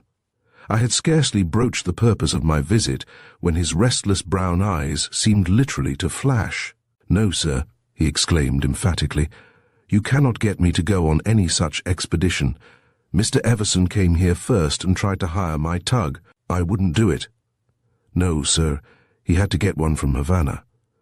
"Why, the whole thing is unlucky hoodooed, you call it. I will not touch it." "But," I remonstrated, surprised at his unexpected vehemence, "I am not asking you to join the expedition. We are only going to—" "No, he interrupted. "I will not consider it." He cut short his remarks as a young woman, radiant in her Latin American beauty, opened the door, hesitated at sight of us, then entered at a nod from him. We did not need to be told that this was the Dolores whom Kenmore's rumor had credited with almost wrecking Everson's expedition at the start. She was a striking type, her face full of animation and fire, betraying more of passion than of intellect. A keen glance of inquiry from her wonderful eyes at her father was followed by a momentary faraway look, and she remained silent, while Gutierrez paused, as if considering something. "They say," he continued, slowly, his features drawn sharply, "that there was loot of Mexican churches on that ship, the jewels of Our Lady of the Rosary at Puebla. That ship was cursed, I tell you," he added, scowling darkly. "No one was lost on it, though," I ventured at random. "I suppose you never heard the story of the Antilles?" he inquired, turning swiftly toward me. Then, without stopping, she had just sailed from San Juan before she was wrecked on her way to New York from Vera Cruz, with several hundred Mexican refugees. Treasure? Yes, perhaps millions. Money that belonged to wealthy families in Mexico, and some that had the curse on it. You asked a moment ago if everybody wasn't rescued. Well, everybody was rescued from the wreck except Captain Driggs. I don't know what happened. No one knows. The fire had got into the engine room and the ship was sinking fast. Passengers saw him pale, like a ghost, some said. Others say there was blood streaming from his head. When the last boatload left, they couldn't find him. They had to put off without him. It was a miracle that no one else was lost. "How did the fire start?" inquired Kennedy, much interested. "No one knows that either," answered Gutierrez, shaking his head slowly. "I think it must have been smouldering in the hold for hours before it was discovered. Then the pumps either didn't work properly or it had gained too great headway for them. I've heard many people talk of it, and of the treasure." "No, sir, you wouldn't get me to touch it. Maybe you'll call it superstition, but I won't have anything to do with it. I wouldn't go with Mr. Everson, and I won't go with you. Perhaps you don't understand, but I can't help it." Dolores had stood beside her father while he was speaking, but had said nothing, though all the time she had been regarding us from beneath her long black eyelashes. Arguments with the old pilot had no effect, but I could not help feeling that somehow she was on our side, that whether she shared his fears and prejudices, her heart was really somewhere near the key of gold. There seemed to be nothing for us to do but wait until some other way turned up to get out to the expedition, or perhaps Dolores succeeded in changing the captain's mind. We bowed ourselves out, not a little puzzled by the enigma of the obdurate old man and his pretty daughter. Try as I might among the busy shipping of the port, I could find no one else willing at any reasonable price to change his plans to accommodate us. It was early the next morning that a young lady, very much perturbed, called on us at our hotel, scarcely waiting even the introduction of her plainly engraved card bearing the name Miss Norma Sanford. "Perhaps you know of my sister, Asta Sanford, Mrs. Orrin Everson," she began, speaking very rapidly as if under stress.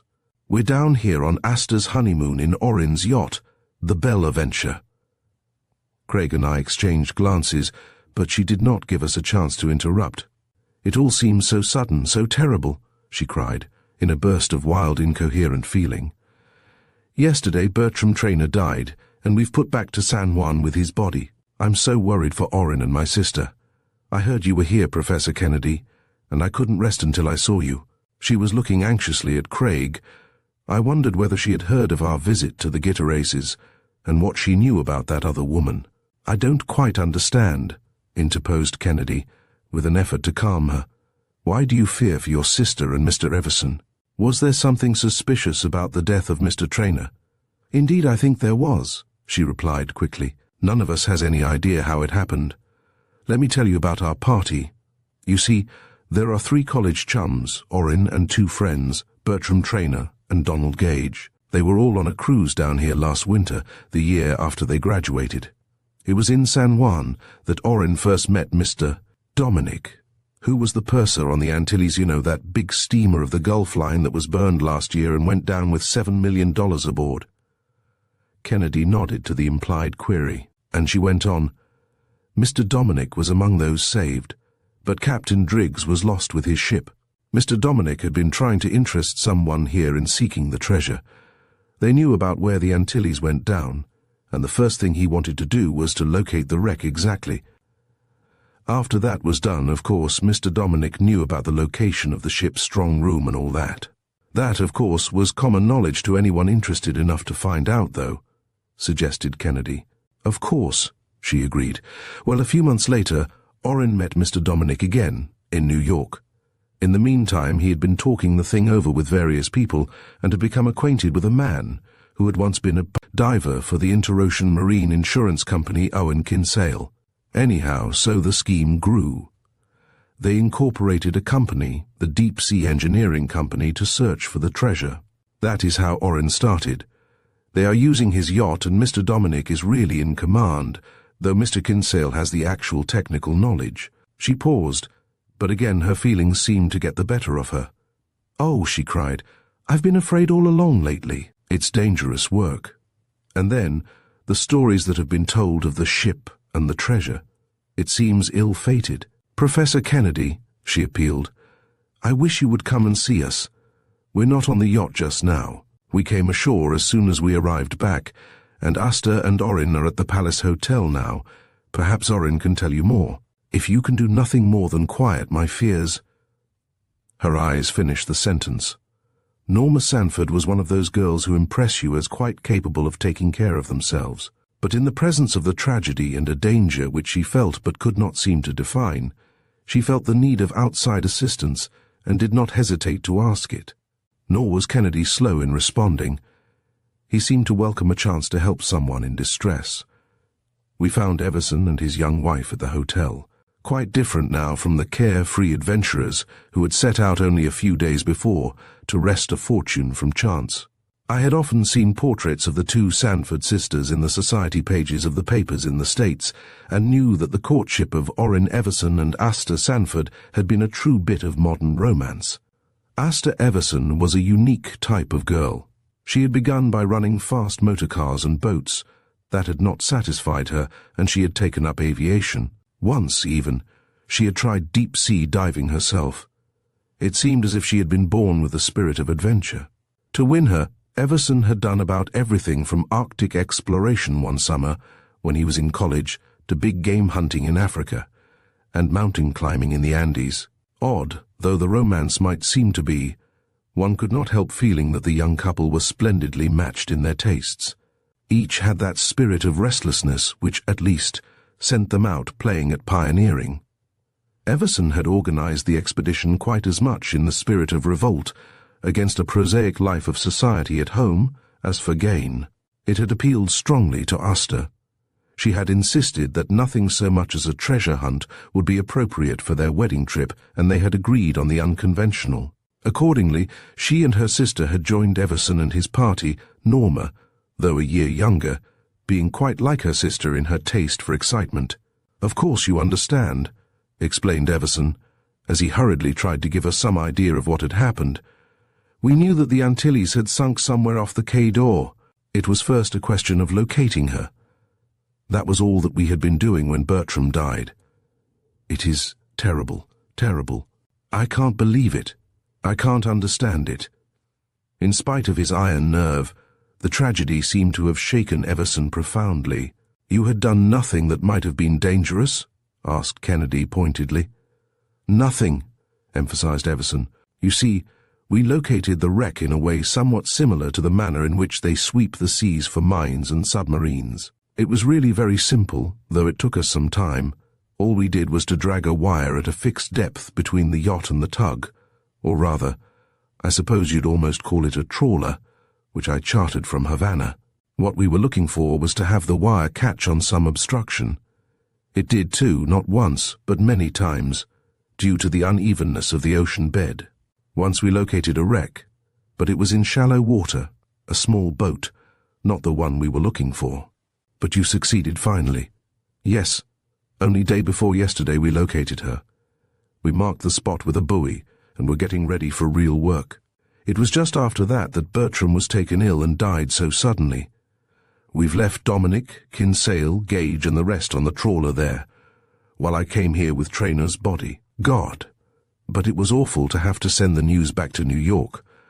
I don't know what to think or what to do. How did he die? Asked Kennedy, endeavoring to gain the confidence of young Everson. Do you recall any of his symptoms? It came on him so suddenly, he replied, that we hadn't much time to think. As nearly as we could make out, it began with a faintness and difficulty in breathing. We asked him how he felt, but it seemed as if he was deaf. I thought it might be the Benz-you-know-caisson disease, and we started to put him in the medical lock which we had for the divers, but before we could get it ready he was unconscious. It was all so sudden that it stunned us. I can't make it out at all. Neither Asta nor Norma seemed able to tell anything. In fact, the blow had been so swift and unexpected, so incomprehensible, that it had left them thoroughly alarmed. The body of Trainor had already been brought ashore and placed in a local undertaking shop. With Everson, Kennedy and I hastened to visit it. Trainor had been an athlete and powerfully built, which made his sudden death seem all the more strange. Without a word, Craig set to work immediately examining his body, while we stood aside, watching him in anxious silence. Kennedy consumed the greater part of the morning in his careful investigation, and after some time Everson began to get restless, wondering how his wife and sister-in-law were getting on in his absence. To keep him company, I returned to the hotel with him, leaving Kennedy to pursue his work alone. There was nothing much that either of us could say or do, but I thought I observed, on closer acquaintance with Norma, that she had something weighing on her mind. Was it a suspicion of which she had not told us? Evidently she was not prepared to say anything yet, but I determined, rather than try to quiz her, to tell Kennedy, in the hope that she might confide in him what she would not breathe to anyone else. It was perhaps an hour or more later that we returned to Craig. He was still at work, though from his manner it was evident that his investigations had begun to show something, however slight. "Have you found anything?" asked Everson eagerly. "I think I have," returned Craig, measuring his words carefully. "Of course you know the dangers of diving, and the view now accepted regarding the rapid effervescence of the gases which are absorbed in the body fluids during exposure to pressure. I think you know that experiment has proved that when the pressure is suddenly relieved, the gas is liberated in bubbles within the body. That is what seems to do the harm. His symptoms, as you described them, seem to indicate that. It is like charged water in a bottle. Take out the cork, and the gas inside, which has been under pressure, bubbles up. In the human body, air, and particularly the nitrogen in the air, literally form death bubbles." Everson said nothing as he regarded Kennedy's face searchingly, and Craig went on, "Set free in the spinal cord, for instance, such bubbles may cause partial paralysis, or in the heart may lead to stoppage of the circulation. In this case, I am quite sure that what I have found indicates air in the arteries, the heart, and the blood vessels of the brain. It must have been a case of air embolism, insufflation." Though Everson seemed all along to have suspected something of the sort, Kennedy's judgment left him quite as much at a loss for an explanation. Kennedy seemed to understand as he went on. I have tried to consider all the ways such a thing could have happened, he considered. It is possible that air might have been introduced into the veins by a hypodermic needle or other instrument, but I find no puncture of the skin or other evidence that would support that theory. I have looked for a lesion of the lungs, but find none. Then how could it have occurred? Had he done any real deep diving? Everson shook his head slowly. No, he replied. As I said, it wouldn't have been so incomprehensible if he had. Besides, if we had been diving, we should have been on the lookout. No, Bertram had only tested the apparatus once, after we located the wreck.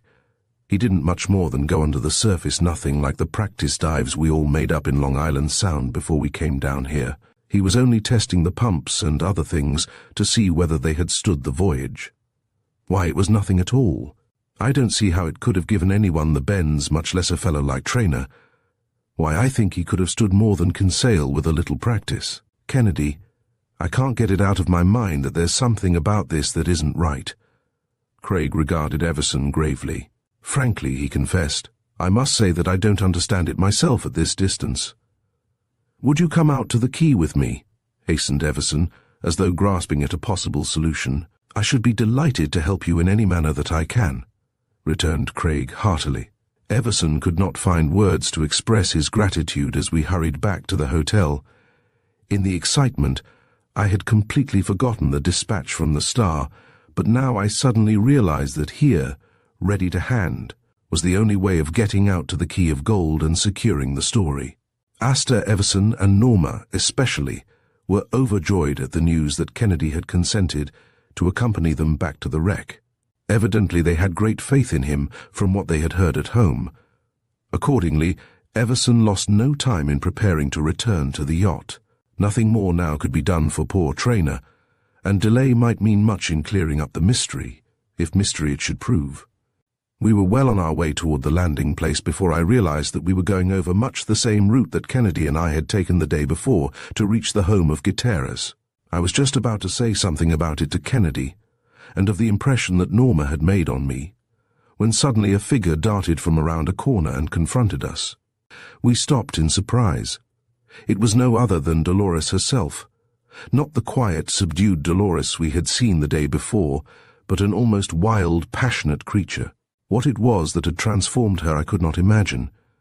It was not ourselves that she seemed to seek, nor yet the Eversons. She did not pause until she had come close to Norma herself. For a moment the two women, so different in type, faced each other, Dolores fiery with the ardent beauty of her race, Norma pulsating with life and vigor, yet always mistress of herself. "I warn you," cried Dolores, unable to restrain herself. "You thought the other was yours, and he was not. Do not seek revenge. He is mine, I tell you. Win your own back again." "I was only making sport of him, but mine beware." For a moment Norma gazed at her, then, without a word, turned aside and walked on. Another instant and Dolores was gone as suddenly as she had appeared. Asta looked inquiringly, but Norma made no attempt at explanation. What did it mean? Had it anything to do with the dispute in the hotel which Kenmore had witnessed? At the landing we parted for a time with Everson, to return to our hotel and get what little we needed, including Kennedy's traveling laboratory, while Everson prepared quarters for our reception on the yacht. "What do you make of that Dolores incident?" I hastened to ask the moment we were alone. "I don't know," he replied, "except that I feel it has an important bearing on the case. There is something that Norma hasn't told us, I fear." While we waited for a wagon to transfer our goods to the dock, Kennedy took a moment to call up Kenmore on the news. As he turned to me from the telephone, I saw that what he had learned had not helped him much in his idea of the case. It was the Interration Company which had insured the Antilles, was all he said. Instantly I thought of Kinsale and his former connection. Was he secretly working with them still? Was there a plot to frustrate Everson's plans? At least the best thing to do was to get out to the wreck and answer our many questions at first hand. The Bella Venture was a trim yacht of perhaps 70 feet, low, slim, and graceful, driven by a powerful gas engine and capable of going almost anywhere. An hour later we were aboard and settled in a handsomely appointed room, where Craig lost no time in establishing his temporary travelling crime clinic. It was quite late before we were able to start, for Everson had a number of commissions to attend to on this his first visit to port, since he had set out so blithely. Finally, however, we had taken aboard all that he needed, and we slipped out quietly past the castle on the point guarding the entrance to the harbour. All night we ploughed ahead over the brilliant, starry tropical sea, making splendid time, for the yacht was one of the fastest that had ever been turned out by the builders. Now and then I could see that Kennedy was furtively watching Norma, in the hope that she might betray whatever secret it was she was guarding so jealously. Though she betrayed nothing, I felt sure that it had to do with some member of the expedition, and that it was a more than ordinarily complicated affair of the heart. The ladies had retired, leaving us with Everson in the easy wicker chairs on the afterdeck. "I can't seem to get out of my mind, Everson, that meeting with the Spanish girl on the street," suddenly remarked Kennedy, in the hope of getting something by surprise. "You see, I had already heard of a little unpleasantness in a hotel cafe before the expedition started. Somehow I feel that there must be some connection." For a moment Everson regarded Kennedy under the soft rays of the electric light under the awning as it swayed in the gentle air, then looked out over the easy swell of the summer sea. "I don't understand it myself," he remarked at length, lowering his voice. "When we came down here, Dominic knew that girl, Dolores, and of course Kinsale met her right away too. I thought Gage was head over ears in love with Norma, and I guess he is. Only that night in the cafe, I just didn't like the way he proposed a toast to Dolores. He must have met her that day. Maybe he was a bit excited. What she said today might mean that it was her fault. I don't know, but since we've been out to the quay, I fancy Norma has been pretty interested in Dominic, and Kinsale doesn't hesitate to show that he likes her. It all sets Donald crazy. It's so mixed up. I can't make anything of it. And Norma, well, even Asta can't get anything out of her. I wish to heaven you could straighten the thing out." We talked for some time, without getting much more light than Everson had been able at first to shed on the affair, and finally we retired, having concluded that only time and events would enable us to get at the truth. It was early in the morning that I was wakened by a change in the motion of the boat. There was very little vibration from the engine, but this motion was different. I looked out of the porthole, which had been very cleverly made to resemble a window, and found that we had dropped anchor. The Key of Gold was a beautiful green island, set, like a sparkling gem, in a sea of deepest turquoise. Slender pines with a tuft of green at the top rose gracefully from the wealth of foliage below, and contrasted with the immaculate white of the sandy beach that glistened in the morning sun. Romance seemed to breathe from the very atmosphere of the place. We found that the others on the yacht were Asta too, and dressing hastily, we went out on deck. Across the dancing waves, which seemed to throw a mocking challenge to the treasure-seekers to find what they covered, we could see the trawler. Already a small powerboat had put out from her and was ploughing along toward us. It was as the boat came alongside us that we met Gage for the first time.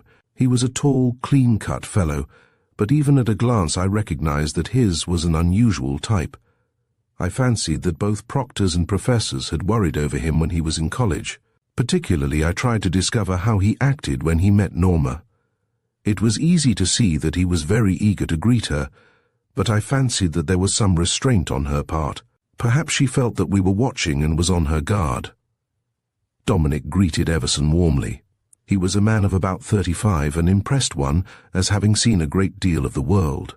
His position as purser had brought him into intimate contact with many people, and he seemed to have absorbed much from them. I could imagine that, like many people who had knocked about a great deal, he might prove a very fascinating person to know. Kinsale, on the other hand, was a rather silent fellow, and therefore baffling.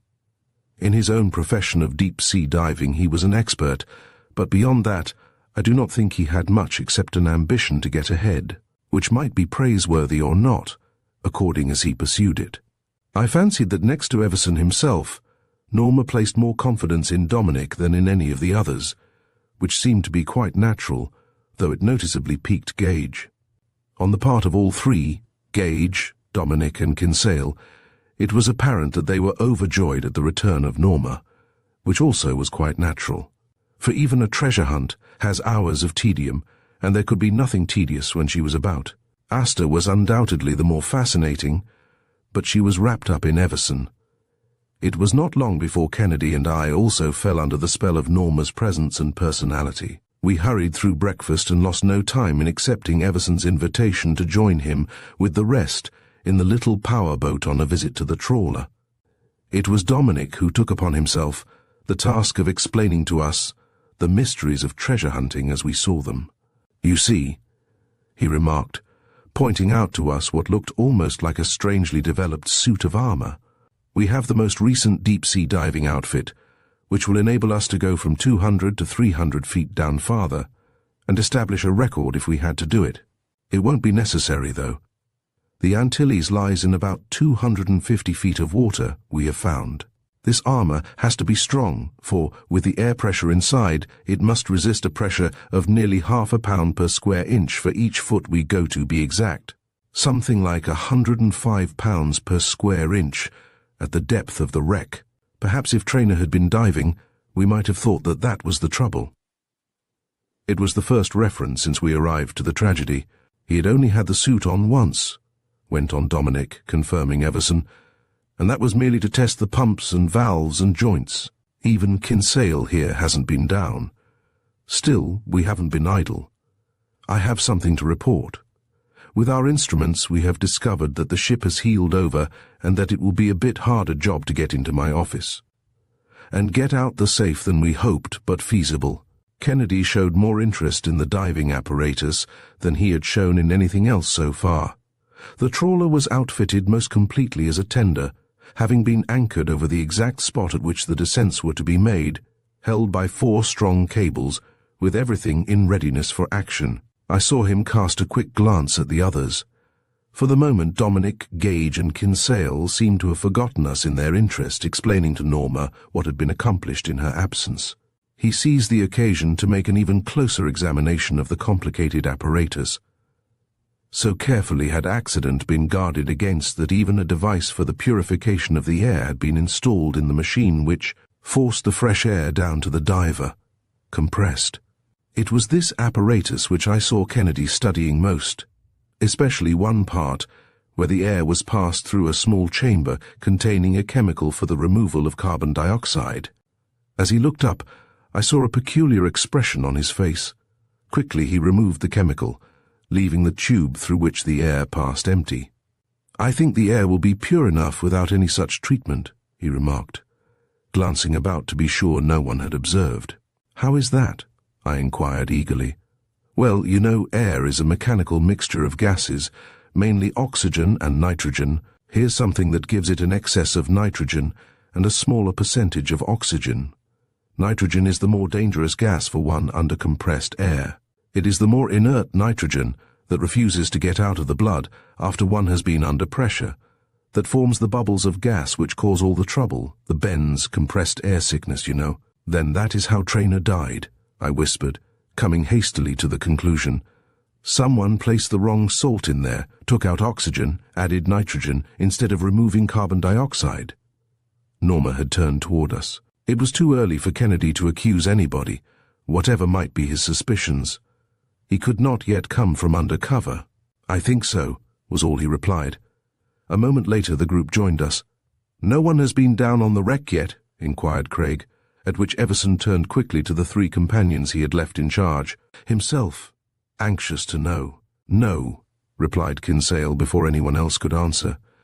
"Mr. Dominic thought we'd better wait until you came back." "Then I should like to be the first," cut in Craig, to my utter surprise. Remonstrance had no effect with him. Neither Norma nor Asta could dissuade him. As for the rest of us, our objections seemed rather to confirm him in his purpose. Accordingly, in spite of the danger, which now no one knew more than he knew, all the preparations were made for the first dive. With the aid of Kinsale, whom I watched closely, though no more so than Craig, he donned the heavy suit of rubberized reinforced canvas, had the leads placed on his feet, and finally was fitted with the metal head and the bib the whole weighing hardly short of 300 pounds. It was with serious misgiving that I saw him go over the side of the trawler and shoot down into the water with its dark mystery and tragedy.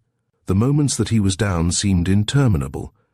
Suspiciously, I watched every move that the men made, fearful that they might do something. I longed for the technical knowledge that would have enabled me to handle the apparatus. I tried to quiet my fears by reasoning that Craig must have had perfect confidence in the value of his discovery if he were willing to risk his life on it. Yet I felt that at least a show of vigilance on my part might bluff anyone off from an attempt to tamper again with the air supply. I stuck about closely. Yet, when there came a hasty signal on the indicator from below, although I felt that he had been down for ages, I knew that it had been only a very short time. Could it be a signal of trouble?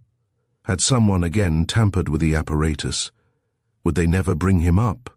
It seemed as if they were working fearfully slow. I remembered how quickly he had shot down. What had seemed then only a matter of seconds and minutes now seemed hours. It was only by sheer willpower that I restrained myself as I realized that going under the air pressure might be done safely quite fast, that he must come out slowly, by stages, that over the telephone that connected with his helmet, he was directing the decompression in accordance with the latest knowledge that medical science had derived of how to avoid the dread caisson disease. I don't know when I have felt more relief than I did at seeing his weird headgear appear at the surface. The danger from the bends might not be entirely over yet, but at least it was Craig himself safe, at last. As he came over the side of the trawler, I ran to him. It was like trying to greet a giant in that outlandish suit, which was so clumsy out of the water. Craig's back was turned to the others, and when I realized the reason, I stood aghast. He had brought up a skull and had handed the gruesome thing to me with a motion of secrecy. Meanwhile, he hastened to get out of the cumbersome suit, and, to my delight, showed no evidence yet of any bad effects. That he should have made the descent and returned so successfully, I felt must be a surprise to someone. Who was it? I could not help thinking of Kinsale again. Was he working for two masters? Was he still employed by the insurance company? Was this a scheme to capture all the rich salvage of the ship instead of that percentage to which Everson had secured an agreement with the underwriters? Kennedy lost no time in getting back to the Bella Venture with the skull which I had concealed for him. It was a strange burden, and I was not loath to resign it to him. None of the others, apparently, knew that he had brought up anything with him, and to all questions he replied as though he had merely been testing out the apparatus, and, except in a most cursory way, had not made an examination of the ship, although what he had observed confirmed the investigations they had already made from the surface. In our cabin, Kennedy set to work immediately after opening his traveling laboratory and taking from it a small kit of tools and some materials that looked almost like those for an actor's makeup. I saw that he wished to be left alone and retired as gracefully as I could, determined to employ the time in watching the others. I found Norma seated in one of the wicker chairs on the afterdeck, talking earnestly with Dominic, and, hesitating whether I should interrupt them, I paused between the library and the sumptuously fitted main saloon. I was glad that I did, for just that moment of hesitation was enough for me to surprise a man peering out at them through the curtains of a window, with every evidence of intense dislike of the situation. Looking closer, I saw that it was Gage. Had I expected anything of the sort, I should have gone even more cautiously. As it was, though I surprised him, he heard me in time to conceal his real intentions by some trivial action. It seemed as if our arrival had been succeeded by a growth of suspicion among the members of the little party. Each, as far as I could make out, was now on guard, and remembering that Kennedy had often said that that was a most fruitful time. Since it was just under such circumstances that even the cleverest could not help incriminating himself, I hastened back to let Craig know how matters were. He was at work now on a most grotesque labor, and, as he placed on it the finishing touches, he talked abstractedly. "What I am using, Walter," he explained, "might be called a new art. Lately science has perfected the difficult process of reconstructing the faces of human beings of whom only the skull, or a few bones perhaps, are obtainable. To the unskilled observer, a fleshless skull presents little human likeness and certainly conveys no notion of the exact appearance in life of the person to whom it belonged, but by an ingenious system of building up muscles and skin upon the bones of the skull, this appearance can be reproduced with scientific accuracy. The method, I might say, has been worked out independently by Professor von Floriep in Germany and by Dr. Henri Martin in France. Its essential principle consists in ascertaining from the examination of many corpses the normal thickness of flesh that overlies a certain bone in a certain type of face. From these calculations, the scientists, by elaborate processes, build up a face on the skull. I watched him with an uncontrollable fascination. For instance, he went on, a certain type of bone always has nearly the same thickness of muscle over it.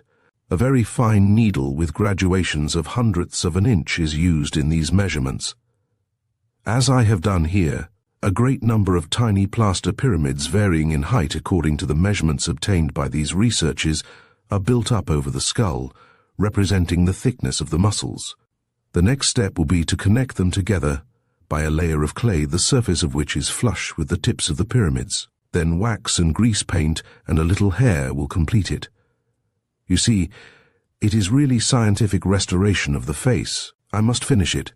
Meanwhile, I wish you would watch Norma. I'll join you in a short time. Norma was not on deck when I returned, nor did I see anyone else for some time. I walked forward and paused at the door to the little wireless room on the yacht, intending to ask the operator if he had seen her. "Where's Mr. Kennedy?" he inquired, before I had a chance to put my own question. "Someone has been in this wireless room this morning and must have been sending messages. Things aren't as I left them. I think he ought to know." Just then Everson himself came up from below, his face almost as white as the paint on the sides of his yacht. Without a word he drew me aside, looking about fearfully as though he were afraid of being overheard. "I've just discovered 6 sticks of dynamite in the hold," he whispered, hoarsely, staring wide-eyed at me. "There was a timing device, set for tonight. I've severed it. Where's Kennedy?" "Your wireless has been tampered with too," I blurted out, telling what I had just learned. We looked at each other blankly. Clearly someone had plotted to blow up the yacht, and all of us on board. Without another word, I took his arm, and we walked toward our stateroom, where Kennedy was at work. As we entered the narrow passage to it, I heard low voices. Someone was there before us. Kennedy had shut the door and was talking in the hall. As we turned the corner, I saw that it was Norma, whom I had forgotten in the surprise of the 2 discoveries that had been so suddenly made. As we approached, she glanced significantly at Kennedy, as if appealing to him to tell something. Before he could speak, Everson himself interrupted, telling of his discovery of the dynamite and of what the wireless operator had found. There was a low exclamation from Norma. "It's a plot to kidnap me," she cried in a smothered voice. "Professor Kennedy, I told you I thought so." Everson and I could only look our inquiries at the startling new turn of events. "Miss Sanford has just been to her stateroom," hastily explained Craig. "There she found that someone had carefully packed up a number of her things and hidden them, as if waiting a chance to get them off safely. I think her intuition is correct. There would be no motive for robbery here." Vainly I tried to reason it out. As I thought, I recalled that Gage had seemed insanely jealous of both Dominic and Kinsale whenever he saw either with Norma. Did Gage know more about these mysterious happenings than appeared? Why had he so persistently sought her? Had Norma instinctively fled from his attentions? "Where are the others?" asked Craig quickly. I turned to Everson. I had not yet had time to find out. "Gone back to the trawler," he replied. "Signal them to come aboard here directly," ordered Craig. It seemed an interminable time as the message was broken out in flags to the trawler, which was not equipped with a wireless. Even the hasty explanation which Kennedy had to give to Asta Everson, as she came out of her cabin, wondering where Orrin had gone, served only to increase the suspense. It was as though we were living over a powder magazine that threatened to explode at any moment. What did the treachery of one member of the expedition mean? Above all, who was it? We had been so intent watching from the deck the all-too-slow approach of the little power boat from the trawler that we had paid no attention to what was on our other quarter. "A tug approaching, sir," reported the man on watch to Everson. Seems to be heading for us, sir." We turned to look. Who was she? Friend or foe? We knew not what to expect. Everson, pale but with a firm grip on his nerves, did not move from the deck as the power boat came alongside, and Dominic, Gage, and Kinsale swung themselves up the ladder to us. "It's the tug of that pilot, Gutierrez, sir," interposed the man who had spoken before. Not a word was spoken, though I fancied that a quiet smile flitted over Kennedy's face as we waited. The tug ranged up alongside us. To my utter astonishment, I saw Dolores, her black eyes eagerly scanning our faces. Was she looking for Gage, I wondered. It was only a moment when the party that had put out from the tug also came tumbling aboard. "I got your message, Kennedy, and brought Gutierrez. He wouldn't join the expedition, but he thought more of his daughter than of anything else." It was Kenmore who had at last achieved his wish to get on the treasure hunt story. Everson looked inquiringly at Craig. "Message?" repeated Kennedy. "I sent no message." It was Kenmore's turn to stare. Had someone hoaxed him into a wild goose chase after all? Nothing? About Dolores being deserted and— "He shall marry my daughter," boomed a gruff voice as Gutierrez shouldered his way through the little group, his hand shooting back to a pocket where bulged a huge Colt. Like a flash, Kennedy, who had been watching, caught his wrist. "Just a second, Captain," he shouted, then turned to us, speaking rapidly and excitedly. "This thing has all been carefully, diabolically laid out. All who stood in the way of the whole of the treasure were to be eliminated. One person has sought to get it all, at any cost." In Craig's own hand now gleamed a deadly automatic, while with the other he held Gutierrez's wrist. "But," he added tensely, "an insane passion has wrecked the desperate scheme. A woman has been playing a part leading the man on to his own destruction in order to save the man she really loves." I looked over at Norma. She was pale and agitated, then burning and nervous by turns. It was only by a most heroic effort that she seemed able to restrain herself, her eyes riveted on Kennedy's face, weighing every word to see whether it balanced with a feeling in her own heart. "The Antilles," shot out Kennedy suddenly, "was burned and sunk, not by accident, but with a purpose. That purpose has run through all the events I have seen, the use of Mr. Everson, his yacht, his money, his influence. Come." He strode down the passage to our stateroom, and we followed in awed silence. "It is a vast, dastardly crime to get the Mexican millions," he went on, pausing, his hand on the knob of the door while we crowded the narrow passage. "I have brought up from the wreck a skull which I found near a safe, unlocked so that entrance would be easy. The skull shows plainly that the man had been hit on the head by some blunt instrument, crushing him. Had he discovered something that it was inconvenient to know? You have heard the stories of the ill-fated ship." Craig flung open the door suddenly. We saw a weird face the head, apparently streaming blood from a ghastly wound. There was a shrill cry beside me. "It's his ghost, Captain Driggs. God save me. It's his ghost come to haunt me and claim the treasure." I turned quickly. Dominic had broken down. "You were just leading him on, tell me, Norma." I turned again quickly. It was Gage who had taken Norma's hand, quivering with excitement. "You never cared for her?" she asked, with the anxiety that showed how in her heart she loved him. "Never. It was part of the plot. I sent the message to get her here to show you. I didn't know you were playing a game." Suddenly the sharp crack of a pistol almost deafened us in the close passageway. As the smoke cleared, I saw Dolores, her eyes blazing with hatred, jealousy, revenge.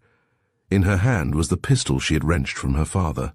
On the floor across the door-sill sprawled a figure. Dominic had paid the price of his faithlessness to her also.